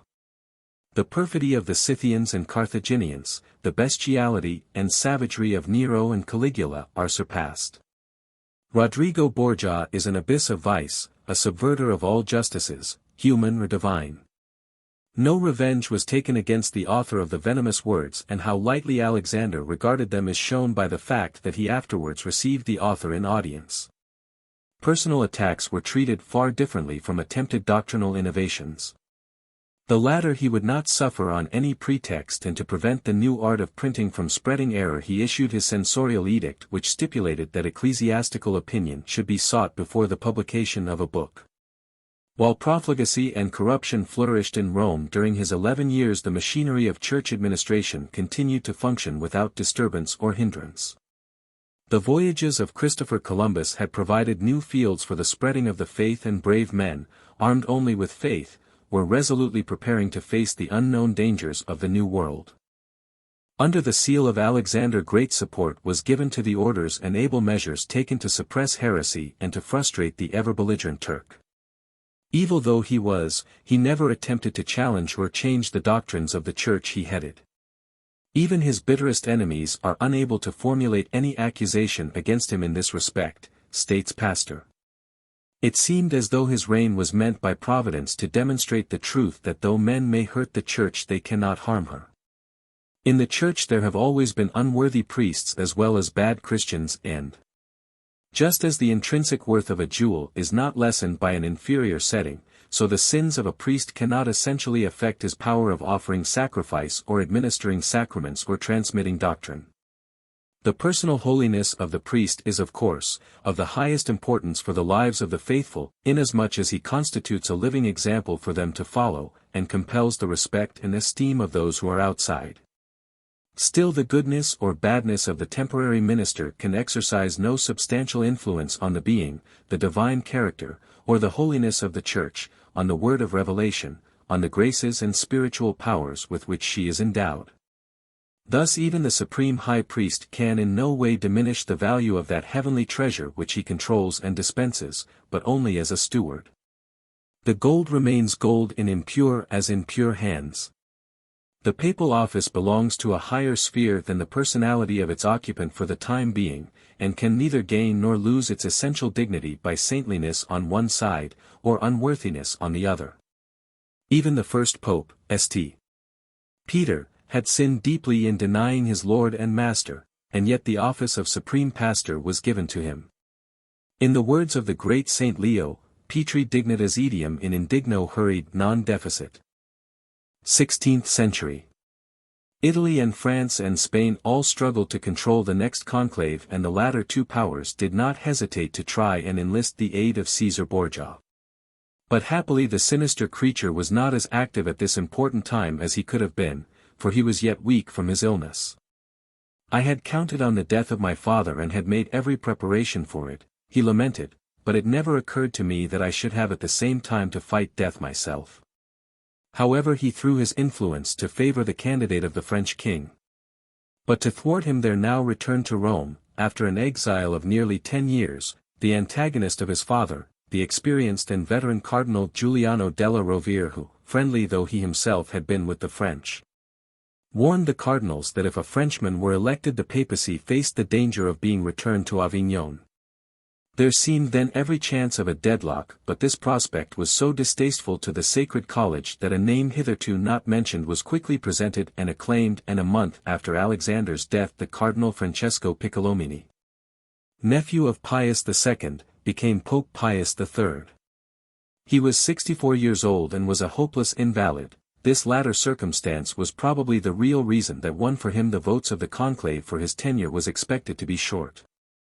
Nor were the macabre expectations disappointed. He died in less than a month, but during that brief time displayed much charity and kindness and announced reform to be his aim.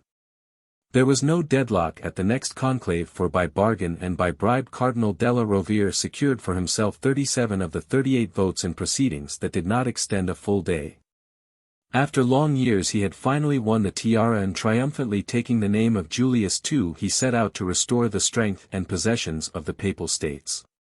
This was no easy task, for Alexander had left a sad confusion of debts and trouble, and great properties rightfully belonging to the Church were in the clutches of his son. The Republic of Venice was noisily claiming Romagna, Spain was occupying Sicily and Naples, and the French, ever resolved to maintain a foothold in Italy, were willing to resort to arms against any who would oppose them. Julius had been given a domain, bankrupt in treasury and bereft of defense, but not for nothing had he earned the description of terrible. He was possessed of enormous physical strength and had the courage of a lion, and his will and determination matched both these qualities. His abilities were those of a warrior statesman rather than those of an ecclesiastic, but they were talents appreciated by the Romans at this time. He was not a saint, and 3 daughters were testimony that his earlier life had been no better than that of other Renaissance prelates, but, although he had a few relations in high places, the charge of nepotism has never been leveled against him. He won, it is true, elevation to the chair of St. Peter by dubious tactics, but once enthroned he acted only for the betterment, as he saw it, of that which had been placed in his care. In spite of his considerable years he was possessed of a driving energy. "No one has any influence over him," reported the Venetian ambassador. "He consults few or none. Anything he has been thinking of overnight has to be carried out immediately the next morning, and he insists on doing everything himself. It is impossible to describe how headstrong and violent and difficult to manage he is. Everything about him is on a magnificent scale. There is nothing in him that is small or meanly selfish. Whatever is in his mind must be carried through, even if he himself were to perish in the attempt. He despised the name of Borgia, yet at the beginning of his reign there was no rupture with Caesar Borgia because of a pact made before his election.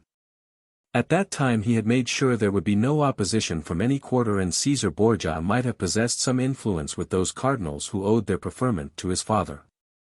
But when he became pope the ill-begotten territories of the wicked duke were included in his program of independence via restoration. Venice had designs on these properties also, and there was long disagreement with that republic. From the beginning of our reign, the Doge of Venice was informed, "It has been our steadfast purpose to restore to the Church the territories of which she has been despoiled, to this we hold fast, and shall ever do so. Nothing shall induce us to desist from demanding the restitution of these places.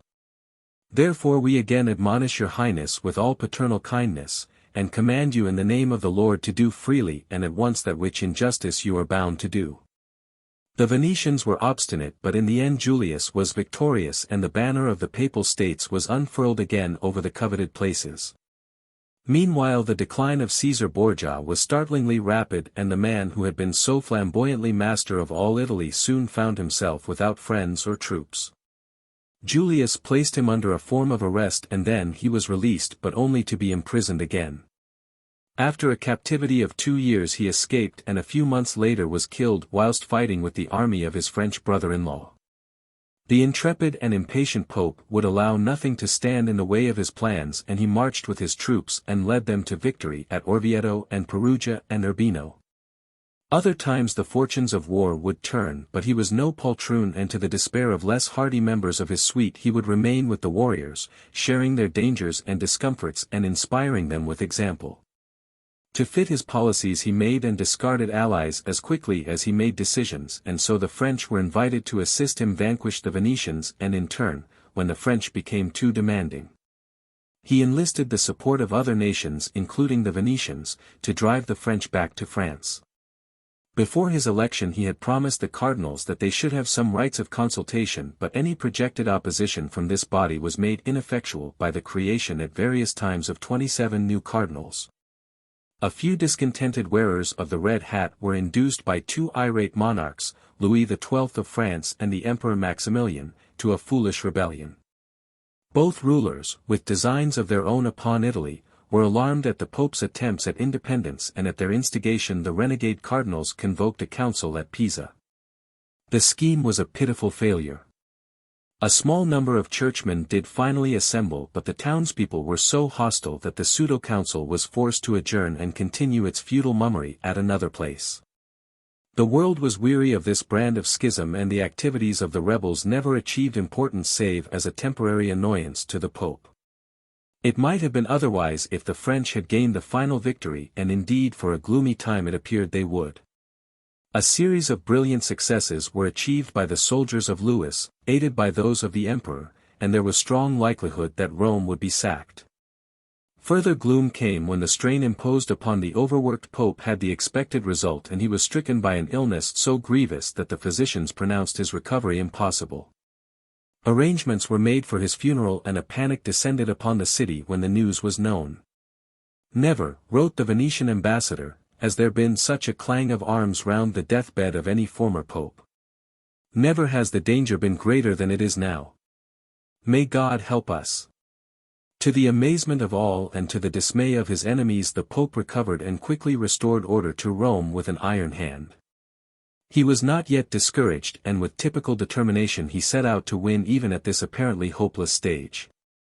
And when he did, for by extraordinary diplomatic skill he succeeded in inducing Maximilian to withdraw his support and separate his troops from the French army.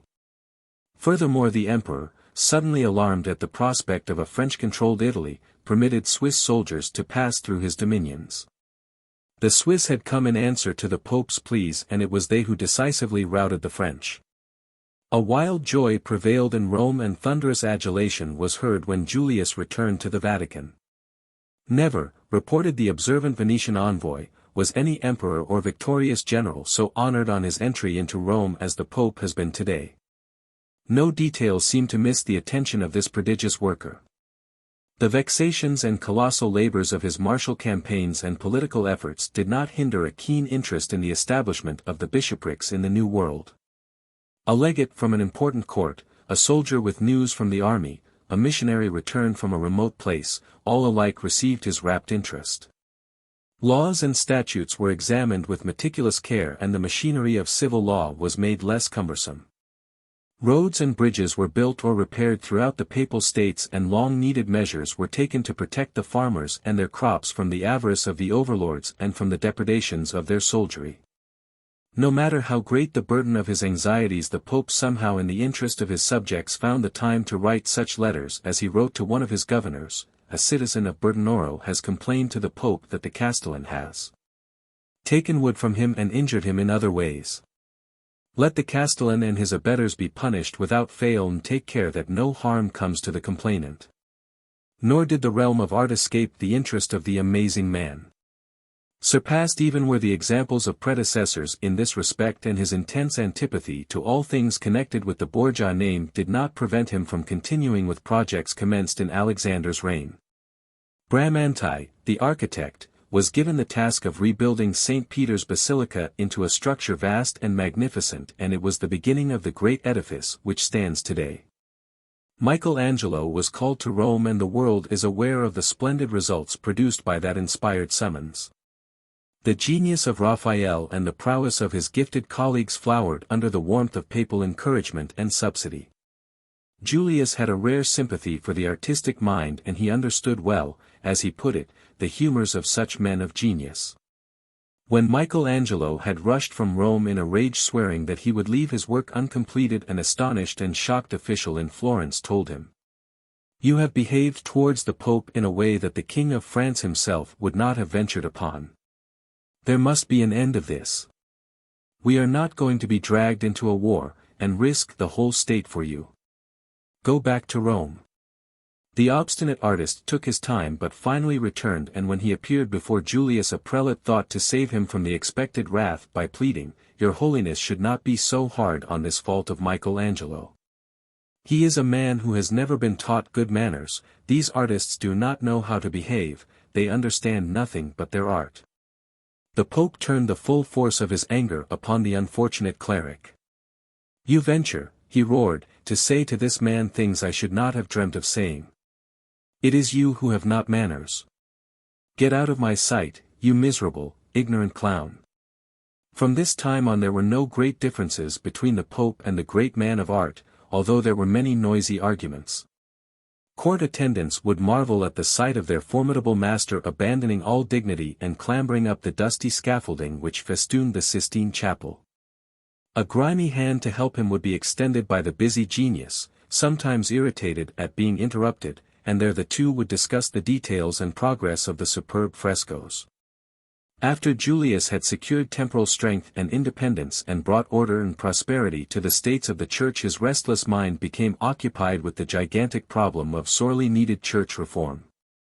He had already issued a pungent bull against simony in papal elections, and now he assembled in Rome, after a year of careful preparation, a heavily attended council of the Church. By this time the exhausted and aged pontiff was nearing his end, but what he wished to say was read by a cardinal. The congregated dignitaries of all nations were told frankly the critical time had come when drastic measures had to be taken to correct the dreadful state of church discipline. Would that he had lived longer to employ the full force of his vigor on this project. But his time was run, and he was soon on his deathbed. Even there the great, if imperfect Pope, weakened though he was, behaved as his usual self, calmly giving the necessary instructions for his funeral, uttering measured words of farewell to his weeping friends, and arranging prayers to be said for his soul. He then died, and Rome felt that the soul which had passed from her had been of royal mold, recorded a friend. "I have lived 40 years in this city, but never yet have I seen such a vast throng at the funeral of any former pope." The guards were overpowered by the crowds insisting on kissing the dead man's feet. Weeping they prayed for his soul, calling him a true pope and vicar of Christ, a pillar of justice, a zealous promoter of the apostolic church, an enemy and queller of tyrants. The bull against simony was read aloud at the next conclave, and such elaborate precautions were taken to prevent the odious practice that no suspicion of this nature can darken the memory of the next pope. The 38-year-old Giovanni de' Medici, who became Leo X.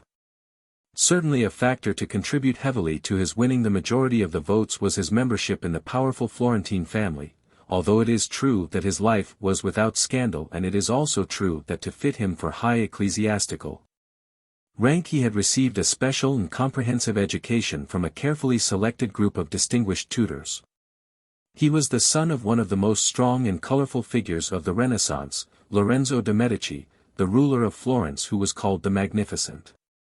At 13 years of age he had been given the dignity of the cardinalate, although up to the time of his elevation to the papacy the extent of his clerical progress was a deacon's orders.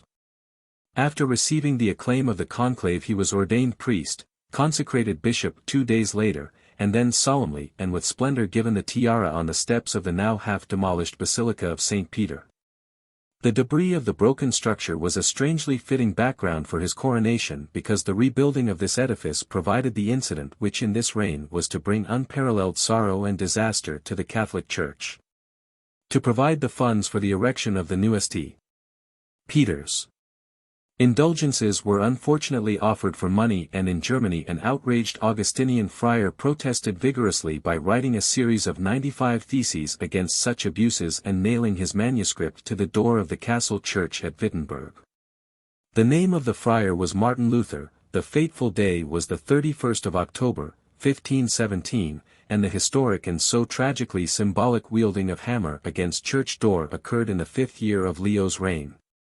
And it was an event which, while receiving instantaneous attention throughout Germany, failed to cause alarm or immediate interest in Rome.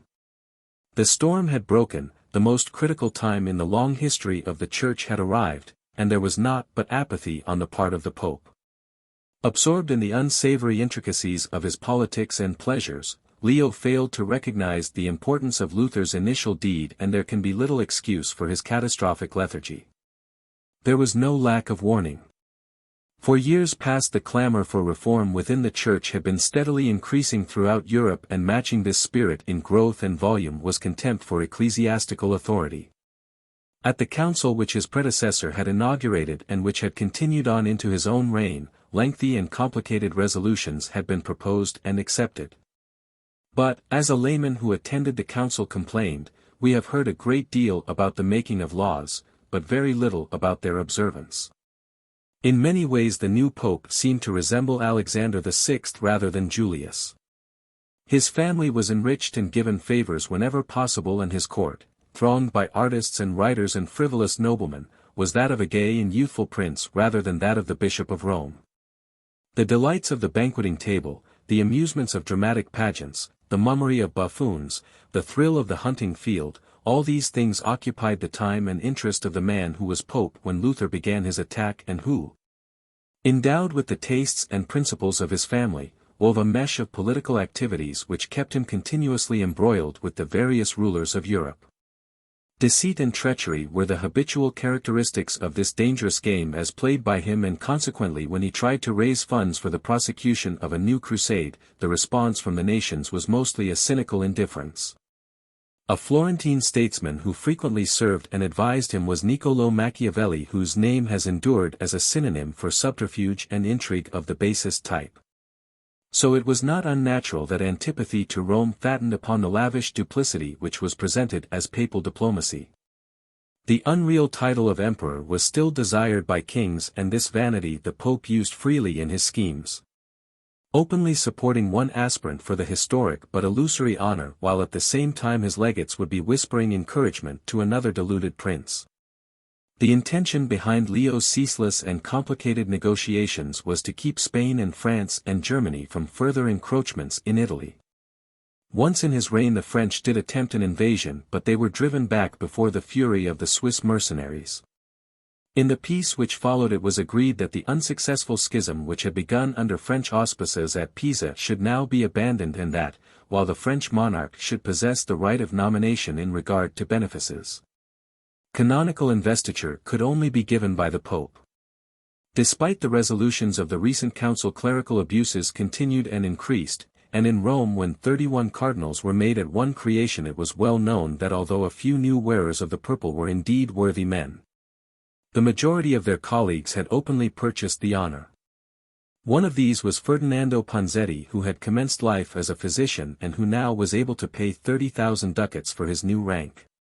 At least 6 wearers of the red hat certainly paid nothing, for this number of the Pope's relatives were so honored, and while his brother Giuliano paraded Rome with the title of Captain General of the Church, still another kinsman ruled Florence as temporal overlord. There was great discontent amongst certain of the younger cardinals who had voted for the Pope at the conclave and who felt that they had not been rewarded suitably. One of these unhappy prelates, the Cardinal Petrucci, brooding over supposed injustices, instigated a plot to murder the Pope, and the condition and standard of the Sacred College at this time is shown by the dismal fact that 4 other of its members, including the dean, gave their support to the proposed crime. A conscienceless physician was bribed to commit the murder while attending the pontiff, but fortunately for the latter, who trusted few men, a letter was intercepted and the evil scheme revealed. Swift punishment came to the physician and to Petrucci. Both were executed along with a few accomplices, but the other guilty cardinals, perhaps because of the Pope's charity or, more probably, because of the influence of powerful friends, were neither hung nor strangled but merely fined heavily, deprived of their electoral privileges, and banished from the city. Such conditions brought strong discontent everywhere, and particularly in Germany, where Luther found willing audiences, not because of the soundness of his theology, but because of the appalling abuses permitted and practiced by those whom he attacked. The traffic in benefices, the ceaseless appeals from Rome for money, and the harsh fact that in Germany most of the great bishoprics were possessed by scions of royalty and nobility, overshadowed the efforts of those who were desperately working for reform from within the Church. Such men there were but, as is common, virtues and good deeds were submerged beneath the vices and wrongdoings of the spectacularly wicked. And despite the many examples of sincere vocations, the lamentable state of church discipline was a fact acknowledged and deplored on all sides. More and more the cupidity of the Roman court was being resented, and a steadily increasing spirit of nationalism was adding force to this feeling. From his own dominion, went the words of a widely circulated pamphlet, "Streams of wealth flow into the Pope as to no other Christian prince. Yet we have to pay for palliums, and send asses laden with gold to Rome, and exchange gold for corn, and rest content with bloodlettings, pardon me, I mean with indulgences. Woe to this monster of avarice which is never satisfied. The craftiness of the Florentine discovers 1,000 devices, each one more execrable than the last. Let German freedom be mindful not to become tributary, and not to pay tithes." Such sentiments as these were echoed vigorously by the type of humanists, extreme and violently anti-Christian, who at this time possessed great influence in the German universities. Their brand of philosophy frankly glorified paganism and of course viewed all activities of the Church with repugnance and contempt. "The Pope is a bandit," wrote one of the leaders of this movement, "and the Church is his army."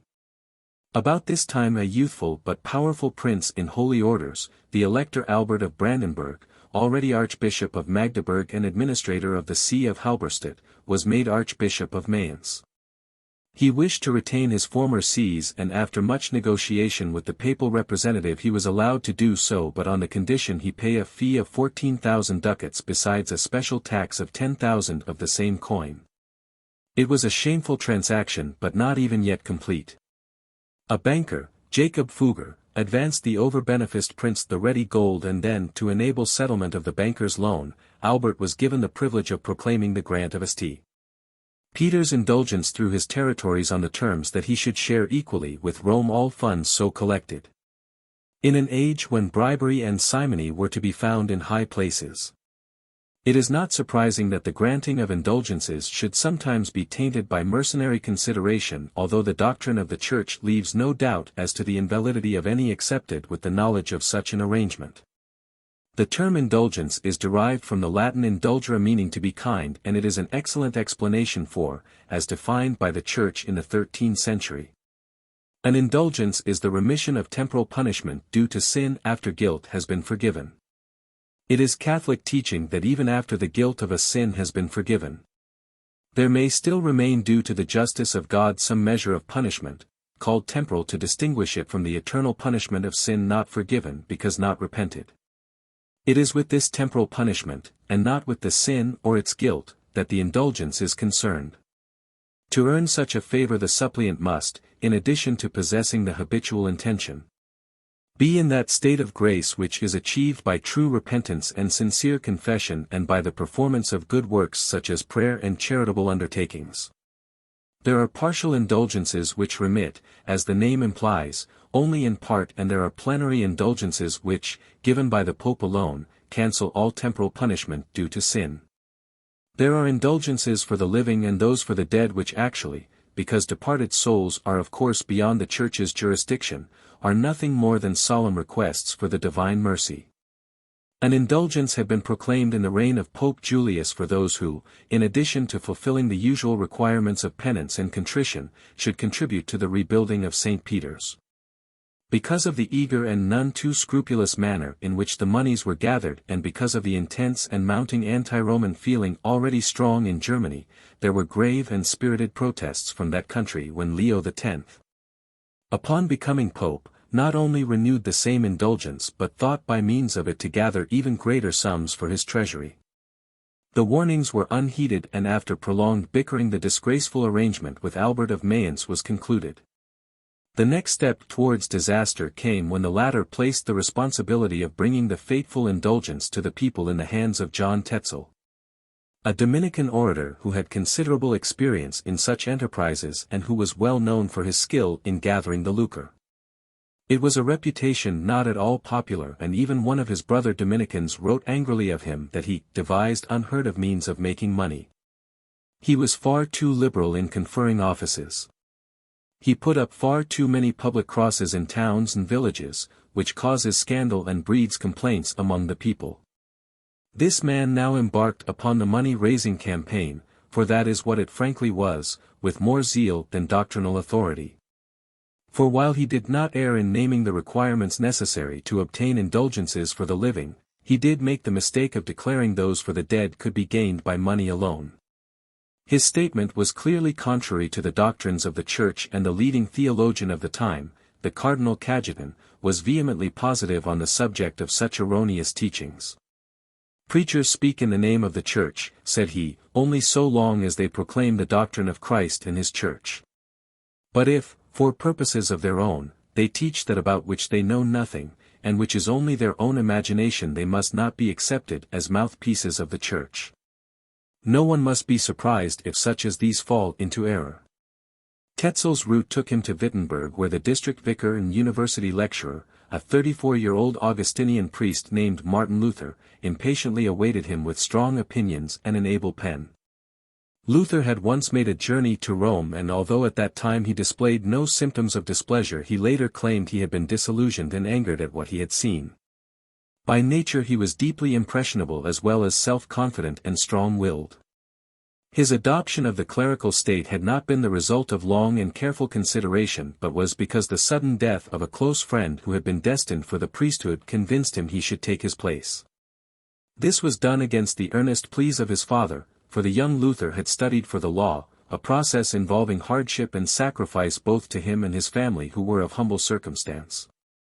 After his reception into monastic life, the approval of his superiors encouraged his studies and conduct, and at the age of 25 he had become a professor at the new University of Wittenberg. Any measure of success is apt to be a hazard to the restraints of discipline, and the academic triumphs of the young monk proved a dangerous stimulant to a proud and stubborn nature. In many ways he resembled Savonarola, and even his vocabulary was marked by a similar bitter violence. Knaves, dolts, pigs, asses, infernal blasphemers, were terms he hurled at his opponents with the harsh emphasis akin to that which had stirred the congregations of Florence. But where the Italian had been content to attack the person of a pope and had not questioned the authority of the Church, the German was to take this fatal step and make denial and offer challenge to orthodox dogma. His 95 Theses were nailed to the church door, and soon all Germany rocked with the altercation which followed. Tetzel, unlike many other churchmen, immediately realized the dangers underlying Luther's attack. And he countered with a carefully prepared work in which he emphasized that the affair was not a matter of indulgences alone, but because of it, many will be led to despise the authority and supremacy of the Pope and the Holy Roman See. His apprehension did not disturb the equanimity of the Curia or bring any vigorous action from the hierarchy. Luther sent a copy of his theses to the Metropolitan, who on the advice of his counselors referred the matter to Rome with an accompanying letter which expressed the hope that His Holiness would grasp the situation so as to meet the error at once, as occasion offers and as the exigency requires, and not lay the responsibility on us. The apparatus of correction and discipline moved slowly and ineffectually, while the new movement, as yet not organized or recognized as such, spread with the rapidity of a fierce and sudden conflagration. The dislike held for Rome and the political and social state of Germany all made for the cause of Luther. The nobles coveted the properties of the Church. The intellectuals, dominated and excited by the humanist movement, were delighted at an opportunity to destroy the conventional religion. And the peasantry, told of Roman iniquities in the most inflammatory terms, were given the chimerical hope that the new order would better their miserable lot. In the year following the gesture at Wittenberg, the Pope instructed the Vicar General of the Augustinians to silence the unruly monk. But Luther disregarded such measures, and anticipating excommunication boldly preached that the sentence would be futile because the real communion of the Church was invisible and that no one could be affected by it. A few months later the Emperor Maximilian, now thoroughly alarmed by the numbers and attitude of the priest's adherents, wrote to the Pope and declared serious measures should be immediately taken to quell him. Canonical processes commenced and Luther was summoned to Rome, but the only answer was the publication of a series of new pamphlets filled with heresy. A legate, the gentle and learned Cardinal Cajetan, went to Germany where after some difficulty Luther consented to meet him but would give no retractation. At intervals there were further negotiations with other emissaries and there were public debates with such skilled theologians as Johann Eck defending orthodoxy. Sometimes it seemed reconciliation might be possible, for often it was Luther's mood that he would not break with Rome and at these times he would profess obedience to the Pope. But never would he make retractation or express sorrow for his past actions, and as his words grew fiercer the hope became irretrievably lost and there remained only one road for his proud and stubborn nature to follow. Irrevocably he was committed to rebellion and with the full and powerful influence of the humanist strong upon him politics gradually crowded theology to a lesser position in his sermons. Liberty and patriotism are the unfailing slogan of the revolutionary and to these inflammatory words was now added the name of the gospel. Liberty. Fatherland. Gospel. The battle cry was made. I have cast the die, he boasted, I now despise the rage of the Romans as much as I do their favor. I will not reconcile myself to them for all eternity. If a thief is punished by a halter, a murderer by the sword, and a heretic by fire, why should not we, with all our weapons attack these teachers of corruption, these popes, cardinals, and all the rabble of the Roman Sodom? And wash our hands in their blood. 32 months after the incident at Wittenberg a bull was issued by Leo condemning 41 propositions extracted from the writings of Luther and excommunicating him unless he retracted within 60 days. But by now the friar was firmly entrenched in Germany and had gained the protection of a powerful prince, the Elector of Saxony. Scornfully the claims of discipline were dismissed and with ceremony and to the cheers of the populace he publicly burned the bull and told the students of Wittenberg that, it is now full time the Pope himself is burned. My meaning is that the papal chair, its false teachings, and its abominations, should be given to the flames. The parchment burned brightly and the crowd roared lusty approval. And in the lurid glow of the noisy scene Protestantism thus became a fact although it was not until a decade later that the name came into use. This was at the Diet of Speyer ere it was resolved that the new religion was established but that its adherents must not interfere with or hinder Catholic worship. The followers of Luther protested vigorously at the tolerant decree and hence the term, Protestant. Leo died after a reign of 8 years and before him the Emperor Maximilian had gone also. He was succeeded by his grandson, Charles of Spain.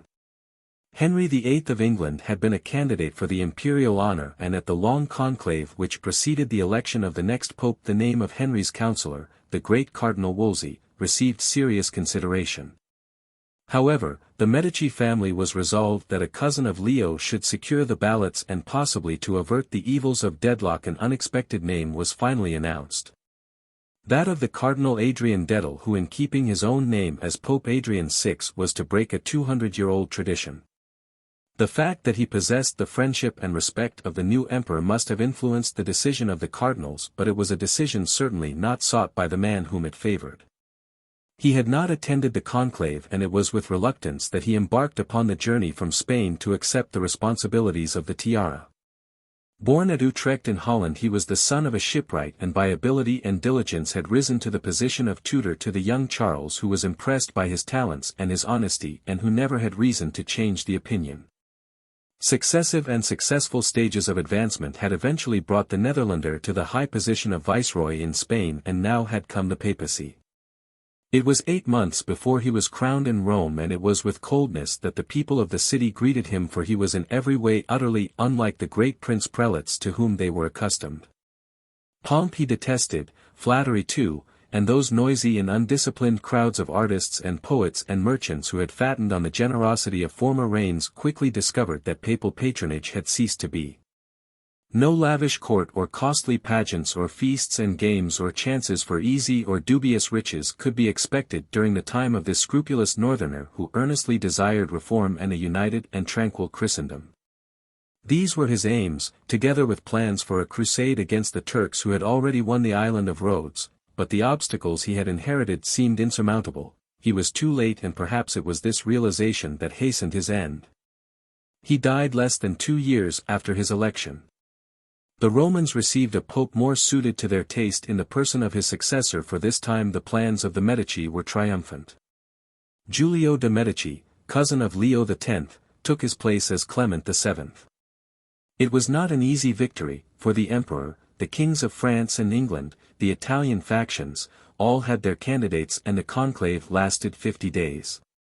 The struggle for ballots was most lively, and for a while it again seemed as though the Englishman, Wolsey, might win. But the supporters of the Medici redoubled their efforts and enlarged their promises, and so won the majority necessary for their candidate. Unfortunately, he was in no way equal to the responsibilities and burdens of the great position. He was a cultured and handsome man of 56 and was possessed of a grace of manner and ability expected of his birth and breeding. But these values were not sufficient to cope with the complex problems, both temporal and spiritual, which now confronted the papacy and disturbed the world. From the beginning misfortune attended his venturings in the intricate and dubious intrigues which constituted the diplomacy of his day. The Emperor Charles V and King Francis I of France were at war, and the Pope adopted a faltering policy of pseudo-neutrality which under the existing circumstances was neither possible nor sincere, and which quickly lost him the respect of both princes. Francis repelled a German invasion on his own soil and then marched to enforce his claims in Italy, but at Pavia the imperial troops engaged again, and this time the French were beaten and their monarch taken prisoner. Hopes for a united Christendom had been woefully shattered when, before this battle, the French king, made desperate by impending defeat, had tried unsuccessfully to make an alliance with the Turks. As a prisoner he concluded a treaty of surrender with Charles, but the terms were harsh, and secretly he plotted to form a new combine. In an effort to escape Teutonic dominance, the Milanese and Venetians were susceptible to the arguments of this would-be ally of the Turk, and so unfortunately was the Pope. When the emperor learned of the covert negotiations, his rage was kindled, and soon his troops, a wild and long unpaid army of German and Spanish mercenaries, were unleashed upon the Papal States. Rome was defended with spirit, and the commander of the attacking forces was killed, but a breach was made in the walls, and the city, so rich a prize, was open to a horde of ruffians savagely hungry for loot. All vestiges of discipline disappeared during orgies of killing, burning, sacrilege, and rape which followed. For centuries the sack of Rome had been the terror of those who feared the Turk. It was now a horrible fact, but the despoilers of the churches and defilers of the altars did not carry the insignia of Islam. They called themselves Christians, and their absent master proudly flaunted Charlemagne's grandiose title, Emperor of the Holy Roman Empire. The Pope and 7 of his cardinals fled to a fortress at Orvieto, and there remained for many long months. And when he did return to the city, it was a ruined and broken landscape which saddened his eye and spirit. He was forced to a peace with Charles, and on imperial terms. Thus papal dignity was sacrificed when the Pope obeyed and travelled to Bologna, where with the pomp of ancient ceremony he presided at the imperial coronation. Another journey made at royal behest and destined to bear great and grave consequences was his voyage to France, when his niece married the Duke of Orleans. It was an opportunity not neglected for the French monarch to discuss many momentous matters, including the historic demand from across the Channel that the marriage of Henry VIII and his queen be dissolved. Francis made plea for the English king, and even hinted of the danger to the papacy of incurring a united French and English enmity. The Pope listened and was aware of the peril, but he also remembered that the unwanted wife was the niece of the Emperor Charles. Henry had married Catherine of Aragon, the young widow of his sickly elder brother, after special permission had been granted by Rome on the grounds that the first marriage had never been consummated. 5 children had been born of this union between Spanish princess and English king, but only one survived, Mary, later to be queen. That the popular and gifted Henry had no sympathy for Luther is a well-known story, for with a great flourish he banned the Reformers' books from England and composed, with the aid of his divines, the famous treatise in Latin, A Defense of the 7 Sacraments against Martin Luther. In return he received violent abuse from the monk but also the gratitude of the Pope in the form of a title, Defender of the Faith, an honor which was not relinquished, for Henry never considered any deed of his to be Protestant in act or intent. 17 years he had lived with Catherine before he developed scruples regarding the validity of their marriage, and these stirrings were not the product of a stern conscience or sincere canonical doubt but were born of an illicit if not obscure love affair. It would seem that all any man could desire on earth had been Henry's inheritance, for not only did the favor of exalted birth give him rank and possessions, but he was also superbly endowed in physique and mind. It was natural he should receive vast measure of adulation and flattery, and perhaps it was equally natural he should fall prey to such subtle poisons. Maturity usually remedies the weaknesses of adolescence with that kind of sagacity which is born of time and pain. But on those occasions when the circumstances of life are made too easy, the passing of years merely serves to ripen the young fruit to rot. So it was with Henry, whose intelligence and body were subjected to temptation in numerous and elaborate forms of enticement and cunning. Self-discipline faded away and the noble ideals of youth became dim and distorted before the capricious demands of gluttony and sensual appetite. One of his mistresses had been Mary Boleyn, and it was her sister Anne, who inflamed his fickle passion and distorted his judgment to such a degree that he became determined she should be his queen. Eventually he made her so, but not with the sanction of the Pope, and this fact stands out, cold and clear, from the morass of intrigue and procrastination which accompanied the royal folly. For 6 years the headstrong monarch tried by all means possible to win the necessary permission, and the complicated negotiations which took place leave little credit to either side. Proceedings dragged on, and papal and royal emissaries travelled busily to and fro, laden with the appurtenances of mystery and plot. Hopes were falsely kindled and threats rashly made. Universities were bribed to give opinions in favor of the divorce, and crowds of servile courtiers masquerading as prelates eagerly and without shame prostituted their faith and their learning to assure the enamored monarch that his conduct was correct. Councillors of this mold even suggested that a solution of the problem would be for the Pope to grant a special dispensation allowing Henry to possess 2 wives. When the infatuated prince finally made Anne a marchioness and took her to France, where she was presented as the future Queen of England, the Pope was forced to action. He threatened excommunication to both if they did not separate. The new marchioness was pregnant, but before her child was born a marriage ceremony was performed and the crown was placed atop her comely head amidst scenes of formal splendor. The time, long dreaded by the timid and procrastinating Pope, had arrived, and to his honor he remained firm and true to dignity and responsibility. The loss of allegiance to papal authority in Europe had been devastating, and now England's loyalty could be kept at the cost of one divorce. Temptation must have been great, but with clarity the final decision was pronounced in Rome. Catherine was the lawful wife of the English king. Persistent and contemptible attempts had been made upon the unfortunate woman by her deluded husband to have her resign her rights. But no argument or humiliation could wring from her an admission that the long years of her married life had been merely a term of concubinage, and that their daughter, Mary, was illegitimate. King and Queen met before a court of bishops, and Catherine spoke with the calm dignity of a faithful wife and good mother. "I take God and all the world to witness that I have been to you a true, humble, and obedient wife, ever comportable to your will and touch." Only once did she pause, and then her voice became lower. "This 20 years or more I have been your true wife, and by me ye have had divers children, although it hath pleased God to call them from this world. And when he had me at the first, I take God to be my judge, I was a true maid, without touch of man. And whether this be true or no, I put it to your conscience." Pressure was exerted to have her enter a convent and take vows, but despite her great piety the cloisters were also rejected. And might occupy the royal bed, but Catherine knew she was wife and queen, and no act of Henry could change the fact. This was the attitude firmly maintained to her death, when with superb charity she wrote to her dear husband and king, and gave him her forgiveness.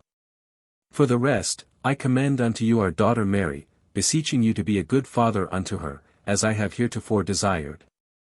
I entreat you also, on behalf of my maids, to give them marriage portions, which is not much, they being but 3. For all my other servants I solicit the wages due them and a year more, lest they be improvided for. Lastly, I make this vow, that my eyes desire you above all things. Because of the failure of the divorce proceedings in Rome, the mighty Wolsey lost the favor of his master and after a rapid series of degradations was charged with high treason. A natural death intervened to save him from a shameful end, and before he expired he uttered the pathetic words which were long to be remembered. If I had served God as diligently as I have done my king, he would not now have given me over in my grey hairs. With the aid of evil Thomas Cromwell, master architect of terror, Henry made himself supreme head of the Church in England, and with bloody prodigality the block and the gallows were invoked against the many who would not admit of this presumption. England's greatest chancellor, the scholar who held the esteem of all Europe, joined the march to the scaffold. I die, Thomas More said, the king's good servant, but God's first. Monasteries were suppressed, churches and shrines robbed, yet the outward forms of religion were not changed in Henry's time. His rejection of papal authority brought no sympathy or tolerance for Protestantism or its author. It was different on the continent. The Scandinavian countries were fast adopting Lutheranism, and Switzerland was falling under the influence of a similar-minded and equally eloquent ex-priest, Zwingli. In France the harsh and melancholy doctrines of Calvin were being given attention, and in Hungary the prayers of the faithful were disturbed by the dreary wail of muezzins, calling to Allah. For the Turks had become masters of that country, and a triumphant Mohammedan army even possessed Vienna. After 11 unhappy years as Pope, Clement died unexpectedly, leaving both his spiritual and temporal domains in chaotic condition. His unfortunate pontificate marked the end of the Renaissance and had witnessed the birth of the so-called Reformation. But it also cradled the stirrings of a real reformation within the Church, for great forces and good men were at work with a sincerity and zeal and genius which could not be denied success. The Lateran Council had been warned that men must be transformed by religion, not religion by men, and these words typified the new spirit. A unity of belief might have been lost, but the faith that remained was to be the sturdier because of surviving the storms of doubt and oppression. Spontaneously the new mood invigorated both the secular clergy and the ancient orders, and also caused the formation of other groups of devoted men and women who were moved to unselfish service of God and mankind. There were the Capuchins, the Clerks Regular, the Theatines, the Barnabites, the Samaski, the Lazarists, the Sisters of Charity, the Ursulines, and others. And the same year that Pope Clement died, an ex-soldier of noble Spanish birth, Don Inigo López Ricaldo y Loyola, better known to history as Ignatius of Loyola, banded together a small number of similar-minded friends and communicated to them his enthusiasm and plans. Thus, in Paris, was commenced the disciplined organization which from then on has ever been an important influence in the story of the Church. The Society of Jesus was on the march. An astonishingly rapid election brought success and fulfillment to the plans and ambitions of Alexander Farnese, Paul III, who had been a cardinal for 40 years. He was 66 years old and was of an ancient Roman family which, in adherence to the obnoxious custom, was now to be deluged with riches and honors. His sons and daughters, for these, true child of the Renaissance that he was, he possessed, were favored in every way possible, and 2 of his nephews, aged 14 and 16, were promptly made cardinals at the commencement of his reign. He had been a cardinal during the reign of Alexander VI, and in some respects his life followed the Borgia pattern. Yet he often was to display a majesty of purpose akin to that possessed by Julius II, and at other times it would seem as though he were moved by the same high motives which had guided the austere Adrian. That he had enjoyed the favor of these popes, so varying in character, and of the Medici too, is proof enough of his skill in diplomacy. Apropos of which an ambassador to his court complained that an annoying and typical trait of the Pope was a scrupulous avoidance of ever uttering a positive yes or no. Save for his extravagant nepotism, he was an extremely cautious and sagacious man, and he embarked upon a policy of wily neutrality between the ever-clashing schemes of the French king and the emperor. It was a difficult policy to maintain, but for the first years of his pontificate it was to have a certain if uneasy degree of success. It was unforgivable that he should have bestowed the red hat upon his young relatives, but most other cardinals of his creation were noted for their worthiness. The English bishop, John Fisher, languishing in prison and soon to lose his head on the block, was thus honored, and so too was another deserving Englishman, Reginald Pole, a cousin of Henry VIII, who was in Italy and so safe from the ire of his vindictive kinsman. The menace of Turkish attack was seldom absent from the cares of Paul III. Rakish craft, their lateen sails emblazoned with the crescent, their decks crammed with blood-hungry warriors, had become a terror to shipping in the Mediterranean until the emperor, at the behest of the Pope and with money and galleys from the same source, stormed the piratical stronghold at Tunis and administered a thorough and salutary defeat. But when war, despite the urgent entreaties of the pontiff, broke out again between France and Spain and the emperor's troops became occupied in that direction, Barbarossa, daring chief of the Mohammedan buccaneers, recommenced his depredations upon the Italian coast, and it became the boast of the Turkish Sultan that his seraglio would be moved to Rome. There were signs of panic in the Eternal City at this news, for the potentate's announcement had strong chances of realization. But by the exercise of great and desperate ingenuity Paul caused an armistice to be declared between the emperor and the French monarch, and together they joined him in the formation of a Holy League. The Venetians, who held a treaty with the Turks, were persuaded that such a pact was wrong, and they too became partners in the new alliance, and thus Rome remained unscarred by the scimitar. Notwithstanding his own weaknesses, Paul was acutely aware of other and less tangible evils which were besieging the papacy, and with acrimony the more worldly of his cardinals were told they should set an example to others by reforming themselves.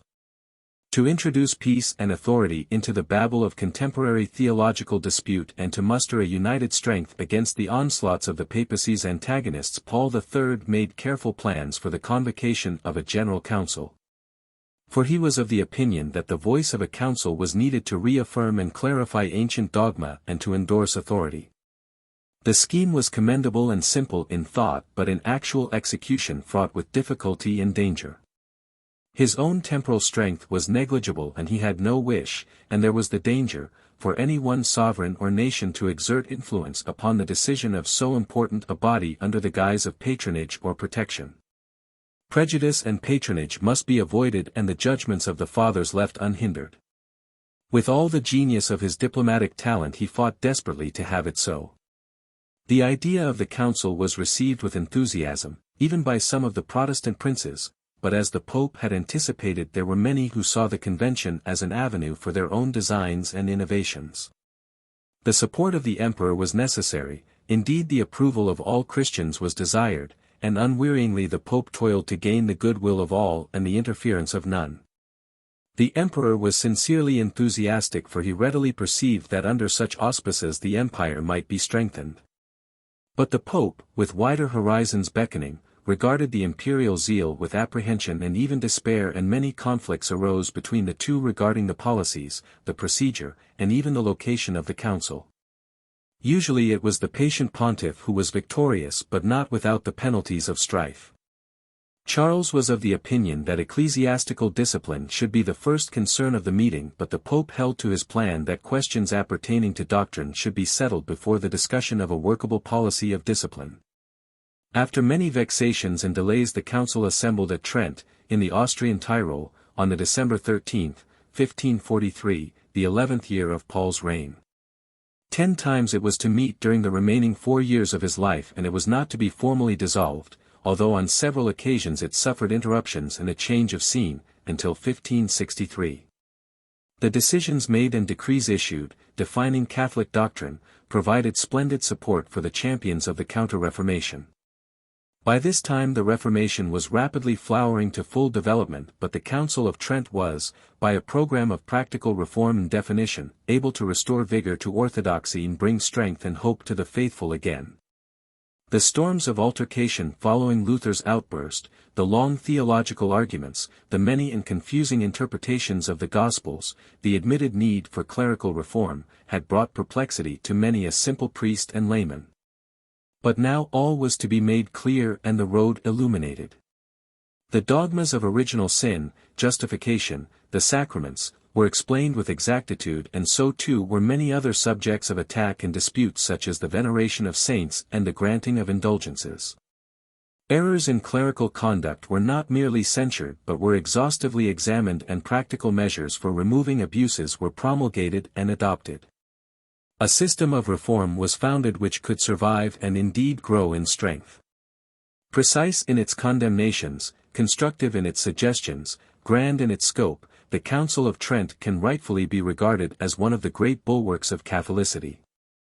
Thus the Council, wrote the Protestant historian Ranke, that had been so vehemently demanded, and so long evaded, that had been twice dissolved, had been shaken by so many political storms, and whose third convocation, even, had been beset with danger, closed amid the general harmony of the Catholic world.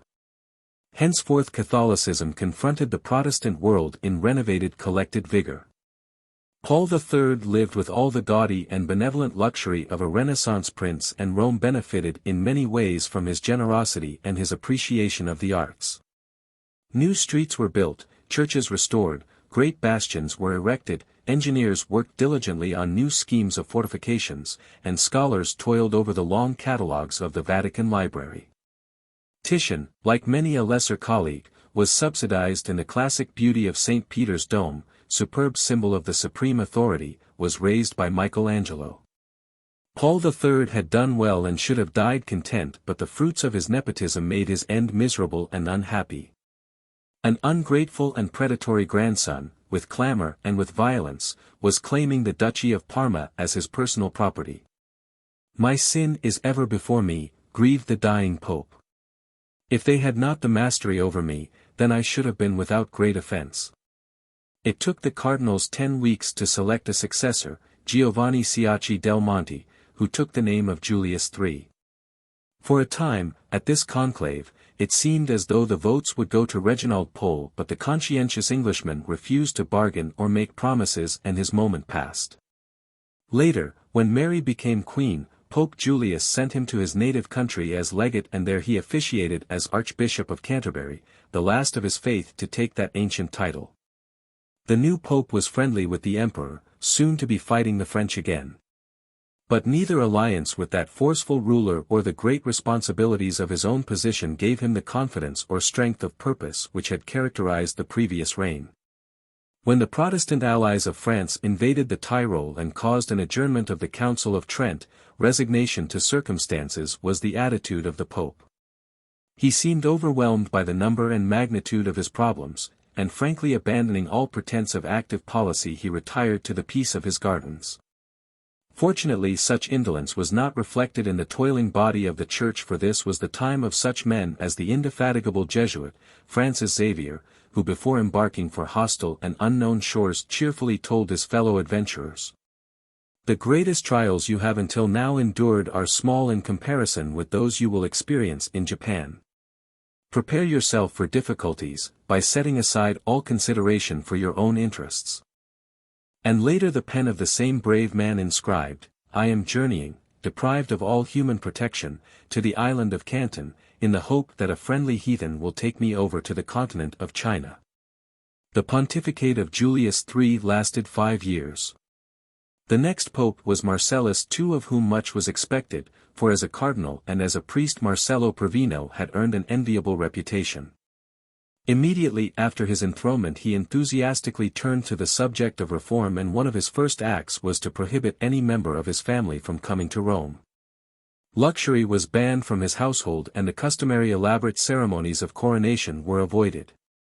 In every way the hopes of the pious were fulfilled in the person of this pontiff, but unfortunately their jubilance was brief, for he was of delicate health and his reign ended abruptly, to the sorrow of all, after a mere 22 days.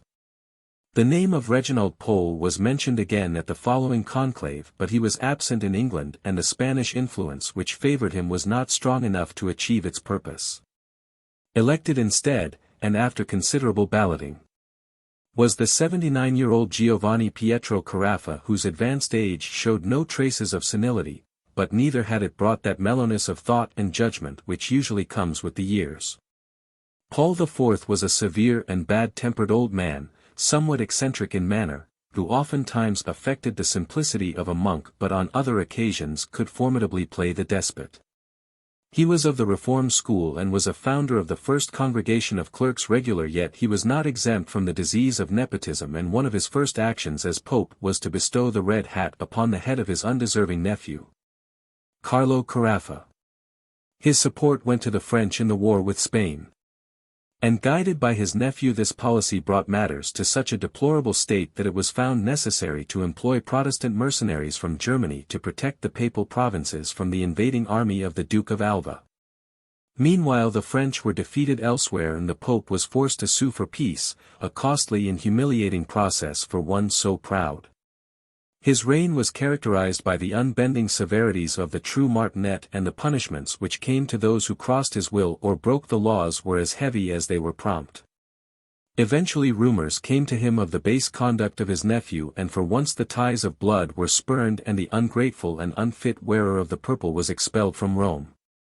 Paul IV was an ardent supporter of the Inquisition, which as a cardinal he had reorganized, and wide use of its dreaded powers was made during his term. Even the Cardinal Morone, a highly respected member of the Sacred College, became enmeshed in the web of terrible accusation, and to prison he went on the grounds of heresy. "Even if my own father were a heretic," said this pope, refusing a petition for clemency, "I would gather the wood to burn him." Reginald Pole was another object of his pessimism and suspicion, but Pole was in England and had the wisdom to keep from Rome. Clergy of lesser rank looked nervously to their conduct, and at one sweep 100 vagrant monks were dispatched to the galleys or to the dungeons. Mercy was a quality lacking in this stern old man, and when he died, after being pope 4 years, the mobs rioted to show their pleasure and to hurl hatred upon his memory. Down toppled his statue to be broken and defiled, and with similar demonstrations of insult and delight the gates of the prison of the Inquisition were swept open and the inmates released. Nearly 4 months dragged by before the next conclave was concluded, and devious and ugly were the intrigues which hindered the cardinals from making a quick decision. "It is not of the least consequence," wrote the obnoxious cardinal nephew of Paul IV, who will be pope, "the only thing of importance is that he who is chosen should realize that he owes the dignity to the Carafa. This house does not enjoy any favor with the Spanish or French kings, and everything therefore depends on securing the favor of the future pope, as otherwise the ruin of the family is assured." Other Italian clans had similar ideas, and in addition to their dark activities there were the schemes of the various ambassadors, all determined to secure the election of a pope who would favor their particular national interests. In such an atmosphere the most extravagant promises were made and cunning plots formulated. The audacious ambassador of Spain even went so far as to gain, by window or secret door, access to the quarters of cardinals, supposedly shut off from the world, and there in the dim night hours whisper his bribes and subtly phrased threats. Finally, out of the tangle of discussion, the name of the Cardinal Giovanni Angelo Medici was proclaimed, and this despite the fact that but a short time previously he had disturbed the conclave by remarking during a conversation with another cardinal that, as regards the Germans, "we should have to summon a council to see if some concessions could not be made to them with regard to the marriage of priests and communion under both kinds." That the startling statement did not prevent him from becoming Pius IV is indicative of the understanding his colleagues had of an expansive nature which was tolerant and easygoing to a fault. In all ways he was unlike his dour predecessor, and he was famous for his disregard of formality and ceremony, and the conduct of his private life was continually marked by homely incidents which endeared him to the public. He was a fat man, and long appreciation of the pleasures of the table had brought the gout. Thinking to reduce his corpulence and nullify the encroachments of his sickness, it became his habit to take long walks. These perambulations, much to the disgust of his court, were conducted at a rapid pace and for considerable distances. "Exercise," he affirmed, "maintains good health and keeps away illness, and I do not wish to die in bed."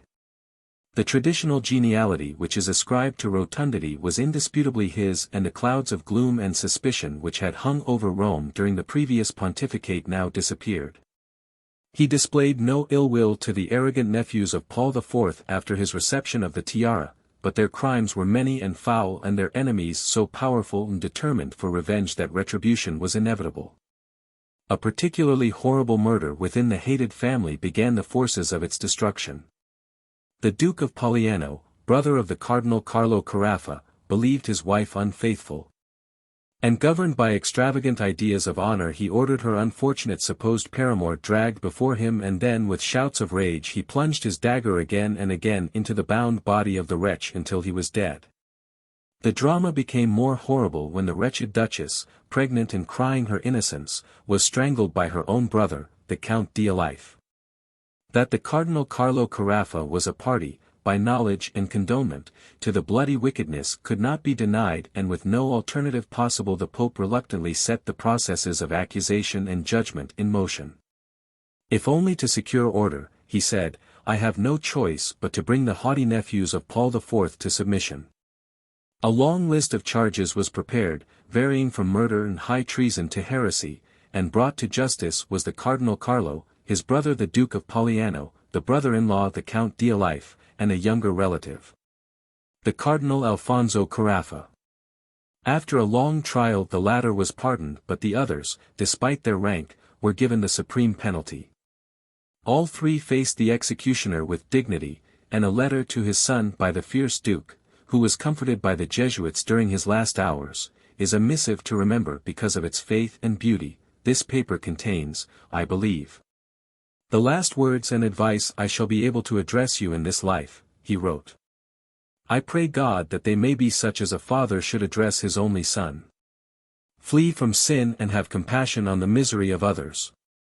Practice works of piety, and flee from idleness, and conversations and pursuits which are not fitting for you. Take pains to acquire some knowledge of science and letters, for these are very necessary for a true nobleman, especially for one who has power and vassals, as well as to be able to enjoy the sweet fruits of the Holy Scriptures, which are so precious for both soul and body. If you savor such fruits, then you will despise the things of this sorrowful world, and find no small consolation in the present life.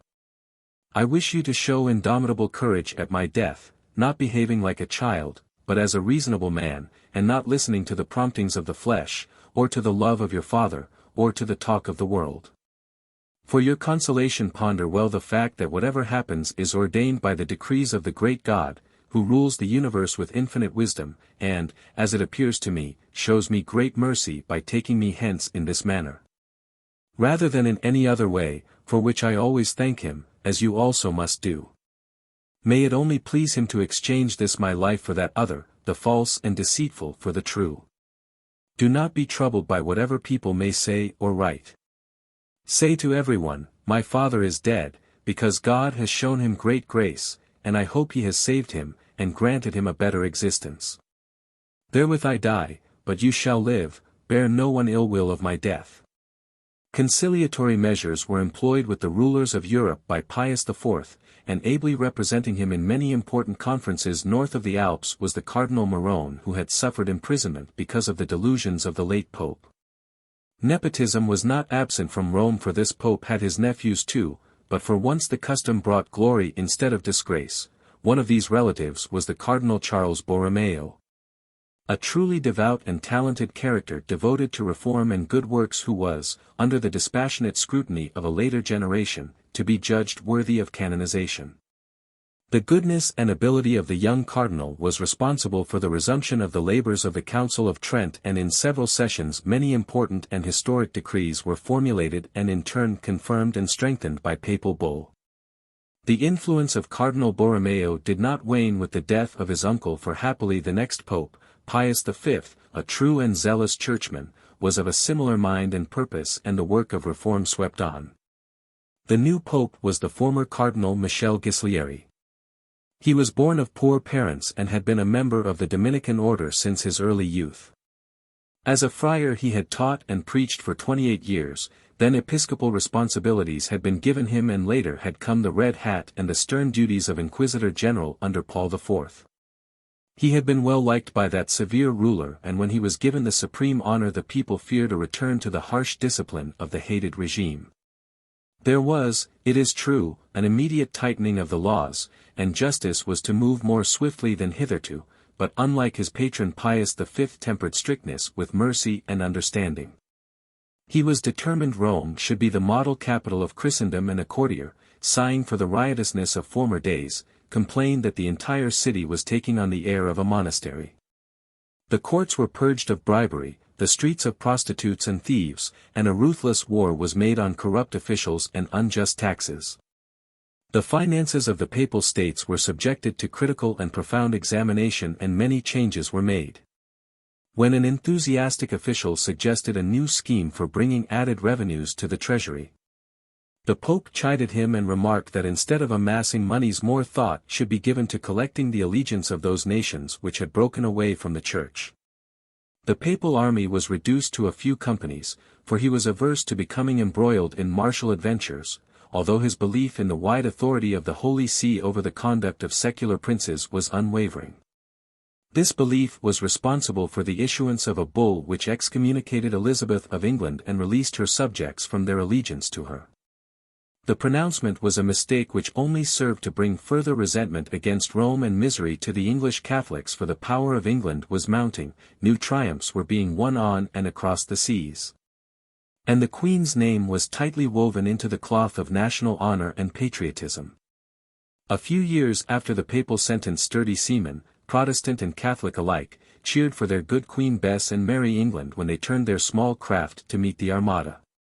The vast array of great ships was laden with the flower of Spanish chivalry and carried the papal benediction, but was doomed to an utter and terrible destruction. Ambition had not brought the tiara to Pius V, and he had wept when informed of the decision of the cardinals. But once elected, he worked at the great duties with unflagging energy and scrupulous honesty.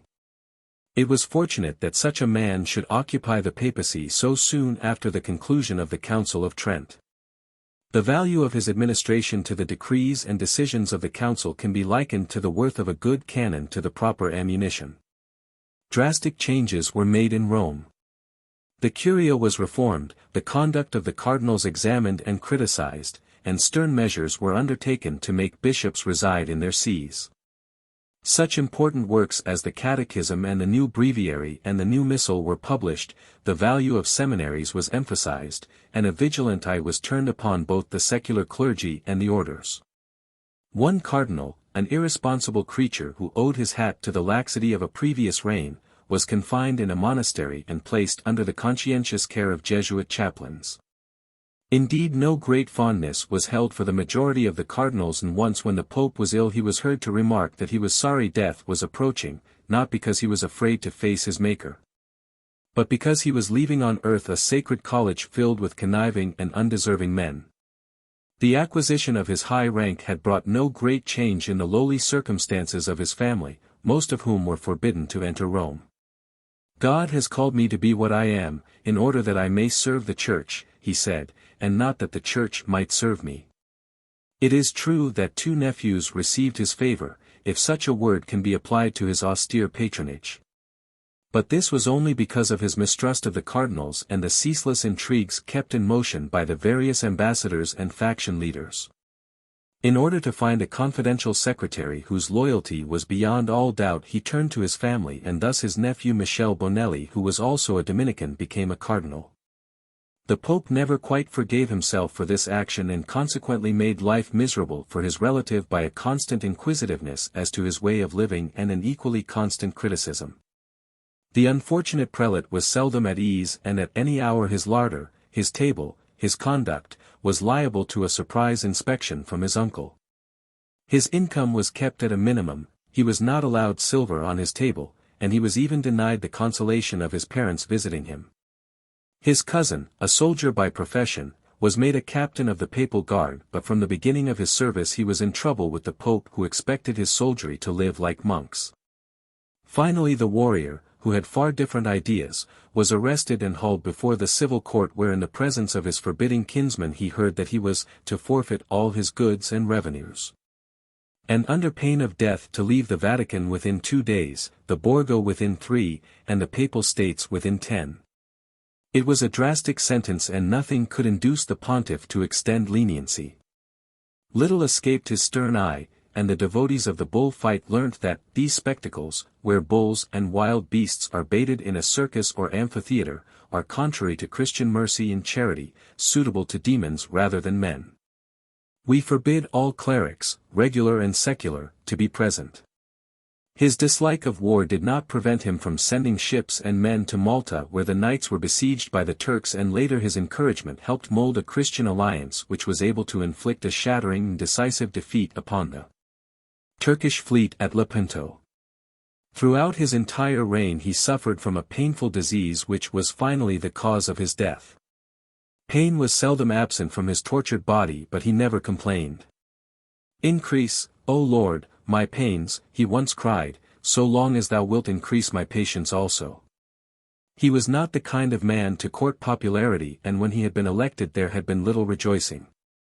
But when he died there were true tears, and the streets of Rome were silent with respect.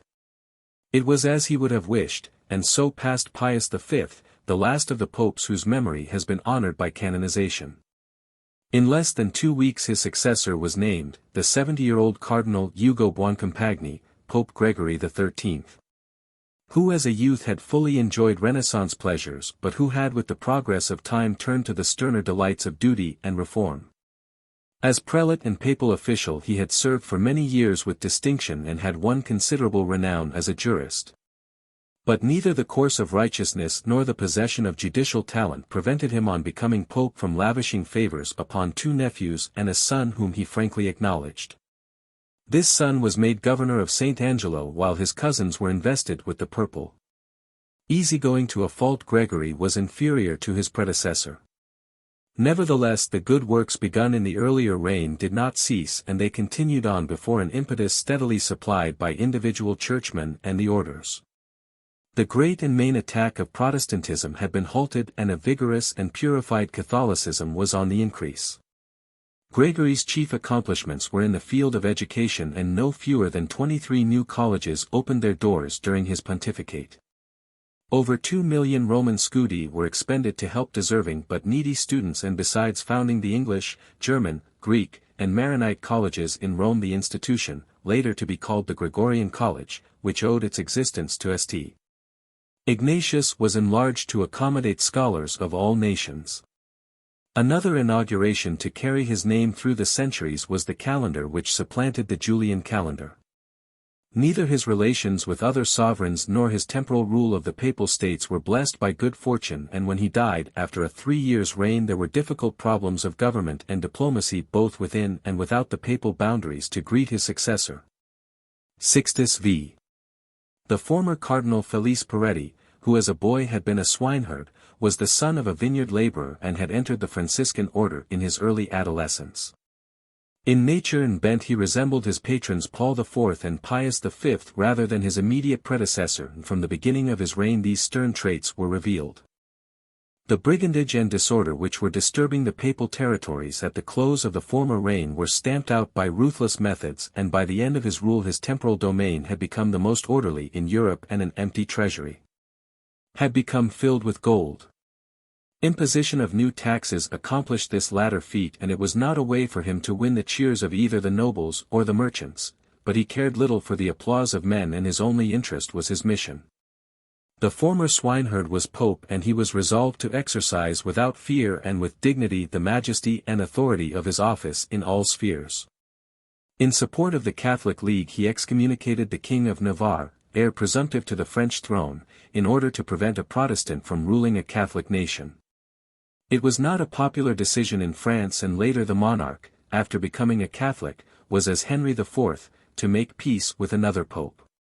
Sixtus also supported Spain in that country's disastrous war with England, but despite the utmost pressure he would not endorse the Spanish king's designs upon France. Grandiose schemes were propounded by him for the complete overthrow of the Turkish Empire, and he dreamed of joining the Red Sea with the Mediterranean and, thus restoring the commerce of the ancient world. Preservation of the historic beauty of Rome and additional architectural projects were tasks he assumed with enthusiasm, and an ingenious system, both practical and ornamental, of nobler and wider avenues in the city was devised and commenced. The important decree was issued in this reign which limited the membership of the Sacred College to a maximum number of 70 cardinals, and these were ranked in 3 divisions, 6 bishops, 50 priests, and 14 deacons. The rule was to stand, and equaling it in importance was the Bulla Mensa issued by the same pope, which systemized the centralized government of the Church by forming 15 congregations, each consisting of churchmen and officials of varying rank, to assume in specialized departments the burden of detailed administration. Thus, with no diminution of his authority, an immense amount of routine work was lifted from the person of the Pope. The 5 years in which Sixtus occupied the throne of St. Peter were crowded with wise and good works, but there were some blemishes to mar the record: his severity and his nepotism. For he too succumbed to what by this time appeared to be a papal tradition, and a 14-year-old relative was elevated to the cardinalate. There can be no justification for such an act. But the contemporary mind was neither surprised nor shocked, and as with former and later reigns, the hateful practice was accepted by the majority of both clergy and people with that equanimity which is the due of precedent and tradition. After the death of Sixtus, 3 worthy but ancient prelates in rapid succession and within 16 months were elected to the papal throne. No grave mistake or scandal can assault their reputations, but neither can any of the 3 be credited with the deeds that are born of exceptional leadership or great initiative. The same Pope, Gregory the XIII, had made them cardinals on the same day, and they were all of an equal age, past 70. The first to follow Sixtus was Giovanni Battista Castagna, Urban VII, noted for his charities and diplomatic skill. He reigned 13 days, and then came Niccolò Sfondrato of Cremona, who in honor of his patron took the name of Gregory XIV. The policies of preceding pontificates remained unchanged during his term, which did not last a year, and then called was the Cardinal Giovanni Facchinetti, who became Innocent IX. Within a few months he too was in his tomb, and the Sacred College, after great discussion, decided that the Cardinal Ippolito Aldobrandini should be pope. He took the name of Clement VII. The choice was a bitter blow to Spanish hopes, and indeed the far-seeing policies of the new pontiff were to effect a tremendous change in the destiny of that country which was now at the peak of its glory. Clement, by peaceful means, little by little, without disturbance or excitement, but with all the more security, was to strengthen the independence of the papacy by effecting happier relations with France, and this circumstance was one of the factors which halted the expansion of Spanish power and made way for the decline of a proud and great nation. During the preceding pontificates, Spanish influence upon the diplomatic course of the papacy had gradually become so strong that when Clement took his throne he felt Rome was almost the vassal of Madrid. This meant that the enemies of Spain were automatically on ill terms with the Holy See, and no great perception was needed by the pontiff to realize the danger of a permanent rupture with France, the most hated foe of Spain. Henry IV, master of France, had been excommunicated, but now, seeking the united allegiance of his subjects, he was imploring to be readmitted to the communion of the Church. Was it the gesture of one who was alleged to have remarked, "Paris is well worth a mass," or was the prince truly sincere in his repentance? It was a delicate problem for the Pope. If he were over-severe, schism would be assured and France surely would go the way of England, but if he were foolishly lenient, then contempt for papal authority would grow everywhere. A constant clamor of both plea and threat came from the nations involved, but the cautious and conscientious Pope trod the difficult and tortuous path of negotiation with extraordinary diplomatic skill, and never once was principle or scruple sacrificed. He well realized that independence of the Holy See demanded relief from the ever-growing dominance of Spain, and that relief was possible only with France active as a counterbalance. Yet the sentence of excommunication could not be lifted lightly, and often the French envoys were in despair. "Would to God," the Pope told an official, "that we could trust Henry. But what has he done to deserve absolution? Is it enough that he now once makes the sign of the cross?" At length repeated argument and evidence convinced him that the prince indeed was truly penitent, and with a great and solemn ceremony, and much to the consternation of Spain, the dreaded sentence was lifted. "I have no words to praise the kindness of your holiness as it deserves," Henry wrote with gratitude. "My life henceforth shall have no other purpose than to glorify God by meritorious obedience." The extravagant promise was never to be completely fulfilled, but an alliance had been made which brought advantages to both Pope and King.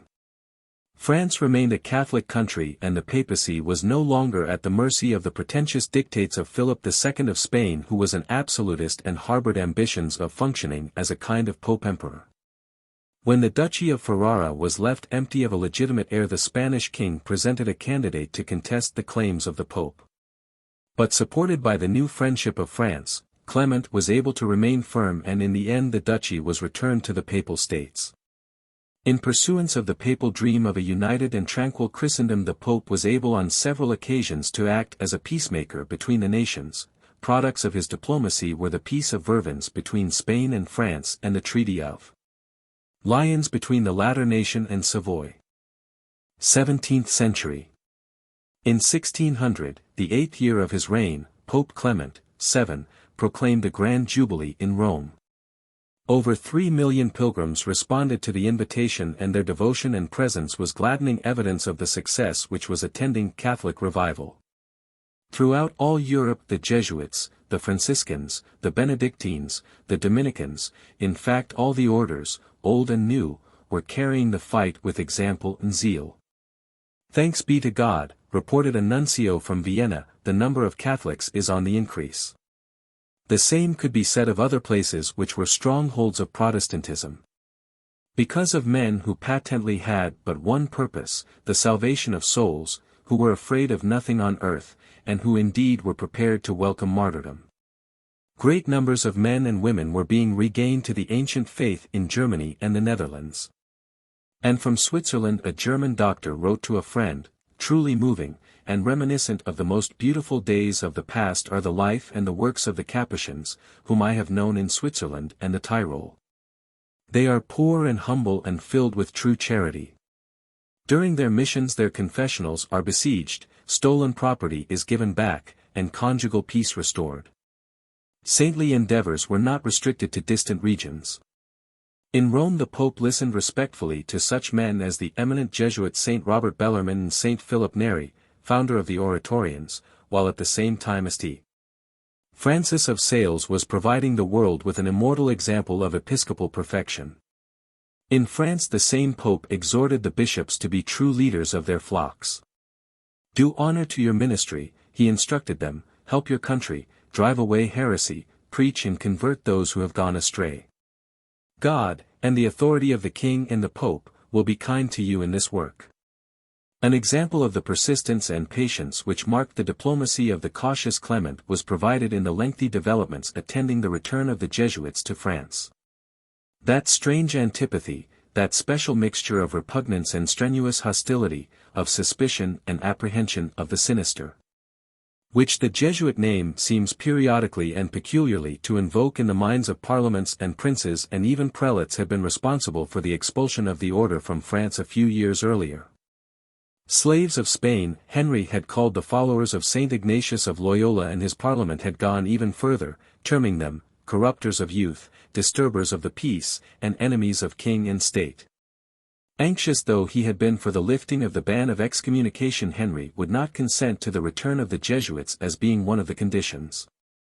A less sage negotiator might have halted in rash deadlock at such an attitude, but the patient Pope resolved to wait and work, and after 5 years of ceaseless effort his will triumphed.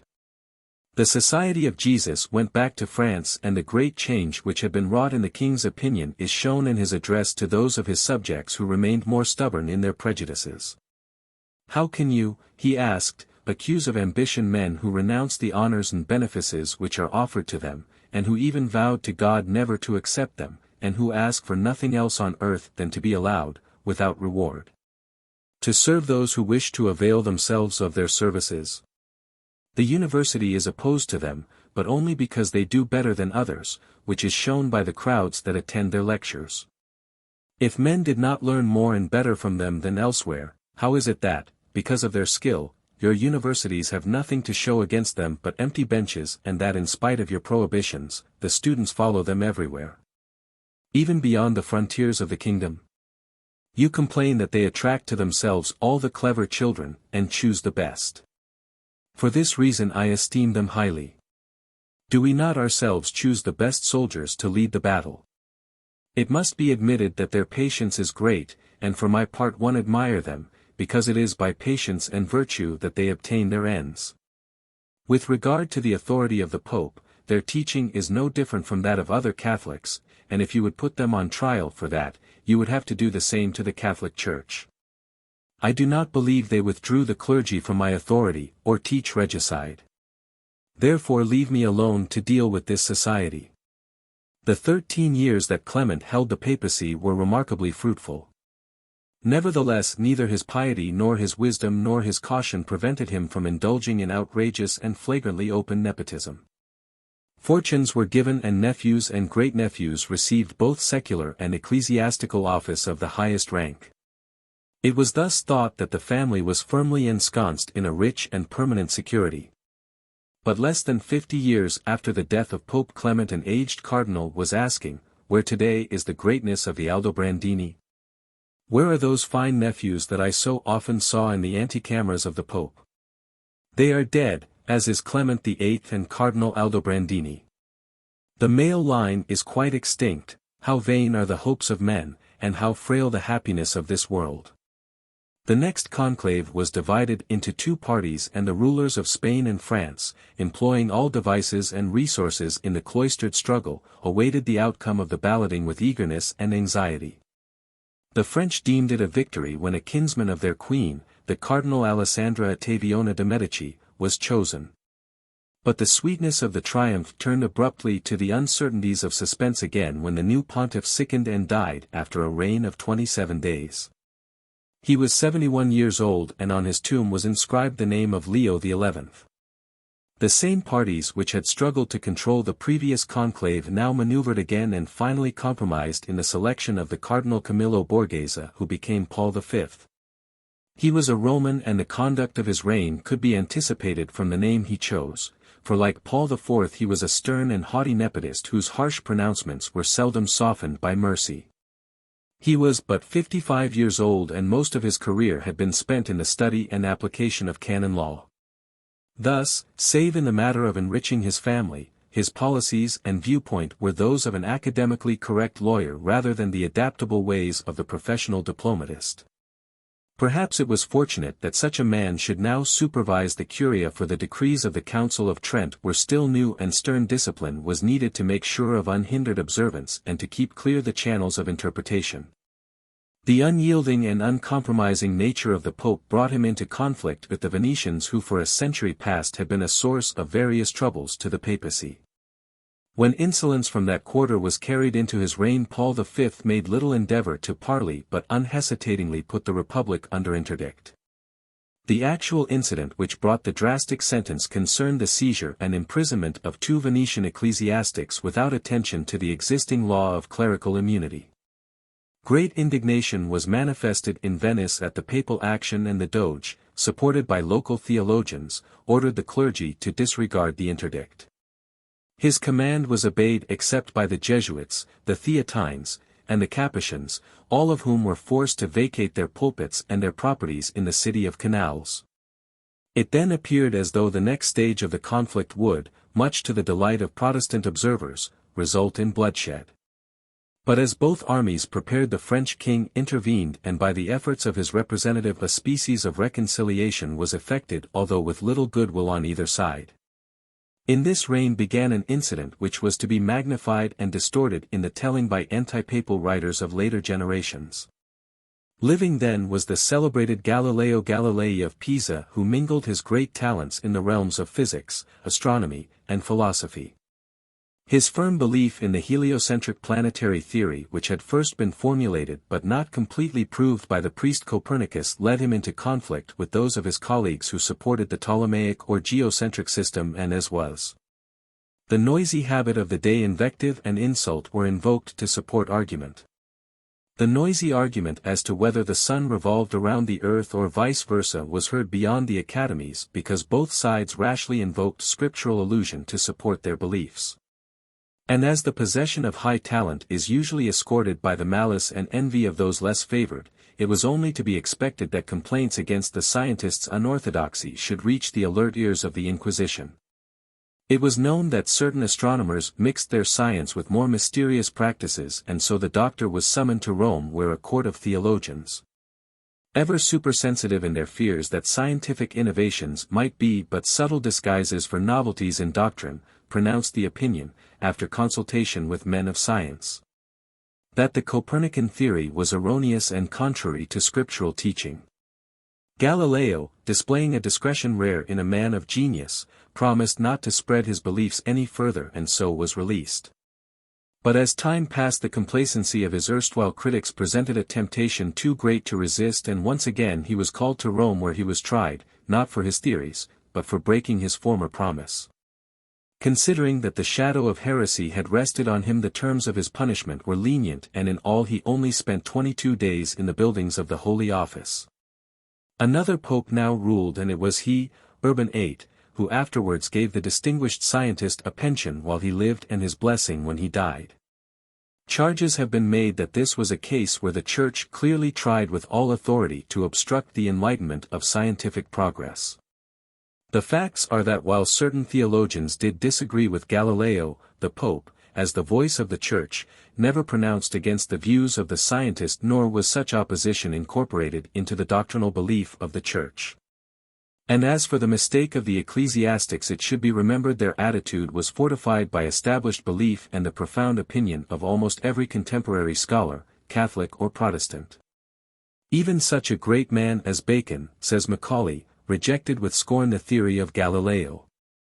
Paul V was pope for 16 years, and when he died the conflict known as the 30 Years' War had commenced. Although it was supposedly a religious quarrel, the pope did his best to remain neutral, for he realized that political differences were the real reasons. They were to extend the hostilities for 3 decades. A revolt in Bohemia started the campaign, which is divided by the historians into 4 periods: Palatine, Danish, Swedish, and French. The battles were many, and so were the shifts of fortune, and by the time conclusion had been reached, Catholics had fought shoulder to shoulder with Protestants against similarly assorted opponents.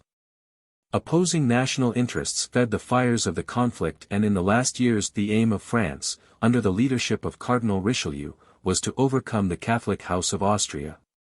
And the treaty which marked the cessation of the long hostilities was indeed a bitter and humiliating blow to the latter power. Quickly chosen after the death of Paul was a clever canonist and diplomatist, the Cardinal Alessandro Ludovisi, Gregory XV. He was a silent and sickly man with the wan appearance of an ancient scholar whose health had been broken in overstudy. And he was able to support his new and great burdens only for 2 years, but short though the time was, his accomplishments were many and permanent. New rules were made to govern the procedure of future conclaves, and the methods of choice were limited to 3 processes: that of scrutiny, which is the employment of secret ballot and the method most commonly used; that of compromise, which delegates by general consent the elective power to a small committee of cardinals; and acclamation, which is a contingency to provide for those rare occasions when by an unanimous agreement the hopes and approval of the Sacred College unite in the person of an unopposed candidate. To meet the problems involved in the complex administration of the great missionary activities which were now in full and noble motion in the Americas and the Indies and Africa, as well as the remote places of the Orient, the Congregation of the Propaganda was established. And new names were added to the calendar of saints, including those of Ignatius Loyola, Francis Xavier, Philip Neri, and the mystic Teresa of Avila. The difficult business of guarding the papal dignity through the vicissitudes and treacheries of the current war was accomplished with tact and dexterity. That combination of princes who determined the imperial succession numbered 7, and Gregory by his astute diplomacy increased the Catholic influence so that 5 of the votes became pledged to Catholic policy. While friendship was maintained with Spain, the city of Paris was elevated from the status of an episcopal see to metropolitan dignity. And to gain further support from France, which was already protecting the missionaries in Turkish territory, an eloquent young prelate with powerful friends was sent the Red Hat. His name was Armand Jean du Plessis, Duc de Richelieu. Assisting the ailing pontiff in most of his enterprises was a nephew who had been elevated to the purple, and the accession of the next pope, Urban VIII, certainly brought no halt to what now seemed an established custom. On the contrary, several relatives were made eminences, others were given lucrative positions, and it has been estimated that during a pontificate which extended 21 years this pope's family was enriched by 105 million scudi. As the Cardinal Maffeo Barberini he had served the Church well, and particularly in his capacity as nuncio to the French court he had won distinction, although from this association was formed a policy which brought him criticism and trouble. The delicate position which his predecessor had adroitly managed to keep during the ever-changing fortunes of the 30 Years' War was abandoned by Urban VIII. And to the disgust and rage of the Catholic princes he openly supported Richelieu, who with his Protestant allies was determined to crush Catholic Austria. Manifestations of chagrin and bitterness only induced the Pope to open wide his treasury for the defense of Rome, and elaborate fortifications were built and the ancient walls repaired. For the glory of his name and the vanity of his kin, artisans and artists were also kept busy on such famous structures as the Barberini Palace and the Villa of Castel Gandolfo, which is the present summer residence of the Pope. The Quirinal Gardens were designed for his approval, and so great and constant was the building activity that when lead was stripped from the roof of the Pantheon to provide material for new projects, a typical Roman sarcasm was born. What the barbarians spared, the Barberini have taken.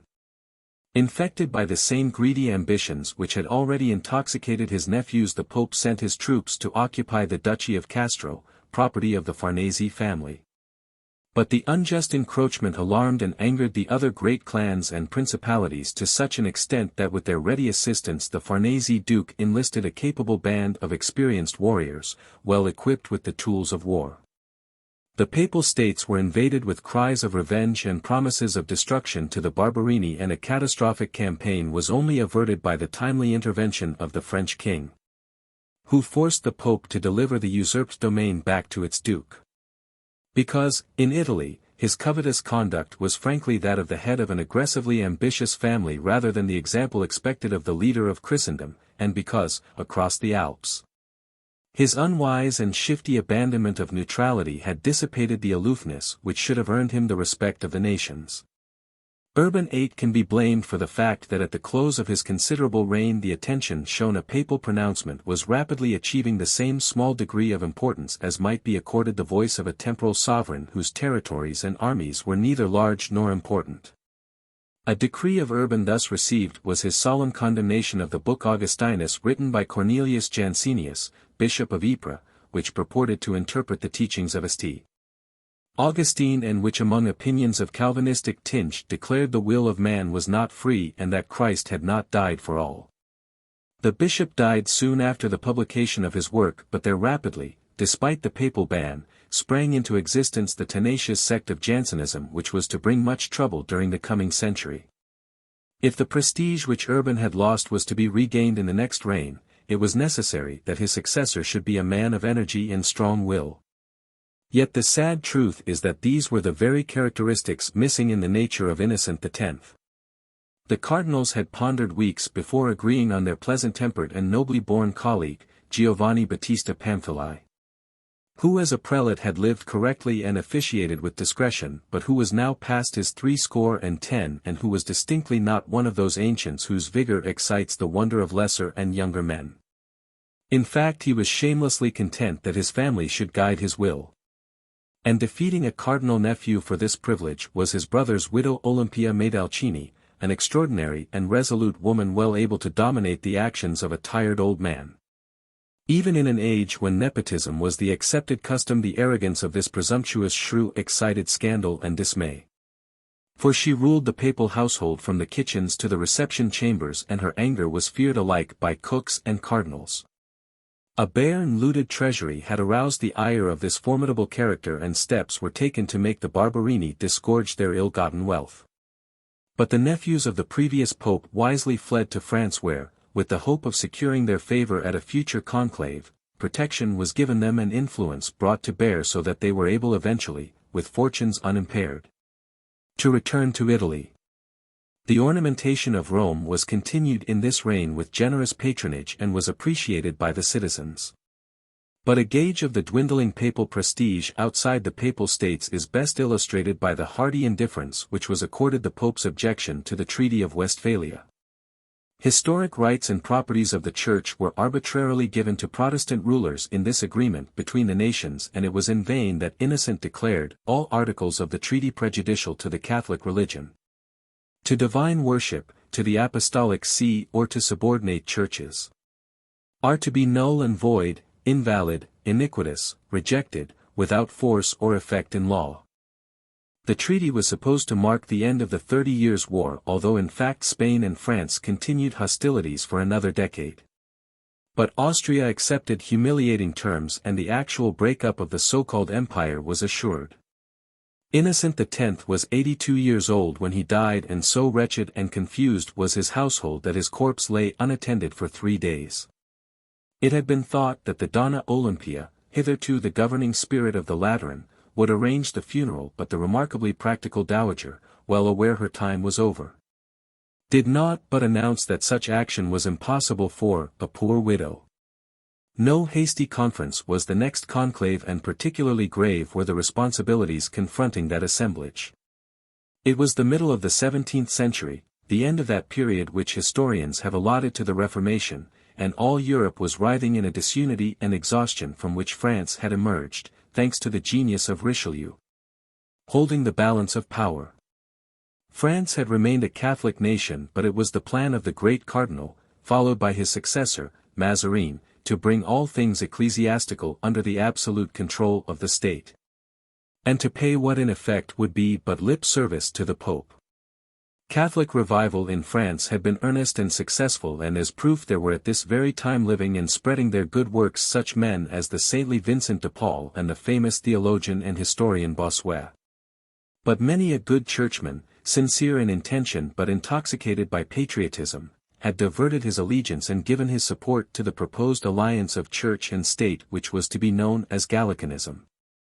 Across the English Channel Puritan passions were in full fury. King Charles had lost his head, altars had been overturned throughout the country, and Catholic blood was shed freely.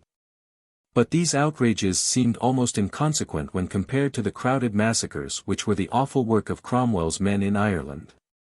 Protestant princes held sway in Holland and the North countries, but the story of Hungary, because of the efforts of one of her own sons, the Archbishop Poznan, was a triumph of the Counter-Reformation.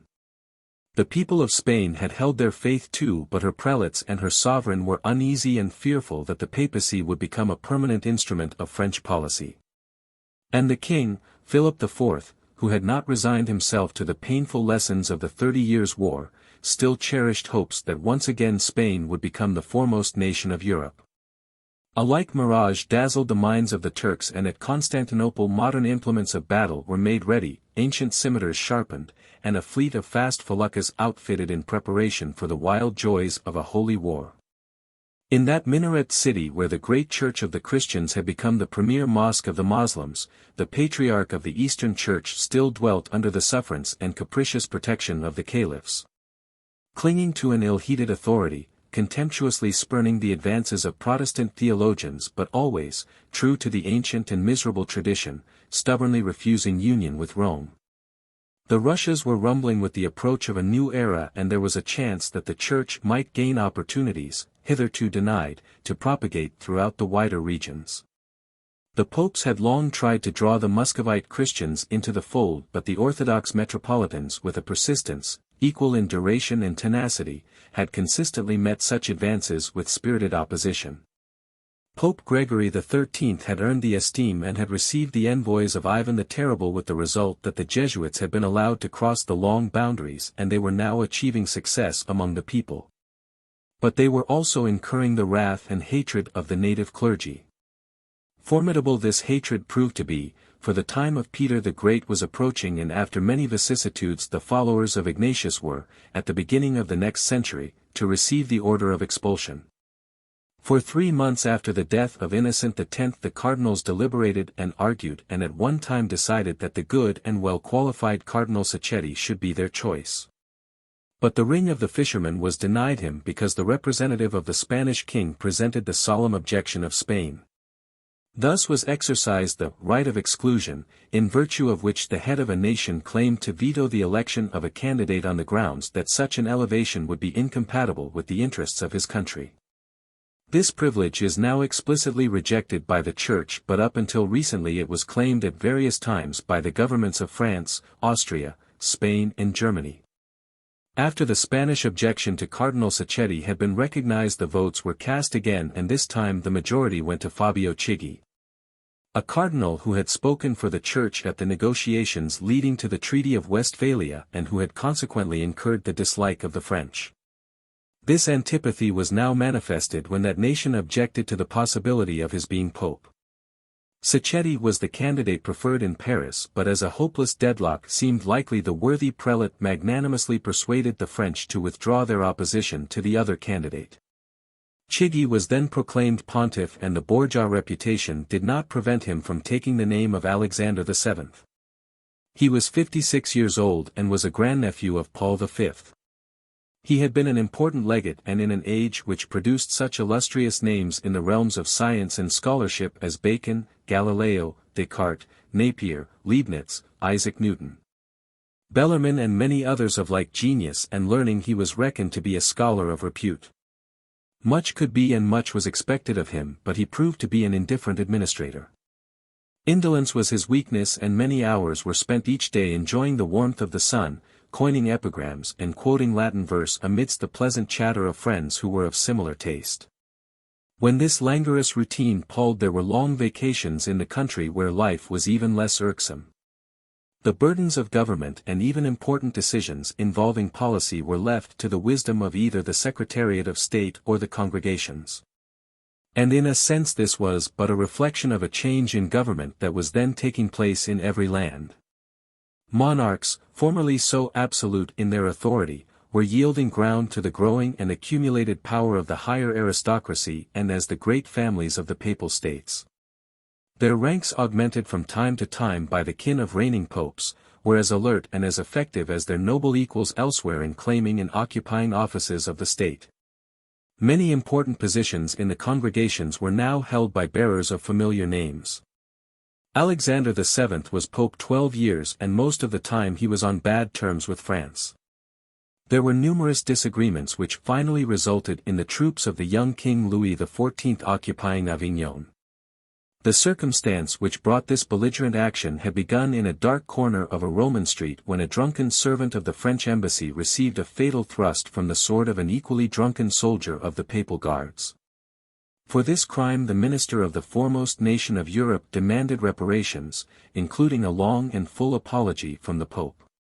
The lackadaisical Alexander had allowed many of his most vexatious cares to fall upon the shoulders of the Papal Secretary of State, Cardinal Giulio Rospigliosi.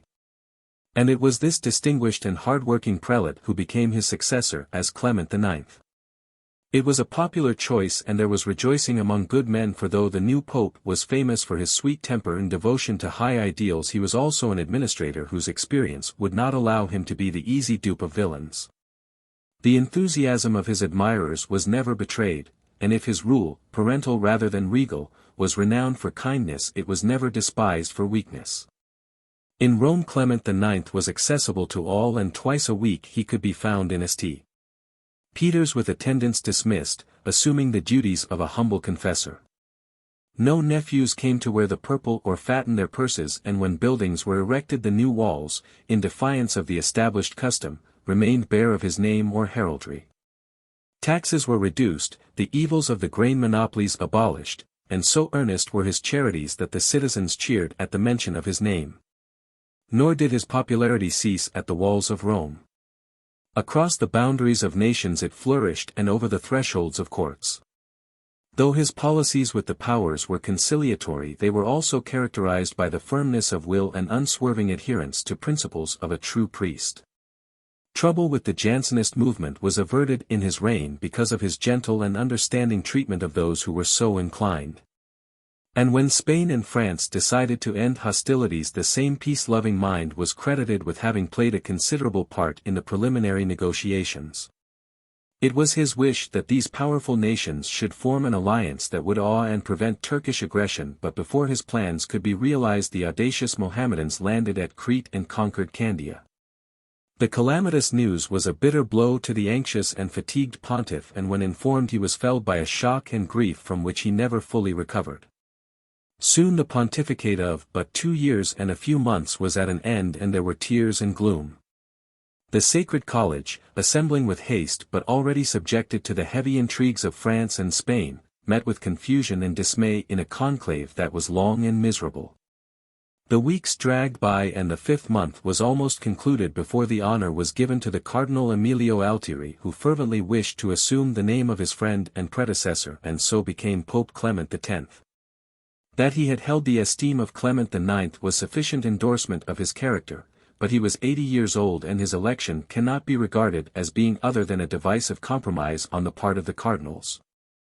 It was an escape from deadlock, and the opposing parties of the conclave each thought to increase their strength during a pontificate that could not be long, although in fact their venerable choice lived for 6 more years. He brought no great change to the policies of Clement IX, but neither did he bring the vigor of the inspired leadership of that good man.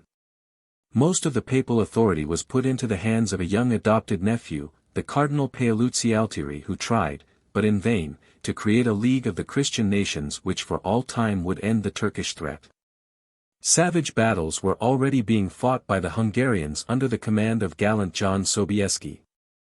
But it was the French strategy, always inimical to Austria, to keep trouble on the eastern borders of that country, so instead of opposing the Turks, the envoys of the most Christian king actually made pact with Muhammad IV. Little heed was given to any word of the Pope in France, for Gallicanism was on the increase in the kingdom of Louis XIV. Revenues of vacant bishoprics were arbitrarily claimed in the royal name and under the seal of the same authority. Elevations were, without reference to Rome, made to the episcopacy.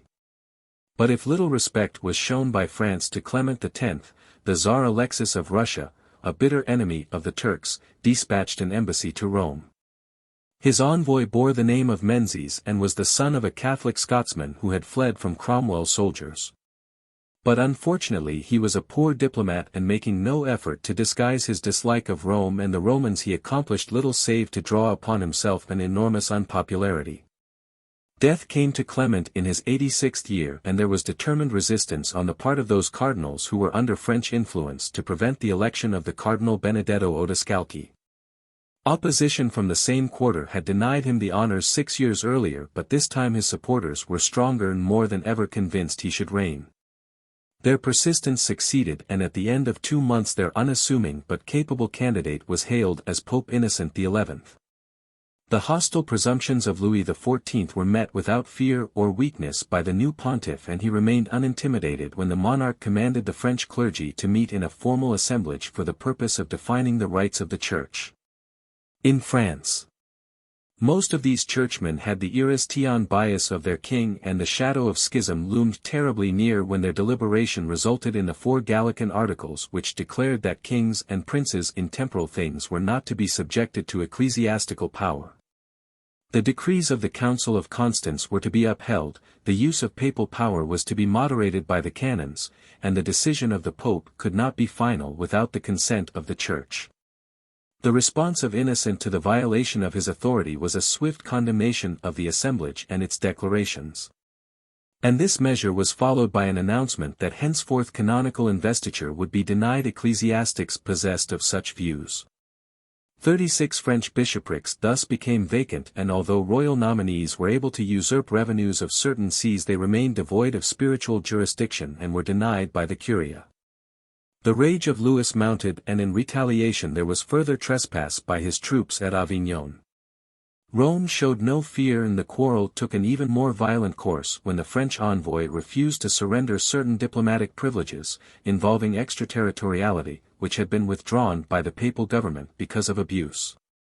Louis sent soldiers to bolster the ambassadorial attitude, and when his haughty representative was excommunicated, the nuncio in France was arrested.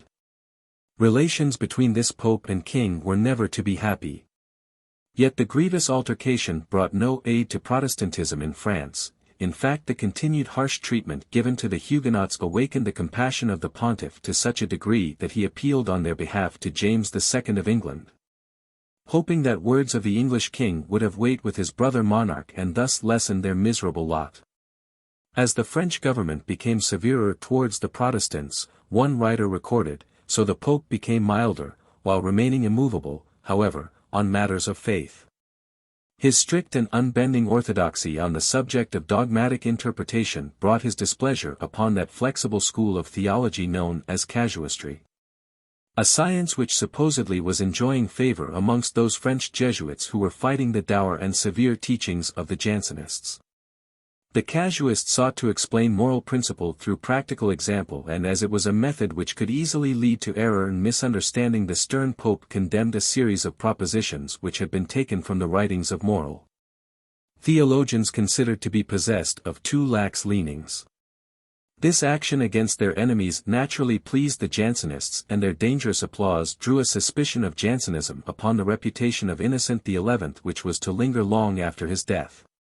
But certainly nobody could deny that his was a model reign. He lived simply and humbly, and though he reduced taxes, a sizable balance grew in the papal treasury. Thus he was able to send financial assistance to the Austrians and Poles who were still carrying on their bitter struggle against the hordes of the Crescent. He sought to impose his own decorous way of life upon the Romans. The citizens were deprived of their gambling dens, and their wives were forbidden to wear immodest clothing. Like many of his predecessors, he deplored usury, and comprehensive legislation was made in an effort to control and limit the disastrous practice. Wisdom and moderation characterized his relationship with England, and it was without his support and against his counsel that the Catholic King James II employed the violent and imprudent measures which cost him his throne and so dealt a crushing blow to Catholic hopes in that kingdom. The difference between Innocent XI and Louis XIV always remained unbridged, and when the former died, the royal representatives once again labored strenuously to secure the election of a candidate who would be more sympathetic to their sovereign. They were not entirely successful, but neither were their intrigues a complete failure. After a struggle of 2 months, the opposing factions within the conclave agreed to a compromise in the person of the 80-year-old Pietro Ottoboni, who was a Venetian. He took the name of Alexander VIII. He had had wide administrative experience, but he was now an old man, and with indulgence and relief he allowed his aristocratic but greedy family to participate in many of his decisions.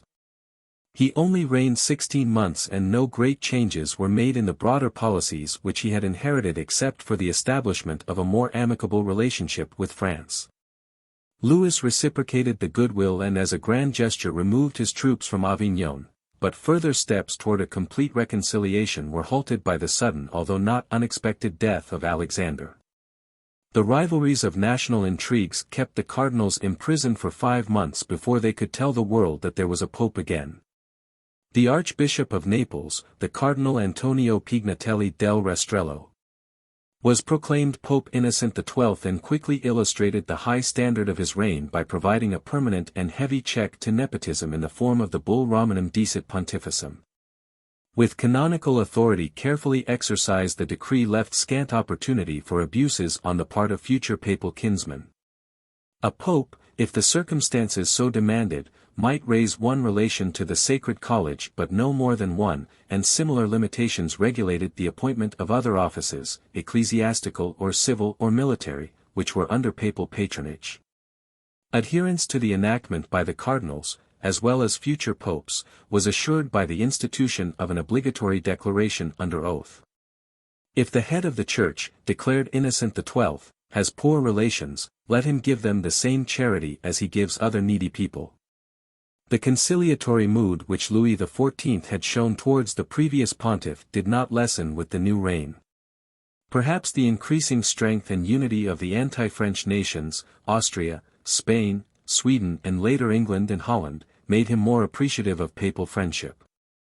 But whatever the cause, his former extravagant claims were gradually abandoned, and in time the declaration of the 4 Articles was supplanted by a more reasonable edict which without any radical departure from canon law redefined the rights of the ecclesiastical and temporal powers in France. The enemies of Louis regarded these happenings with suspicion and alarm, and soon the current holder of the imperial title, Leopold I, was making angry accusation against the Pope. As a pretext for quarrel, his ambassador in Rome claimed those diplomatic privileges of immunity and asylum which had been denied the French envoy during the reign of Innocent XI. The Pope rejected the claims, the quarrel grew, and when Charles I of Spain looked for an heir, the papal advice was that his territory should be pledged to a French prince, Philip of Anjou. The decision brought glory and power to the House of Bourbon, but it also brought the cruel war of the Spanish Succession, and before Philip could enjoy his throne the martial genius of John Churchill, 1st Duke of Marlborough, had inflicted defeat after defeat upon the French armies during the campaigns of Blenheim, Ramillies, Oudenarde, and Malplaquet. But these battles were fought after the time of Innocent XII, and his last days were bright with the hopes that the approaching century would be an era of peace. There was a lull in the European struggles, the crescent seemed subdued, and with dreams based upon such fragile foundation the holy year of the Jubilee of the year 1700 was celebrated with happiness and success. Great crowds of pilgrims pressed forward to receive the tremulous blessing of a worthy old man who was awaiting his end without fear or regret, content that he had done his best in all things. He had ruled with justice and wisdom and charity, and when he died the memory of this Pope, whom the poet Browning was to salute as being simple, sagacious, mild yet resolute, was honored even by those who had incurred his censure. 18th Century. The 18th century had arrived, and 8 popes were to make their entrances and their exits during its crowded span. This 100 years, which saw such formidable opponents of the papacy as the philosophers Voltaire and Jean-Jacques Rousseau, the statesman Duc de Choiseul and the Marquis Pombal, the sovereigns Louis XV of France and Joseph II of Austria. It was the 100 years which was to be rent by the bitter miseries of the French Revolution, which was to witness the fantastic successes of Napoleon Bonaparte, and which, as it ebbed, was to provide the depressing drama of a pope imprisoned and his properties garrisoned by alien troops. It was a century when the rights of the Holy See were entirely ignored by the nations, and the protests of the popes were received with contempt, their praise with indifference. The successor of Innocent XII was the handsome clever Giovanni Francesco Albani, who became Clement XI on November 23, 1700, and who held the tiara for 21 years, the longest reign since the 12th century. He was young for a pope, being in his early 50s, but he looked even younger, perhaps because he wore no beard, an oddity which astonished and often shocked visitors to Rome. He owned an enviable reputation for charity and piety, and his work as Secretary of Briefs had been marked by diligence and brilliance.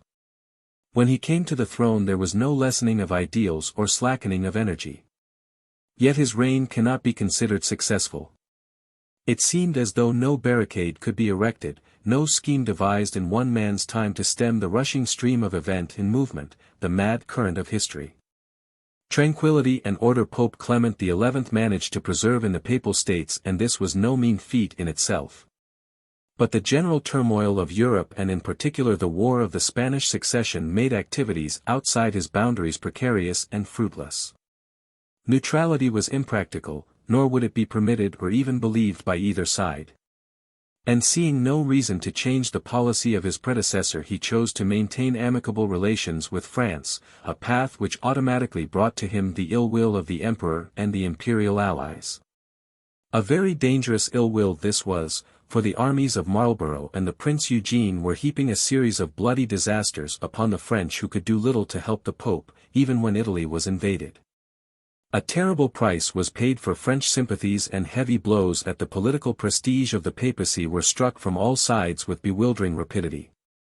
Hopes for unity among the Catholic nations, always the dream of a pope, were woefully shattered when the emperor made alliance with that stronghold of Protestantism, the Kingdom of Prussia. The papal protests were ignored, and they were ignored again when the imperial banners were unfurled over Milan and Naples. A constant flow of humiliation and trouble enveloped the Curia with sorrow. In Sicily a triumphant usurper persecuted the clergy. The papal nuncio was driven from Madrid. And the French ambassador left Rome contemptuously, declaring that it was no longer the seat of the Church. Yet the city itself seemed untouched by disorder or panic, and in fact grew richer by the addition of new academies and works of art. The missions were not neglected, the intricate business of the congregations continued on, and the Pope found time to deal with the Jansenists who once again were disturbing France. So great was the controversy this time that the French king razed the walls of Port Royal, an abbey which housed many of the movement's most fanatical adherents, who satisfied their vows and their consciences by paying but an outward obedience to past edicts. In his first bull, Vinium Domini, the Pope declared that this form of respectful silence was not enough. His second, Unigenitus, was a severe condemnation of their theology. These measures were sufficient to halt the movement, and although traces lingered on for some time within the Church, most of the extremists went into schism and found refuge in Holland. The reign of the next Pope, Innocent XIII, did not last 3 years, and little glory was brought to the papacy by the Cardinal Michel Angelo Conti, a scion of one of the great Roman families. One of his first actions was to make the wily and unprincipled French statesman, the Abbé du Bois, a member of the Sacred College. And this deed plainly indicated the trend of his sympathies and provided foundation for the accusations which declared him to be governed by French influence. The dwindling respect for the papal office became the more sharply accentuated in his time when, because of the machinations of the emperor, Don Carlos of Spain was made heir to the childless Prince Francesco Farnese, ruler of the Grand Duchy of Parma and Piacenza. The duchy was a fief of the Holy See, but the Pope's protests were overridden and the imperial will was triumphant.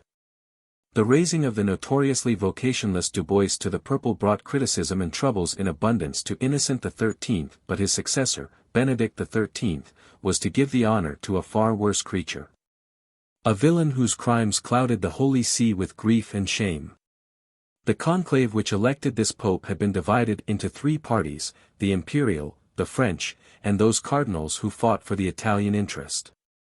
The last were successful, and in the final scrutiny the majority of the ballots were for the Cardinal Pietro Francesco Orsini.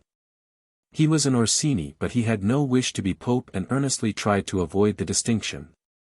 He was 75 years old and for 5 decades had worn the purple with honor and humility. All his life he had lived like a monk, and as pope he made no change in a worthy routine. Perhaps it was a mistake. For the long hours spent lingering over his rosary or meditating in the peaceful shadows of his chapel left him with small time for the grander duties. He heard confessions in St. Peter's, he visited and comforted the sick, and as the appearance of the Roman clergy affronted his monastic standards he took measures to enforce somberness in clerical attire. But the really important problems and decisions were left to the judgment of his friend and advisor, Nicholas Coscia, who was given the red hat along with the complete confidence and trust of his benefactor. Coscia had also been a monk, but neither Carmelite vows nor discipline prevented him from being a hypocritical rogue of the first rank. Once secure in high position he proceeded to loot the papal treasury and revenues with speed and efficiency. His avarice and treachery were perceptible to all except his patron, and when after 6 years the regime was ended by the death of Benedict, it was to the Coscia palace that the mobs rushed with cries of vengeance and threats of burning. The right of veto was invoked freely by the imperial representative at the following conclave, and it was not until 4 months had passed that the Cardinal Lorenzo Corsini was presented to the world as Pope Clement XII. He was a Florentine, a friend of the Medici, and born of a family which had given many sons, including the illustrious Saint Andrew Corsini, to the service of the Church. A suspicion of compromise could well fall upon those who had chosen him, for he was nearly 80 years old and soon was to be completely bedridden and blind too. Yet the surprising fact is that his policies and decisions were not devoid of a certain vigor and initiative. Coscia had been given asylum in Naples by the emperor's viceroy, but Clement was unyielding in his insistence that the unworthy cardinal should be returned to Rome and justice. Eventually this was done and the villain was imprisoned and made to disgorge what could be found of his ill-gotten wealth. Because of his dishonesty and bad management the papal treasury had become woefully bare and the new pope was forced to replenish it from his private fortune. An act that he was able to do without great hardship or regret, for his family was enormously rich and he had been long celebrated for the grand scale of his charities.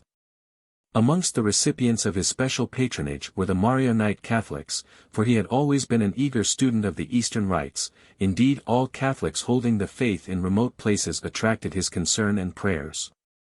Not always could he send advice or assistance, for this was a time when the ships of Protestant England, with prize-hungry crews eagerly sniffing the horizons, were prowling the oceans and severing communication with the colonies of the countries she happened to be warring against.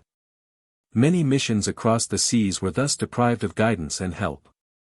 But there was little the Pope could do, for the steady deprivation of temporal power continued on in his reign, and he had as little success in his dealings with the kings as had his immediate predecessors.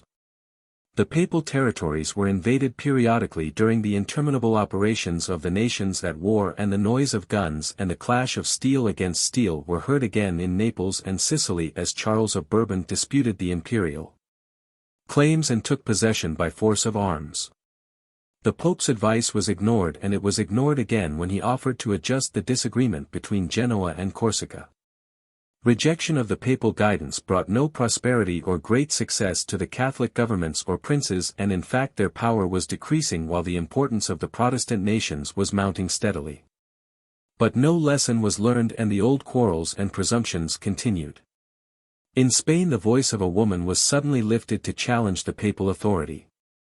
It was that of the Queen Elizabeth, whose Farnese blood and an unfortunate propensity for meddling in clerical affairs gave her the eloquence to convince her husband, Philip V, that he should make the episcopal appointments and control the benefices of Spain. She also demanded that canonical investiture to the Archbishopric of Toledo should be given her third son, who was not yet 9 years old. It was this Clement who in his bull in Eminenti was the first pope to frown upon Freemasonry, a papal condemnation not always understood by non-Catholics in Great Britain and North America, for the Masonry they know. Mild and charitable in activity, but nevertheless a secret society, does not, like the brand often practiced in Europe, exist to carry on questionable political activities or to attack both civil and ecclesiastical authority. Up to this reign the devotion of the Way of the Cross, a meditation upon the tragic procession to Calvary, was only to be witnessed in the churches of the Franciscans, who had adopted the practice sometime in the 14th century. But Clement's encouragement and wish spread the custom, and today all Catholic churches are equipped with 14 stations of the cross, either in the form of wooden crosses, pictures, groups of statuary or other constructions of art, depicting the sorrowful last journey of Christ on earth. Clement XII died at the age of 88, but the Sacred College was slow in assembling, and nearly 3 months passed before a conclave was mustered. 3 more wearisome months dragged by, and despair mounted as each fresh count of the ballots failed to produce a majority. After one of these disappointments the Archbishop of Bologna, the Cardinal Prospero Lambertini, was heard to say, "If you want a saint choose Gatti, if a statesman Aldobrandini, if a plain honest man then take me." The words had been spoken in jest, but they were taken seriously, and it is well they were, for their author as Benedict XIV made an illustrious pope. His own words, "a plain honest man," were hardly an adequate description of his values. He was honest, but he was also the most famous ecclesiastical scholar of his time, and his talents had not been confined to the library or harnessed to academic obscurity. A long apprenticeship in the Roman courts and congregations had sharpened his wits, and then had come the pastoral responsibilities of the mitre, first at Ancona and then at Bologna, where fittingly enough, for it was his native city, his reputation as an administrator gathered fame and commendation. He was a tremendously popular man both before and after his election, and if his pontificate brought no temporal restoration, at least a greater respect was earned for his office, and the conclusion of his reign found the Holy See enjoying extraordinarily amicable relations with most of the governments, both Catholic and Protestant. His charm and ability conquered bigotry and opposition, and in England the usually acrid pen of Horace Walpole reported that here was "a man whom neither wit nor power could spoil." Even Voltaire, whose superb prose usually mocked the priesthood, was impressed. And he paid tribute and showed his admiration by dedicating his tragedy Mahomet to the pontiff whom he described as being "the pride of Rome and father of the world, who taught mankind by his writings and honored it by his virtues." Voltaire's martial friend, Frederick the Great, succumbed to the prevailing mood and saluted the pontiff in his correspondence, and the Sultan of Turkey likewise expressed admiration in high terms. Such compliments made some of the cardinals draw long faces, and they were gloomy too when Benedict made concessions to the Catholic nations with what indeed seemed a very prodigal hand.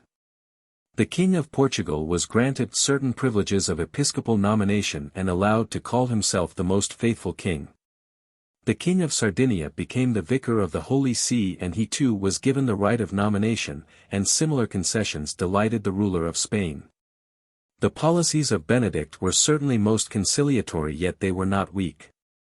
He well understood the weaknesses and dangers of his temporal position and so realized the futility of stern decrees or unreasonable demands. Shortly after his election he remarked, "The Pope gives orders, the cardinals do not obey, and the people do as they like." There was no force to back his decisions nor did he seem to need force, it was by moderation and goodwill that his ends were achieved.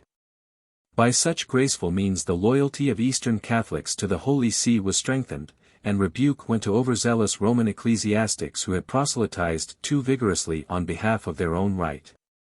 "We desire most intensely," he declared, "that all should be Catholics but not that all should be Latins." He ordered that no changes should be made in the ancient Eastern practices, including the right of their clergy to marry before ordination. Tolerance truly marked his every activity. The extreme Jansenists, the campaigning Protestants, the cynical atheists, were not the targets of his rage but were benefited by his understanding and gentleness. And those officials who were in charge of the index of prohibited books were instructed to be less severe. When there was need he spoke with strength and authority, and the decree of the preceding pope which condemned Freemasonry was endorsed with a vigorous clarity. Without hesitation 2 books written by his admirer Voltaire were forbidden to the faithful. Like many of his predecessors, Benedict XIV was aware of the dangers of a financial system which utilized usury, and a grave and paternal warning was delivered against the evil. But the advice again fell on unheeding ears. Indeed, the system was too far developed, the banker too necessary a figure in the affairs of men and nations, for any one man to effect a change at this stage. He had better success with the problem, growing large in his reign, of marriages between Catholics and non-Catholics, and his rulings, with but a few changes, form the law on the subject as it stands today. He was a prolific author and his great theological and historical works have survived the test of time. He was always cheerful and his court sparkled with epigram and humor. The bright mood stayed with him even when death, a very painful death, approached. He died in his 83rd year, cheerful in spirit to the end, and for once the satirists and scandalmongers common to the time were silent. So much so that an amazed observer recorded, "Marvel of marvels. The people speak no evil of the dead Pope." 62 days later the world was informed that the Cardinal Carlos Rezanico had become Pope Clement XIII. He was 65 years old and was born of a noble Venetian family. His election marked a triumph for the Italian faction. The noisy Romans were delighted and the ranks of a less boisterous group, the Jesuits, were stirred with a great hope, for the new Clement was their friend and the time had come when the followers of St. Ignatius sorely needed a protector. The work of the order had been a too aggressive and too successful thing in a human world to escape hostility and resistance. And the elements against them at this time, the too absolute pretensions of the sovereigns, the free-thinking brand of philosophy as expounded by such capable men as Rousseau and Voltaire, and the bitter enmity of Jansenist sympathizers, made, when united, a formidable foe indeed. The amiable genius of Benedict XIV had stayed the storm, but he was now dead and the attack began. It was easy to bring the rulers to action. Regalism had reached its pinnacle, but the great princes and in particular the Bourbons were becoming fretful and suspicious of an intangible something that was in the air. They did not recognize or understand the elements that were making for the terrible and significant tragedy of the French Revolution, but they were conscious that unseen and dangerous forces were at work. Their fears and agitations made them susceptible and willing listeners to the most preposterous stories, and at every court there was a statesman ready with the mischief, ready to produce victims for the wrath of their royal masters. "When we have destroyed the Jesuits we shall have short work," Voltaire had said, and the idea raced and spread to the courts with the spluttering fury of a quick fuse.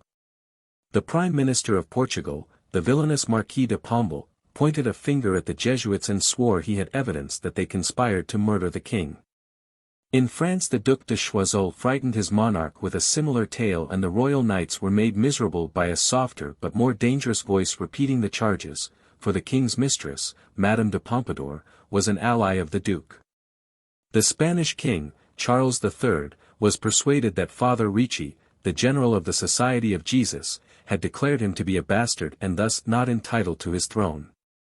The rulers of Parma and Malta and Naples were told of odious intentions directed at them and the basest calumnies, a long calendar of crimes ranging from the weaknesses of the flesh to ghastliest use of dagger and poison, flooded Europe with an organized persistence that was strangely effective. A touch of the mysterious, a hint of the sinister, had always hovered about the activities of these men in unadorned black, these learned and disciplined men who professed to spurn for themselves all wealth and privilege, even the benefices and titles of the Church. The first blow was struck in Portugal. By royal edict the Society of Jesus was suppressed in both the mother country and the colonies, and all property was confiscated. 3 of the fathers were condemned to death and the rest either imprisoned or loaded aboard ships which were dispatched to the Papal States. A present for the Pope, declared the infamous Pombal, who was in great humor because of his triumph. In France similar measures were adopted and 4,000 fathers, deprived of their churches and colleges, were banished from the country. The fever spread to Spain and her colonies, where the number of those victimized exceeded 6,000, and the smaller powers of Parma, Naples, and Malta, joined the procession of injustice. But even yet the enemies of the society were not satisfied. Acting in concert the ambassadors of France, Spain, and Naples waited upon the Pope and demanded a total suppression of the order. He refused. French troops then marched upon the papal territories of Avignon, and Venaissin and Neapolitan soldiery occupied Benevento. But even more disturbing to the aged pontiff was the frightening threat of schism which the envoys swore would be a fact unless the Jesuits were dissolved. Clement was distressed and frantic, but death intervened to solve the problem for him. Before he expired he made a desperate appeal to the Empress Maria Theresa of Austria. But her ministers coldly stated that interference was impossible since, in their opinion, the affair of the Jesuits did not involve religion but was a temporal matter. Clement XIII died broken-hearted, and the conclave which followed his death was stormy and ridden with the intrigues of the determined ambassadors. The policy to be followed by the next pope sharply divided the Sacred College into 2 parties. Should their choice bow to the will of the nations and so preserve peace and a species of allegiance, or should they elect one who would pursue the stubborn course, the way that would lead to disaster and schism? Passionate speeches were made, subtle arguments were employed, complicated compromises attempted. The right of veto was invoked abundantly. After 3 months of such conduct a majority was found, and it was thus that Lorenzo Ganganelli became Pope Clement XIV. He was a cardinal and a Franciscan of unblemished reputation, and he had been a pupil of the Jesuits. Yet there is good cause to believe that at the conclave he promised the Spanish representative that if elected he would be agreeable to the Bourbon wishes. The transaction is supposed to have been put in writing and signed by the future pope, but extensive searches have failed to produce such a document. Great pomp and ceremony surrounded his coronation, but underlying the pageantry there was the nervous ache of suspense and worry for the Jesuits, who could not but feel that a bargain had been made and that the doom of the order was assured. No sooner was Clement enthroned than the Spanish and French ambassadors pressed forward and arrogantly demanded immediate action. They were disappointed if they expected abject and quick obedience, for by every device of conciliation and procrastination at his disposal the pontiff tried to dispose of the problem without actual compliance to the drastic demands. For 4 harassed years he avoided positive decision by pleas and the showering of honors and the granting of concessions. But finally, after the threat of schism was again made, the inglorious day arrived when he was forced to issue the cruel brief of suppression, Dominus AC Redemptor Noster. The charges against the society were repeated in the brief, but it is significant that no judgment was passed. Impelled by the duty of restoring harmony in the Church, the Pope said, "Convinced that the Society of Jesus can no longer fulfill the purposes for which it was founded, and moved by other reasons of prudence and governmental policy which we keep to ourselves, we abolish and annul the Society of Jesus, with its offices, houses and institutions." With a splendid exhibition of obedience the 22,000 members of the society bowed to the will of the Pope, and their general, Father Ricci, submitted to imprisonment in the castle of St. Angelo without trouble or any show of rancor or revolt. But 2 monarchs, the Protestant Frederick II of Prussia and one who professed the Greek Orthodox faith, Catherine II of the Russias, received the edict with indignation and protest, and both proclaimed that it would have no force within their domains. The Jesuits were vanquished. Or so thought their delighted enemies, who celebrated their victory with wild and self-congratulatory enthusiasm. The Jesuits were gone, and Avignon and the rest of the occupied papal properties were returned to the Holy See. But no happiness came to ease the hours of Clement XIV. He had probably acted with all sincerity, but he seemed conscious that he had made a grievous mistake, and a great melancholy and misery descended upon him and stayed with him until he died, 14 months after the issuance of the ignoble brief. 4 months marked by conclave activities of the usual sorry kind went by, and then the Cardinal Giovanni Angelo Braschi, who enjoyed the support of the French interests, was elected as Pope Pius VI. He was not yet 60, and he was so strikingly handsome that the Romans called him Il Papa Bello. His tastes and ways of life fitted the golden days of the Renaissance rather than his own anxious days. Indeed, the Renaissance tradition provided the pattern for his ambitions and standards. A great palace was erected to house a nephew whom he enriched and married to an heiress, and another nephew was given the purple and the means to wear it with princely dignity.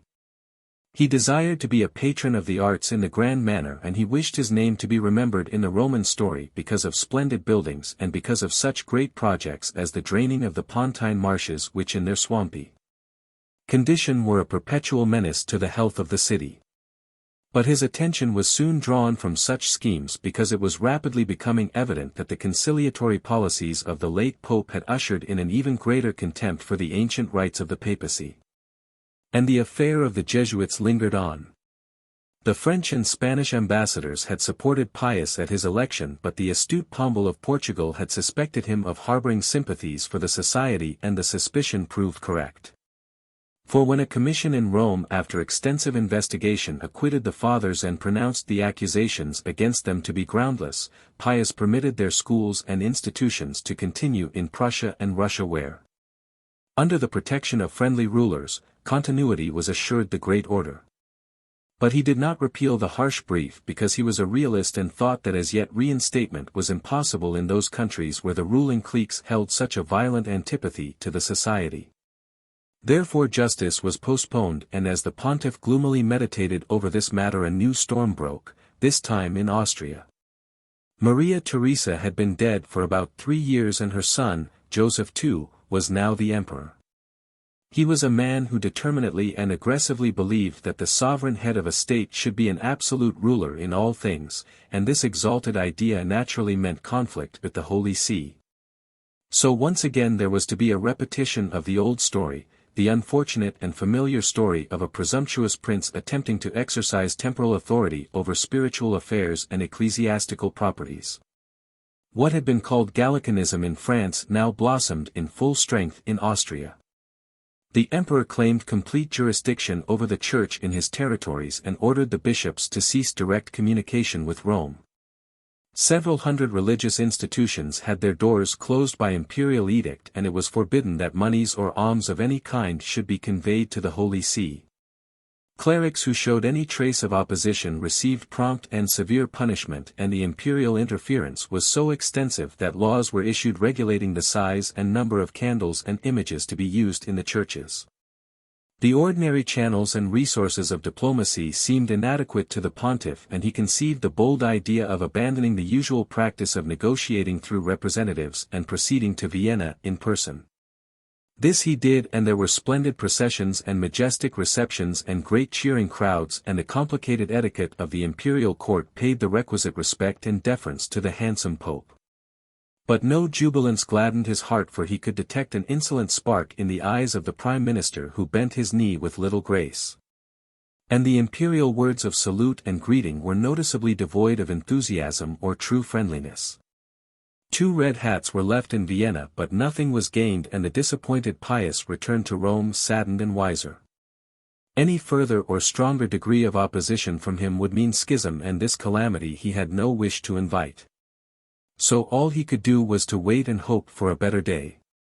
The imperial measures were too hastily contrived and too stringent and unpopular to be assured of permanence, and when Joseph died in 1790, and was succeeded by his brother Leopold II, most of the innovations were abandoned. But not until there had been further anxiety for the Pope.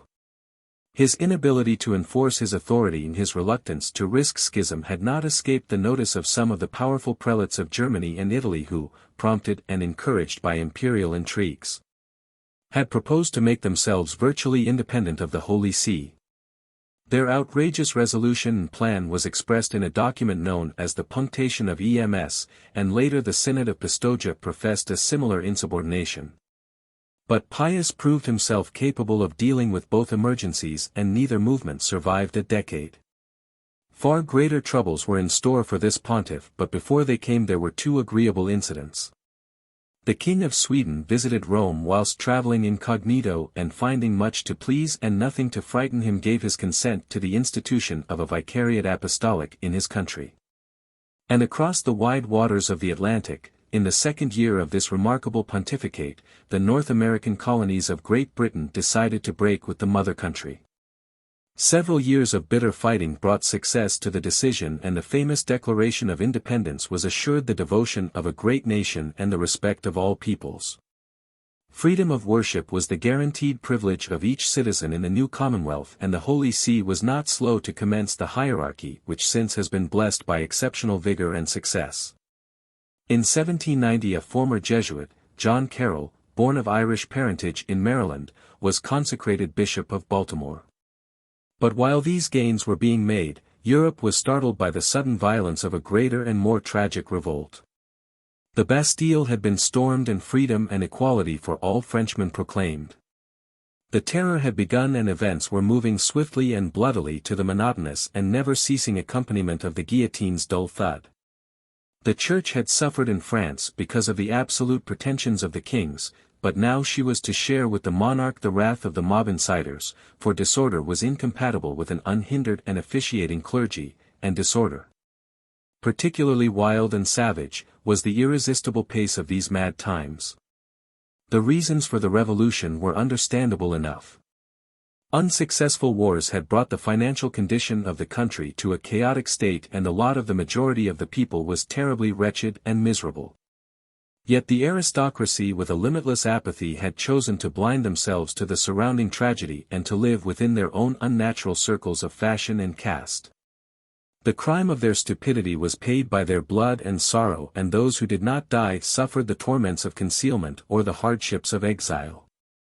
The evils and the weaknesses caused by the trends of Gallicanism and Jansenism had made the French Church vulnerable to the attack of those who were possessed by the wild madness to destroy all the ancient things.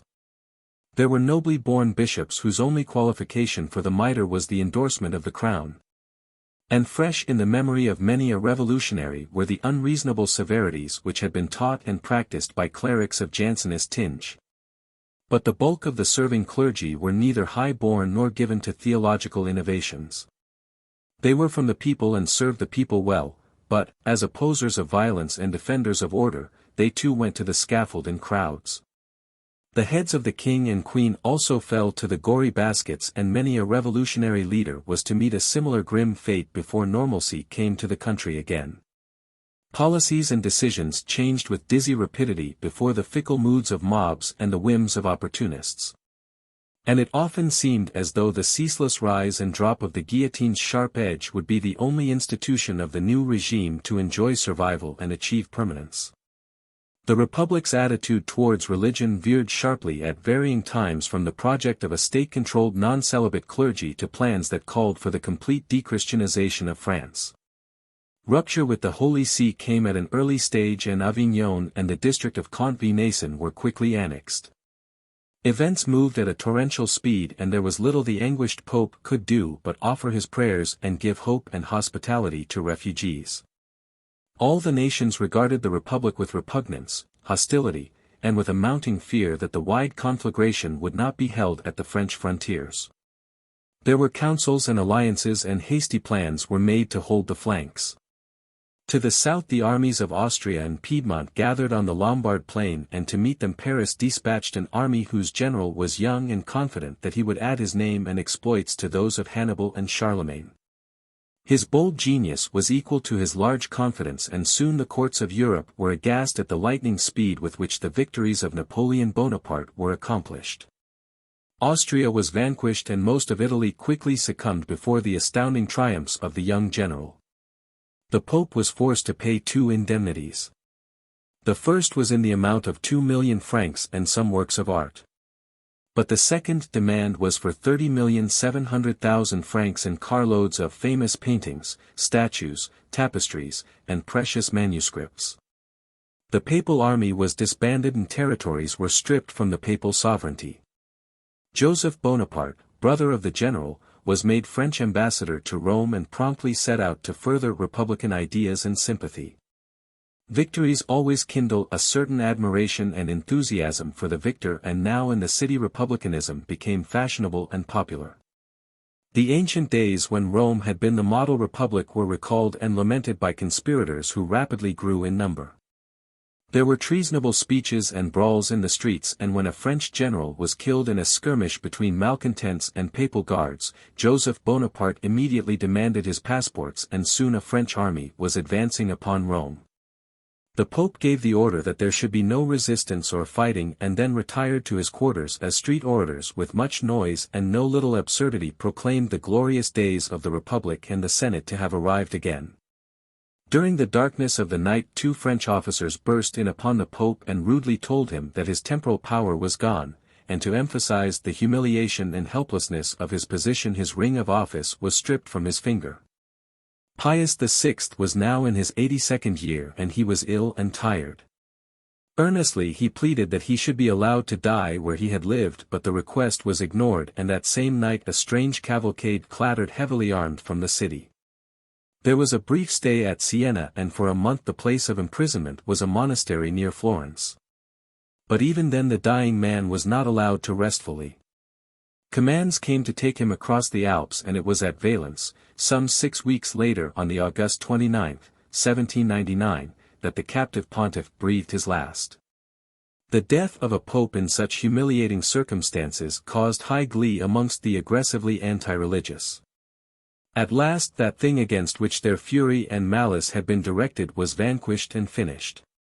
There would be no more popes, the pontifical story was at an end, the long dynasty of St. Peter had been concluded with the miserable exit of the 248th pope.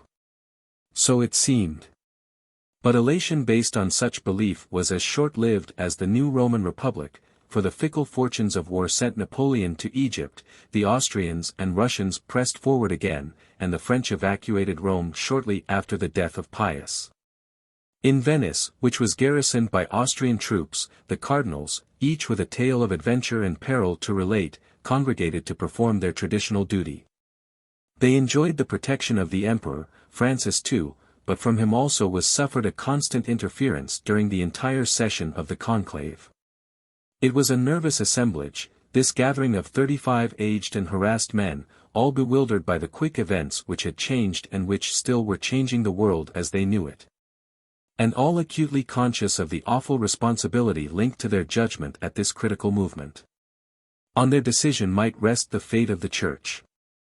They knew they should produce a champion, and with considerable anguish they realized that a mistake on their part would easily, so easily, bring further ruin to the papacy. Feverish appraisal and an anxious scrutiny went to each of their company, but what was seen gave little hope. There were not lacking good men, able and pious, but there was no Superman standing above his fellows, no sign of the genius that was urgently needed. Should they accept the candidate of Francis and thus join the destiny of the Church to the fortunes of the Austrian throne?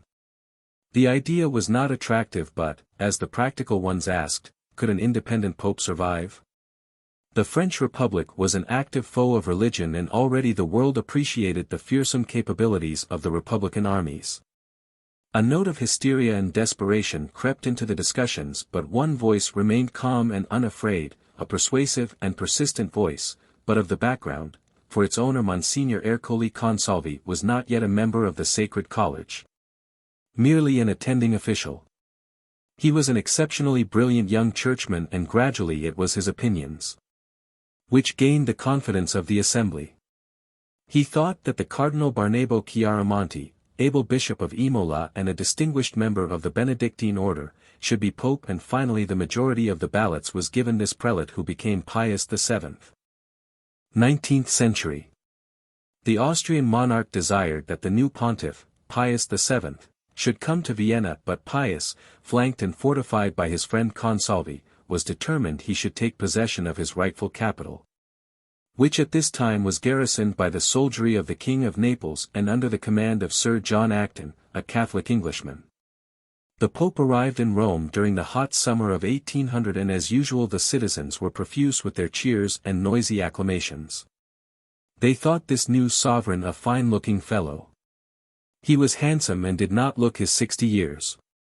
He had a reputation for generosity and tolerance, and it seemed as though a happy reign might be commencing. A treaty was made with the Neapolitans, and quickly the pontiff set about putting the affairs of his small territory in order, although at the same time an anxious eye was turned to the north. For once again Bonaparte, audaciously dragging his cannon across the Alps, had defeated the Austrians, this time at Marengo. What would be the outcome of these continual French victories? Would there be a vaster and more terrible persecution of the Church? The pious trembled and all men wondered. Happily the answer was not long in coming. Bonaparte became first consul, the supreme director of the French destiny, and in surveying his position his keen vision detected the plain fact that the structure of a tranquil and successful state is incomplete without religion. "I am aware that in no state," he said to the amazement of the Parisians, "can a man be truly virtuous and upright unless he knows whence he comes and whither he is going. Unaided reason cannot tell us these things. Without religion, we grope in the dark. But the Catholic faith throws a clear light upon the origin and the destiny of human beings." The astonishment of Paris at the words of its master can be readily imagined. The streets, the cafés, the salons, were agog, for this was the city which so recently had spawned the crimes and the obscenities of the Terror. Its churches still carried the stains of defilement and plunder, and the great and ribald feasts which had celebrated the triumph of reason over superstition were a close memory even to the youngest citizens. The Voltairian tradition set the conduct and molded the standards of its schools, and did not the God-haters of the world regard the city by the Seine as their capital? Now had come the shock. The Church was to return. The Mass was to go on. And it was the command of a man who was supreme, whose will could not be thwarted. The new attitude was not a simple matter of faith. By now the grand ambitions held the Corsican, and Charlemagne's majestic pattern gave the size to his dreams. Superb strategist and soldier that he was, he knew the value of the weapons at his disposal. And that was the meaning of the papacy to him, a weapon at his disposal, an instrument to be used when and how he pleased. "Catholicism kept the Pope in being for me," he declared later, "and in view of my grip upon Italy, I continued to hope that sooner or later I should be able to bend him to my will. What immense influence I should then wield! What a means to have at my disposal in my dealings with Europe!" No time was to be lost. The whole affair, plan and execution, was conducted with the usual speed of a Bonaparte campaign. The invitation was sent to Rome, a legate hurried back, and then it was Consalvi who came. He was ushered to the great man's presence by the limping apostate Bishop Talleyrand, and there was much rattling of drums and clanging of arms by the guards. Bonaparte had surrounded himself with a glittering array of uniformed councillors and functionaries, and it was thus, already an emperor in manner and bearing, that he received the cardinal. This man who had intimidated all Europe had made elaborate preparations to impress his scarlet-clad guest, but as Emile Ludwig remarks of the occasion, the shrewdest of worldly sages can find his master in the Vatican. When the consul wishes to browbeat him, the prince of the church smilingly stands his ground. What a spectacle for Talleyrand, who looks on in silence. After the first meeting an agreement gradually took shape, and the grand attempt to achieve harmony between the Church and the Bonaparte regime resulted in the Concordat of 1802. Concessions had to be made by the Holy See, but much was also gained. The seals were affixed and the signatures inscribed, and a great ceremony of thanksgiving was arranged to be held in Notre Dame. The first consul ordered his court, for it was that already, to attend.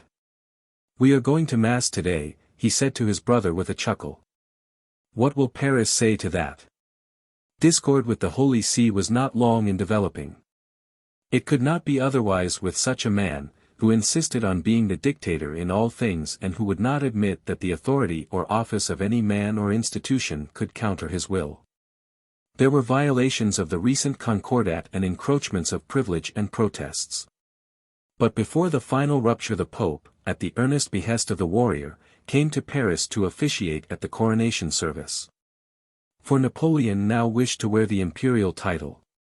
In Rome there had been a spirited discussion amongst the members of the Sacred College as to whether the invitation should be accepted or not and when, in the interests of peace. It was decided he should go. Several cardinals registered vigorous protests. 2 Es Petrus sung a large and superbly trained choir as the Pope went to his throne in the Cathedral of Notre Dame. A splendid sight of massed brilliance met his eye, and outside the tall walls of the great edifice a light snowfall touched the usually grimy gargoyles with a glistening whiteness. An ocean of densely packed citizens darkened the boulevards and impatiently fidgeted and grumbled as they waited to glimpse Napoleon and his Josephine. The Pope, the ambassadors, the high functionaries of state, they waited and fidgeted too, and it was a part of the proud Corsican's plan that they should do so. Everything was as he wished and timed to his plan. But it had very nearly not been so, for soon after his arrival in Paris the pontiff, rather bewildered and half convinced already that he was being duped, had heard from Josephine herself that her marriage was invalid and that she had not been married by a priest. Pius listened gravely and saw that here was his chance to escape further indignity. He could not be expected to preside at the coronation of such a pair. So the Pope voiced his objection and waited the fury, but from that man whose actions were so unpredictable there was merely a shrug and smile. The matter could easily be rectified. Candles were lit in the palace chapel. The emperor's uncle, Cardinal Fesch, was summoned and a marriage enacted. The coronation itself followed an elaborate plan, and one bold piece of the glittering scheme was to startle the world. The solemn moment had come when the emperor was to receive the crown, but instead of bending his knee before the Pope, the audacious creature seized the anointed circlet and, turning to the congregation and standing erect, placed it firmly on his head. He had crowned himself. There was a murmur and excitement even amongst his puppets, and all eyes turned to the pontiff, who said nothing and whose sad eyes showed no surprise. There was no movement or protest from his throne. Silent and pale and aloof, his was the role of an onlooker of a masquerade, but there came the time when he had to give the kiss of peace. Vivat Imperator in Aeternum, he said softly as he followed the ritual, and his blessing was a gesture of compassion. In a loud voice the emperor recited the oath of his office, swearing to protect the state and respect religion. But there was little hope in the heart of the Pope. His apprehensions were soon fulfilled, for next year Napoleon had a request to make and a story to tell of his brother, Jerome, later to be King of Westphalia, whom he had put in a ship to acquire the benefits of discipline and to learn the art of sextant and sail.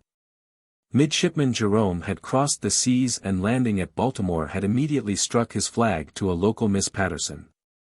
There was a quick marriage, there were hopes of a family, and when the emperor heard of the alliance there was anger and trouble. He had loftier plans for his kin, and the bride was not allowed to land in France. Once ashore, her husband, set to calculation by his brother's bright promises, was ungallantly content that the separation should be permanent. The next step was to have the Pope dissolve the union by declaring it invalid. But Pius, after a careful scrutiny of the facts, was of the opinion that the marriage was indisputably correct, and in a polite but firm epistle so informed the emperor. The breach was to widen still further when Pius refused to cooperate in Napoleon's continental system, which aimed to close all European ports to English ships and trade. This was too much opposition for the despot, who had already written, "Your Holiness is sovereign of Rome, but I am its emperor. All my enemies must be yours." In the bivouac on the outskirts of Vienna it was decided to annex the Papal States. The maps were consulted and the instructions given. The bugles sounded, troops marched to a schedule arranged by undeniable genius, and on the 6th of July, 1809, the Pope was informed by a French general that his dominion had been taken and that he was no longer free. It was as simple as that. Soldiers rushed him to a carriage, he was whirled away from Rome and conveyed to Savona in a manner painful to his age and health. The long way was made easier by the inhabitants of the countryside who tendered impromptu demonstrations of respect and devotion. But to these spontaneous displays the illustrious captive had but one message: peace. There must be no bloodshed over his fate or person, that was his chief concern, and it was his victory. There now commenced an ingenious campaign to bend the will of the Pope and to win him to the wishes of the Emperor. Continually it was emphasized that the measures taken against him had been leveled at his status as a temporal sovereign, and then only because emergency had so demanded. Naught but reverence would ever be accorded the true Holy Father was the imperial promise. An annuity of 2,000,000 francs was settled upon him, and a great show of respect to his rank and person was made by all in attendance, although no deference in speech or manner could disguise the fact that they were guards and he a prisoner.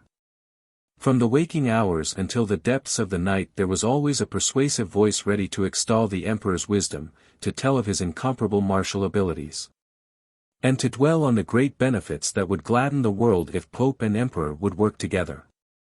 This kind of propaganda was ceaseless, but perhaps the most dangerous aspect of the papal captivity was his ignorance of what was happening in Rome. He was shut off from his counselors and from his documents, and any information that came to him was passed through the censor and flavored by the filter of his captor's opinion. Some prelates and churchmen were allowed to see him, but they were all creatures of the regime, and to a man they pleaded the cause and talents of their master.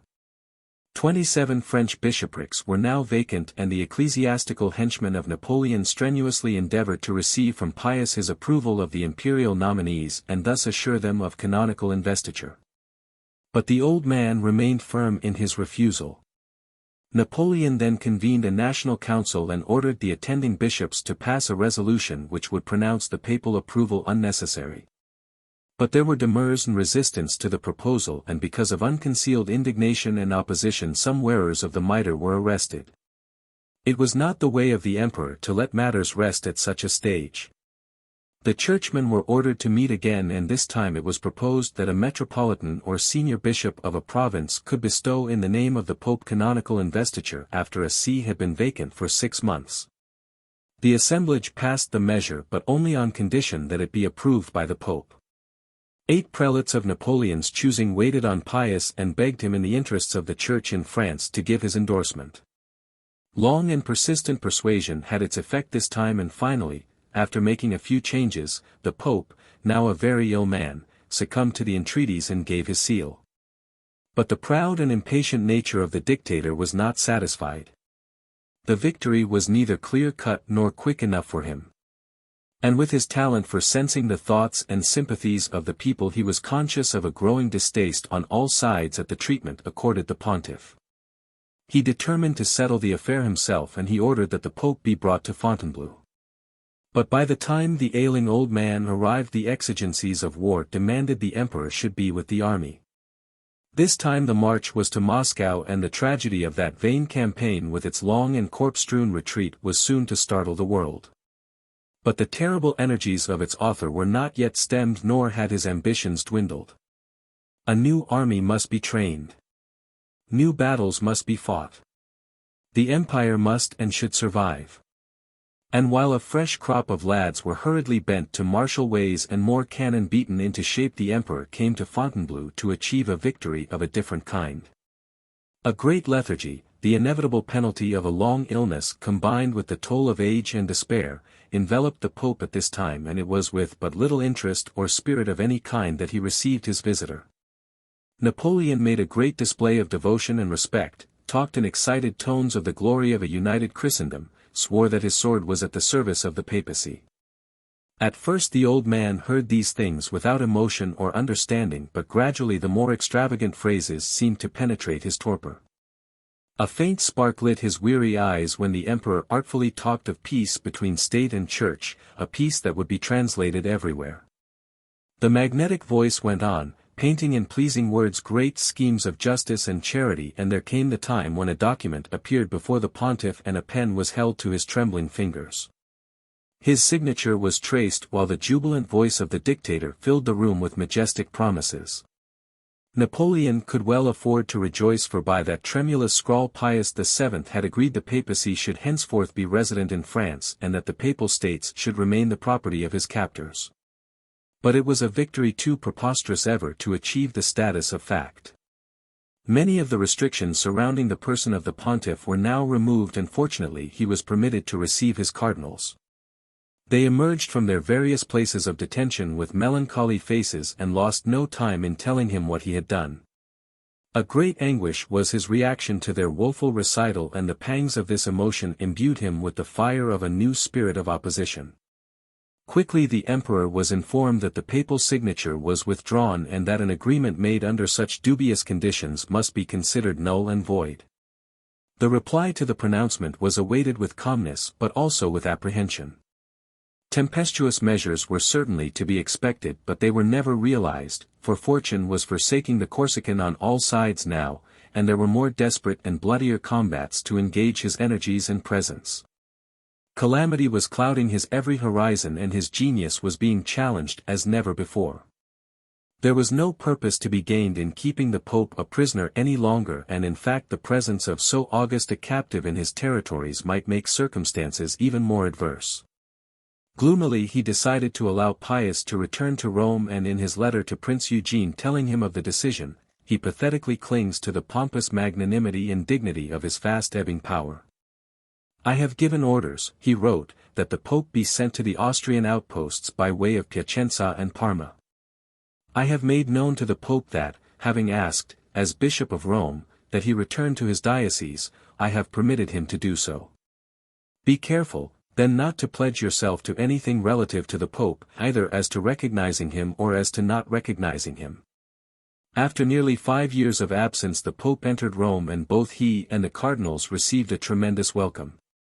There were many things to do, and the tangled reins of government and administration had to be gathered in order. But there could be little stability to any enterprises of a civic or national character until it was certain that the era of Napoleon had definitely ended. His abdication had been proclaimed, and he had gone to Little Elba, apparently resigned to the emptiness of the title which he had been allowed to retain. But who could be confident that the proud and restless spirit was really broken? There were rumors and conjectures, and within 10 months the world was electrified but hardly surprised by the news that the emperor was making another grasp at glory. The restored Bourbon monarch, Louis XVIII, ensconced in the Tuileries, was handed a sealed dispatch. He read it and calmly said, "Napoleon Bonaparte has disembarked on the coast of Provence." His calmness was admirable, but it soon vanished along with his royal person, and once again it was Napoleon who occupied the Tuileries. A splendid and happy moment it was for the great soldier, but it was only a moment, fleeting and brief. His destiny was not to be revealed in the halls of palaces but on the battlefield. This time the baton pointed at Waterloo, and this time he was to hear the cry that he had boasted no man would ever hear. "The guard is breaking." Those proud veterans did break, and there was rout and massacre, and Waterloo was over. Napoleon's day was over too, utterly and inexorably, and there remained for him only the bitter and dismal end at St. Helena. All Europe rejoiced and prepared for the comforts of long-denied tranquility as an English frigate carried the forlorn and beaten emperor south to the lonely island. But much havoc had been done and many boundaries had been changed, and these things demanded immediate adjustment and reparation. Could there be a complete return to the status quo of yesterday? The men who were given this complicated problem were a shrewd and brilliant company. There was Metternich of the Austrian Empire. There was Hardenberg of Prussia. Nesselrode represented the idealistic Tsar of Russia, Alexander I, when that monarch did not act for himself, and the wily Talleyrand served the new French sovereign with the same glib fidelity he had given to Napoleon. England had the ability of Castlereagh and the reputation of the Duke of Wellington to serve her interest, and there were men of equal wit to speak for the smaller nations. Representing the Holy See in the long and complicated negotiations was the long-standing friend of the Pope, the Cardinal Consalvi, and all things considered, he did well. Except for Avignon, which remained under the French flag, and a small strip of land retained by Austria, the Papal States were restored to their pre-Napoleonic size. The rapid changing of fortune had brought Pope Pius better health and an increased vigor, and well it was, for there was much for him to do both within and without his frontiers. One of his first deeds was an act of long-awaited justice. By formal announcement the suppression of the Society of Jesus was revoked. Separate concordats were made with the various nations, and each of these processes demanded long discussion and study.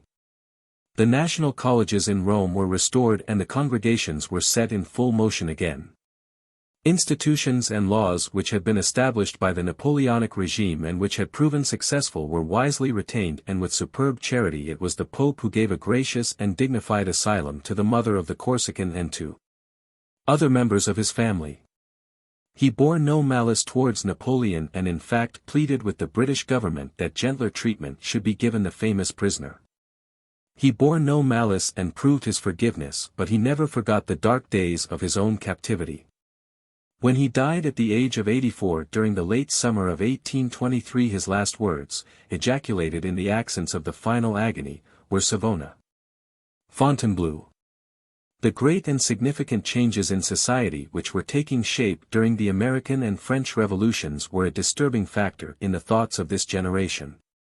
Men, whether they were aristocrat or peasant, merchant or intellectual, when gathered for discussion were usually sharply divided into two opinions. Either sympathy for the new ideas as in some form or a determined rejection of liberalism under any guise.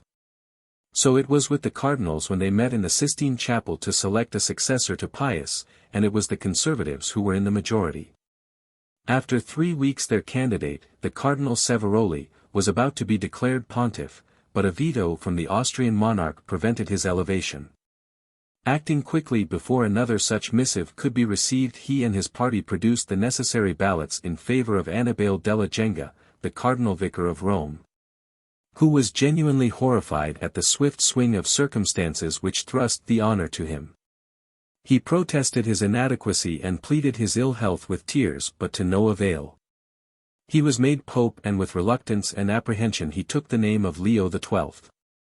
There was cause for his honestly expressed lack of confidence, for his health was indeed bad, and while he was a good man his record as prelate and diplomat was devoid of outstanding achievement or success in any form. He was one of those correct characters who all their lives eschew gaiety of any kind. Even in adolescence they adopt the more somber moods of their seniors and studiously avoid the light-hearted joys, however innocent, of their comrades. At 63, his age at his election, he seemed much more ancient, and in place of the alert and progressive Consalvi, he installed an 80-year-old crony as the Secretary of State. The two dour and sickly old men held conference and decided that the best way to fight the evils of liberalism would be the imposition of austerity and severity.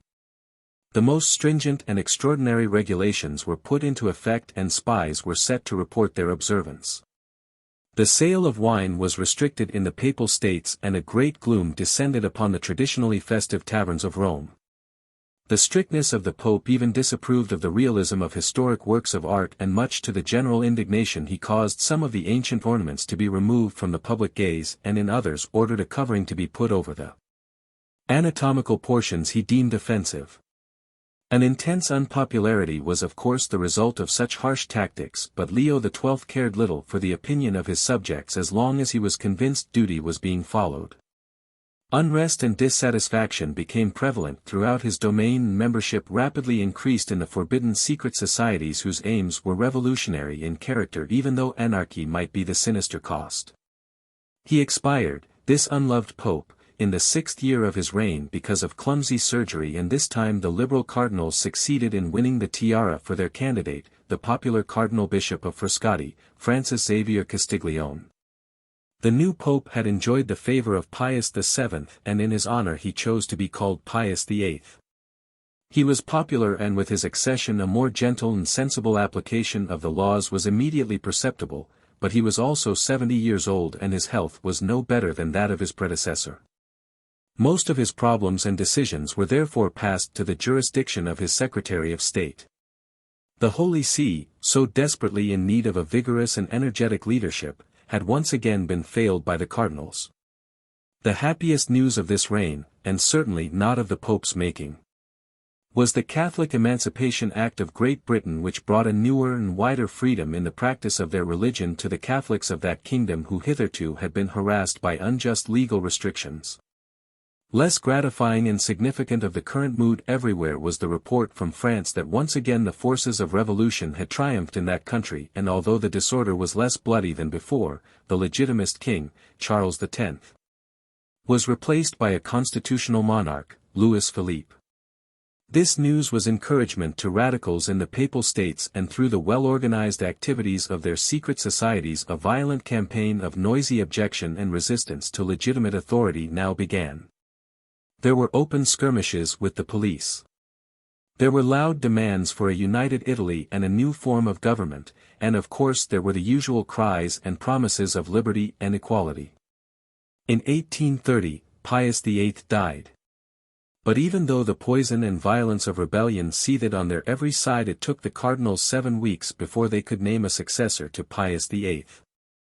He was a cardinal but not yet a bishop, and he was from the ranks of the ancient congregation known as Camaldolese monks.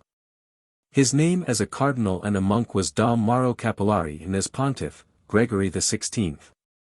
He was 63 years of age and had been a successful abbot and canonist. He had won considerable renown as a scholar and theologian, but proportionate distinction was not to be his as a pope. The situation to greet him was alarming, and the future was a promise of even worse. Active revolution broke out as he took his throne, and he was forced to accept the help of Austria. Regiments came and steel was bared until there was a semblance of order, but the parade of a foreign soldiery within a state is no healthy antidote for trouble, and faces remained sullen and conspirators continued to meet and plot. The obnoxious doctrines of the extremists found audiences of increased size because there were undoubtedly some reasons for grievances amongst the people. They were exasperated at being ruled by the priesthood in all things, for in the papal territories few laymen held important offices or were allowed to sit in the grand councils. Rule of the most absolute type prevailed, although almost every other nation had seen fit to make concessions of some form to the advancing spirit, diluted and perverted though it might be, of what was called democracy. The Pope, who once had written a work entitled The Triumph of the Church against the Assaults of Innovators, and the old men around him refused to bow in any way to the popular and prevailing trend. It was their opinion that chaos and confusion would result in changing the methods of yesterday, and modern tendencies were regarded with horror as having been born of the violence of the French Terror and the irreligious teachings of Voltaire. But this was a time when the bulk of the people everywhere considered the idea of parliaments and such bodies from the ecstatic viewpoint of idealism. Romans of a later generation might cheer lustily at the appearance of a dictator, but in the second quarter of the 19th century the same precincts had echoed just as loudly with enthusiastic shouts for the liberal way. The Pope, while wishing to be charitable, resolutely set his face against liberalism, with the result that revolt flared for a second time, and again the Austrians, fearful of a general insurrection, marched to the rescue. This ready assistance alarmed the French, who suspected the Austrian garrisons might be in Italy for other purposes than suppressing rebellion. So they too dispatched regiments to the papal property of Ancona, and neither power withdrew until several years later. Prince von Metternich, the great Austrian statesman, convinced Pope Gregory that many of his troubles could be rectified by the appointment of a new Secretary of State, and thus the stern and haughty Cardinal Lambruschini was given the position. His remedy for social unrest was severity, and so matters grew worse instead of better in the temporal territories of the Church. It must not be thought that the struggle for wider political freedom was confined to laymen alone. Many a churchman was sympathetic to the new ideas, and the journal Avenir, edited by the brilliant and enterprising Abbé de Lamennais, earned the particular disapproval of the Pope because of the support it gave liberalism, and in fact it resulted in the encyclical Mirari Vos, which was a hearty condemnation of the new trend. It would seem indeed that Gregory XVI had little use for anything of the coming age, and that his appreciation in all things was confined to the past. Under his patronage scholarship was given impetus in Rome, but his doctors and students must survey only what had been. He founded a rich museum which exhibited the ancient Etruscan and Egyptian glories, but with thunder in his voice he forbade the building of a railroad within his domain. But while there might be trouble in Rome and discontent in Italy and change throughout Europe, the great machinery of church organization, lubricated by devotion and fueled by the fires of faith, continued to function smoothly and progressively. A new hierarchy on a new continent was being established in Australia, and vicariates were springing into existence throughout the wide areas of the South Seas. The Mass was being sung by missionaries in the distant corners of most of the dimly known places, China, Tibet, Africa. The trudge of the persevering priest, the glitter of his upraised chalice, was known in all these lands, and in both South and North America the ancient faith, long established, was flourishing with mounting energy in assured permanency. Death came to Gregory the 16th on the first day of June, 1846, and a fortnight later the cardinals met with the knowledge that the grave conditions of the time demanded a speedy election. And yet, to their own surprise and not quite according to plans of the various parties, there was a pope within the next 48 hours. This was because the Austrian faction had pressed immediately and heavily for their candidate, the stern ex-secretary of state, Cardinal Lambruschini, and in a quick move to thwart the unpopular design the other cardinals, actually not yet fixed on their own choice, cast their ballots for the Cardinal Bishop of Imola, not thinking that a decisive majority would be forthcoming. But the result was a heavy majority in his favor, and though the Viennese court made haste to send a veto, it was too late. By the time it arrived, the name of the new pope, Pius IX, had been recorded and proclaimed. In most ways the new pontiff differed from his predecessors. He was much younger, being only 54, and he had traveled extensively, even to South America, where he had served on the staff of the delegate to Chile. He had enjoyed a distinguished career as a diplomat and as an administrative prelate, and he had made no mistakes. His family was proud of its quarterings, and in his youth it was intended he should wear the impressive uniform of the noble guard. But ill health killed these hopes, and later had come a vocation and the cassock. His full name was Giovanni Maria Masti Ferretti, and he was a man of imposing and handsome presence who was not alarmed at the new order, and as a sovereign was willing to negotiate and indeed quite anxious to make concessions to liberalism. Only 30 days after his installation he was given the salutes and plaudits of a popular ruler as a series of wise actions made for the public goodwill. A general amnesty was proclaimed for all political exiles and prisoners, of whom there were about 2,000 from the previous reign. It was announced that railroads, noisy symbols of progress, would be permitted within the papal territories, and that henceforth there would be few or no restrictions to prevent the publication of newspapers. A layman, Count de Rossi, was made prime minister. Plans were put in motion to have representative non-clerics form a government council, and other laymen were given posts hitherto occupied by churchmen.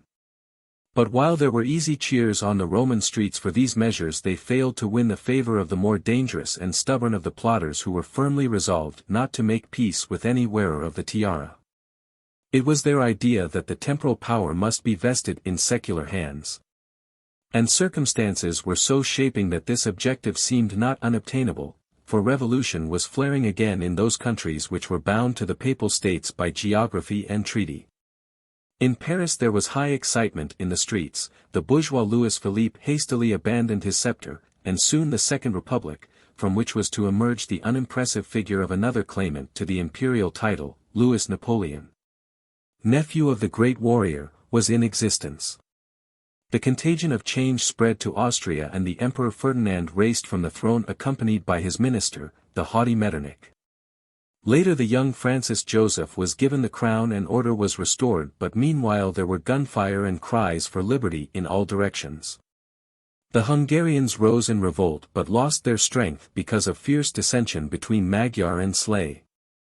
The Milanese and Venetians took to arms and were aided by the King of Sardinia, who, like the rulers of Tuscany and Naples, had been forced to grant his people a constitution amidst tumult and clamor. The Papal States did not remain exempt from the prevailing fever. Pius met the mood with an offer of constitutional government, but he refused to sanction war against Austria, and this refusal provided the alert insurrectionists with a weapon to destroy his popularity. The insiders and rumor-mongers went to work, and from obscure corners the whisper of "traitor" grew to hysterical shouts and accusations outside the Quirinal. The Prime Minister, Count Rossi, was assassinated, the Pope's secretary shot by his side, and in the uncertain darkness of an autumn night Pope Pius IX was forced to flee his city. He went to Gaeta and there was given the protection of the King of Naples whilst great disorder and confusion prevailed in Rome. Pius appealed for assistance to the Catholic nations, and in Paris the shrewd Louis Napoleon, as yet wearing only the title of president, reacted favorably, not so much from motives of charity or pity, but because he saw that in occupying the Papal States with French troops he would gain strategic advantage against Austria. So French soldiers invaded Italy and were engaged by the army of Garibaldi, who had some success until reinforcements arrived from France. Rome was besieged and won, and Garibaldi retreated while the other leader of the Italian nationalists, Mazzini, fled to Switzerland. A triumphant flourish of French trumpets declared the Roman Republic to be at an end, and the Pope was invited to return. He displayed no great haste in doing so, and, disillusioned by the results of his overtures and concessions to the liberals, he put, for the time being, the affairs of his temporal government in the hands of three cardinals who gained notoriety as the Red Triumvirate. These three were of a breed and viewpoint which would have earned the approval of the stern Leo XII. They acted swiftly and with little mercy, and soon the courts were filled and the jails crowded. The Pope made Cardinal Antonelli his Secretary of State, and this man, the last cardinal not to be a priest, for he was only possessed of deacon's orders, proved as severe as his three colleagues. Indeed, his ruthlessness and domineering character quickly earned him a high unpopularity with both clergy and laity. The Pope turned to his ecclesiastical tasks and found much to do. The Catholics of England, who up to this time like a missionary province were under the care of vicars apostolic, were given back their bishops. Westminster was created the metropolitan see, 12 suffragan dioceses were designated, and thus the dignity of the hierarchy which was so illustriously studded with the names of martyrs and saints and scholars, was restored. John Patrick Wiseman was made a cardinal and became Archbishop of Westminster. There was great rejoicing in Catholic circles, but a howl of protest and alarm was heard from that unfortunate element of the English population which scents a sinister purpose every time the name of their country is inscribed by the papal pen. I agree with you, Lord John Russell wrote from Downing Street to the Anglican Bishop of Durham, in considering the late aggression of the Pope upon our Protestantism as insolent and insidious. A member of the Upper House of Parliament declared that war should be made upon the Pope, and from his pulpit an Anglican clergyman stated, "I would make it a capital offence to administer the confession in this country. Transportation would not satisfy me. Death alone would prevent the evil. This is my sober conviction." Despite such sentiments, a great revival of the old religion was taking place in the island kingdom. The hierarchy was restored in 1850, and during the year following among the large number of converts there were no fewer than 33 Anglican ministers, including Edward Manning, who was to be the successor of Cardinal Wiseman. The hierarchy was also re-established in Holland, and once again to the sweet thunder of the ancient chant an archbishop stepped to his throne in the historic see of Utrecht. In every direction Pius IX showed how seriously he regarded his title as Father of the Universal Church. Great efforts were made to win the loyalty of the Eastern schismatics, and success of this kind was had at Goa. In Jerusalem the Latin Patriarchate was re-established, and the long fidelity of the Irish was acknowledged by the bestowal of the Red Hat upon the Archbishop of Dublin, Dr. Cullen, the first time that an Irish prelate was so honoured. The New World was not ignored or neglected, and in the United States alone, despite the ravages of a terrible civil war in which brother fought against brother and religion proved no better cement than the ties of blood, there was the erection of 46 new dioceses or vicariates, and a North American college was approved for Rome. A few years later Archbishop McCloskey of New York was raised to the scarlet, and before this event full and comprehensive concordats had been made with the Central and South American nations. New treaties were also made with Spain and Portugal and Austria. Although there were fresh anxieties and long vexations to the Catholic interest in Germany and Switzerland and in Russian-dominated Poland which required delicate negotiation and manipulation. All these things and many more, so different and so full of detail and problem, received the attention and the direction of the Pope during the 32 years of his pontificate. But they dwindled to littleness in comparison with the importance of two great dogmatic pronouncements which were made in this reign. After profound consultation with hundreds of theologians and wise men of the Church, he provided another beacon to light the way for the faithful amidst the storms of cynicism and rejection and doubt which were characterizing his era. Just before the Christmas of 1854, the doctrine of the Immaculate Conception was defined as an article of Catholic belief, and in the majestic confines of St. Peter's an audience of over 200 bishops and many other dignitaries heard the solemn words. We declare, pronounce, and define that the doctrine which holds that the most blessed Virgin Mary was, in the first instant of her conception, by a singular grace and privilege of Almighty God, in virtue of the merits of Christ Jesus, the Saviour of the human race, preserved free from all stain of original sin, is revealed by God, and on that account is to be firmly and constantly believed by the faithful. 14 years later, Pope Pius was to summon a General Council of the Vatican, an event which demanded and received immense preparation and care. Such a call had not been heard in the Church for 3 centuries, and when the Fathers, at one time to number nearly 800 prelates, did assemble, it was with the painful knowledge that the temporal power of the papacy had again suffered a severe setback.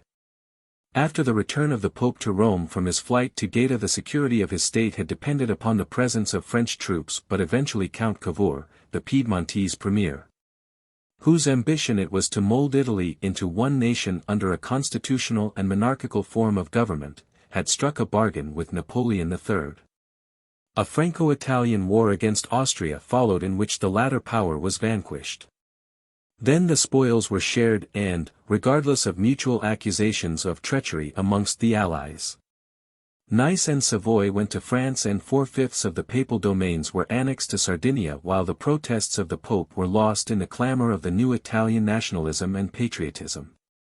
All that remained to the pontiff now was one province, and his temporal rule of the small strip of land was only guaranteed by a French garrison which the French emperor had the grace to leave in Rome. Once indeed these troops were withdrawn, and immediately an army, under the command of the audacious Garibaldi, attacked Rome. It was beaten off, and the Frenchmen, because of Catholic sympathy in France, were then returned. On the 8th day of December, 1869, the 20th General Council gathered in the Basilica of St. Peter. It was the largest attended synod in the history of the Church, and an almost complete unanimity was to mark its decisions, although in the preliminary discussions there were periods of hot dispute and bitter words. There were important matters of doctrine and faith and discipline to be discussed, but the main subject, the thing that was on all lips and in all thoughts, was the proposed definition of papal infallibility. Violent controversy raged both within and without the council over this question, and the newspapers of the world became filled with the noise of the argument. The Pope kept aloof from the debate, and so too, surprisingly enough, did most of the national rulers who, although there was powerful influence to provoke their intervention, preferred to follow the example of Bismarck, who wisely declared that the affairs of the council were affairs of religion alone, and that there would be no interference, diplomatic or otherwise, from him. An aggressive leader of the non-infallibilists was another German and one of the Church's most learned historians, Dr. Dollinger of Munich, and because of his fierce opinions he chose the road of schism rather than bow to the will of the majority. It is difficult to understand his attitude. Sincere Catholics had always accepted the dogmatic pronouncements of a pope without question, and such obedience was acknowledgment of infallibility. But now that it was proposed to make it a formal article of faith, the very meaning of the word itself became confused and was challenged. Infallibility was mistaken for impeccability, and it was erroneously assumed and widely believed that if the definition were adopted, infallibility would be claimed for the conduct and actions of the Pope at all times. Nothing could be clearer than the graceful prose of Cardinal Manning's translation.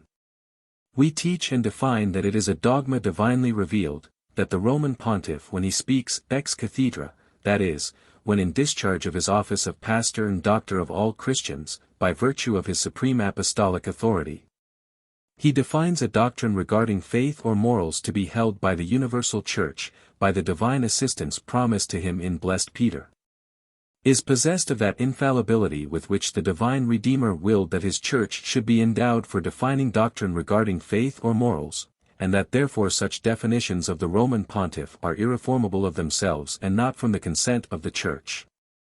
There existed a party of prelates who, while not doubting the truth of infallibility, were of the opinion that the time was inopportune to declare the definition, and because of this 55 bishops remained absent on the day of the final vote, which was July 18, 1870.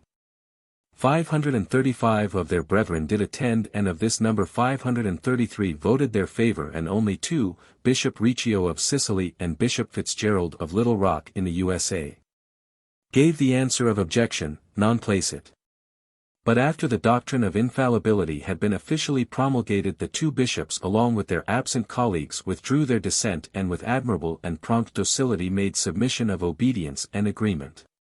In all corners of the world the decision of the council had been awaited with eagerness, but now another excitement, the explosion of cannon, intervened to occupy the popular attention. For on the day following the promulgation Napoleon III chose at last to challenge the growing military strength of Germany. War was declared and the armies marched. And finally, after the terrible meeting at Sedan, Napoleon glumly offered his sword in the traditional gesture of defeat and surrender. Defeat in Paris was no less a disaster in Rome, for the French garrison was hurriedly evacuated and the city became destitute of defense except for a small corps of brave but inadequate volunteers and guards. King Victor Emmanuel II of the new Kingdom of Italy sent an envoy to Pius who begged that the pontiff should bow to the inevitable, but he steadfastly refused to make terms, and a few months later, after but a brief display of resistance on the part of the papal troops, the Italian army took possession of Rome. Much to their dismay, Pius had ordered his soldiery to put down their arms, and as the invaders entered the city he addressed some diplomats who had come to his side, anxious for his safety. He was serenely unafraid. "I have written to the king," he told them calmly. "I do not know whether my letter has reached him. But, whether it has or not, I have now no hope of touching his heart, or of arresting his ungracious proceedings. Bixio, the notorious Bixio, is here at our doors, supported by the Italian army. He is now a royal general. Years ago, when he was a simple republican, he made promise, that should he ever get within the walls of Rome, he would throw me in the Tiber. Only yesterday I received a communication from the young gentlemen of the American College, begging, I should say demanding, permission to arm themselves and to constitute themselves the defenders of my person. Though there are few in Rome in whose hands I should feel more secure than in the hands of these young Americans, I declined their generous offer with thanks. I would be glad, gentlemen, to say that I rely upon you and upon the countries you have the honor to represent. But times are changed. The poor old Pope has now no one on earth upon whom he can rely. Relief must come from heaven." There was a deep and solemn silence after this pathetic speech, for the diplomats knew well that the pontiff had spoken truly. No help could be expected from the governments they represented. As though reading their thoughts, the Pope suddenly spoke again. "Still, gentlemen, remember the Catholic Church is immortal." No objection to the seizure of Rome came from any of the nations save a solitary protest from the small and distant Republic of Ecuador. The Italian government, in a legislation known as the Law of Guarantees, promised to safeguard the independence of the Holy See and to give extraterritorial privileges to such premises as the Vatican Palace and the Basilica, and to provide an annual payment to the pontiff of 3.25 million lire, but he ignored all such overtures and refused to countenance or accept in any way the usurpation of his temporal power. He retired in full dignity to the confines of the Vatican Palace and its gardens and remained there, a voluntary prisoner, until his death some 8 years later, and it was an example which was followed by his successors until the signing of the Lateran Treaty in 1929. But though Pius chose to be a prisoner, he was no hermit, nor did idleness eat his time. Great numbers of pilgrims came yearly to present their professions of respect and devotion, and to his end he was occupied with administrative duties and problems.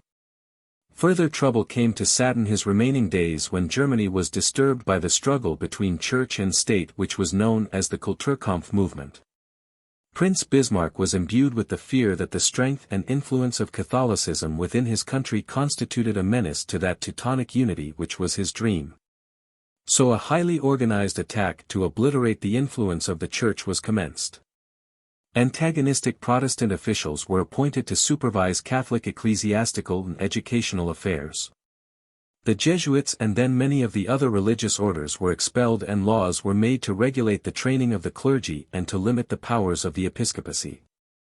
Severe restrictions of different varieties but all with the one purpose, the crushing of the Church, were imposed and enforced, but it was all in vain. Their sees and parishes might become vacant, their bishops and priests could be slandered and sent to exile or prison, but German Catholics remained true to pledge of baptism and faith. The inglorious campaign of their government was a failure and eventually Bismarck was convinced of his mistake, but such news never came to gladden the heart of Pius, for by this time he had been carried to his grave. And even during this last sad journey, which by request of the Italian government was made under cover of the night darkness, his name and dignity were not spared insult and humiliation. Gangs of ruffians, hired by those whose interest it was that there should be no demonstrations of papal popularity, accompanied the mourners and intruded upon their sorrow with jeers and threats to hurl the corpse into the Tiber. Their ferocious promises were not fulfilled and Pope Pius IX was honorably buried amidst the echoes of sincere lamentations in the church of San Lorenzo, outside the walls. He had lived 86 years and his pontificate of 32 years was the longest on the long roll. One of the many burdens carried by the successor of St. Peter is the fact that the many centuries have accumulated a legacy of significant and traditional ceremonial which haunt every major and most of his minor acts. Even when death approaches there are prescribed rites and, no matter how great his agony or torture, witnesses within sight of his deathbed, and when finally his spirit leaves his frame there is again no escape from the rules of the tradition. That high official who is called the Camerlengo, or Chamberlain, of the Church has to verify the death of the pontiff according to an historic formula, for this. In addition to supervising the property and revenues of the Holy See and managing the convention of a conclave, is one of his traditional duties. He advances to the corpse and addresses the dead man 3 times, calling him by his baptismal name, and 3 times also he taps him gently on the forehead with a silver hammer. Then, after the sad and solemn silence, he makes the official announcement that the pontiff is dead. The prelate who so officiated over the remains of Pius IX was a thin and pale-faced cardinal of aristocratic and ascetic appearance named Vincenzo Gioacchino Pecci. The next time it would be his head that would receive the touch of the silver hammer, for a few days later a conclave of 61 cardinals, after 3 quick sessions of voting, chose him to be pope. He took the name of Leo XIII and one of his first gestures was a display of initiative and independence, to show that he was of the same mind as his predecessor towards the Italian government. He broke with tradition and instead of giving his first blessing, Urbi et Orbi, to the city and the world, from the outside of St. Peter's, the famous words were uttered from the inner loggia. That friendly relations were never to be restored with the Italian government during his reign was not due to any stubborn hostility or sullen resentment on the part of Leo XIII. He was not that kind of man. It is true he adhered to the policy he had inherited, remained within the Vatican, and at certain times forbade Catholics to participate in the municipal and parliamentary elections. But he also let it be known that agreement was not impossible. It was the continued anti-papal actions of various Italian officials which prevented any formation of a reasonable and tranquil arrangement. There were anti-clerical legislations and even the Pope's seclusion within the Vatican was at times violated by the noise of coarse demonstrations, celebrating the end of the temporal power of the papacy, which were permitted and indeed encouraged by the secular authority. Because of his vigorous championship of the rights of the working man, Leo XIII was to be called the socialist pontiff in an age when the majority of society scented anarchy in any attempt to foster social justice. Yet he was no product of the oppressed but was from the nobility. His father was Count Ludovico Pecci and his mother was born of an ancient and illustrious line. From his early years the young Pecci had seemed marked for the great things.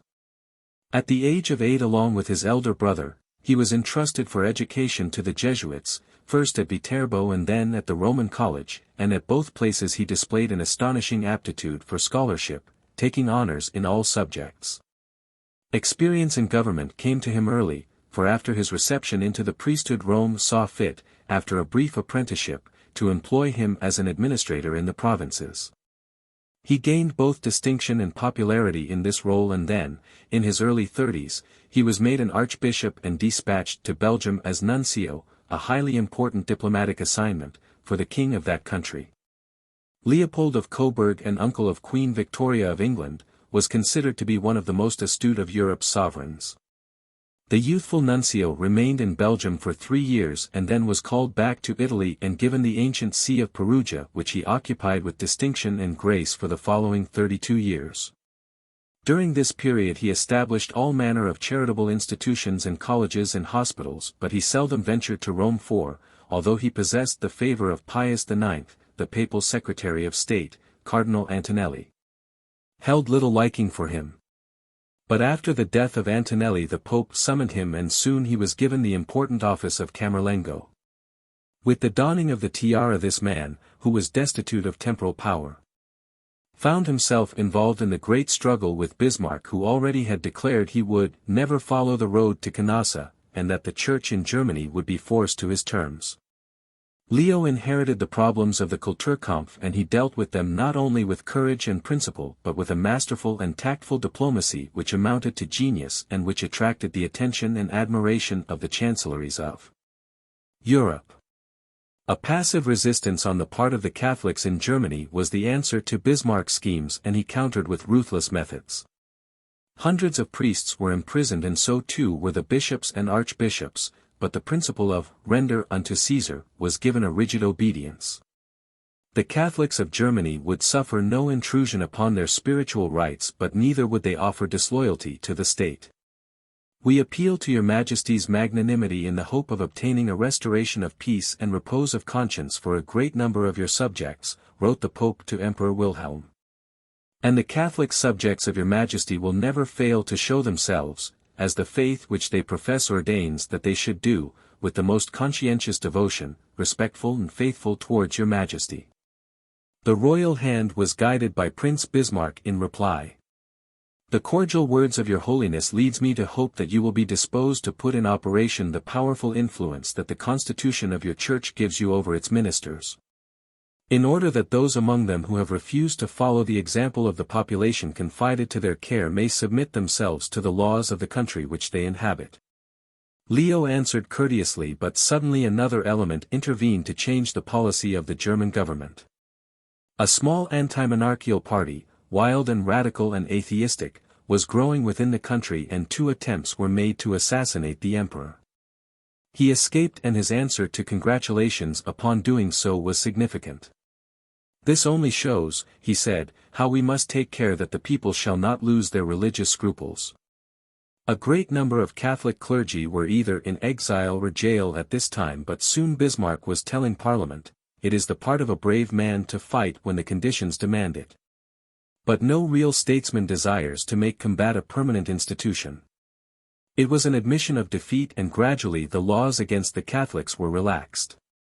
Diplomatic relations were resumed between the Holy See and Berlin, and the German Prince Imperial paid a cordial visit to the Pope.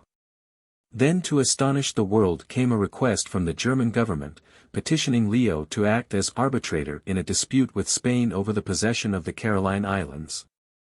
It was a return to the ancient respect and a gracious and splendid acknowledgement of papal impartiality, and Leo did not fail the trust. He refused to arbitrate, but he would mediate, and his scheme of settlement, an example of justice, was accepted cheerfully and with gratitude by both states. A crisis also confronted the Church in France, where the government was markedly anti-clerical and where all those in opposition to the Republic, the monarchist and conservative elements, persisted in identifying their political activities with the interests of the Church. Leo, with his splendid detachment from prejudice, perceived that such a state of affairs was wrong. Continental republicanism, particularly in France, had hitherto been antagonistic to the Church, but that was in the past and the present, and the Pope, with far-seeing vision, was thinking of the future. He summoned and conferred with his friend Cardinal Lavigeri, and shortly afterwards this prelate, who was the influential Archbishop of Algiers, upon welcoming a group of French naval officers to his see, made a speech in which it was emphasized that the Catholics of France should resign themselves to the existing government. His declaration excited all France and threw the conservatives into consternation. One bishop wrote to the papal Secretary of State, at this time the capable Cardinal Rampolla, asking for definition and guidance.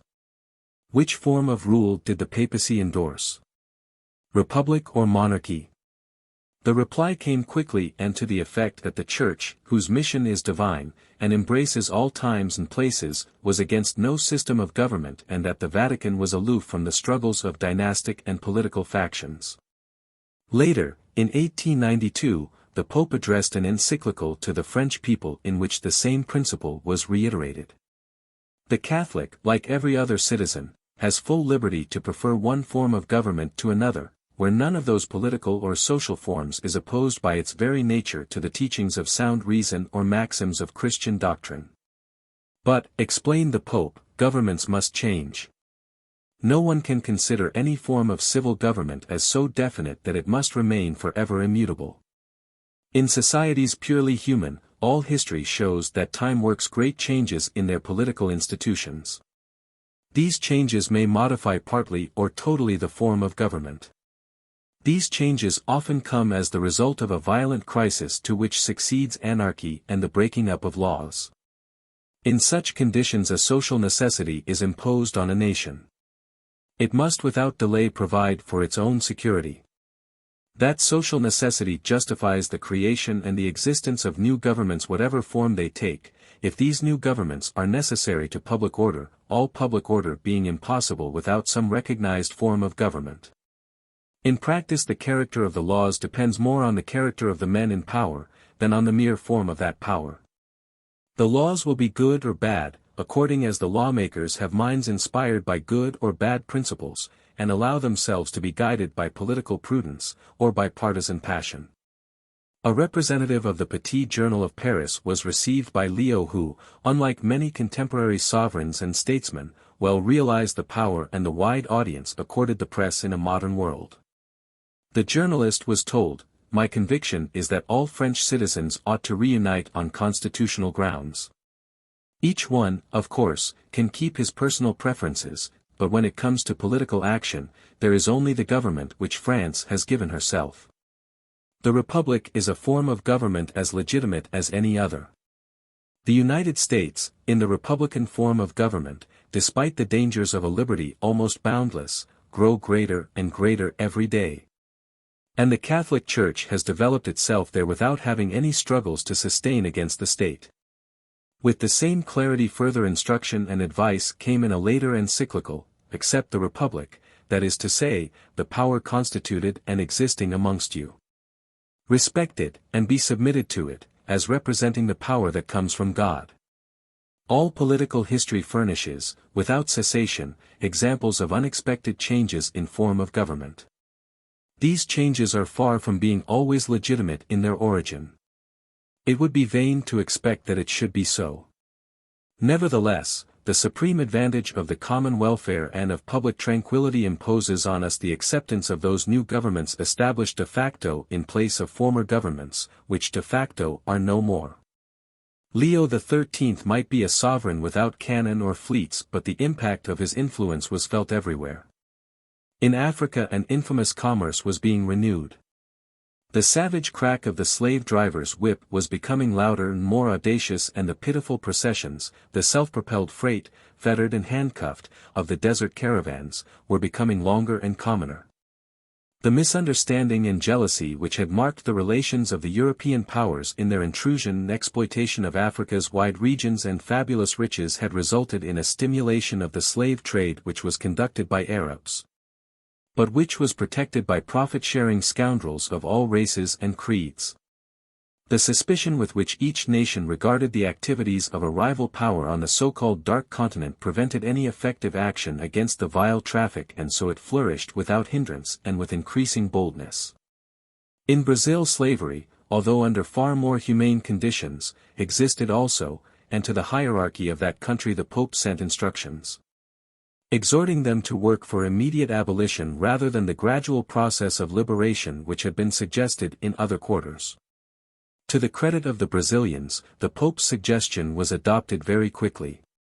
Meanwhile, acting with his friend Cardinal Lavigeri, Leo embarked upon a campaign to break the abominable power of the Arab traders. "Since Africa," he said, "is the principal theater of this traffic, we recommend to all missionaries, to consecrate their strength, and even their lives, to that sublime work of redemption. We recommend them also to ransom as many slaves as it may be possible for them to do." A gift of 300,000 francs accompanied these words, while Cardinal Lavigary preached a crusade throughout all Europe, and the nations bestirred themselves to a conference on the subject. In England, which had produced such champions of human liberty as Wilberforce and Clarkson, a great movement was already under way, and publicly the Pope complimented the country, which had so well and for so long a time proved her interest in the cause of Negroes. The slave traffic was gradually abolished, but the lot of the Negroes was to remain hard and unjust in many countries. With the vision that he exhibited in all matters, Leo foresaw and deplored such conditions, and in an attempt to change them he stressed the age-old fact that color and racial prejudices were no part of Catholic dogma, and he urged that vocations should be encouraged amongst the liberated slaves and their sons, and that they should be given every facility to train for the priesthood. As the years of his pontificate mounted, the justice and philanthropy of Leo XIII was universally acknowledged, and the result was an enormous popularity. Many of the old prejudices and antagonisms, hitherto existing in the Protestant countries, were lessened. In him the Uniate Catholics of the East found an intelligent and zealous patron, and as a consequence there was a great revival of religion and scholarship in their ranks. The non-Catholics of the East were impressed by a spirit of cooperation and understanding which was neither clumsy nor presumptuous, and which did much to efface long-standing feuds and enmities. During his reign 248 episcopal or metropolitan sees and 48 vicariates were established, and a new respect was given the nuncios and apostolic delegates whom he sent to the capitals of the world. In England the stream of conversions which had begun in the previous reign continued, and high church circles, in which the first Viscount Halifax was a predominant figure, were stirred by hopes and agitation for a return to Rome. Leo acknowledged and encouraged such aims by a special letter, Ad Anglos, in which he stated, "The time cannot be far distant when we must appear to render an account of our stewardship to the Prince of Pastors, and how happy, how blessed should we be if we could bring to him some fruit, some realization of these, our wishes. Difficulties there may be for us all to face, but these are not of a nature which should delay. No doubt the many changes that have come about, and time itself, have caused the existing divisions to take deeper root. But is that a reason to give up all hope of remedy, reconciliation, and peace?" The appeal caused no anger in England, even amongst those who were always on guard against the devices of papistry, for it was patently no haughty summons or subtle enticement, but merely a sincere and gently worded prayer. But despite such a tolerant reception, and despite the strong yearnings of the high churchmen, the time had not yet arrived for the return, and this was made plain by the Archbishop of Canterbury, who in a letter to his clergy displayed no resentment, but nevertheless was firmly of the opinion that as yet there was no chance of a practical agreement. Strong differences existed within the Church of England regarding ritual and rite. In some parishes the sight of candlesticks on an altar was sufficient to incite irate cries of popery, but other churches were ornamented with the Stations of the Cross, and in such premises the confessional functioned and a fully vested clergy. To the swing of thurible and drift of incense, followed the forms of the old practice. Amongst Anglicans of this liking there were often qualms, invoked by the memory of Cranmer and Cromwell, as to the sacramental powers of their clergy. Cleavage with the Holy See does not necessarily mean invalidity of clerical orders, and Rome acknowledges that the apostolic succession is carried on by the schismatic churches of the East. Leo XIII appointed a commission to examine the complicated and delicate question as to whether the succession was possessed by the Church of England. After a dispassionate and thorough scrutiny, the commission gave judgment that the sacred continuity had been broken during the reign of Queen Elizabeth. The adverse decision, even if not accepted by many whom it concerned, was received peacefully enough in England, and so too was the establishment of hierarchies in Scotland and Wales. A few years earlier the latter procedure in England had been greeted by excessive alarm and storm, but now, thanks to the charm and graceful diplomacy of Leo XIII, there was but little objection, and between Queen Victoria, who was supposed to have shown great anger when Pius IX named an Archbishop of Westminster, and the Pope there were naught but messages of esteem and good wishes. This amity was regarded with little enthusiasm in unhappy Ireland, where a long-suffering tenantry was showing signs of organized revolt against an intolerable system which amongst other evils permitted absentee and uncaring landlords to put their affairs in the hands of agents whose methods were often terribly brutal and notoriously unscrupulous. An organization known as the Land League was formed to combat unjust conditions. Its leaders were promptly jailed by the English, but to the amazement and indignation of Irish nationalism the Land League plan of campaign was also condemned by the Vatican as being illegal opposition to constituted authority and thus contrary to the principles of social law. To many it seemed as though the influence of Whitehall had formed the opinions of the Pope's advisers, and for a time there was excitement and extravagant talk among a minority of rebellious spirits. But the cloud passed by. Dr. Walsh, a cleric noted for his courageous efforts to secure justice for the Irish peasant, was appointed Archbishop of Dublin, and the papal blessing went to gladden the nuptials of a Land League leader who had suffered imprisonment. These, and many similar acts, soon convinced the most ardent of Irish nationalists that the Vatican had not fallen victim to English guile. The strength of Irish Catholicism was proven again, and the sturdy faith that had endured for nigh on 15 centuries, the faith that was the pride and glory of a race, flowed on with unabated strength and undimmed luster. Leo XIII was keenly aware of the rapid growth of Catholicism in the United States, and his interest and observance of the affairs of the Republic was unflagging and thorough. Upon dispatching the young ex-rector of the American College, Bishop, later to be Cardinal, O'Connell, to his new see, he advised him that, "There is no room today in the bishop's chair for a mere mystic. The bishop of today, in America in particular, must be a man of high and keen intellectual vision, thoroughly in touch with conditions that affect the public and spiritual welfare of his diocese and his nation. He must be a man of action. That is his particular duty as a bishop." When it was proposed to Leo that a Catholic university be founded in Washington, his approval came quickly, for, in addition to his other talents, he was a scholar and a patron of scholars. Indeed, his enthusiasm and direction brought revival of scholasticism, and in a special bull he urged that the philosophy of St. Thomas Aquinas be stressed in the schools. With his consent for the erection of the institution in Washington went the wise admonition that it should be directed by American intelligence, and if, for the moment, you have to ask for your faculties the help of foreign professors, it must be done with the intention of developing the national talent, and training professors capable of forming, by degrees, native faculties worthy of the name that is borne by your university. Between the hierarchy of the United States and the Pope there always existed an extraordinary sympathy and understanding. And the dangers that so easily could have been products of the phenomenally rapid spread of the Church in the wide expanses of the young republic never materialized.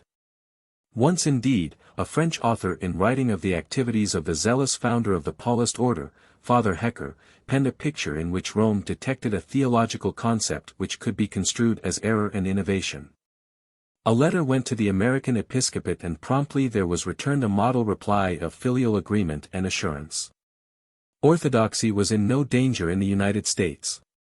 The Pope had bestowed the red hat upon the popular and distinguished Archbishop of Baltimore, Cardinal Gibbons. And this prelate was given earnest attention when he vigorously upheld the rights of the Knights of Labor, which was in reality a trades union and not, as its high-flown title had led some churchmen of lesser perception to believe, a secret society of the continental type, dominated by anarchistic aims.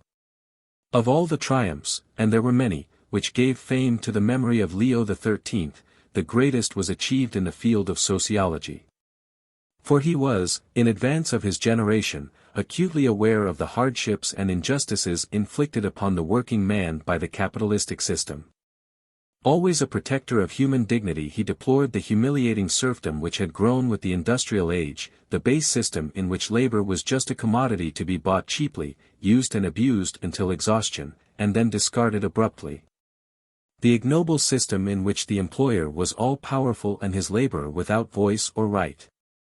It is the passing of time which either dissipates or endorses a claim to greatness, and as the years go by it is significant that the pronouncements of Leo XIII on social justice loom with increasing importance.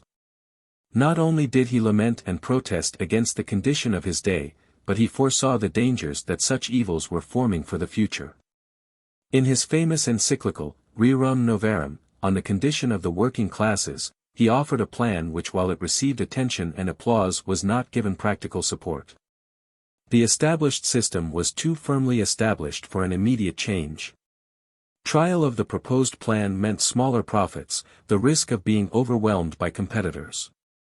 It was all very well for the Pope to be idealistic and talk of justice, but in the world of cold fact who wished to think of future and problematical troubles at the cost of smaller dividends? So reasoned those who had it within their power to give trial to the papal ideas.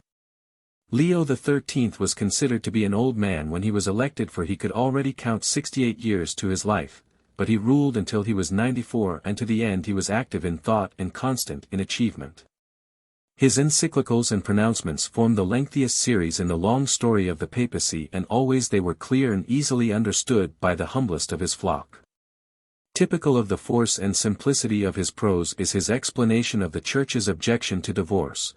Because of divorce, the nuptial contract becomes subject to fickle whim, affection is weakened. Pernicious incentives are given to conjugal infidelity, the care and education of offspring are harmed, easy opportunity is afforded for the breaking up of homes, the seeds of discord are sown among families. The dignity of woman is lessened and brought down, and she runs the risk of being deserted after she has served her husband as an instrument of pleasure. And since it is true that for the ruination of the family and the undermining of the state nothing is so powerful as the corruption of morals, it is easy to see that divorce is of the greatest harm to the prosperity of families and of state. He wrote continuously, and even when the final weakness came he called for pen and paper and composed a Latin sonnet on the death that was surely approaching. His illness lasted 2 weeks, and then, on July 30, 1903, after receiving the sacraments he died with serenity. As he expired there arose a spontaneous chorus of mourning and tribute from a world which already was aware of the prestige and luster he had brought to his office.